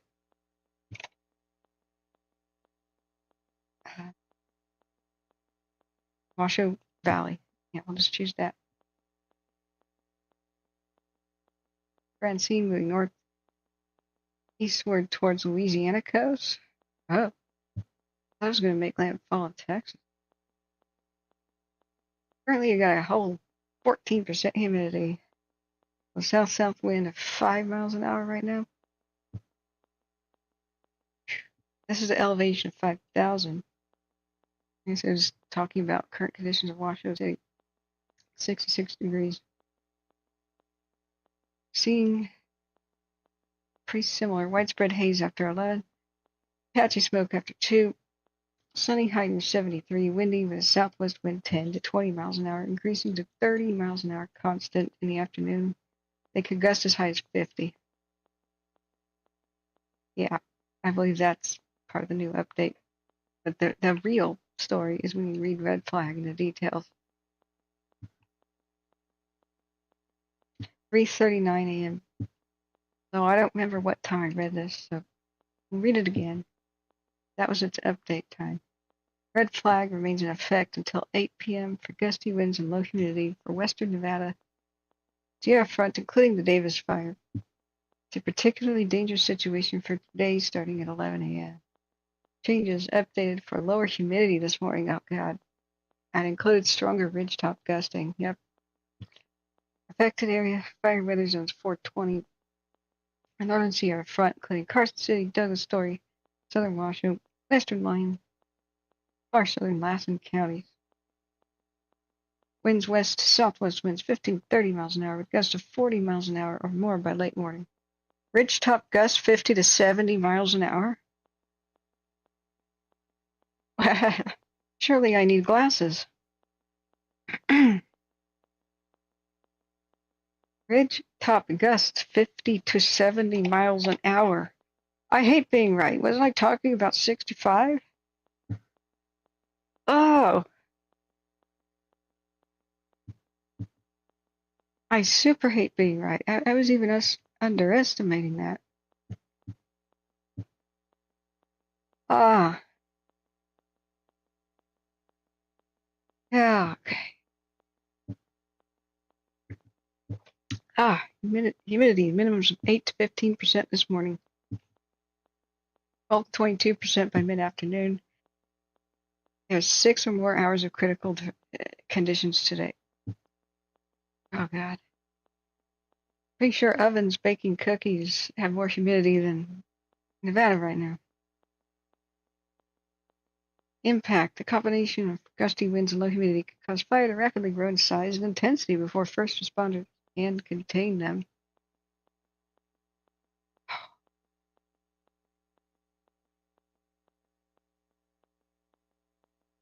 Additional details that are just for your fun and games and knowledge. The last PDS red flag warning was issued September 15th in 2019, so this is not an everyday event. Wednesday, hell day. Cat has always had good instincts. Thanks, Cognito. I've been mentioning you a lot about a lot of people who are new. Please hit the like button, friends, if you haven't. Hit subscribe with the ring bell if you ever hope to find us again. Because we have to restart every 12 hours and it, well, puts us at the bottom of search results all the time. But I keep crediting you all the time with basically, it's true, Cognito, making the decision to do this. I just did it a few days, meekly, mildly. After Red Monday, the Monday of the 2020 Labor Day fires, just passing on official info and showing people how to work maps and how to try to teach people how to track fires for themselves. Showing people scanning radio and broadcasting that. And then you're like, hell, you should tell people what to do, where to go, based on recommendations, because it ain't rocket science what fire's going to do. And there's problems with evacuation warnings in the system already. So feel free. Yeah, you did. Remember I asked you, I don't feel comfortable telling people where to go or what to do, even though I see that downwind, these areas are vulnerable. There's fire upwind, they're downwind, but officials haven't called that dangerous yet. They haven't put them on notice yet. Surely I'm wrong, and the officials are right, and I'm just wrong somehow. And you're like, damn it. No, the officials are wrong all the time. Go ahead and tell people they're in danger if it makes sense. Sometimes the officials are right, but they have their hands tied by the stupid old antiquated systems of can't tell the public X, Y, and Z unless Sacramento approves it. And the time delays are deadly. Well, thank you, Cognito. We did. I was like, but I've never been a firefighter. You're like, I don't care. You got a brain. You got a map. You can see fire goes where the wind blows, and I'll teach you anything else you need to know about it. And I was like, okay. And you were right. I was intimidated by the concept, but really, wildfire behavior is not rocket science. It's about having enough information to make a good call on it. There is no harm in telling people that they could possibly be at risk if it's at all true. And that way, we've been the hero helpers. We've convinced people to get ready and prep and leave areas before many officials have been able to. And they've arrived with entire neighborhoods packing up, ready to go, when they thought they had to knock on doors and inform people. And they're like, nope, we were at Catherine's channel. We were listening to a wildfire tracking team. We're good. We're out of here. Bye. That is the goal. That is the goal. We've got confirmation, and it was true. Like here at the Dixie, after Greenville burned down, the same day the officials told people to repopulate, I became very aggressive with my advice. I knew once and for all that, yeah, they did not fix the system yet. My friend died in a wildfire in 2017 because he didn't get notified if the wildfire even existed. Reverse 911 failed. My brother almost died in Paradise because reverse 911 failed the next year, 2019. Excuse me, 2018, but November. And then we saw time and time again, places like Greenville. Made the wrong call. Oh, you can come back, it's safe. It's not. They later apologized and said, hey, we used computer modeling. Whoops. Computer modeling showed that fire wouldn't be this aggressive, the Dixie wouldn't. But hey, I'm a local, so I knew what it could do. So did others. I'm glad they apologized for that. We respect that. Hellfire doing it. But give people all the information they need. They'll make the right decision for themselves. That's the goal. You keep people in the dark and they'll do crazy stuff. Or tell them to leave too late, you've really done them a disservice. So the hardest part is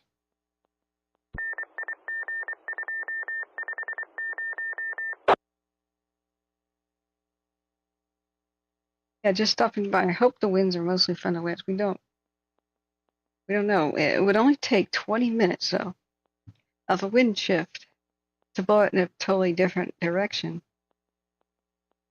And then say that corrected itself, then the fire could be in a new area, then spread to a new area, right? Sorry, I'm being as clear as mud here. The only real problem I've had with trying to predict what fires and such can do is we still weather predictions in its infancy. The weather surprises us, we're all surprised.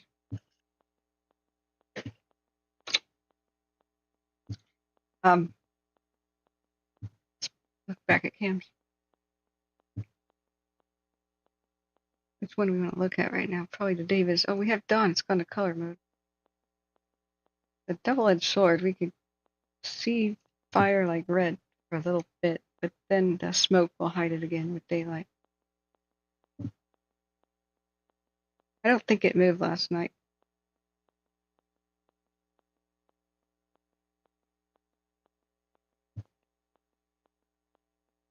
It hasn't moved in the last couple of days.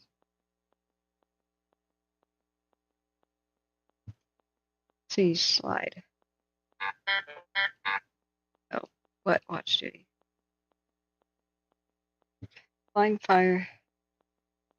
Fire has been mapped at 34,659 acres in San Bernardino County during an infrared mapping flight just after midnight.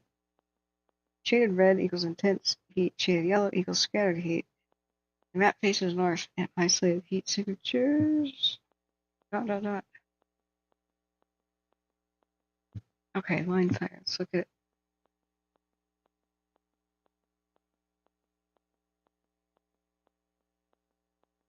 That's right. We try to figure out what the burnovers were and look at those. Then I was going to show some videos and try to eat, and now my pizza's cold in front of me. Ah, well. The plans I make. They don't come to fruition. Yeah, 1 minute ago.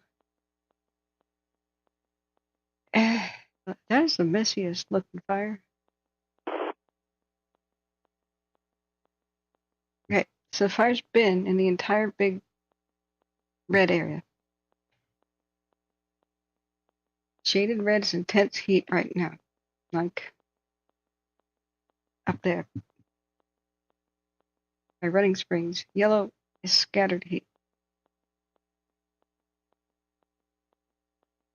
And that is the way it happens, you know. It finds virgin fuel as it continues to move in a line. So that'll be pretty intense on like a line, you know, moving around.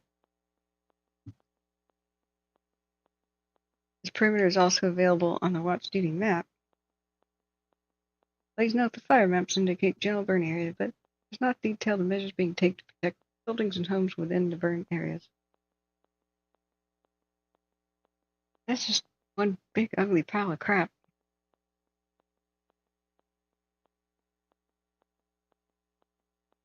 Maybe this is crazy. My watch duty went off 20 seconds before yours did. That's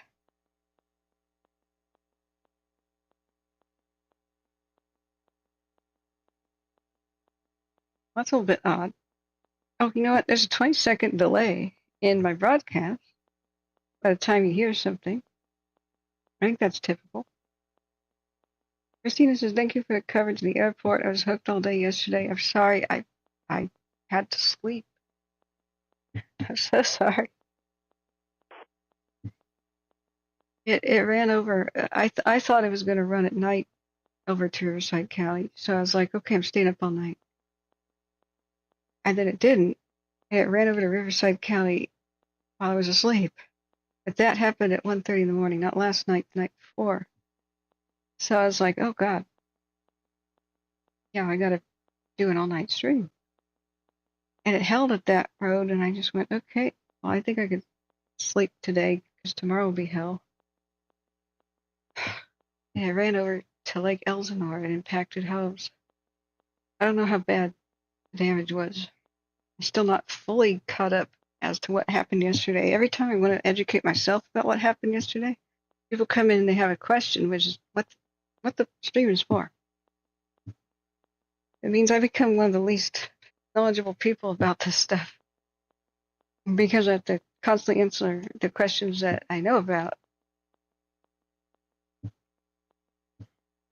rather than actually investigate what exactly happened yesterday and when and how bad it was, because I can't just sit here and Google it.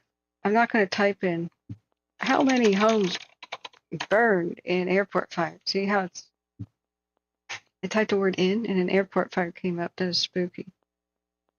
I'm not going to type that. I'm going to put that off screen. I don't want people to find out that way. It might show their own home.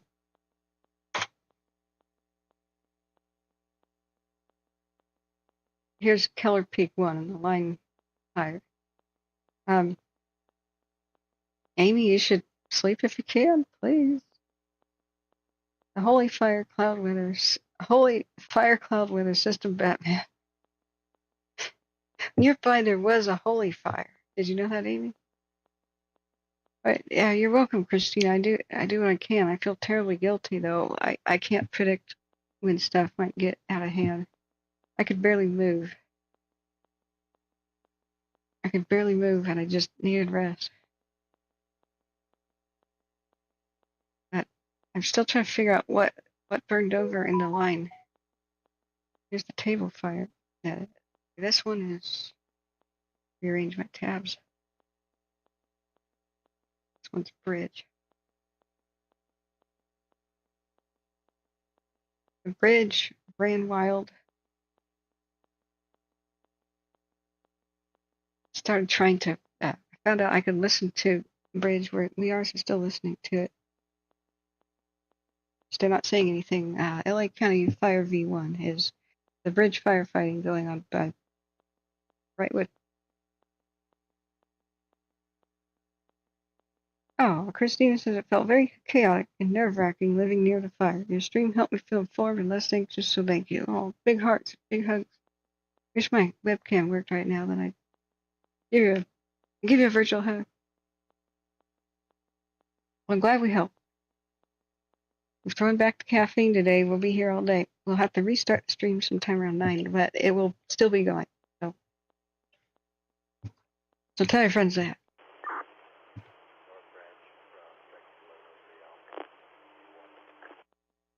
So if you hit the share button on the actual channel page, then that'll help, especially people who are not that tech savvy, to find us again. So if you hit the actual K logo, go to the channel page, ask people to bookmark and look at this one to find the new stream. It'll always be here. But I found out that a lot of people who are sharing the actual stream using the share button while watching, especially elderly people, would see that it's not live anymore. They'd see that it's like 12 hours long, and they go, ugh, and they turn it off. They have no idea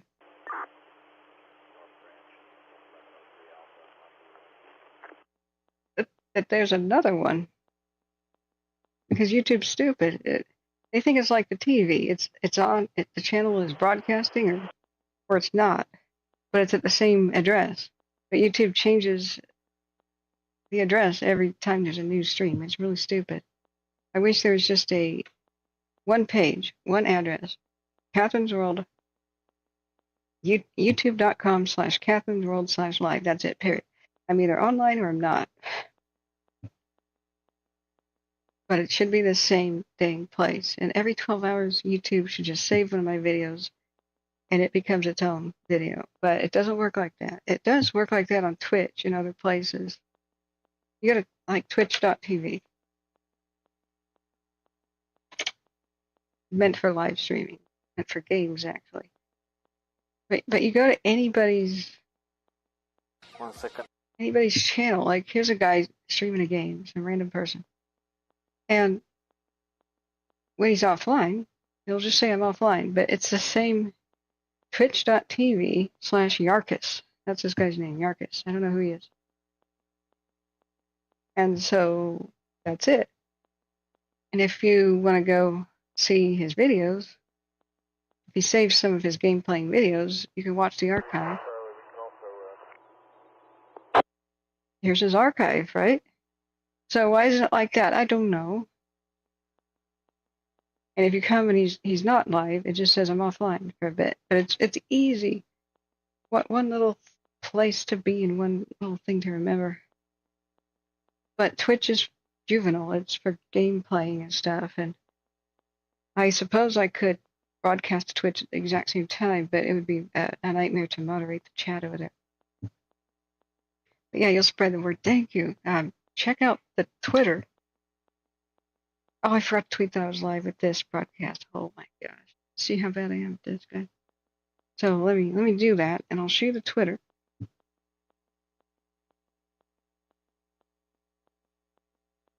Just give me a minute.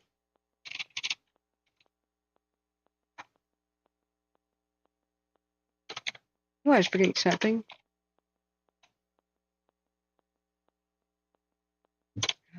Davis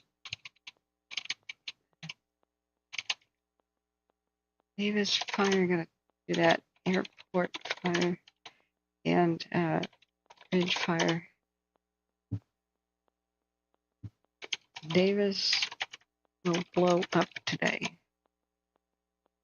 Yeah.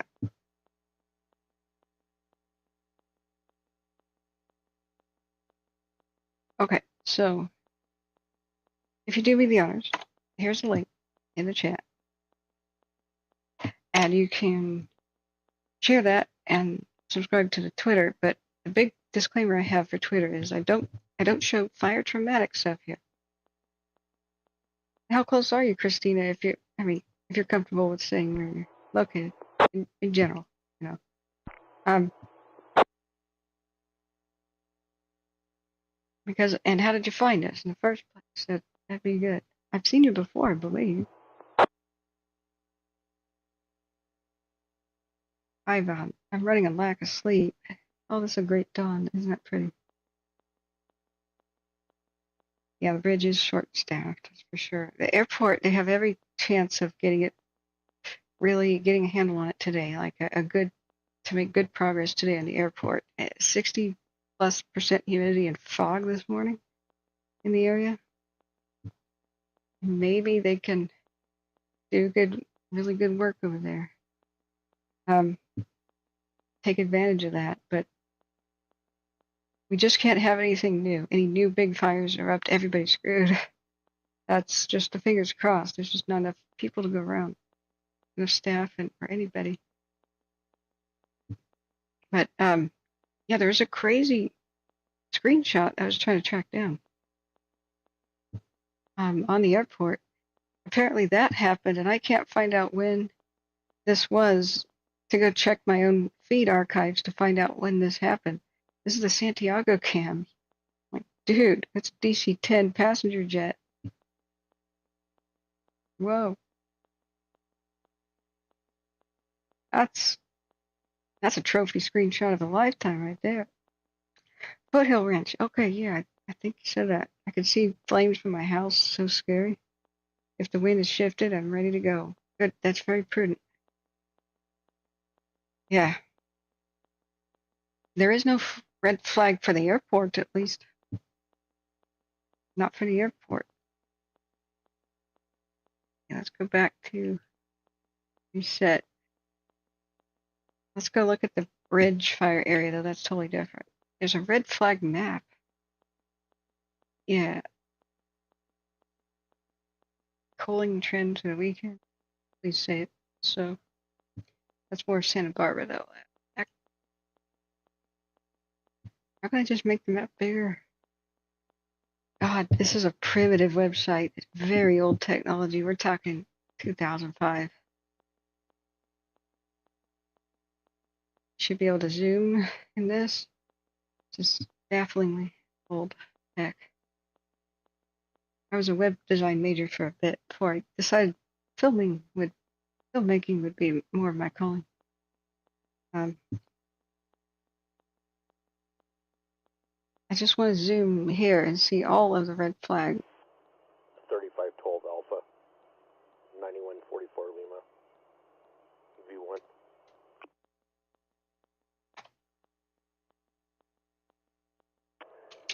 Yeah, do you think the leader is going to be able to make it up to Wrightwood for a briefing? Affirmative. Are you heading there yourself? Yeah, it's affirmative. Copy. You still want to push open Nielsen Road all the way to the end of Maria? Yeah, it's affirmative as much as we can. Oh, that's an update. Copy. They're just getting ready to start that, and there is a bunch of water boxes here and there on the road, though. Okay, how many do you have in your strike team?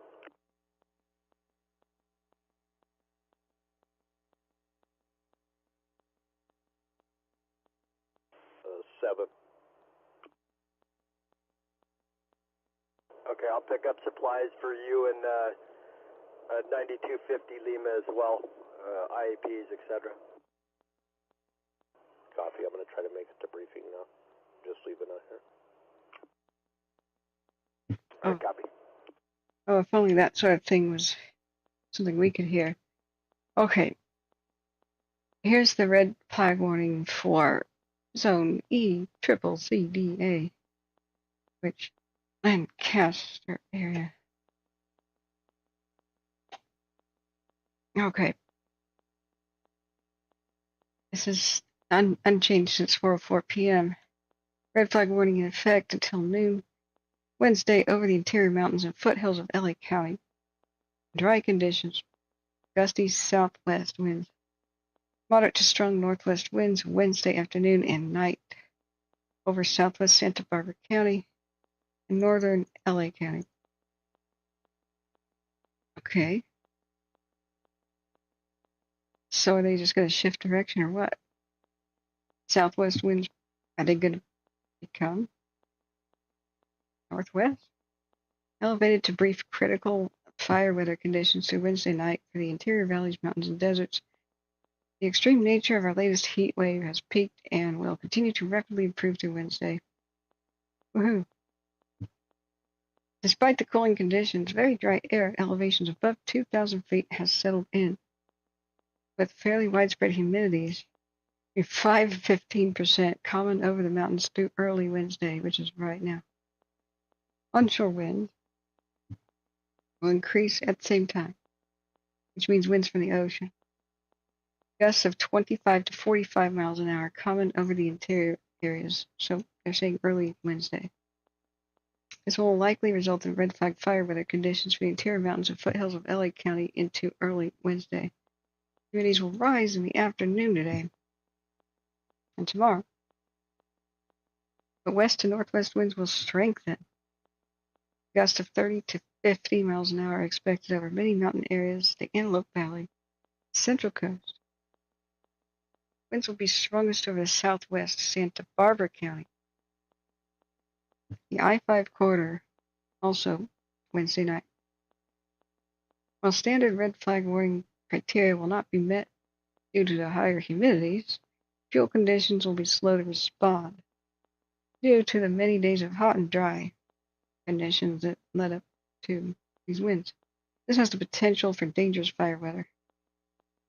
Otherwise, all areas inland of the beaches will have elevated to brief critical fire weather conditions over interior areas through Wednesday. Fairly benign conditions to follow through the end of the week. We may make it through the war if we make it through the day. So in Western Angeles National Forest, red flag warning in effect until noon Wednesday for dry conditions and gusty southwest winds. There will be minimum temperatures of 56 degrees to 65. Max humidity 8 to 15%. Except for you can be a little bit colder in the valleys and slopes. Okay. In the valley southwest, 15 to 25 mile an hour winds with gusts up to 35, becoming 15 mile an hour winds with gusts up to 25. In the ridges southwest, 20 mile an hour winds with gusts up to 30.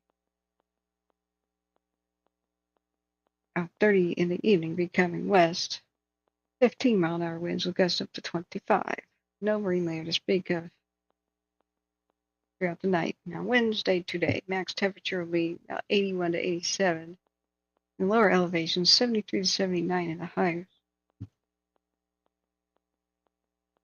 5 to 12% humidity. Why does it say 20-foot winds? What does that mean? Valleys southwest, 8 to 15 miles an hour. With gusts up to 25, becoming west, northwest, 20 mile an hour winds, gusts up to 30 in the afternoon. Great. West to northwest, 15 mile an hour winds, gusts up to 25. Later, 25 mile an hour winds with gusts up to 40 in the afternoon. Tonight, minimum temperature 51 to 61, max humidity up to 55%. But here's the bizarre thing. It says maximum humidity 40 to 55%, except 55 to 70% colder valleys and slopes. Do they mean in colder valleys and slopes? I would imagine because they're shaded. I don't know. Why would you type out the word percent and not use the sign? But okay. Thursday. Pretty windy. Minimum humidity 35%. We'll talk about Thursday when I'm ready to handle it. So that's the bridge area. Their fire weather watch / red flagging conditions.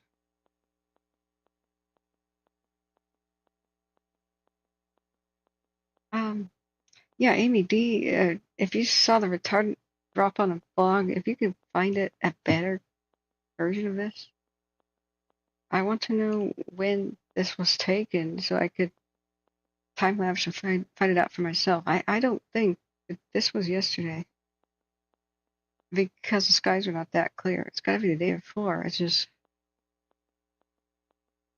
it was very, very smoky by the time aircraft could fly yesterday morning, and I was still awake until like 11 a.m. I didn't see anything like that. Things were so sketchy around losing this tower again by 10 and 11 in the morning. I was like telling myself, go to sleep, go to sleep. I can't make myself go to sleep. It was just adrenaline. Uncle Buzz says it's south winds 6 miles an hour here now until it's supposed to blow northwest 14 plus afternoon. Where are you at again, Uncle Buzz? I forget. Sorry. Let me catch myself up to speed a little bit.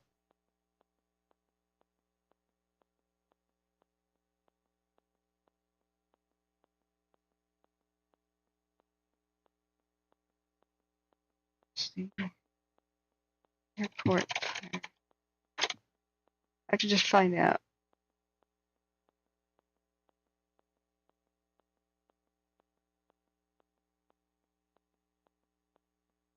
God.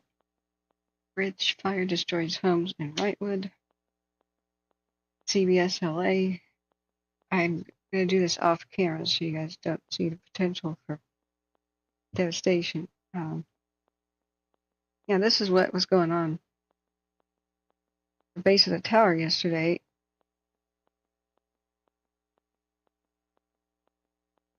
I guess this could have been when the retardant was dropped, but I don't see it in any of the cameras.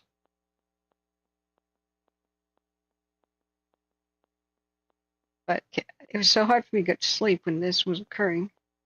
I could see this on the cameras. I was still hearing the desperate battle to save the whole towers.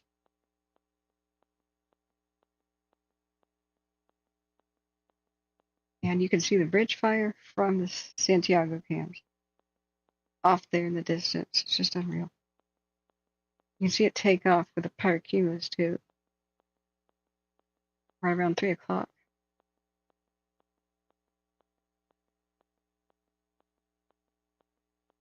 They were doing emergency evacuations at 6 p.m. of Wrightwood.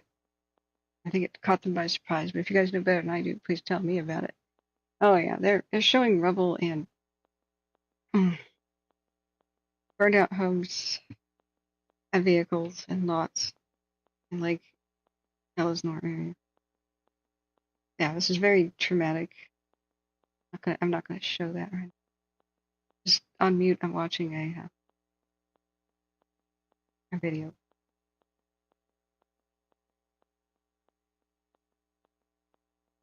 Let's see, where's our tile camera?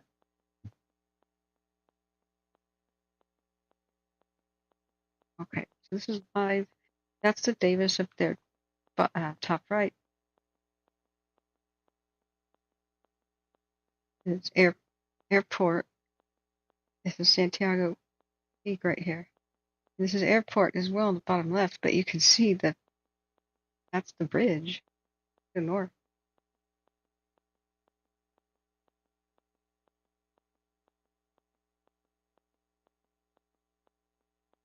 Yeah, I'm watching CBS Los Angeles.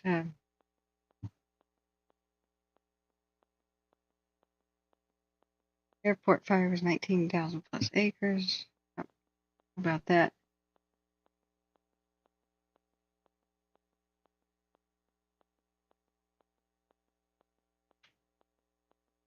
Showing a lot of oak trees on fire and grass underneath them. They'll still live through that. Oh, the fire NATO in Lake Elsinore. Are you freaking kidding me? This better not be what they think is a fire tornado. I'm sorry. See this? That little firewall? You think that's a tornado? CBS LA? Oh, hey, bless your little hearts. Sorry, it's going on to another random autoplane video. Yeah, that's like a fire devil. Happens a lot. Homes are being Sorry. Started on maximum volume, of course. Video to show us. Lori. That's right, Pat. We are live along the Ortega Freeway above Lake Elsinore. That's where the fire has been overtaking the mountainside. We have been here for about 4 hours, and in that time we have watched as the flames have really exploded, sweeping across the terrain, jumping the highway, and eventually even overtaking a house on the ridge above us. We can see the glow of fire over the ridges everywhere we are, but to the left and up on the ridge you'll be able to see just the frame of a home where there once were walls, where there once was someone's home. That is unfortunately just one of many homes that have burned in the airport fire that is now at more than 19,000 fires. I want to show you that video now. That might be difficult to watch. It was certainly difficult for us to see with our own eyes. We are looking at the El Carrizo neighborhood, El Carrizo Street. It is gone. House after house. We walked by shells of homes and cars and gardens and driveways and playscapes. All the evidence of a community now burned to the ground. It was like a movie. It was hard to tell how many homes were gone. I mean, really, as far as I could see and tell, all of them were gone. Back here live, all along the sides of the freeway, persistent fire is keeping firefighters busy. The airport fire started Monday and exploded again to more than 19,000 acres. The governor is now declaring a state of emergency, which will open up more tools, financial and otherwise, to help them respond to this airport fire. More than 500 firefighters working on this, but they have a long way to go. I want to show you just how we are surrounded on all sides, and they are as well, of course, by fire. Looking down this road here. All right, just put the link in the chat. What I'm watching, but don't click on it if you don't want to see burned out homes. It's bad. So this is how I'm catching myself up to speed on just what might be lost. I wish I could do this right before going live, but I can't. So 9250 Lima, Battalion 3512. but you can click on the link in that I've just put in the chat if you Go ahead for 50 Lima. want to. Yeah, did you copy my traffic earlier about either getting your strike team leader to Wrightwood for the briefing, or would you like me to get IAPs and bring you supplies? We're en route right now.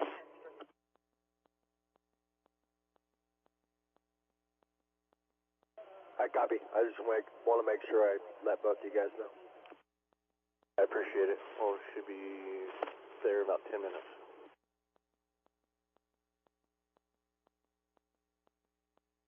We're missing all this September 11th Memorial Remembrance stuff. Hey, Garcia says, good morning, Captain. Hey, how are you? Codemaster Finger Blaster says, there's a point at my house. Welcome, by the way. Where we can see all three fires. Wow. If you want to send me pictures, friends, you can. Oh, I forgot to check email. I don't know if anybody actually did last night. You have to tell me when you've sent emails, otherwise I won't. Everything's muted for that. Let me see if anybody sent me photos of my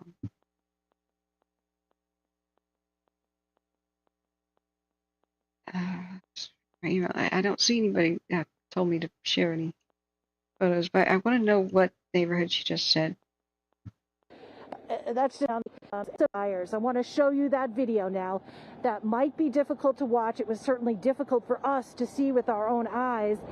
We are looking at the El Carrizo neighborhood, El Carrizo Street. It is gone. El Carrizo Street.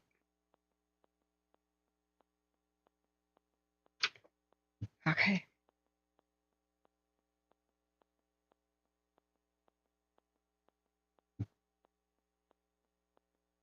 I've been here off Ortega Highway by 74. Okay. I assume that's what is filmed.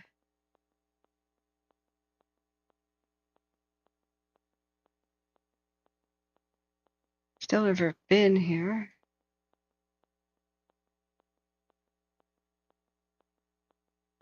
It doesn't. Is there an actual like neighborhood up there, or is it just some larger properties? Okay. El Carrizo and what? Like, I don't know what this journalist is exactly talking about. Exactly where she is.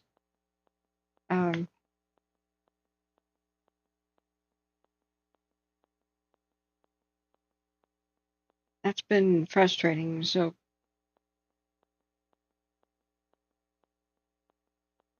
Just wow.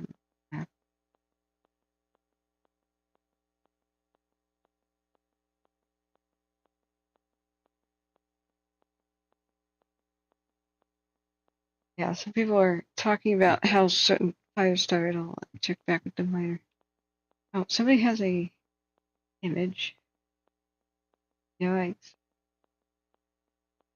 It was sent 2 hours ago. Oops, I'm sorry. I didn't know I had video. Didn't know I had mail.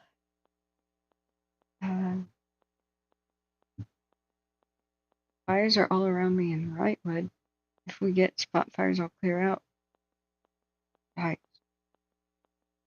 Okay. View the bedroom looking north. Okay, I'll share this. If you're going to share photos with me, let me know that I can share them. That helps.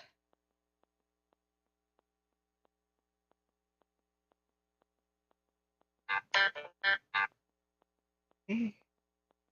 Make a little. There.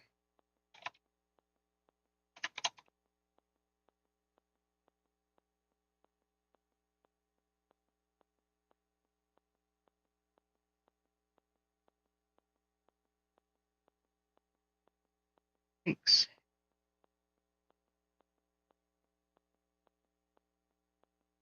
Okay, I just got a buzz from Watch Duty. How was that sound? Check it out. Davis Fire. Update. The fire was mapped at 5,828 acres. Let's leave the airport for a second. Back to Nevada with the Davis.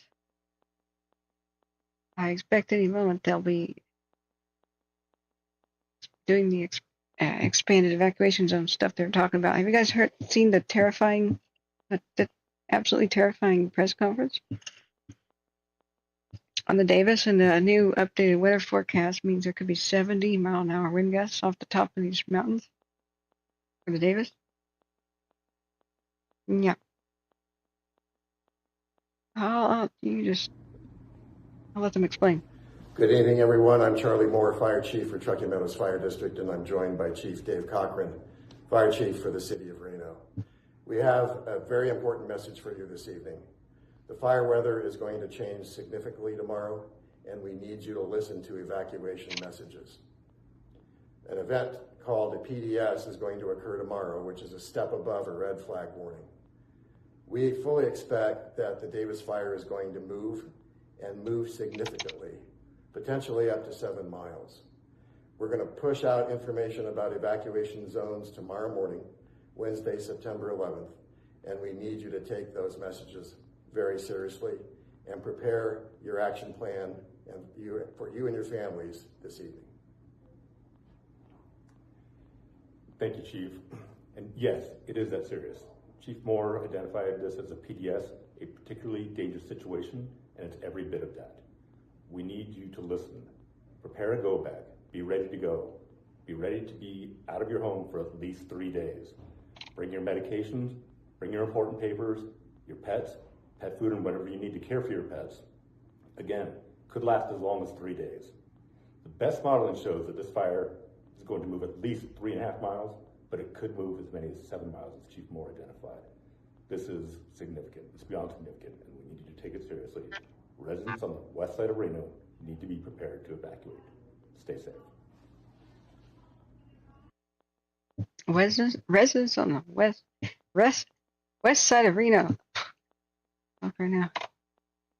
Need to prepare to evacuate. The fire can move 7 miles. 7 miles. That's into southern Reno. Yeah. Okay. Sorry, didn't realize I had images sent to me. Organize them. The Pinion Hills. All right, so this shared with me image. Thank you. North Branch Deputy Ops on B1. See the bridge fire. Unnerving. Taken from the Pinion Hills.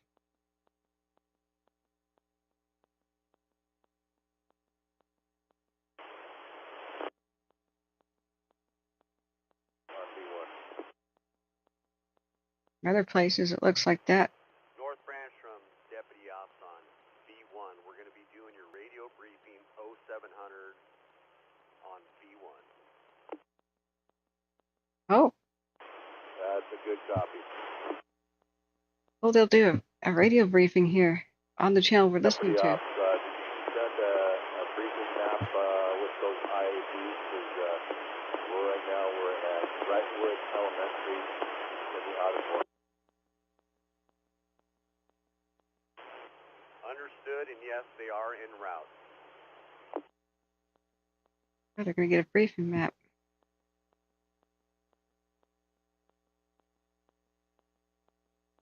Probably printed.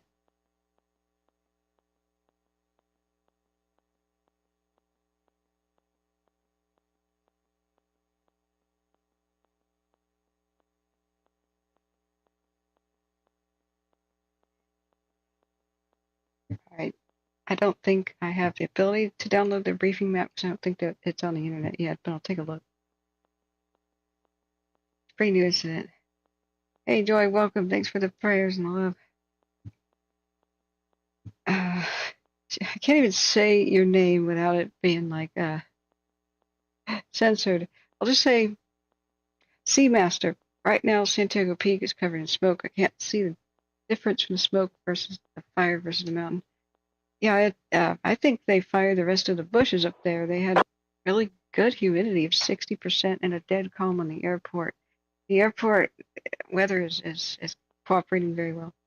They said things were going very well in the Decker Canyon area, I guess is what that's called. But it already did its damage. It already rampaged yesterday and destroyed homes by Ortega Highway. So I don't know how many. I still can't get an idea, even from the journalists watching these little news blurbs. Hey, good morning, Spyman.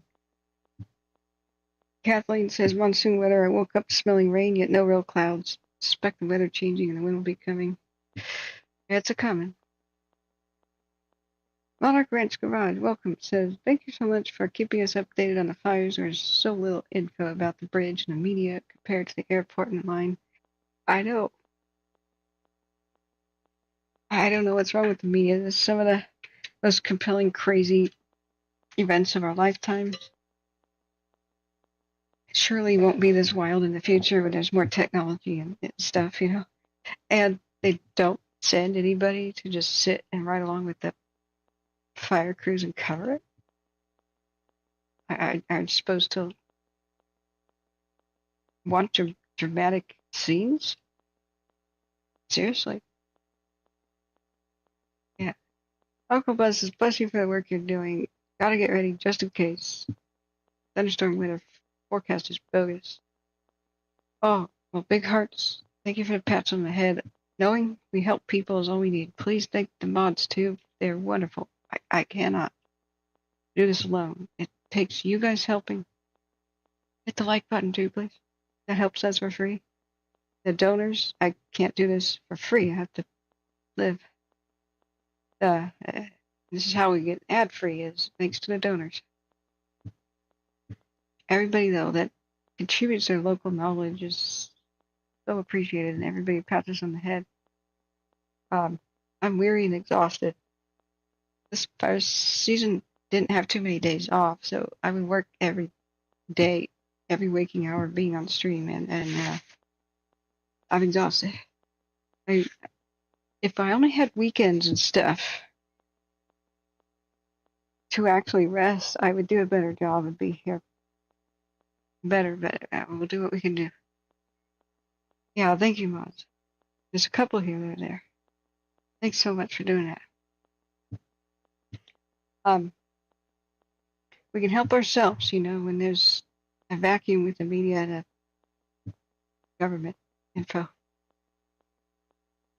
So I expect that Davis will have a very big update any minute now, not just a stupid map. This was there 2 minutes ago. Update. Update Davis fire evacuation warning areas. Red flag. Beyond red flag, like super red flag. Up to 70-mile-an-hour wind gusts on the ridge lines. Prepare, go back, and be ready. Yeah. Even if you live in southwestern Reno. Is that it? Is that their final evacuation warning things? Like, why not here? That's it? I wonder what their reasoning is leaving this chunk out right there. You guys happen to know? I'm retweeting it.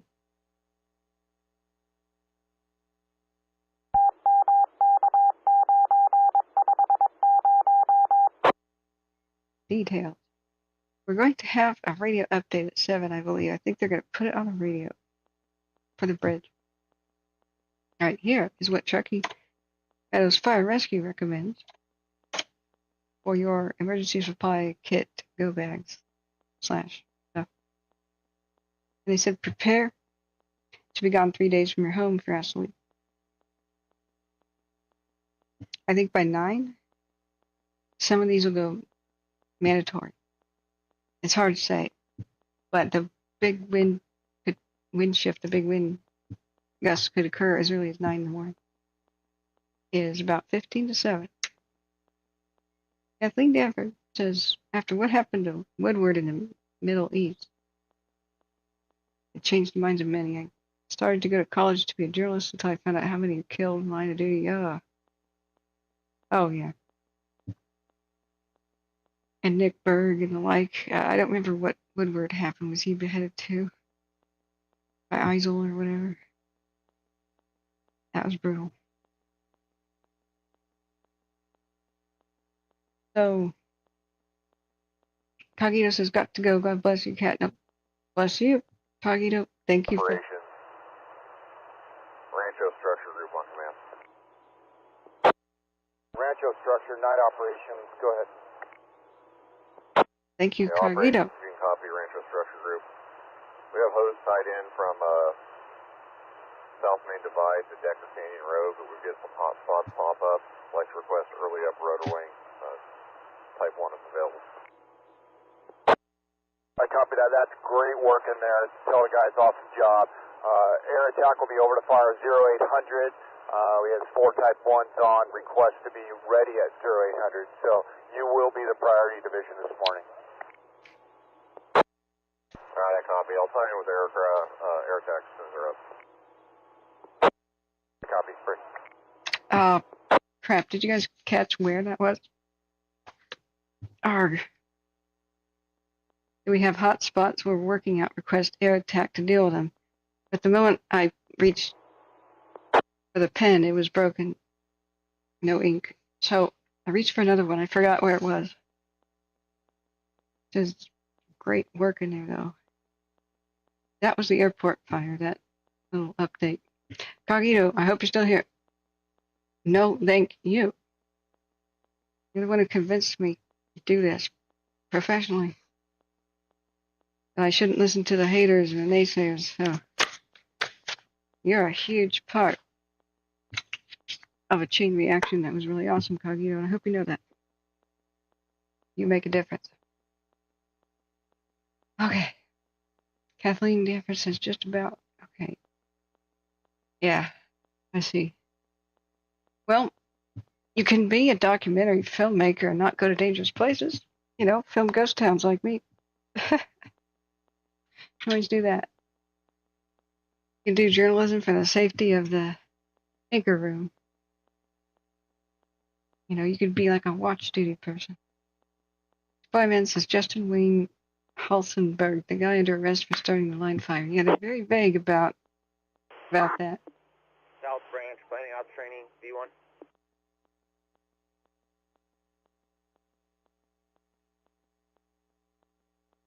Oh, you just sent in. Am I allowed to show? North Branch, planning ops training, V1.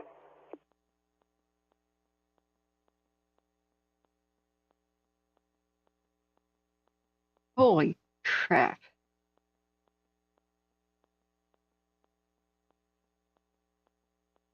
Wow.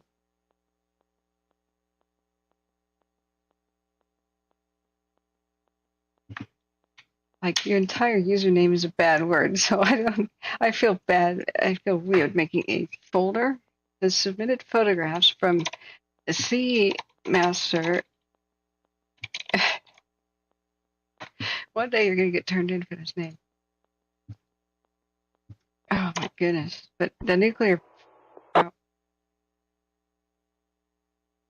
especially that nuclear, I'll just show you guys. This is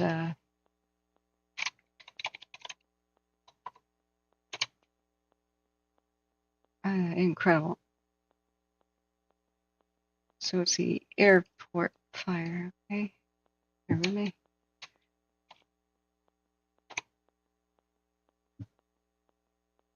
Taken 11:38 a.m. yesterday night.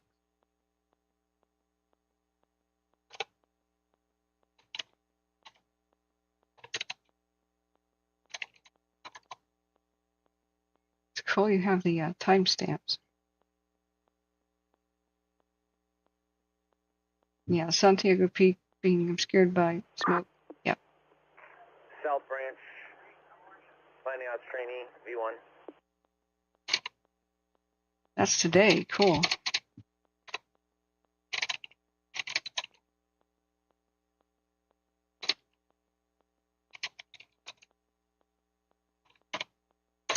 So unnerving to see this out the window. Village group, finding out trainee, V1.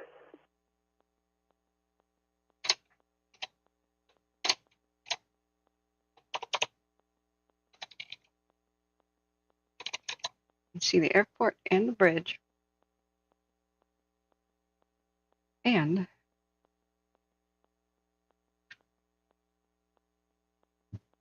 what's the third?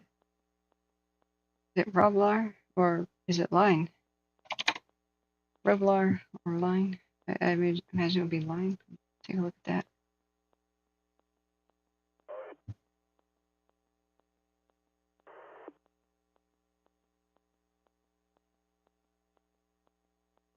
Unreal. Watching it now. One sec.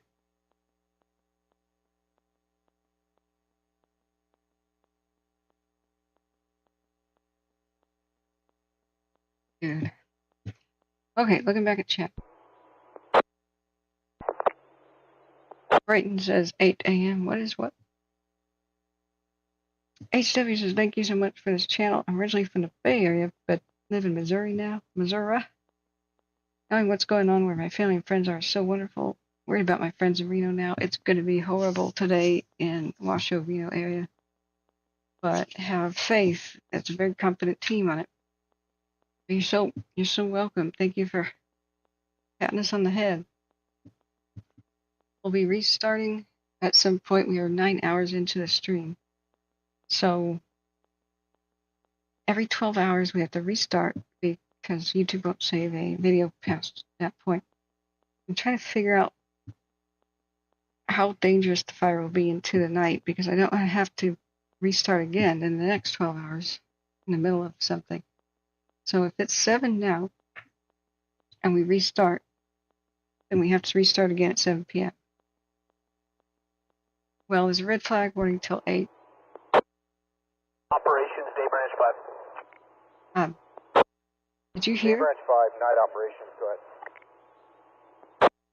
Night ops, talking with Chief Perkins regarding moving 9428 Lima to Branch 5, Division Juliet, Lima area.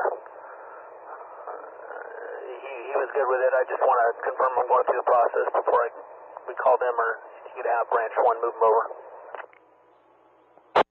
Okay, I'll firm that up, 9428 Lima from Branch 1 to, was it to Juliet? Is that correct? We'll send the Grand and Ortega for now. We'll make that a drop point eventually, but that'll be the reporting location. Grand and Ortega. You can let me know when that happens. I appreciate it. Thanks.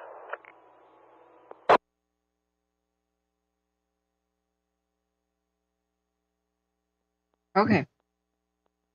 So that was the airport fire when they're talking about Ortega there. We're listening simultaneously to the airport and the bridge fire. They're going to give us any minute now, I think, an over-the-air radio update for all of the crews. So that'll be a treat. That'll be in a couple minutes, I think.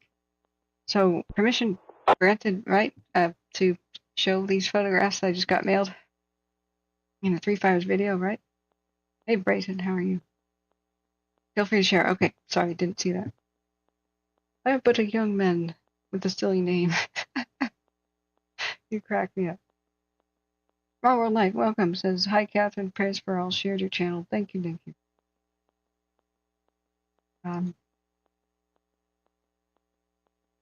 Spyman says, I used to be a mod on another channel that covered weather cams in California. Then I changed my name to Spyman when I got a new computer.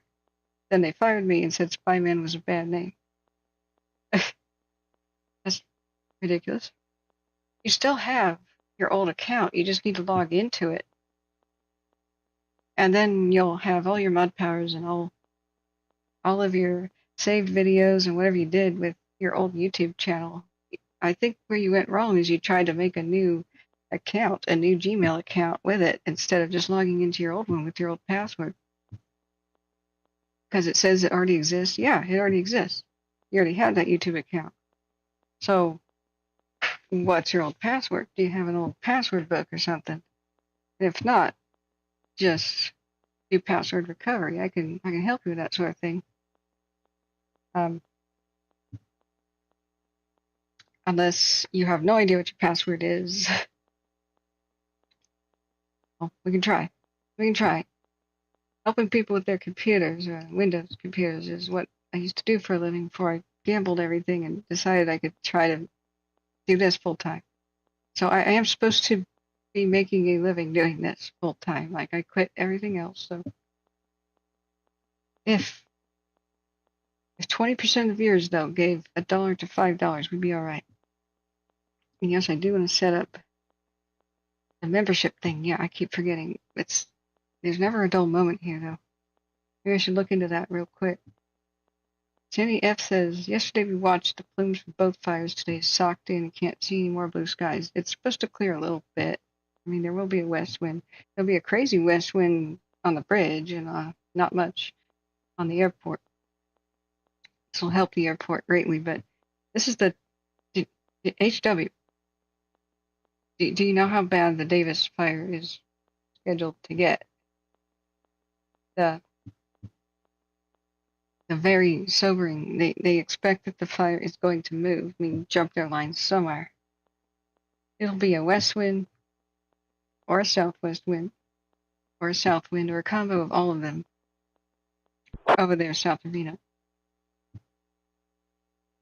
So he said it could move up to 7 miles away. Like it could run for 7 miles. It's going to be a hard day. All resources on the branch, fire standing by for 0700. Radio briefing will be commenced in 2 minutes. Did you say branch fires the bridge? Or you say all branches listen to the bridge fire? I don't know what you just said. All right, stand by, guys. We're going to get that update. It's for the fire crews, to the fire crews. It's a hold on to your butts day. Get up all night, be up all day. Slam back the cafe. Thank you so much, Spyman, for your kind donation. I did have the pizza here. And now I can replenish and get a good breakfast in order. Thank you for feeding me, friends. Now 9/11. What were you guys doing when September 11th happened? I was playing. I was doing the most ironic of things. I was a youngster, of course, so I'm playing a video game. Guess what I was playing it? Because weird things happen to me. This just going to be a weird things happen to me story. I'll start it after this briefing because they're about to do it.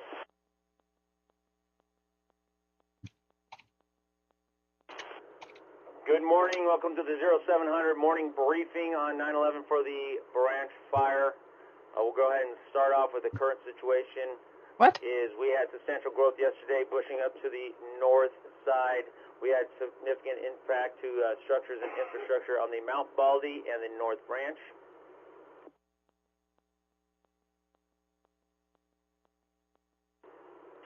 And now we'll move into our fire behavior and weather.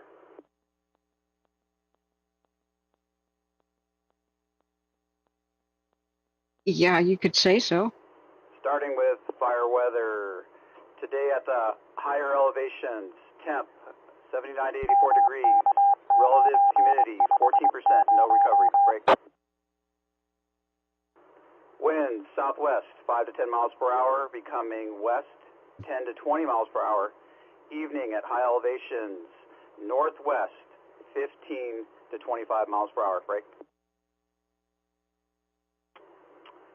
For the desert forecast area, temp 93 degrees, RH 10%, winds southwest 5 to 10, becoming west 18 miles per hour, 3 p.m. Break. Winds in the desert area should be calm at around 2200. Mixing heights today, 8,000 feet. Break. The hell's Fire mixing high? behavior, conditions dry, probability of ignition 9%.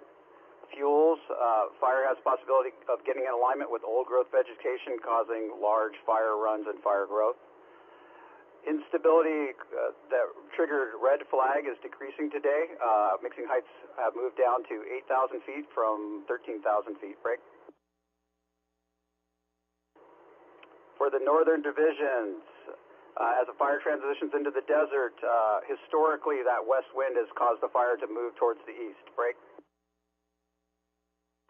In areas with elevation and slope, potential for more topographical runs as fire gets in alignment. Break.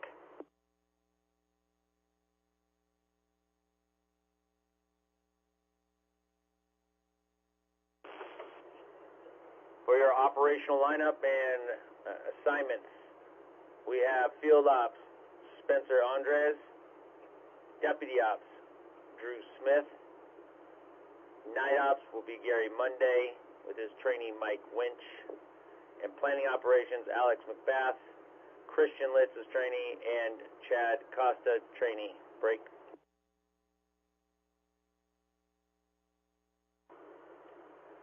Division Delta, Chris Allen and trainee Annabelle Gutierrez. Hotel Oscar, Jeff Stitt, trainee Matt Tarango. Quebec Sierra, Frank Alves, trainee Robert Russell. And Whiskey is Chris Stevens, trainee Zach Cates. Break.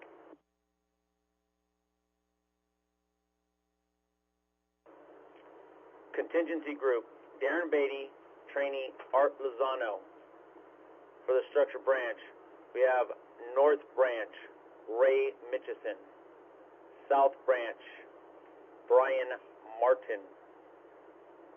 All groups will be aligned through those branches. Break. We still will have a presence for a night operations and substructure. Break.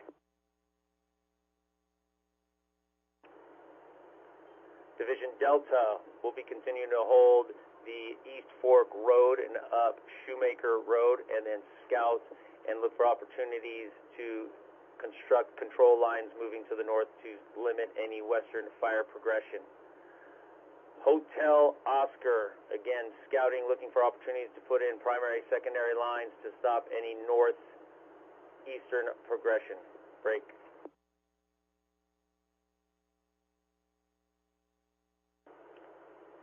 Quebec Sierra, we're looking to put direct line in on the south side of the fire, reinforce and secure that southern edge.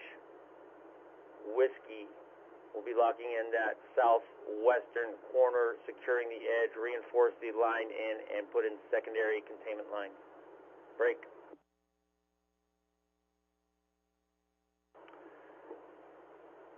Contingency will be scouting and implementing some control line measures for second and tertiary levels, focusing on the south end of the fire. And structure branches will be mitigating any issues around values at risk in their regions.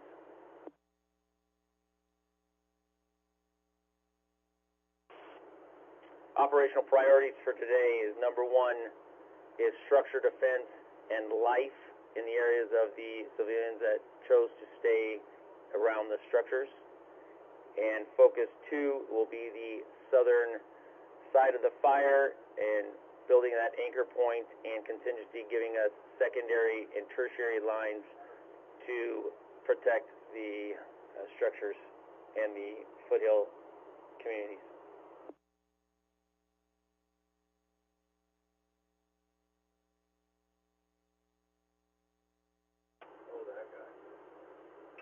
Safety will now speak.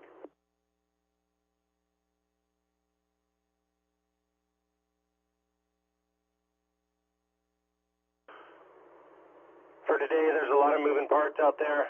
A lot of changes coming up.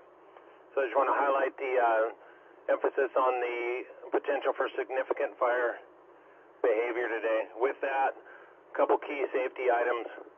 Be real heads up with any of the power lines you come in contact with or working around. Treat them all as if they're live, even if you're told they're not. Break. Next item to keep on the forefront is dehydration. We did have some issues with dehydration last night, so just make sure your crews are properly hydrated. And then lastly, with all the moving parts and changes, please make sure you're being very cognizant of accountability of all your resources, and make sure everybody's on the correct communication channels and everybody gets the proper briefing that they're entitled to. Break.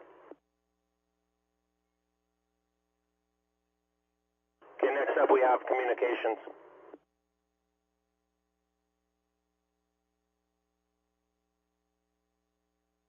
Good morning, Ken Earl Communications. New code plug today. If you are able to get a clone from somebody that's come in from camp, break. If that's not a possibility and you have to hand jam your radio, make sure that you're aware that there's tone protection on the NIFC and the VTACs on both sides, receive and transmit. Make sure through your overhead that everybody's talking to overhead, everybody's talking to everybody, and that your overhead double checks that. Break.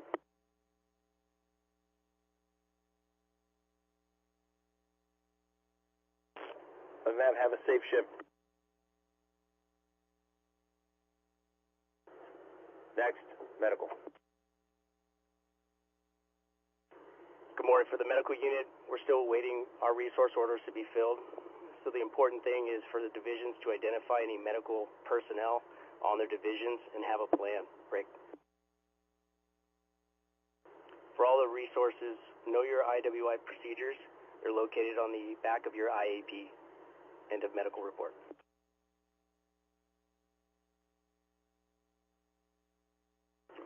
For all resources utilizing the APX 8000, specifically the LA County personnel with the air-to-ground command and air-to-ground TAC channels. Those channels need to be put in with front face piece programming, so they need to be hand jacked in. Please get with somebody in your groups that has that ability, and make sure you get those channels programmed into your radio so that you can talk to air resources. Next, we'll have incident message from our incident commander.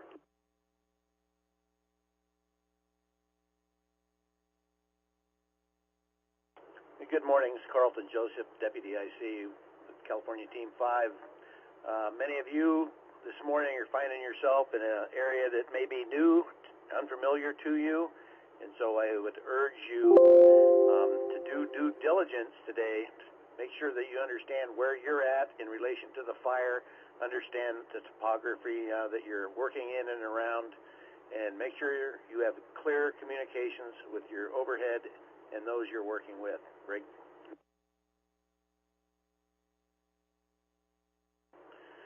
On a second note, I want you to understand that today is a day of remembrance of 9/11, 23 years ago. Over 3,000 people lost their lives due to terrorist attacks on our nation. In particular, 343 personnel from FDNY lost their lives. Those first responders came into work that day not knowing what was ahead of them. Break.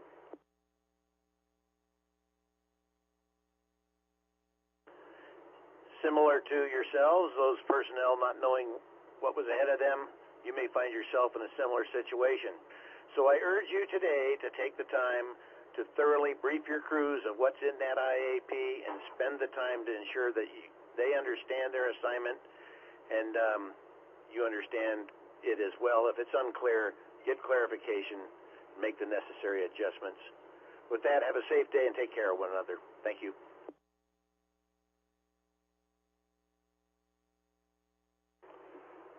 That will conclude our 0700 radio briefing. Have a safe shift.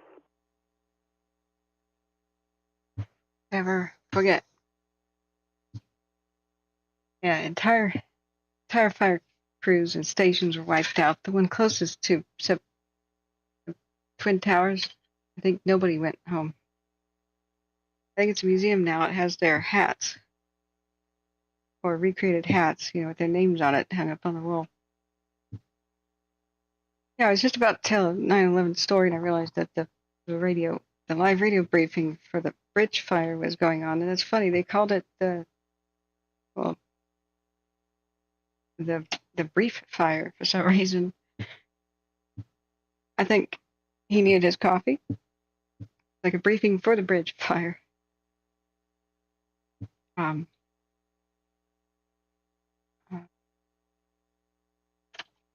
Listening to both the audio of the bridge and the airport at the same time. So what I was doing since I was a youngster during 9/11 is I was playing a video game. It was pretty ironic. I was playing Counter-Strike. Weird things happened to me. So this is my weird things happened to me 9/11 story. It's the game of global counter-terrorism. Yeah. I was playing a terrorist versus counter-terrorist game at the exact moment the Twin Towers were hit. In a map that was just like this, either play a terrorist or a CT, T or CT, right? If you play the terrorist, you have a hostage-taking map where you take hostages, and you win just by keeping the hostages.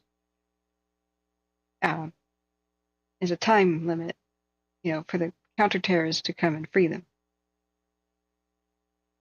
So then, second type of map that you would play with Counter-Strike is a bomb defusing map where, as a terrorist, you have a time limit. You have to plant the bomb in one of two designated places on the map. And if the counter-terrorists are walking around looking, they're not sure which one you're going to choose. If they're in the wrong section of the map, there's this, as soon as you actually plant the bomb, it goes, "Bomb has been planted." And there's like this voice that says that. So all the counter-terrorists start running, like literally running towards the other bomb plant site. And so the terrorists are waiting in ambush, right?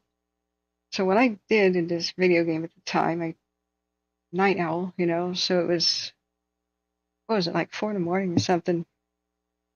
It was like 9 something in the morning in the East Coast. It was like, I don't know. It was early in the morning on West Coast. And I just planted the bomb. I was this terrorist, the guy on the left. They had just 2 different models to choose from, really. And so this guy looked like an idiot. So I liked him better than Rambo. It was quite a fun game, a team player thing. Counter-Strike 2 is still very popular. And everybody stopped. The bomb blew up. We won the map, but nobody came to defuse it. I thought, guys. So then as soon as we won that round, you respawn, and it's a fresh map, right? You get to do it again.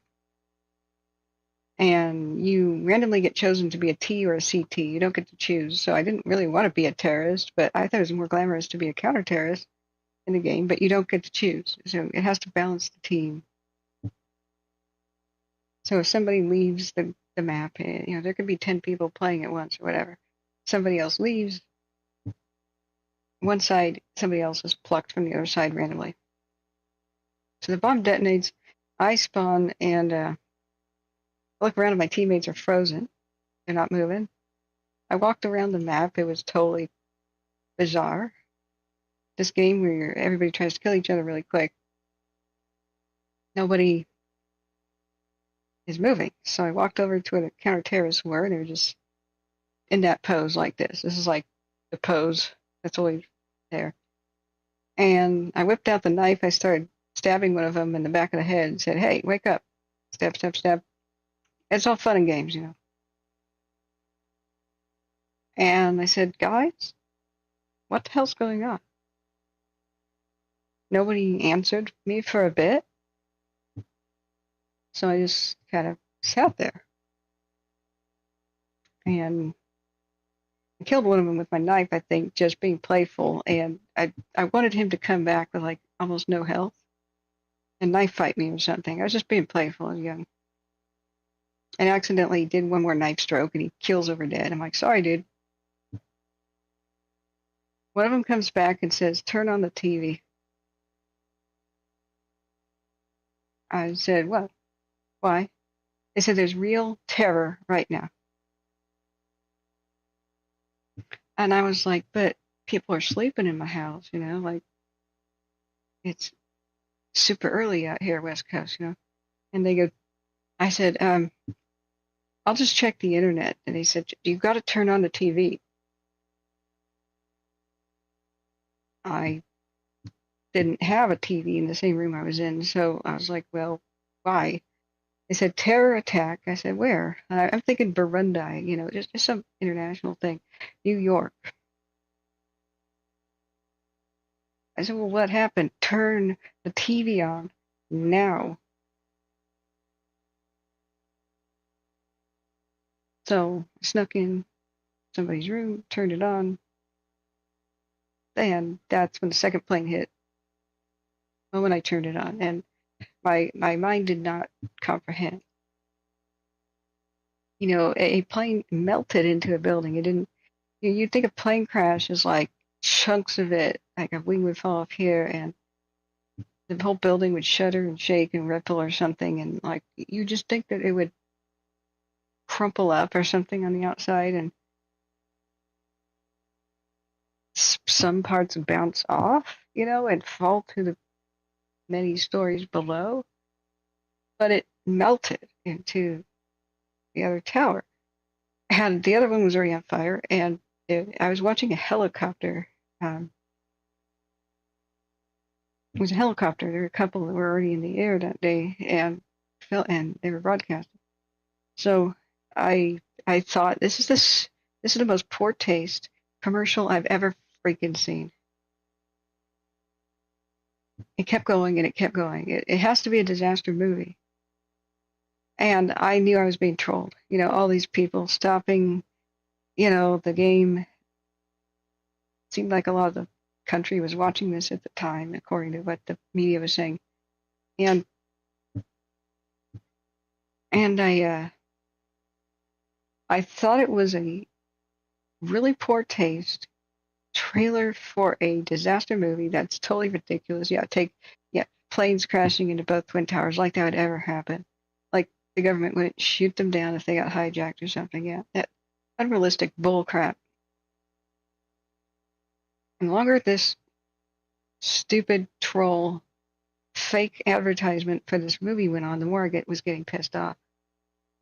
I figured it was like War of the Worlds.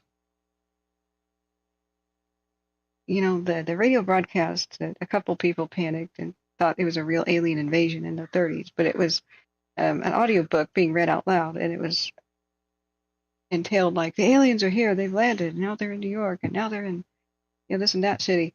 And so the people who tuned into the broadcast, not knowing that it was an audiobook brought to life, some people thought that it was briefly, you know, a real alien invasion, supposedly. Probably the feeble-minded and the gullible and the very young, but everybody got their information from radio in the 30s or whenever this was. Excuse me, I gotta go to the kitchen for coffee or something. I'll need some sort of a breakfast thing lined up here. We'll be restarting the stream before 9, but I'm gonna wait till at least 8. Can you hear the crows out there when I'm talking? God, they came over here squawking. I just opened the window. It's nice. You probably only hear them when I'm talking, because it won't cue the microphone that far away, but I don't know. I'm about ready to get a slingshot. Throw an acorn that way. Yeah, the Orson Welles broadcast, right. But you know, I went back to it. A lot of what they say about the War of the Worlds broadcast was a bunch of fake news. Like, not that many people thought it was real, because every 5 minutes, the narrator stops the audiobook and says, this is not real. This is a book. So I'm calling BS on the whole. A lot of people thought it was real, barricaded themselves in their homes and whatever. Oh, okay, maybe they thought it was real for 5 minutes until it's not real thing came around like every 5 minutes. So whatever. So, but I'm sure when people first turned it on, it was chilling because at the time, and there's a lot of belief that there could be aliens in the late 1800s, early 20th century, because Mars seemed to have canals on it when people were looking at it with primitive telescopes. So it seemed that at least at some point there had been a civilization there. And so many, educated, scholarly types. It turned out that telescopes just needed to get a whole lot better, that they were like lava channels and stuff like that. But hey, telescopes are better now. But there's some intriguing stuff there. There probably was life at some point. I bet they find a fossil leaf or something there eventually, but hey, we'll see. It's a sad, ruined place right now. But there's a whole lot of science fiction stuff in the air. So some people back then, they were more likely to believe it than now. Anyway, so I was just as intelligent of a person as today. I was younger, not wiser, but still same amount of intelligence, right? Excuse me, let me wash my hands and mute for just a second.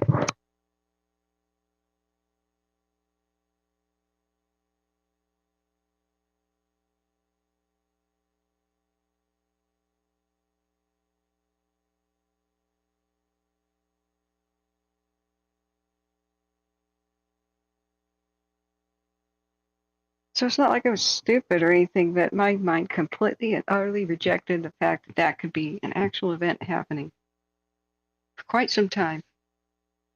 It just seems so freaking fake. Plane melts into a building. I was like criticizing the graphics. I was like, that's poor modeling. Planes don't melt into buildings. There would be like a crash bang thing, and chunks of it would fall. I mean, I thought the fuselage would kaleidoscope or accordion, right? And part of it at least would fall back.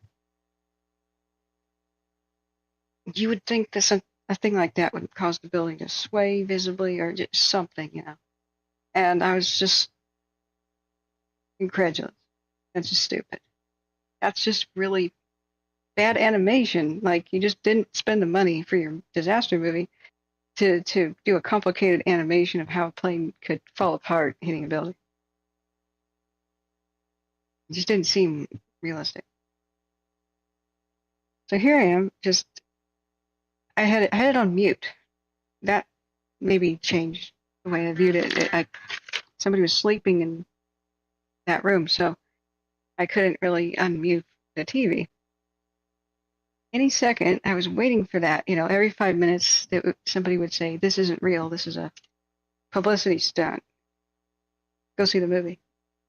I figured they had rented CNN because I was watching that, I believe, or I'm not sure what channel I was watching actually. But I figured they had rented out the time slot for like an entire hour for like every channel or something, and that would be an incredible budget thing. But hey, Hollywood does incredible budget stunt crap, I mean, Hollywood spent more money on less, stupider stuff.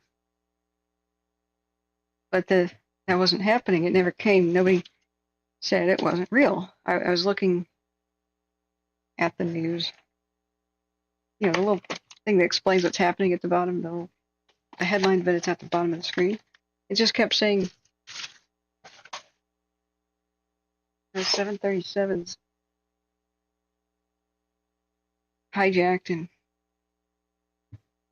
struck buildings, and then it said Pentagon. All right, what? Okay, now you're getting into La La Land with a really ridiculous disaster movie. The Pentagon too. Bull crap. Yeah, right. Really, really overdoing it. Like, Less is more in a disaster movie. This is like Michael Bay. I mean, I don't think he was a director at the time, but you know how over the top the Transformer movies were, unrealistic. And eventually, it just started to dawn on me that when people on the street were shown their faces, their reactions, that is not acting. And the blood starts to go cold and your hairs start to stand up on the back of your neck. And I then started to reach for that volume button. I inched it up a little bit and a little bit. I tiptoed closer to the TV just with my eyes going wide, just like, no, it can't be. But the people's reactions on the street at this point, there's some things that acting can't accomplish. And I don't care how many talented extras you get for a movie, that wasn't it. People were terrified. And the scene was too big. It wasn't a model. North Branch Planning Ops Trainee, V1. You can't have rented all of Manhattan for this scene, for this publicity stunt. That'd be more expensive than making the movie itself. To have thousands of extras and,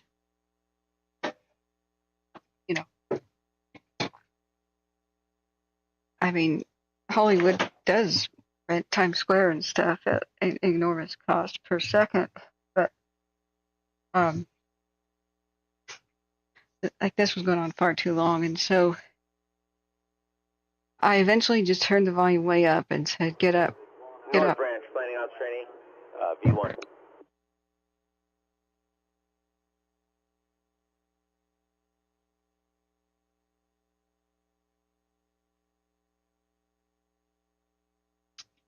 Started shaking awake, the person sleeping in there. And his reaction, I'll never forget. I really liked this person a lot at the time.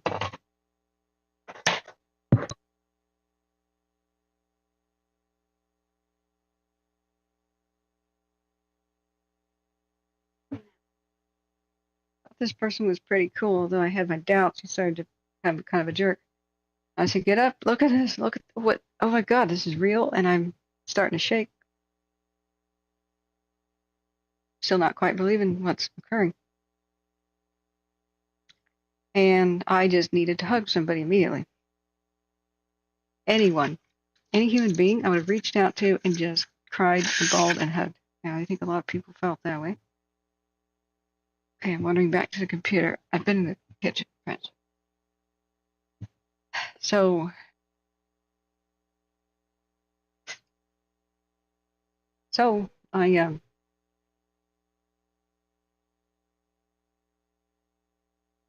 I thought that's what I would get, a similar reaction once the person woke up. We just embrace and be like, oh my God, deal with it together. And I tell you, his reaction was, "Turn the TV off." I kind of kicked him awake at that point. I was like, no, look, this is real. So he's rubbing the sleep out of his eyes, he's sitting up and staring at the thing and staring at the TV. I'm starting to lose my composure. And I'll never forget the way he reacted. I was like, hold me. Can you? I felt like I was going to faint. Because that's when the jumper stuff was known too. And that I realized at that point that there's no chance whatsoever anymore of this being some sort of a film and a foretaste, gotcha, kind of a trailer for a disaster movie. No disaster movie would show that.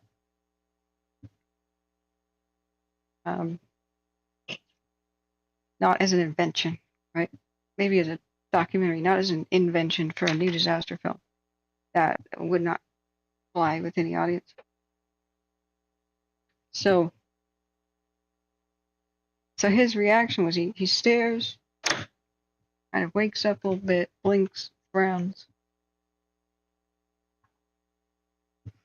and he snorts and he goes, "Whatever." So what do you mean, whatever? What do you mean, whatever? Did you just say whatever? He goes, look, terror and death happens all the time. Other countries, America even bombs other countries too, and thousands of people die. So it's just maybe a couple thousand people die today, but okay, you can't do nothing about it. So why don't you calm the beep down? And he was making fun of my crime. I almost killed the guy. I mean, I just wanted to choke him like Bart Simpson and Homer. Like, I wanted to attack. I couldn't believe that reaction. I mean, he's watching the jumpers. That's his reaction. Now, we had no idea that the towers were going to fall. He goes, they'll put it out. The firefighters are going to go. They're going to go up there. They're going to put it out. Yeah, some people will be dead. Whatever. There's nothing you can do about it. So why are you watching it?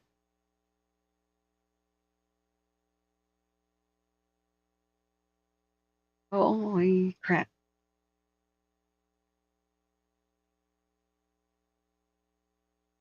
I threw the remote control at him. After cranking the volume to the max so he could hear the horrible sounds that were on the TV at this point. And, oh, thanks for the little hearts, guys. Heart. I said, man, I don't like you anymore. He snorts again, and he puts the covers over his head, his blanket. He goes, would you turn it off now? I'm trying to sleep. So I threw the remote control at his head, turned it up on maximum volume, turned on the lights. He goes, hey. And I told him off, and I left. I was going to go be with somebody who was supportive. Going to go be with the family. And missing part of the story was I didn't want to watch TV, but the people in the video game told me to watch the TV, to turn on any channel. And for sure, one of the reasons I got a clue was it was on every single channel. Hey, Joy, heart. So when I had first done, because I didn't want to wake anybody up in the other rooms, was I went to CNN.com and the website was down. Okay, MSNBC down. AOL News, that was a thing back then, down. No website that had anything to do with news was up. It was all a blank page, the entire world. Fox down, everything. BBC down. There were too many people trying to view all these pages at once that they all crashed. So I then picked up the phone, still really early West Coast, trying to call family. And then my blood froze and I realized my friend, he's going to college in New York. Yeah, I have a family friend going to college in New York. Yeah, all right. So I start trying to make phone calls, and everything was all circuits are busy, period. There was no way to make a phone call, so I just started walking. I left. By the time I got to family member's place,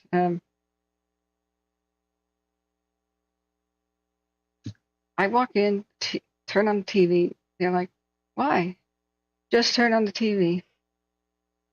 Oh, you're so here early. Just turn on the TV. As soon as the TV screen went on, the second tower fell. That's what I saw. I saw the second plane hit, then the second tower fell. as soon as I turned on the TV, and I just dropped to my knees and began kind of keening. You know, it's not a scream, it's not a, not exactly. I don't want to see politicians right now and their stupid politicians showing at the memorial. It's making me sick right now. Anyway, don't know about you guys. But that was to find out that they fell down. And nothing was ever the same, of course. That was created a very bad decade afterwards. I can't, there's 2 movies I can't watch to this day, and we'll get off this topic, but what did you guys, who were you? Do share that in the chat. What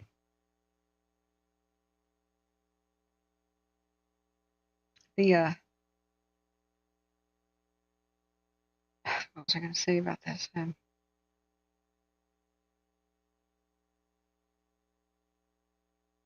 Oh yeah, the 2 movies I can't watch. I can't watch Towering Inferno because it's too much. It's too similar to what actually happened. There's a lot of people on fire in that movie, and it's great fire stunts. But like somebody on fire,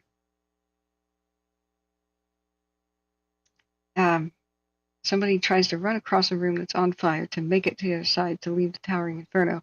They don't make it. Their clothes catch on fire. They try to put themselves out. They fail, and they jump out the window. That I can't see that. I turned that off, man. I mean, I could. I don't want to. Yeah. The Towering Inferno, I can't sit through, and I can't finish it. It's a lot of it's cheesy. I think it has Roddy McDowall. It even has, well, O.J. Simpson in it. Jeez. But never successfully been able to sit through.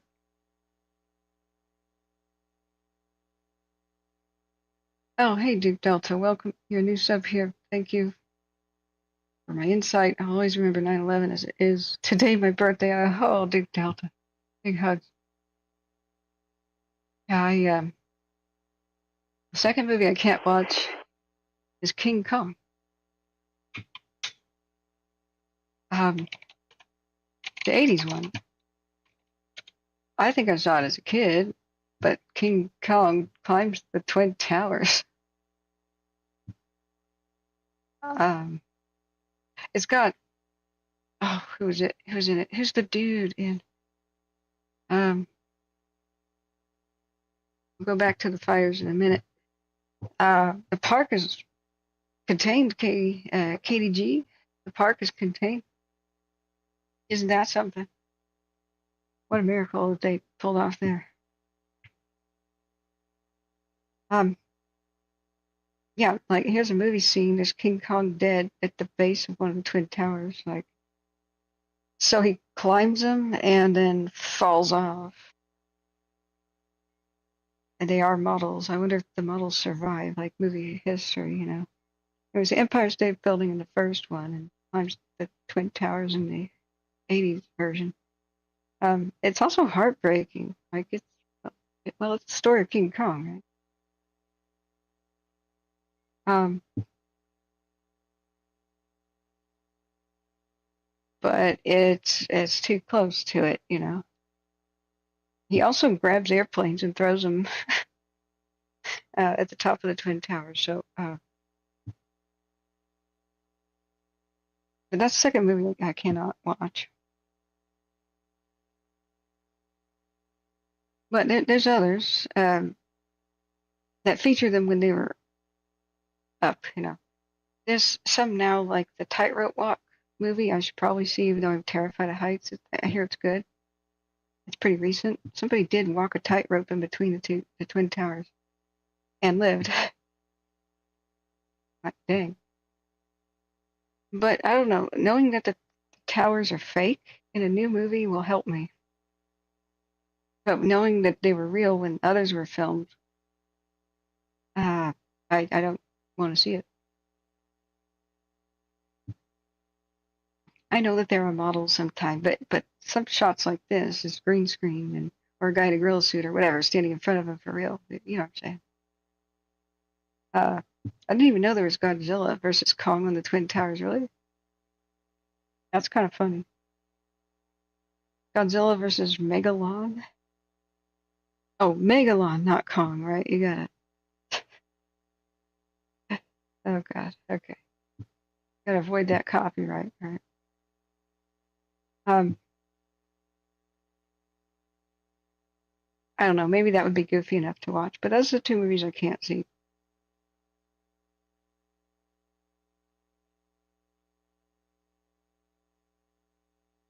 But that's enough about that for today, but we had to honor it. Never forget.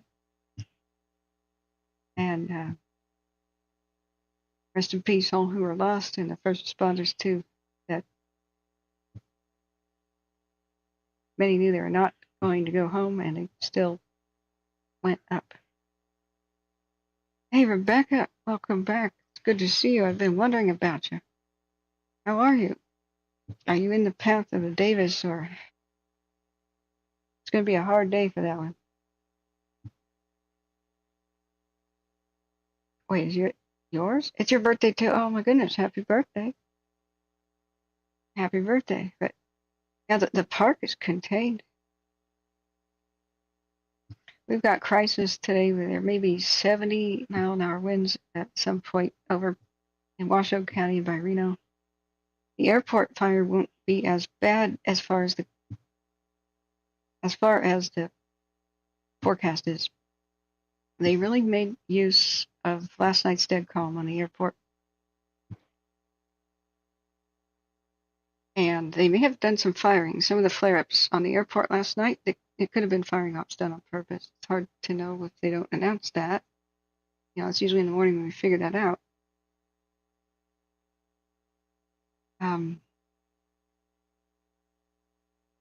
But yeah, glad to see you, Rebecca. I've been wondering where and how you've been. I want to go back to California soon. I'm still trying to figure out if I can get on the road soon or not, and I'll announce it as soon as I know, guys.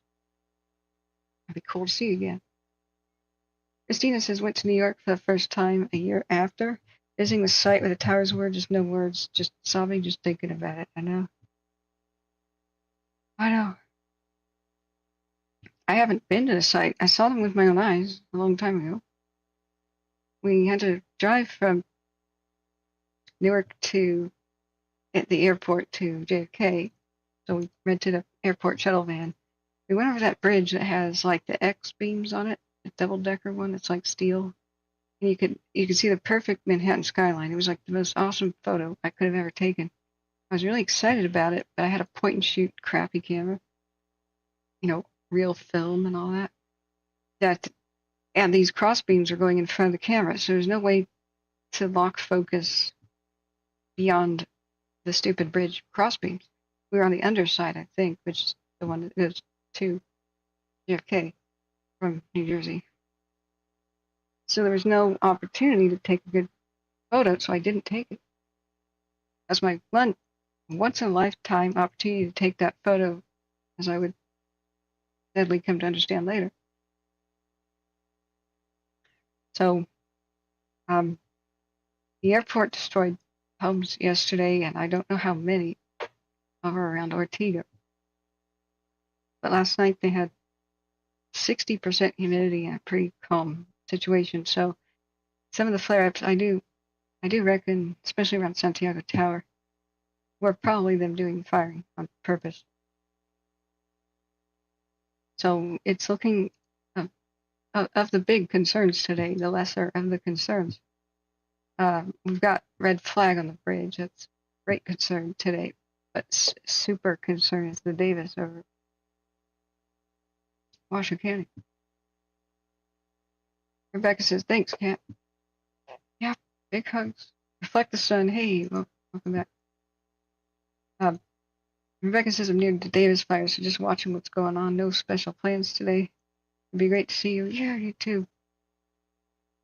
I hope you're not southwest Reno, because it could make a run 7 miles. Anybody who is in the Washoe County area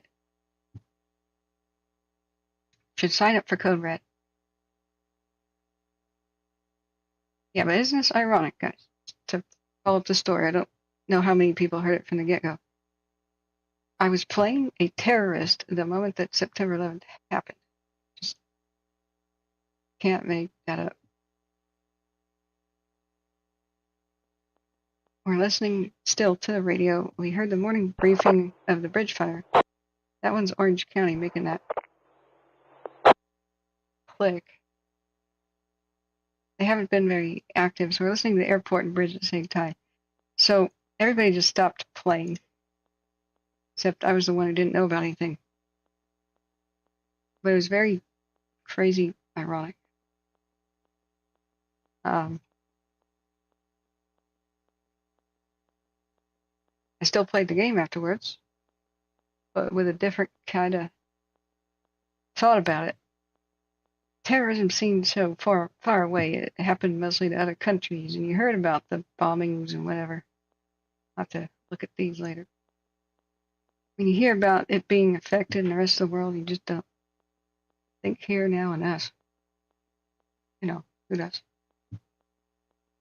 Here's the red flag situation of today. The little pockets down there include the bridge fire.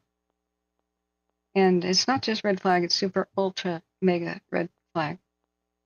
The kind that has not been declared since 2019. The potentially dangerous situation, PDS, which usually they reserve for hurricanes and tornadoes as a designator. Now, I've been awake all night. We will be restarting the stream at some point in the 8 o'clock hour here. Oh, Valerie McLeroy. Oh, I can't see the rest of your name, but thank you so much for your kind dollar donation. Awesome. Thank you so much. Here's your heart. I'm trying to get $1 to $5 donations from 20% of the viewers each day. Then I can live and eat and do this full time. Break even, and even then some, maybe. So we've had 12,144 views, 288 likes. The like button is the way to help the stream for free. And thank you so much. Super appreciated. There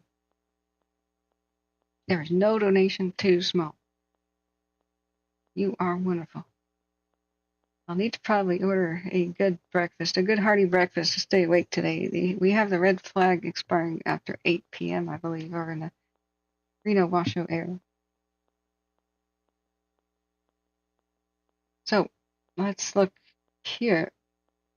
This is current.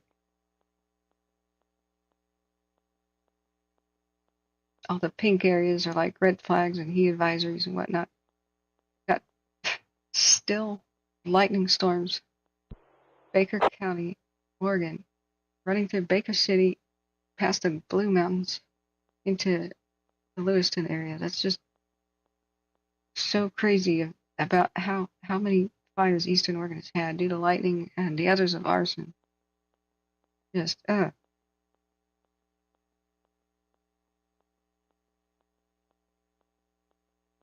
at that.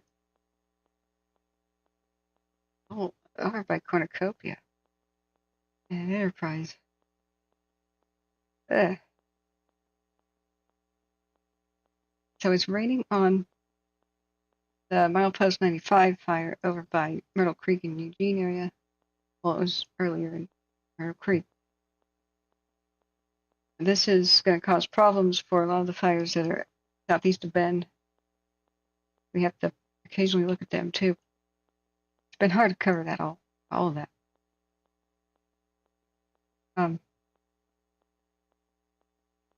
Oh, Rebecca, thank you for your kind donation. Reflect the Sun. You guys are wonderful. Sorry, I looked back at chat just now.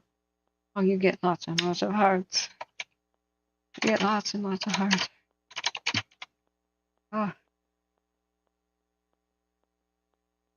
It's been something that's delayed my trip to California is my car's still in the shop a little bit extra long. I'll give him a call when 9 o'clock rolls around. I may have to pick it up from there, but that wouldn't take too long. We'd keep the stream on, of course. The mods would just hold the fort for a minute. But early as 9 a.m., the wind speeds could really increase. Over in Carson City, the Reno area, with the mega red flag. So I'll just see. You guys tell me how the wind is out your window. Those of you who are over there. Valerie McLeroy Bandman. Okay, now I can see your full last name. I just heard they're doing a briefing on the airport. Are they? Shoot, my watch is supposed to jingle when that's occurring.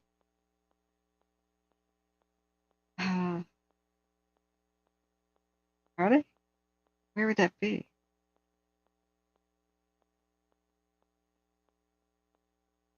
Like on a news channel?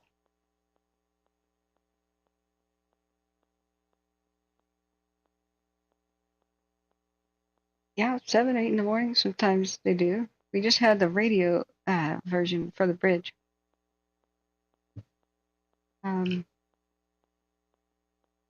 Let's see here.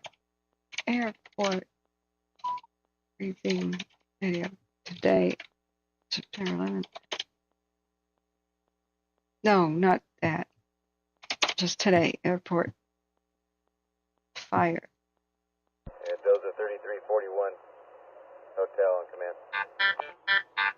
command. Okay, something is jingled my watch. Speaking of Oregon, Shoe Fly Fire update. There's the fossil complex, but there's one by Sun River. Well, if we could find out where it's occurring, let me know. We'll watch it. The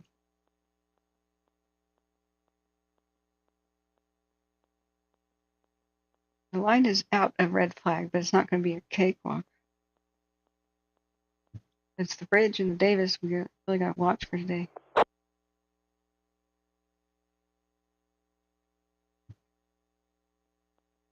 Well, yeah. Do they have the airport like a special website set up or a Facebook page or anything?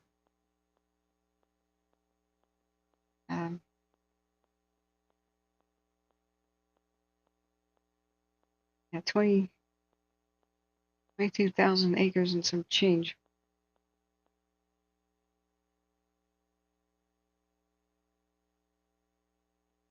Now, we lost most of the cams for the bridge, and I'm sure smoke will obscure a whole lot today. We only have, they burned over 4 locations of the cameras, so 3 locations are dead, and the table 1 and 2 are still alive, though. But this amount of smoke is probably all we're going to see for a bit, until it makes its pyrocumulus. And do we want to take bets when that'll occur? Somewhere between 11 and 3, I believe, for the bridge. Now this is the bee's knees, guys. Watch this. Firemap.live. Wow.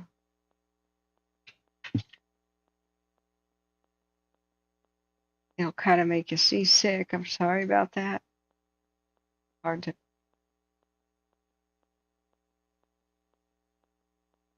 get it to behave. I want to lock north up. That's like the one goal I have. I don't want to spin, but it spins. It in a bar. Okay, there we go. So here's our bridge.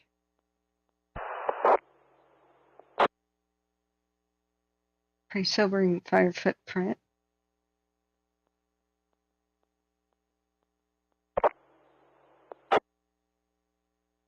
There's Wrightwood. Very old fire perimeter, though. Very old. Yeah, it's already been updated on watch duty, so I don't get it. I don't know if CalTopo lags too. So is CalTopo still lagging in fire perimeters for airport and bridge especially? Let's see.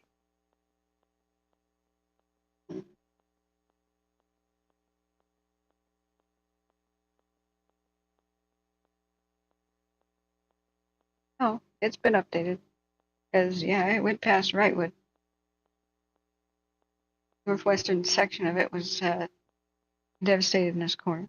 There were some structures lost over here. I just don't know where. That's all I can tell you that I know. The elementary school seems to be still there because they met there today. But I don't know the status of how bad High Mountain was hit. Its webcams are down, but they had some pretty crazy videos coming out of them, just walls of flames, you know. You're trying to find the live feed too? Yeah.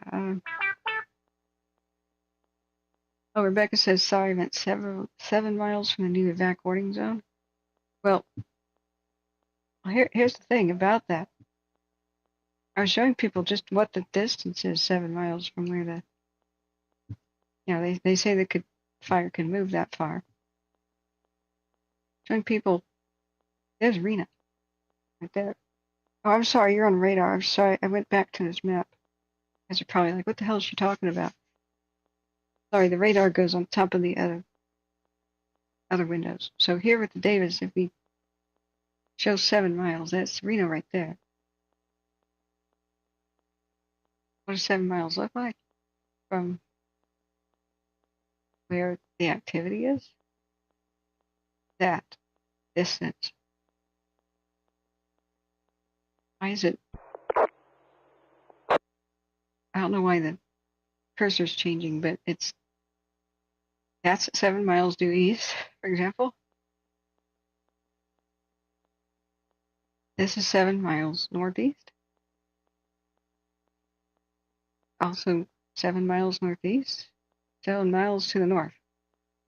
So as far as the north is concerned, due north, I don't see that it would stop 7 miles. I believe it would proceed on to at least 10, at least to the next major road, because there's no way to stop it if it's at the base of the mountains, cranking north. I don't think it would stop at 7. But if it's a west and a southwest wind together, Galena is in its sights. Everything between where it is now and Galena. I think it can't really go due east very well because the freeways and highways there, that's like double walls for it. But it'll try to go northeast, and 7 miles is all the way to the freeway. So what I'm puzzled about is A, they don't explain the 7 miles thing. Construction 4 from north.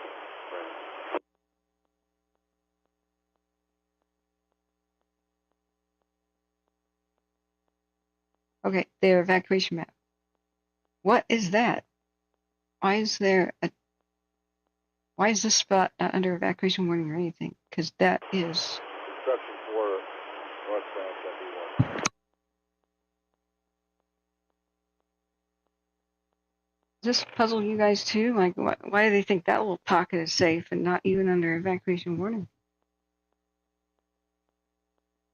They said they drastically changed things this morning. It doesn't look different from yesterday, so I'm kind of puzzled.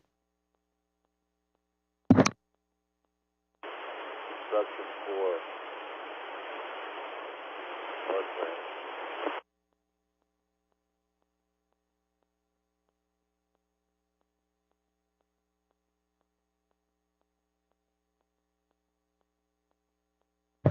Be right back.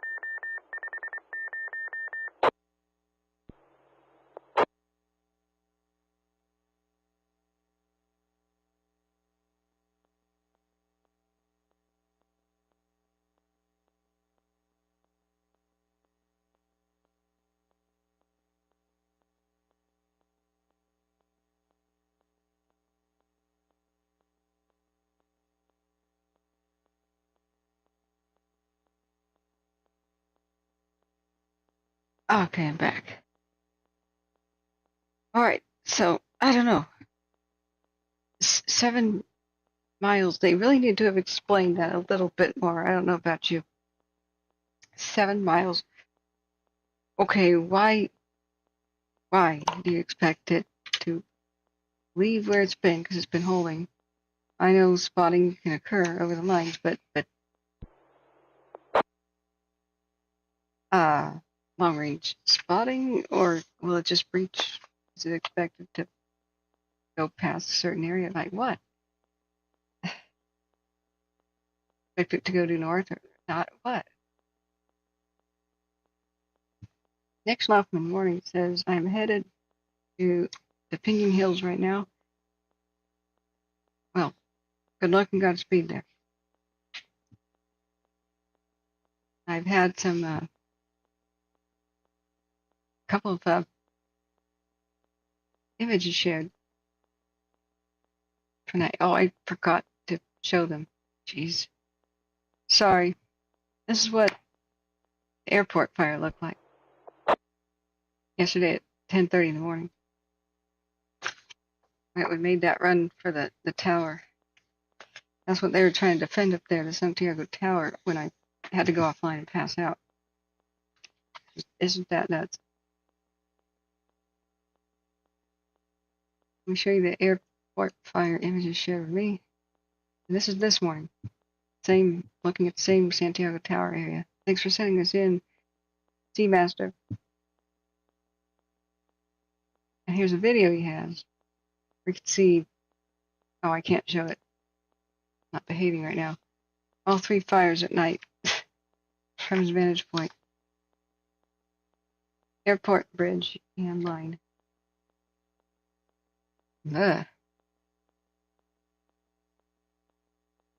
This is the Pinion Hills as sunset yesterday.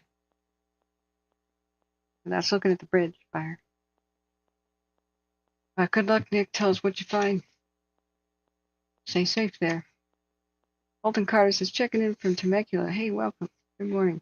Like Elsinore is in real trouble from it. Looks insane from my office window. Could you send a pic? We can't see over there. There's no real good cameras. The airport laid down and listening to the scanner all night. They really did awesome work. All the fire crews praised those that were doing lines and whatnot.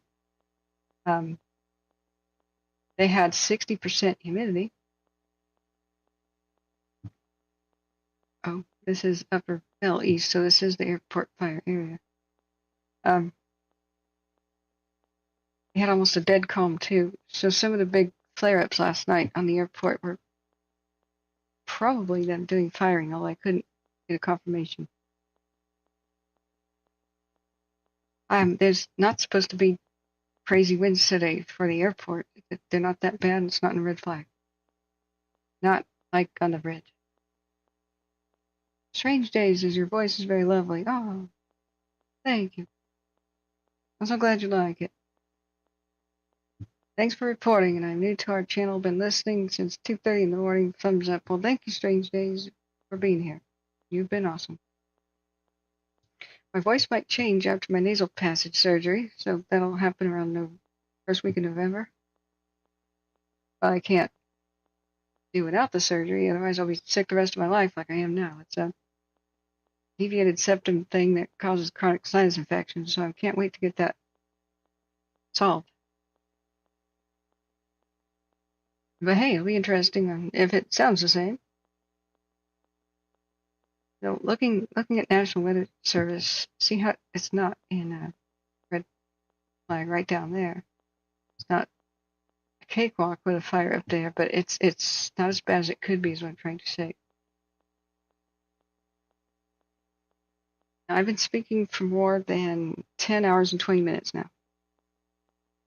I have to have a voice break because I can feel it getting a little ragged.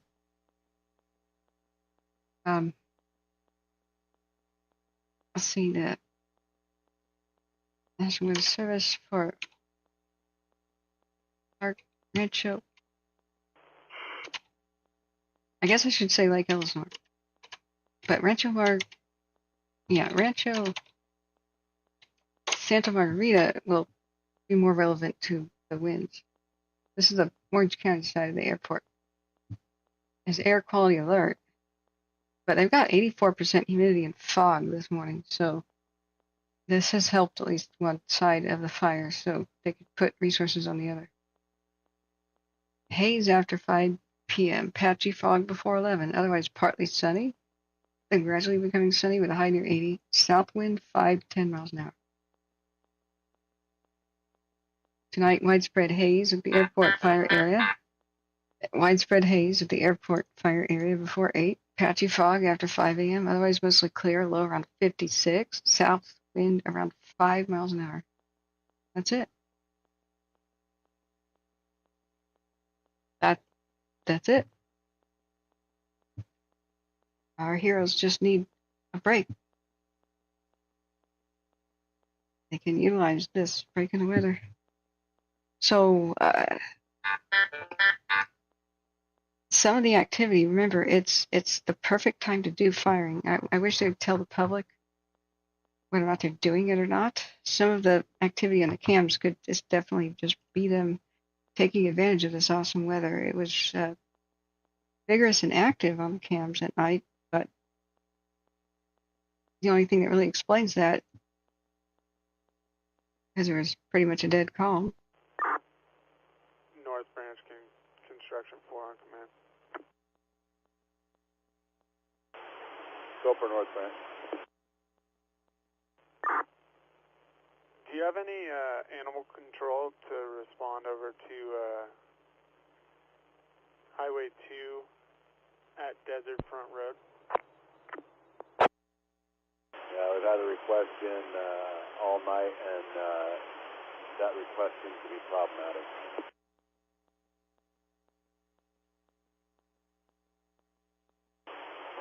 It continues to be problematic, but we'll continue to work on it. I copy. We got a dog running around here on Highway 2.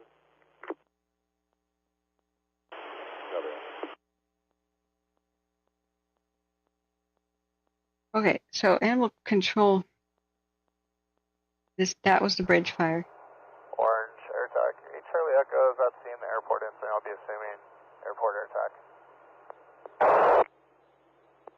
Air attack, Orange Fire, copy.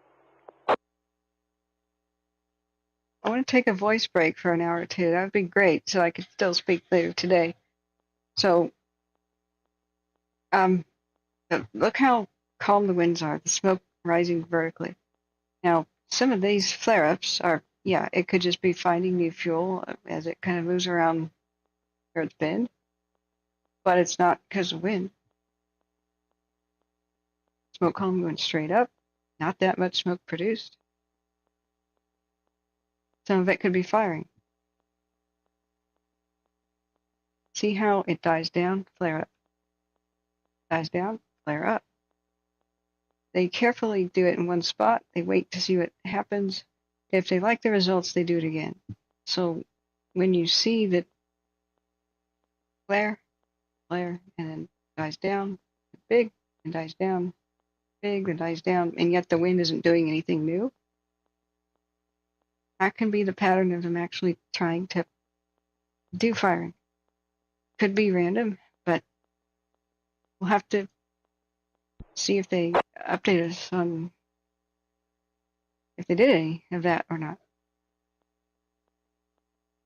Remember, these cameras are exaggerating the size of everything in the light just because, see the stars? If you can see stars, then you have a mega exaggeration. The flames are absolutely not that big. It's the light reflecting off the smoke with the camera being on the wrong settings. You need to tighten that shutter down. You should not be able to see stars if you have anything bright in your image. So it's absolutely not as big as that looks. Yeah, it wouldn't look like that to the human eye. You can see the fog occasionally. The drifting fog hugging the lowlands. Now the air is drier higher up than it is on the ground, but still, that could have been just a golden opportunity to do firing on the airport. And today's weather forecast sounds great for it. But there's always things I may not understand. We'll see when they decide to give us a morning update. Valerie McLeroy Bandeman says, Governor Newsom announced secured federal assistance for the bridge in the airport. Good. What about the governor of Nevada? Need some of that. See, I'm getting a sore throat speaking this much, so I will have to take 1 or 2 hours off. That's what I'm thinking just now. And I usually have to walk away because if I see something on the computer, I'll want to comment on it or I'll want to respond to somebody's chat. You're going to restart the stream sometime before 9 a.m. because it will have gone over 12 hours at that point. I think we're at 10 hours and 20. Okay, we're at 10 hours and 30 minutes right now. Okay.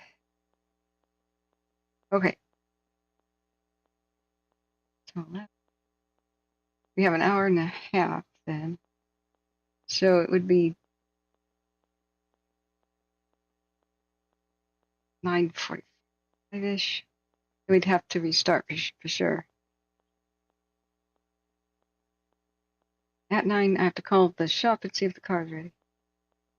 So let me force myself to take a voice break.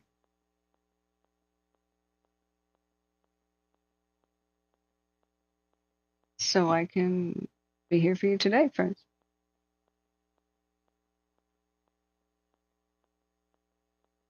You guys have any questions right now for what's going on?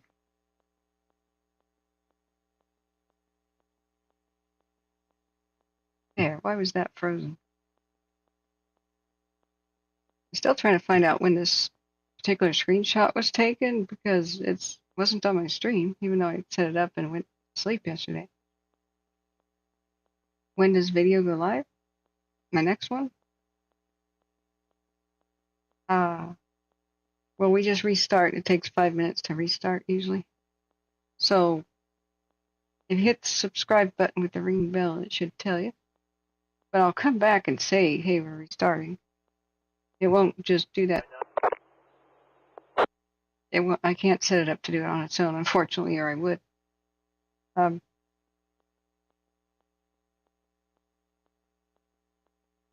So we have about an hour and a half before I have to do it.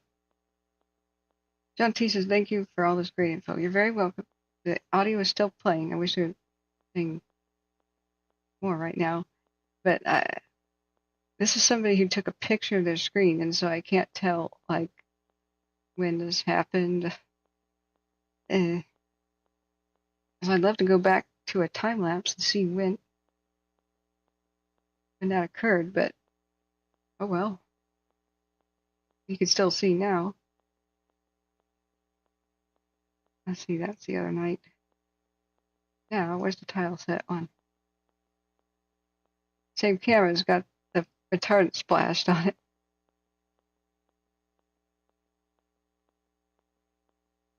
Pink is the new black.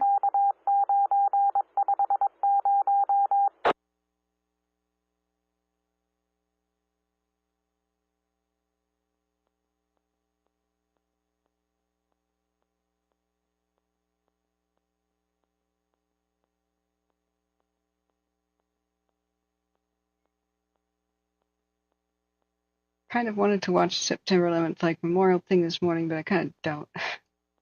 You know, the last one was super boring, and that was just constant talking about people, but not in an exciting way. Like they could have had their pictures and stuff, some sort of visual aid to go with it. But it was like, I'm going to read this person's 1-paragraph biography. The person lived, the person worked here, the person died. Rest in peace. Ding. Like what? Show their portrait or something.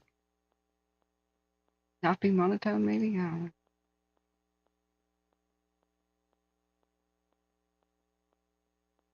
I did watch a lot of recent videos. If you are to it, which you may have to be weird like me to be into it, but they have taken on YouTube, there are channels just dedicated to restoring the footage of 9/11 and using AI to convert it to the videotapes, which was all kinds of crappy resolution, 480 basically, 480p, converting it to 1080 and doubling the frames to give it a smooth, almost 60 frames a second kind of feel to it. And I tell you, some of them are mesmerizing, and they add the color that faded away from VHS tapes back into it, and it's surreal. It's seeing it in high res it's bizarre, but very appropriate. Orange Airport, air attack, aircraft request. Pat, go ahead. Requesting 1 ASM over the fire. 10 for requesting 1 ASM over the fire. Yeah, 8 o'clock is the earliest the planes usually can take off and respond. So they did request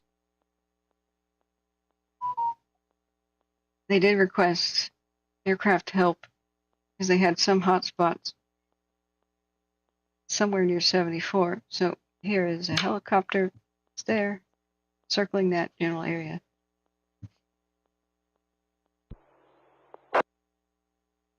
Okay, what did the phone? I think we just got a update. Oh, Patrick, thank you for your kind $5 donation. Big hearts. You're so wonderful. I gotta figure out what to do for breakfast. I gotta eat hearty today. Slap my face, get some water on it. We pulled an all-nighter. I've been live for 10 hours, 33 minutes, but we're gonna be, my goal is until 8 p.m.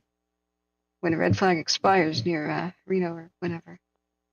But hey, mod volunteers will pick up the slack if I ever have to rest. So in order to preserve my voice, I better get off right now.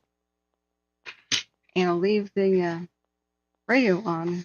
I was hoping there'd be some briefings we could look at instead of me talking. We're not ending anything whatsoever. I just have to shut up for at least an hour and not look at a screen for at least an hour. I'm gonna get a eye strain. Oh, walking outside would be nice. That actually would be really nice.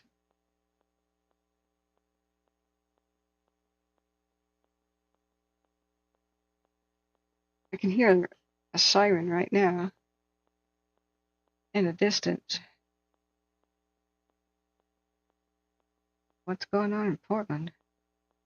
Thank you so much for the kind donation. Keep us going, Patrick.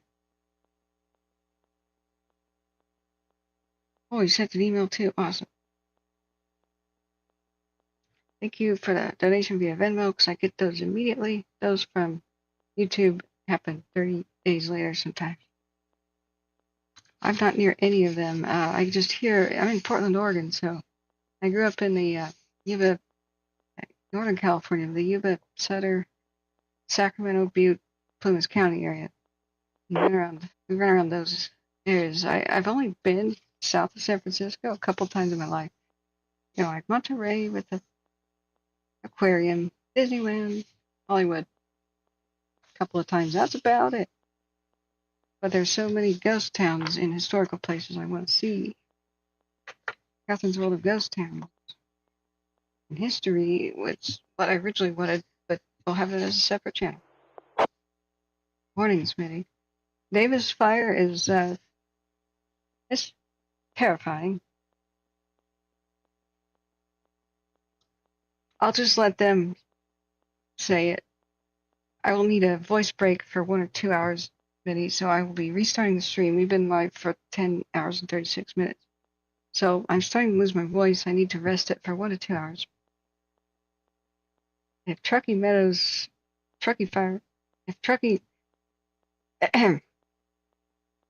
Fire and Rescue speak for me, I'll let them. So here's their terrifying announcement that came down the pipe yesterday.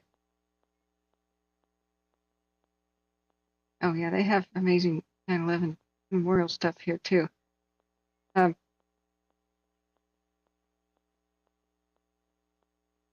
me go back to them.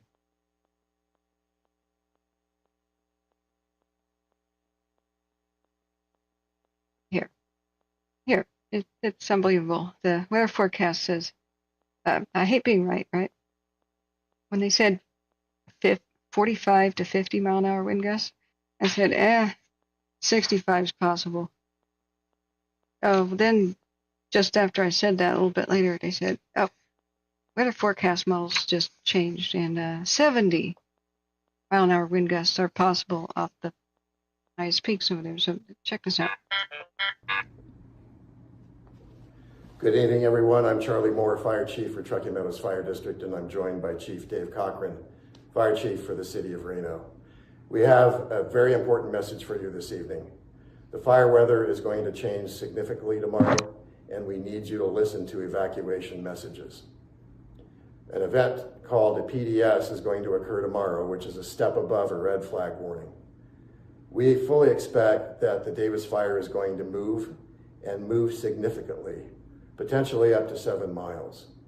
We're going to push out information about evacuation zones tomorrow morning, Wednesday, September 11th, and we need you to take those messages very seriously and prepare your action plan for you and your families this evening. Thank you, Chief. And yes, it is that serious. Chief Moore identified this as a PDS, a particularly dangerous situation, and it's every bit of that. We need you to listen. Prepare a go bag. Be ready to go. Be ready to be out of your home for at least 3 days.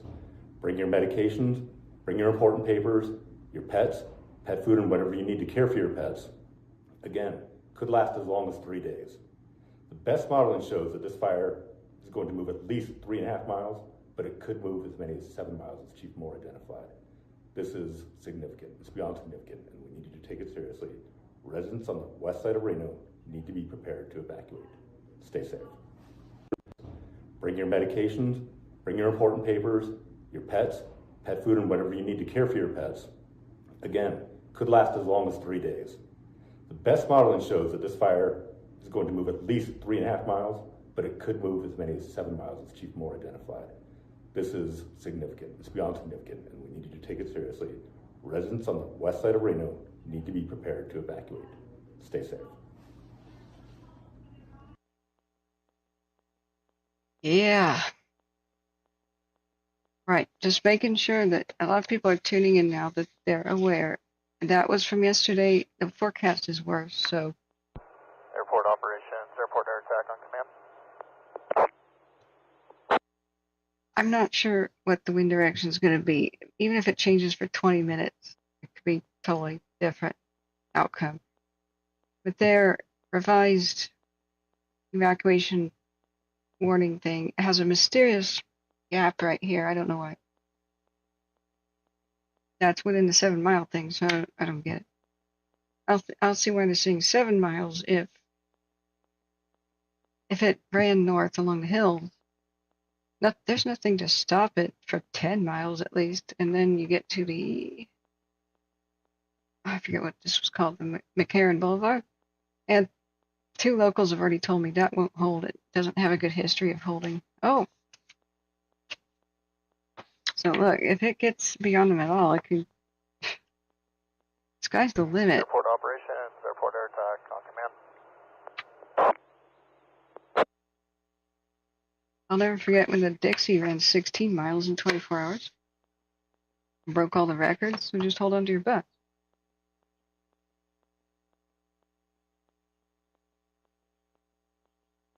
Now, we've got on the radio, the bridge.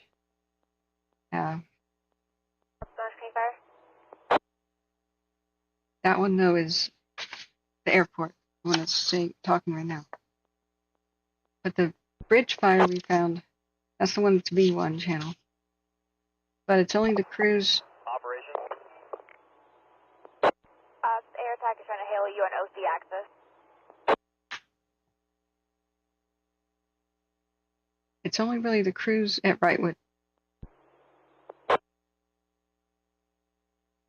So I haven't been able to hear the crews at Mount Baldy. Bipolar Burnout, nice name. Greetings, says hello. Airport air attack. On command. Go ahead. Just inquiring on the fill of the ASM order. Air attack, we have Charlie 8 assigned, unknown ETA. Copy, Charlie 8.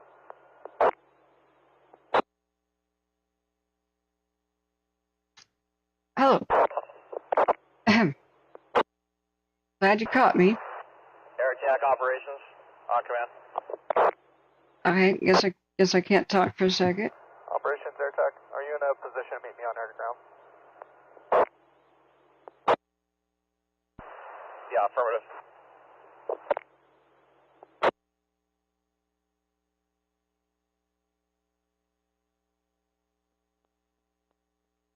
Ahem.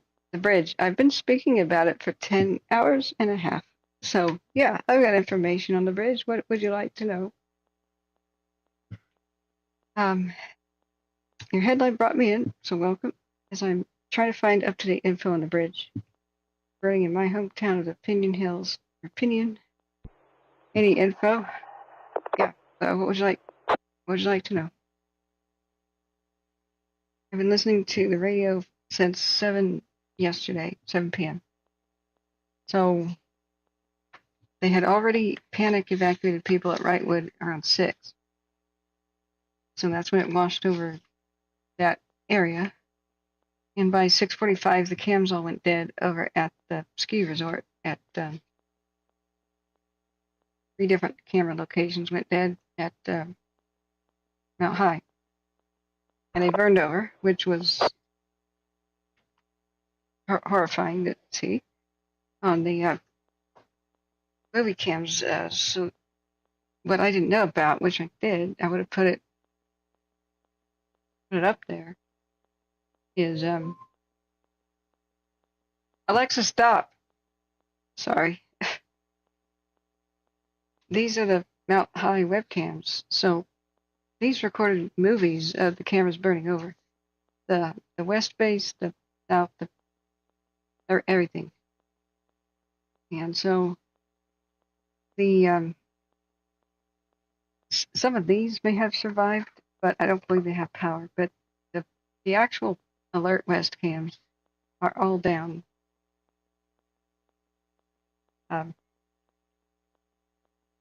Because they just got obliterated for the most part. So it showed the other cams before. It was on Alert California that showed it, yeah. So I've been awake all night. I need to refresh, get coffee. What is it you wanted to know? Yeah, Mount High East, cams 1 and 2. These are those that got burned up. Mount High East, which is actually the south. Mount High West, those 2 cams, and Mount High North. These 2 were on the ski lifts, and that got just obliterated. At least the east one did. Pretty bad. So table 1 and 2 survived. So we've got them still around, but they're too zoomed in to be worth anything. Orange airport air attack on command. Air attack, got motion fire. Okay, looking at expanding the TFR to the east. I have Latin longs for the movement when you're ready to copy. Go ahead, the Latin long. 3445.95 by 117.2516. The next point will be 3333.12 by 117.16.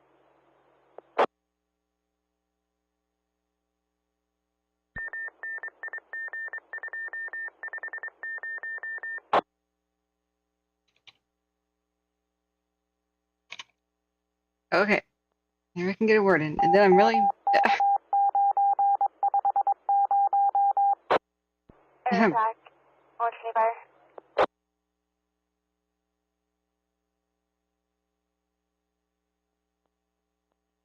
Mountain High's. Orange fire, go for air attack. broken. Can you repeat the second point? There's going to be a correction on the first point. So the first point is 3345.95 by 117.2516.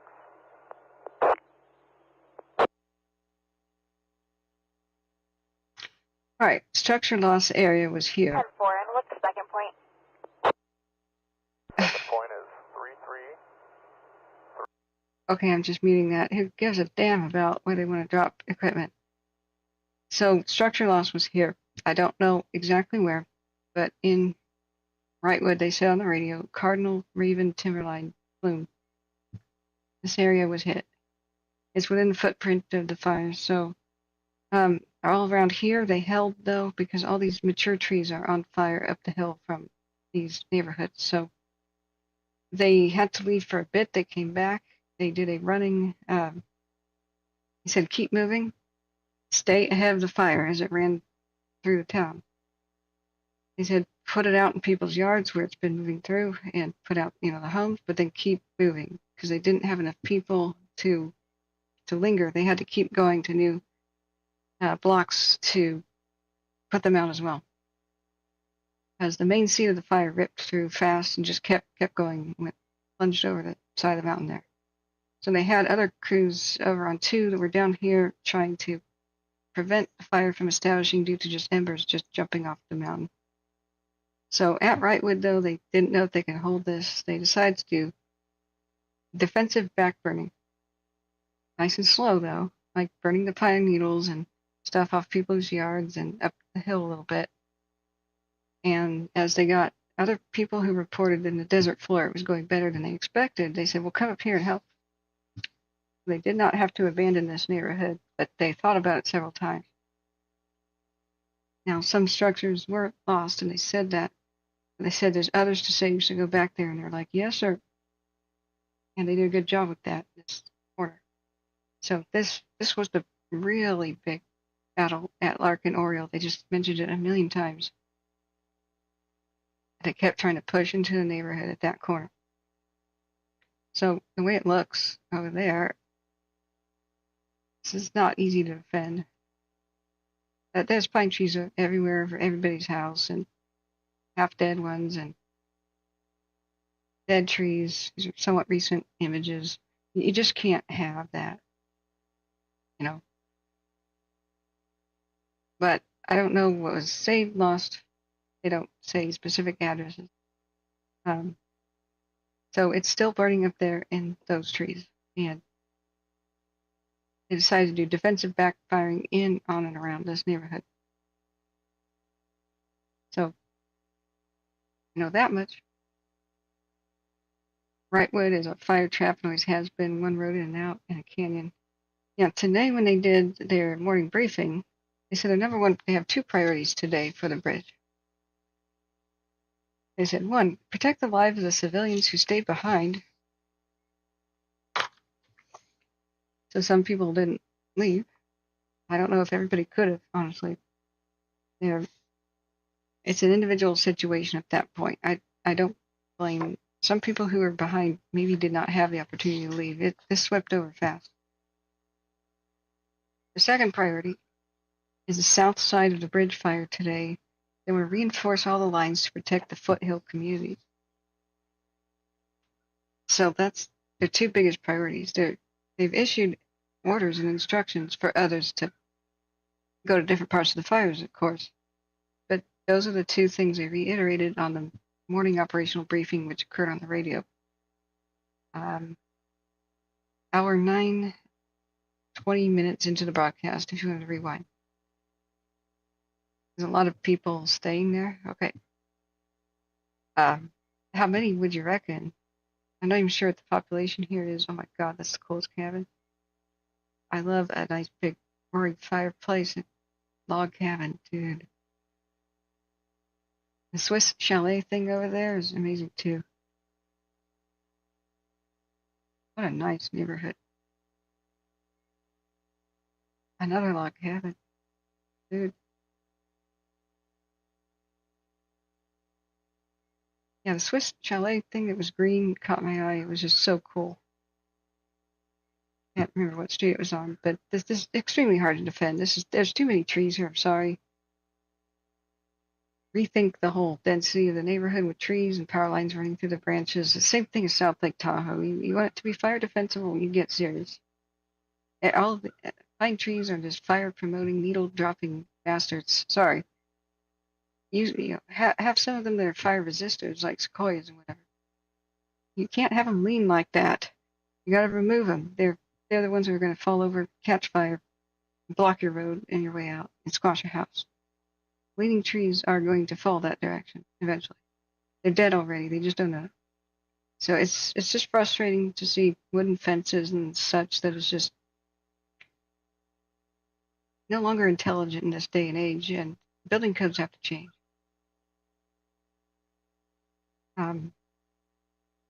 Seeing the big dead trees was just astonishing. That, like, seriously? Well, April 2023, maybe it was removed since then, but don't count on it, right?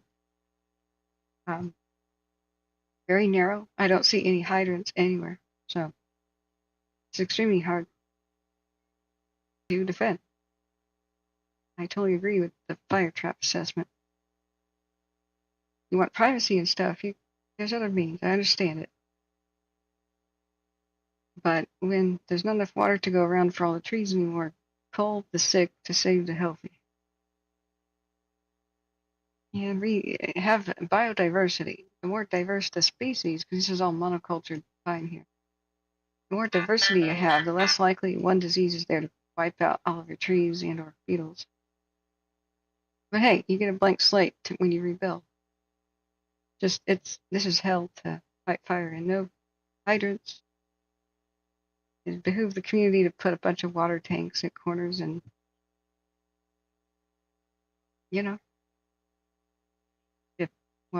to survive ultimately. There'll be a lot of lessons learned here, I'm sure. Nobody wants to pay for anything until the disaster looms, and it's like, okay, I should have paid for that. I should have found a way to pay for that. My family never had a wildfire actually come up to our house when we lived rurally, but we were always happy that we bought water tanks and put them around for the firefighters to use if they wanted to. And we dug 2 ponds to have more water supply. And we kept grooming our property, and we even got rid of some really beloved plants. They were just too close to the house. Some nice old majestic trees were just too half dead,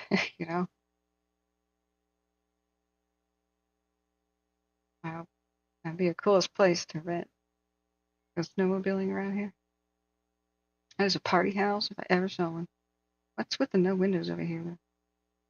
Anyway. All right, we gotta watch the update. I really seriously am losing my time to actually take a break because I do have to restart the stream every 12 hours. So, sorry, I'm very tired. The Red Fire in the Diamond Peak Wilderness. That's an operational update for Oregon. Okay, never mind. I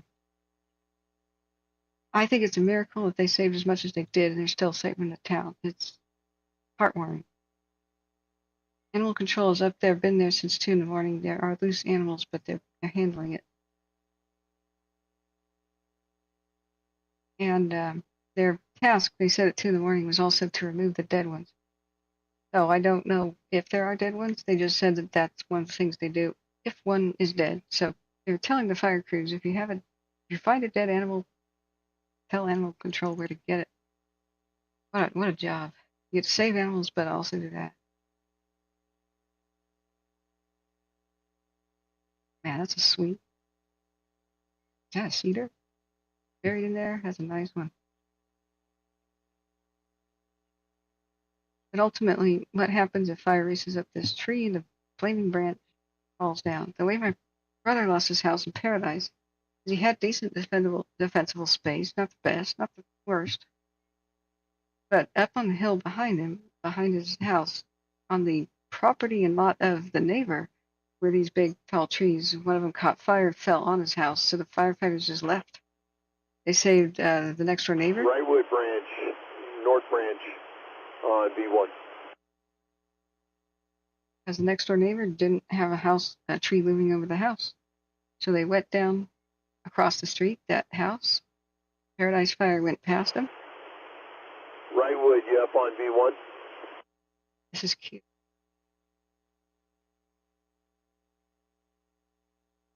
Oh, Sean Sachs says, do I have a copy of their comms plan? I don't, but you know what? If you want to know anything about this fire, wildfireintel.org will be your place to get it. So here's the link. You just ask to. Like, let's see, let me click on the bridge specifically.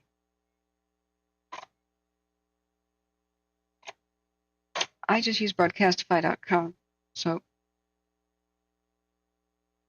that's what we're listening to. Yeah, you're welcome. Do you have any specific questions about them? I really don't know what the heck happened at Mount Baldy, but it moderated last night enough for them to start getting a handle on it. They are doing dozer lines around, all around Highway 2 and around Wrightwood to protect it. They were mentioning specific streets. And then down in the valley, they were doing lines around Oasis and Mountain. So I guess that's way down in elevation. But yeah, Christina, the animals. This is such a cute place. I would love to have a place like this. I'd put real snow shutters on it, though. These fake ones, they don't help it. And real iron shutters, I think, could help keep fire out, because if fire's on these bushes, then the flames break the glass with the heat. We can't have bushes up next to the house. But if you put iron shutters on it, they'll at least keep the big, fat-looking flames out. Wrightwood branch, North branch, you up on V1?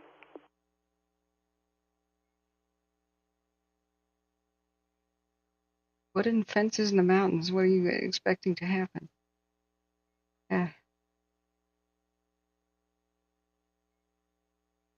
It's retaining walls. Those are the new. That's the new fashion. Make masonry great again. Okay, I have to stop speaking because I've been speaking for 11 hours right now. 11 hours. So I'm going to go take a break. I thought we could watch some morning briefings, but I don't see we have any. It'd be cool if we did, but oh well. Maybe we have that when we get back. So I'll take a break from screens. I'll take a walk. And we'll see what happens. I was looking for battle maps, such as briefing maps. I don't think any are available for.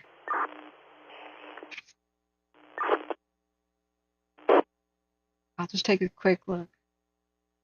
There's a folder for it.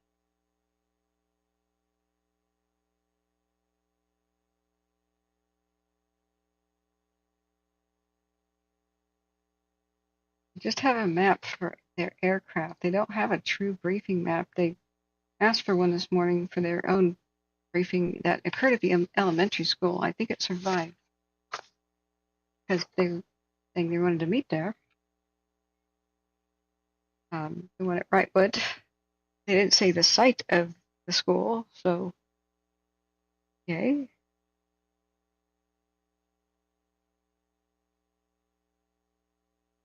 Yeah, I don't see any good useful map for the bridge. Not even a briefing map. That's normal in first couple of days of fire.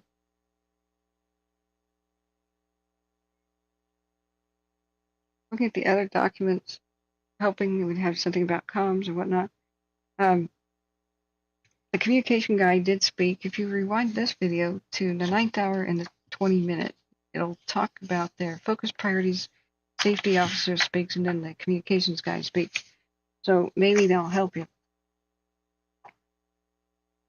But the description of my video has the links to Broadcastify, where we're hearing what's going on over by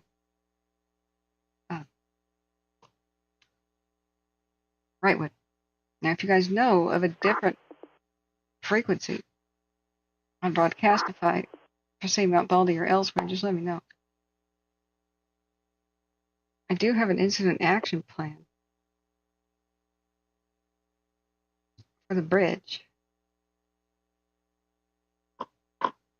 from 7 p.m. yesterday to 7 today, operational period. 0700 yesterday to 0700 today. Leaders intent on the bridge fires and aggressive full suppression strategy. Minimize impacts to the communities, private, blah, blah, blah, the sheep, mountain wilderness, as well as the national resources on national forest lands. Objectives, there's a lot of objectives. The control objective is keep the fire north of the southernmost prominent ridge with the San Dimas experimental forest. Keep the fire south of Highway 2 and Blue Ridge Road. Keep the fire east of Highway 39. Keep the fire west of Mount Baldy Road and San Bernadino County line. That is their stated objective on their incident plan. So, low relative. Excessive heat, low humidity, increasing winds each afternoon.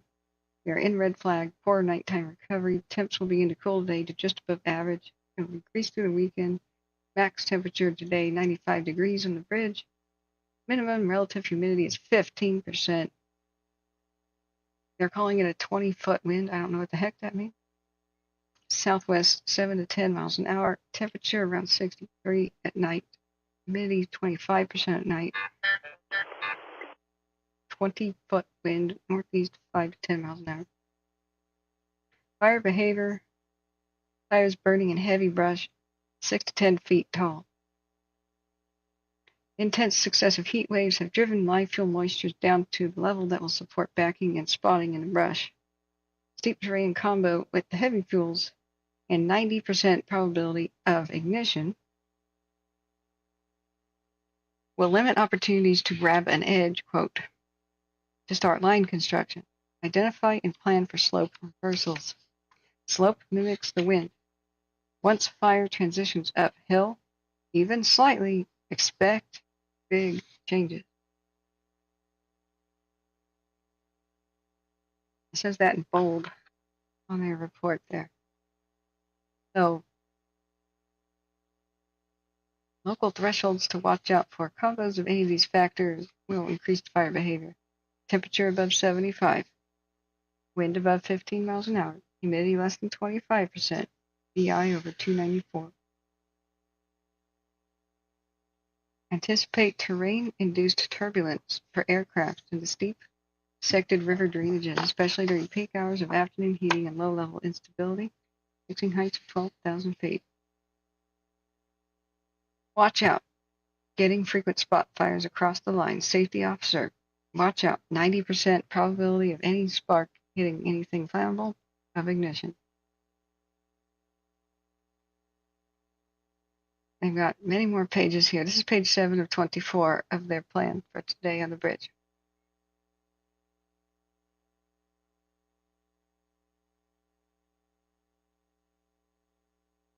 This is cool. How to be a leader.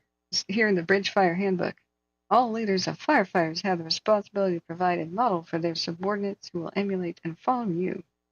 You should, 1. Share the hazards and hardships with your subordinates. Yeah. Don't ask somebody to do something you wouldn't do. 2. A positive attitude is infectious. 3. Don't show discouragement when facing setbacks. 4. Choose the difficult right over the easy wrong. 5. Provide leader's intent, the task, the purpose, and the end state. Neat. Good leaders will take charge of assigned resources. They will motivate what it can do, safety attitude. They will demonstrate initiative by taking action in the absence of orders or direction. They will communicate by giving specific instructions and taking feedback, and they will supervise at the scene of the action. Adorable. I wish I could show you this book, but it has the private names of a lot of the firefighters and the leaders and their signatures and phone numbers and stuff. So it's also 24 pages long.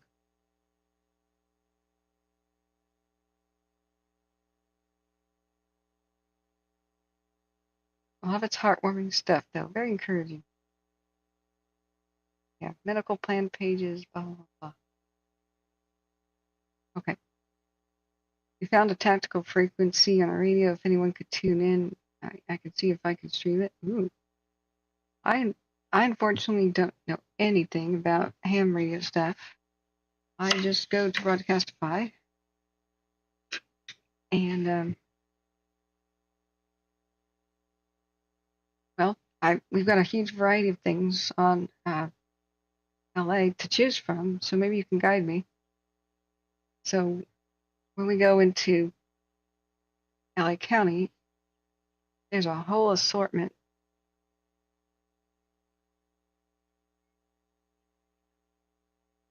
When you get down to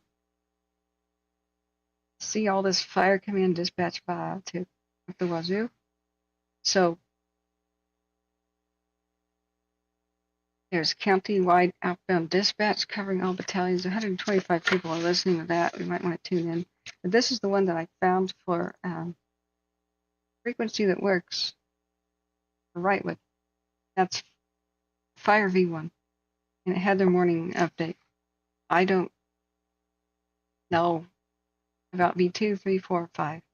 I would like to know if they're speaking on that about Mount Baldy area or where the other crews are located. I don't know. Right now we have playing the airport fires, OCFA Fire Orange County, and of course LA County Fire. Speaking of the devil, that's Orange County. They're queuing up. If you wanted to one by one check out these others, the V2, 3, 4, 5, and just see if anybody is there, I'd be grateful. Well, I would say yes, John T, but I have to make you a mod to do it. So, do you have that link ready? I'll make you a mod for a second. Only mods can share links.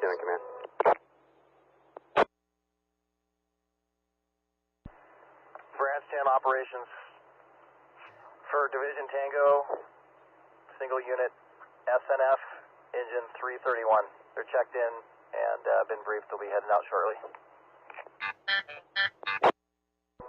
I copy. You can have them head straight to El Cristo Village. Contact the division superintendent. Operations. Air attack, Orange County Fire.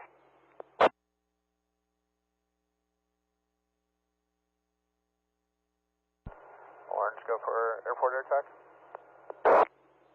Air attack for the 5 Type 1 lap. Will you accept 2 Type 3 multi-engine air tankers?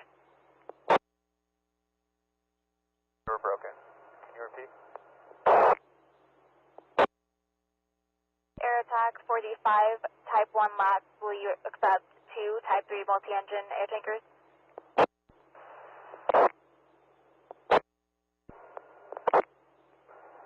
Orange airport air attack will take 5 laps for structural protection. 10-4. Can 2 of those be Type 3 multi-engine air tankers? Yes, woman. Just give him the lats. Orange airport air attack, stand by. I'll get right back to you. So there's a large aerial tanker, not the V, which is very large. So it looks like they're going to get 5X, large aerial tanker planes for structure protection today on the airport. Good. I don't know how useful aircraft will be on the Davis today. You're right, Rebecca. I need I need to rest my voice absolutely right now. We're at 11 hours, 11 minutes into the stream. I hate 11. I hate that number. On 9/11. Ugh. When it becomes Orange Airport Air Attack. Command. Go ahead.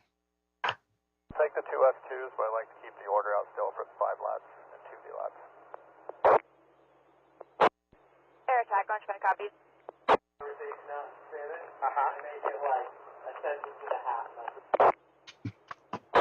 Try it now, John. Unless you're a moderator, you can't share a link. So do it now. Try it out. Let's see.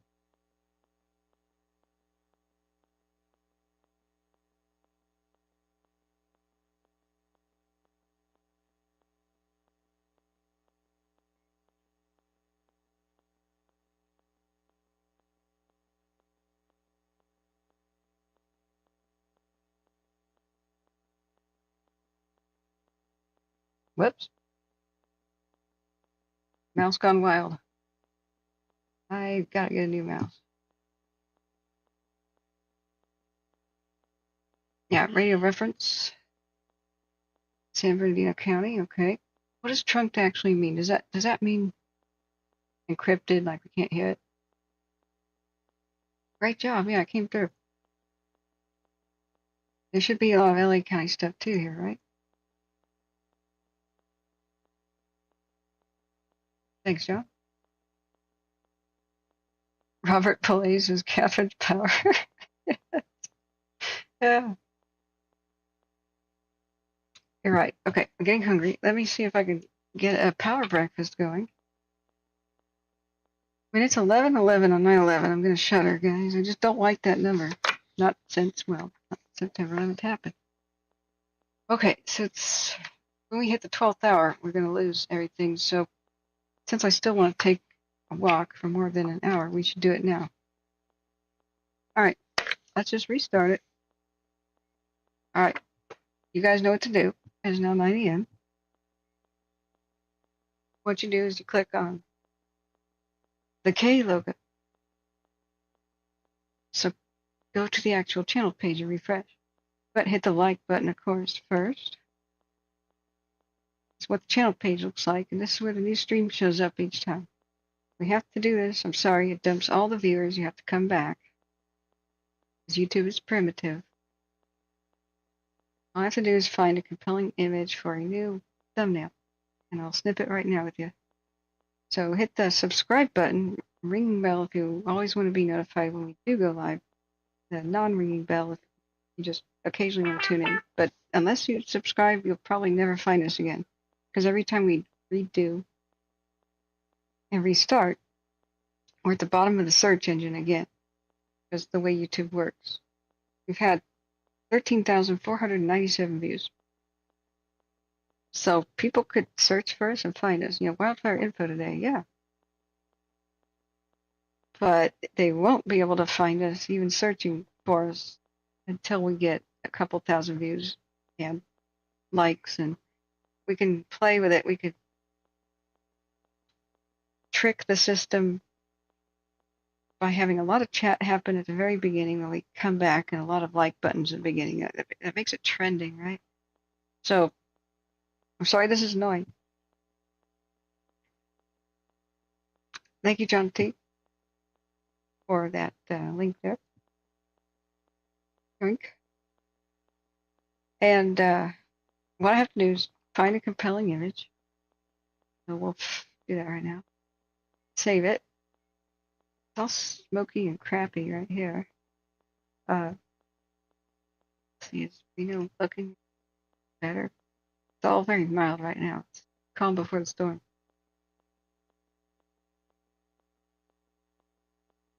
So there is no compelling image whatsoever.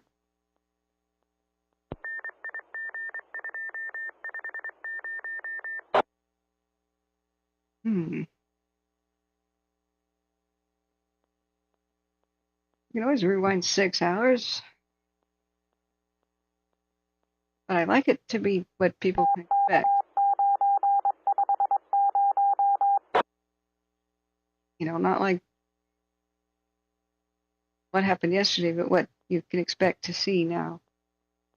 I don't want to be clickbaity here. All right, let's just do a time lapse again.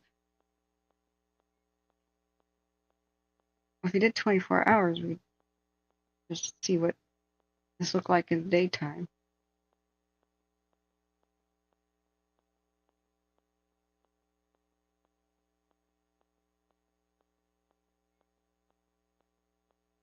If I take a screenshot this big, it says error. Your screenshot is over 2 megabytes in size. We can't put that on YouTube. Resize it for me. Jeez. So half the time I have to load whatever screenshot I take. Resize it just by megabytes, not by actual size. YouTube is that stupid. That takes minutes on the restart time. And it's ridiculous. Alright, so let me just do it. The screenshot.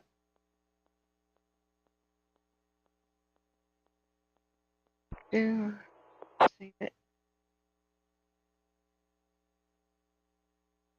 Let's see if it's over 2 megabytes. It's ridiculous.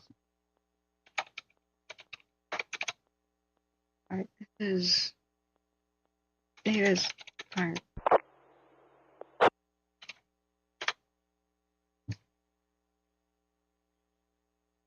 Okay, let's go check. Is it bigger than 2 megabytes? Or do I have to waste my time? 50 Lima, construction 4 on command. Let's see.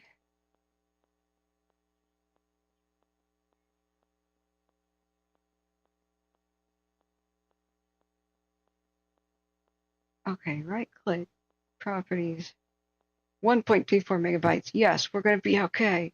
44 Lima, construction 4 on command. Okay, so I've got, that's oftentimes what I'm doing when I try to restart. So I'm trying to get a stupid image together. Then I have to go and groom the description of the video. I think it's fine to change it a little bit. To like be back soon.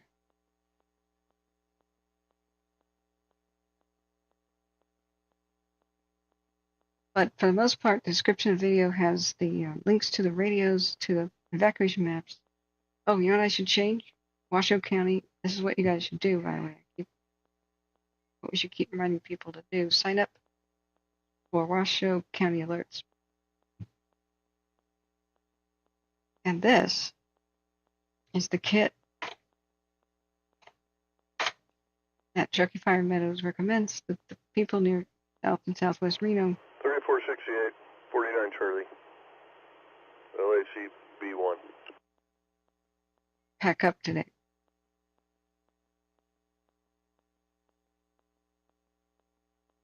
Where did I put that? Emergency.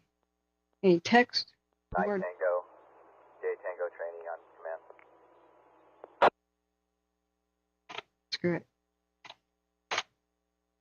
Text the word Washoe to the number 99411. And it'll take you to where you can sign up for the alerts. You do not need an account. Just look for the hidden button that says continue as a guest. And you don't need to sign in for anything. Yes, IOC or command frequency has been updated to OC access.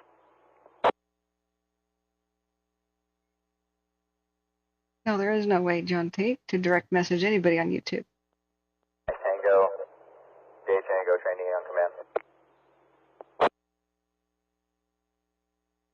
command. Oh, I see that Kat was asking a question. Sorry, Kat. Nice name, by the way. You have a trunk scanner, but I don't know how to program it. Do you know anywhere that can help me? Yeah, radioreference.com is where the ham guys hang out. So, but if you want to talk with John T, I can connect you guys if you both want to email me. So here's my email, and as long as you guys have permission, I'll connect you with each other. Here it is. You do have to put the dots in between Catherine Davidson and Wildfires, and it's plural. So do that quick, though, before I totally forget about this, because I'm going on a walk. Yeah, thanks, John T. The like button helps. What YouTube does is it promotes trending videos. It's an automatic bot. You know, we can't fight the system, so we can only game it. So if a lot of people go to a live stream at once, and then a bunch of people like it, and a bunch of people comment, you can even say, I like dogs. I had a bagel for breakfast, or whatever you want to say. Hi from New York, or hi from South Equatorial Africa, or whatever. That means there's activity and flurry, and so it's trending, and so YouTube will then put it in the face of other people, and they'll find it. If somebody actually Googles Bridge Fire, Davis Fire, they'll actually find us, but they won't before that happens. I'm sorry, it's terribly annoying. That is why all the YouTubers say, don't forget to like, comment, and subscribe. Oh, God. I told myself I'd never do it, but we have to. Otherwise, you still get seen by anybody.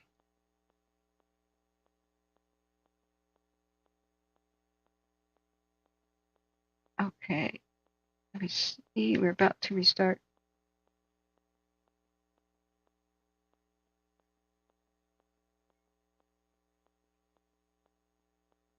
Okay. So we will restart. Not ending anything. I've got to take a 1 to 2 hour break for my voice to restore. Just click like button on your way out. Much obliged. Click on the logo. Go to the channel page. Now, I'll say you don't want no YouTube account, but you want to find us again. We'll bookmark this one, the channel page, because the new live will always be right here. Now, most of my audience is over the age of 68. Actually, that's the general age group of people that live in the mountains who can afford that, and like have retirement stuff up there and cabins, and where the fire-prone areas are. So you can really be a hero by helping people understand this who want to chat, they want to follow us, they want to find us again, but they have trouble. So just share the actual channel page, this one. It's hidden. The button is no longer right there. You have to see where it says 3 more links and more. You have to click that, and oh my gosh, all of a sudden there's a whole lot more information here. Here's the links to donate. Here's my email. Here's my actual channel link. Oh, we're past 9,000 subs. Awesome. Let's make it to 10, guys. That'll really help the channel. We can have a store. It'll help us be more financially secure there by a hallmark. We passed 1.5 million views. Operations, airport air attack on command. Sweet. But here's the share channel button. Air attack operations on command. Let me just copy it up there. Position, meet me on underground. Yeah, affirmative. Bipolar, you're funny, man. Hi from Equatorial South Africa or whatever. Yeah, I was going to say Equatorial Guinea, but hey, same thing. So we already have the views on this one, but you have to say that on the next one. Hey, Buzz, welcome. All right, be right back. I just need to change the description of the video to include air attack operations on command. how to do Washoe County Operations, alerts. go for air attack on command. Jeez, they talk right over me. Okay, I think you're going to be a little too far out of position for air to ground. Alright, copy. I just want to confirm the priorities. We do have clean air to start working from Division Lima all the way to Tango. So starting in Lima all the way to Sit Peak with retardant line direct. Speaking with Branch 5, I know that priorities were Lima, Juliet, Hotel. Although it is currently kind of hung up on a paved road right now, I'd like to start working copters there if you concur, and go with the plan of working direct retardant line all the way to Sit Peak and Tango.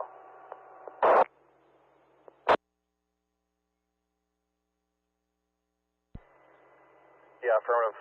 That's the priority for the day is that corner of the fire.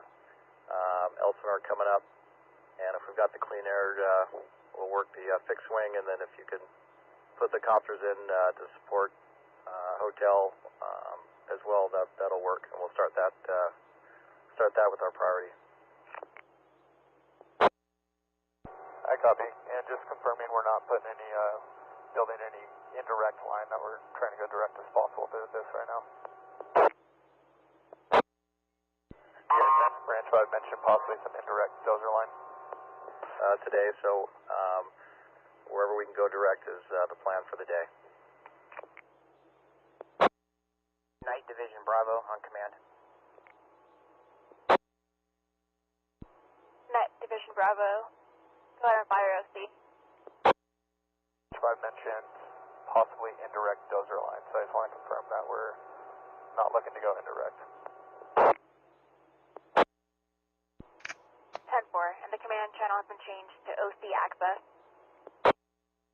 Out there for the first time this morning, so let me give him a call and I'll get back to you in 10 or 15.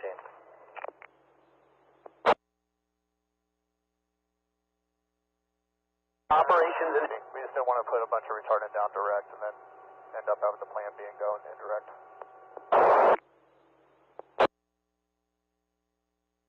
Operations, air attack branch 5. Branch 5 operations. The plan is to go direct. We are going direct. However, I did mention that if we have availability with dozers, which I'm assuming I'm hoping we do as our plan works out, that in Lima we're also going to be doing some indirect base modeling to the south. But direct is the plan.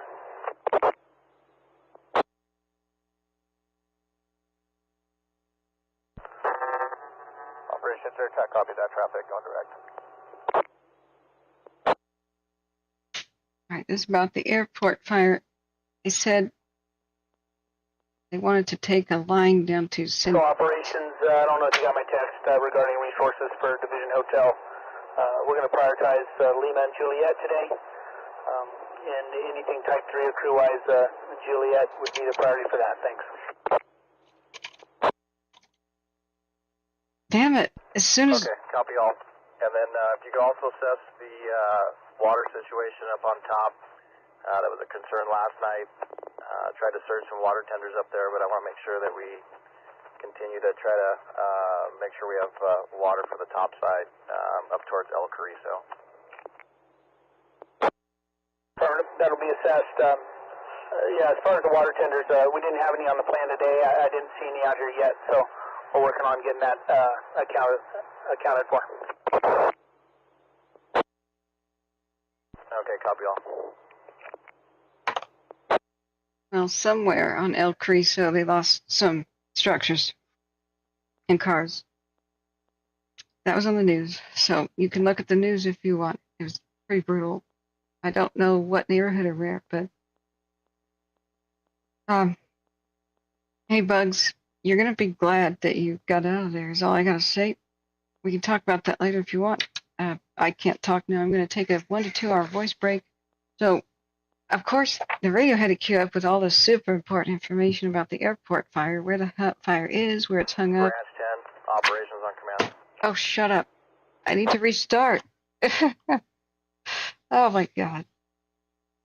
1 second. We'll wait. I'm hungry. If you copy direct, if you have water tenders in the branch that you maybe can free up and move them over to branch 5, have you guys worked that out? I have not. I'll give branch a call. Branch 5 a phone call.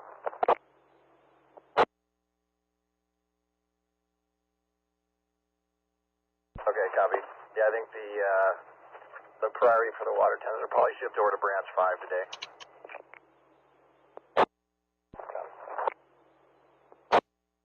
Okay, last chance. Kat, John, email me if you want me to connect you with each other. To give each other your own email addresses so you can talk about the radio. Damn it. I was just saying I'm restarting the stream. Stop it, radio, stop. Air attack, 125. For God's sake. I want my breakfast. I'm hangry. Stop, radio. I just want to restart and have my break. Air operation, Wrightwood, you got on B1? On command. Oh my God. It's so ironic. Just shut up, radio. You were quiet for hours. You have to talk. 125. You have to talk right now.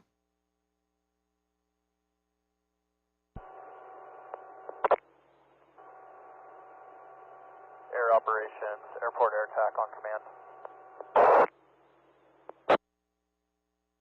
Air attack, similar training fire. You have taker 72 and taker 73 en route to 0925 ETA.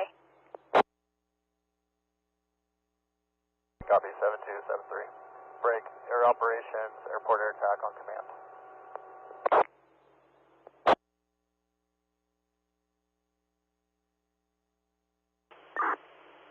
Yeah, you firm. If you have at least one right now strike team, if we could get them to the Table Mountain area and do tactical patrolling all the way up to Table Mountain, and there's a bunch of cabins throughout there, and then if you have an additional in the Riviera area, which is going to be north of Highway 2. I understand we got a lot of resources in Alcorn and all that, but we just need to try to get more resources spread out, moving around, and picking up this stuff before the sun gets on it. All right, now that is the bridge. Orange, airport air attack on command. Orange. Go ahead. That's airport. Okay, for the air tactics frequency, we need to clarify that there is no tone on the frequency. So air tactics should just be 168.325. And if you can pass this on to air ops, copy that, thank you. We already have aircraft at scene with no tone.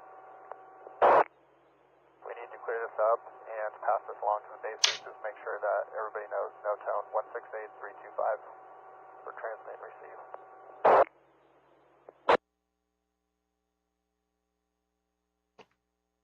Air attack, Russia copies.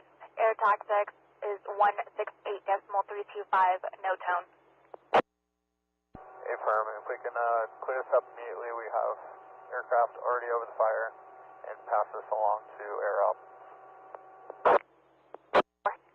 and to all the air bases. Okay, well, the airport fire frequency for air attack is 168.265. Okay. Box that in. Oh, for God, shut up, somebody. I've got to restart. I need my food. Oh, for God's sake. See you, bugs. This is extremely important information, though. So we have to listen. Night Tango, day Tango training.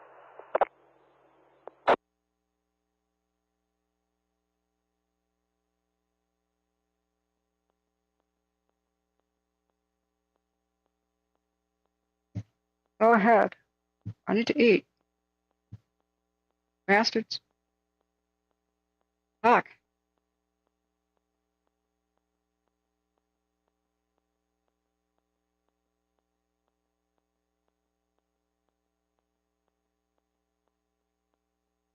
Talk.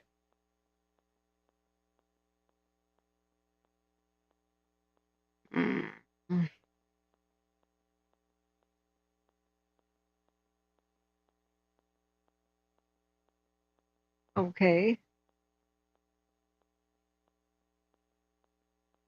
Okay, guys, you know what to do. We're actually going to restart now. Click on the K logo, hit the like button on your way out, subscribe, ringing bell if you want to know when we go live. If not, click on the K logo, go to the channel page and refresh. New video will be right here. Sorry to be a pain in the ass. We are now restarting stream. We are not ending. We are restarting stream. You have to do that every 12 hours or YouTube doesn't save the damn video. So we have to do it. Sorry to be a pain in the ass. Thank you everybody who has donated. Thank you to mods. Thank you to contributors. Thank you viewers. Thanks friends. Thanks everybody who hit the like button. We'll be right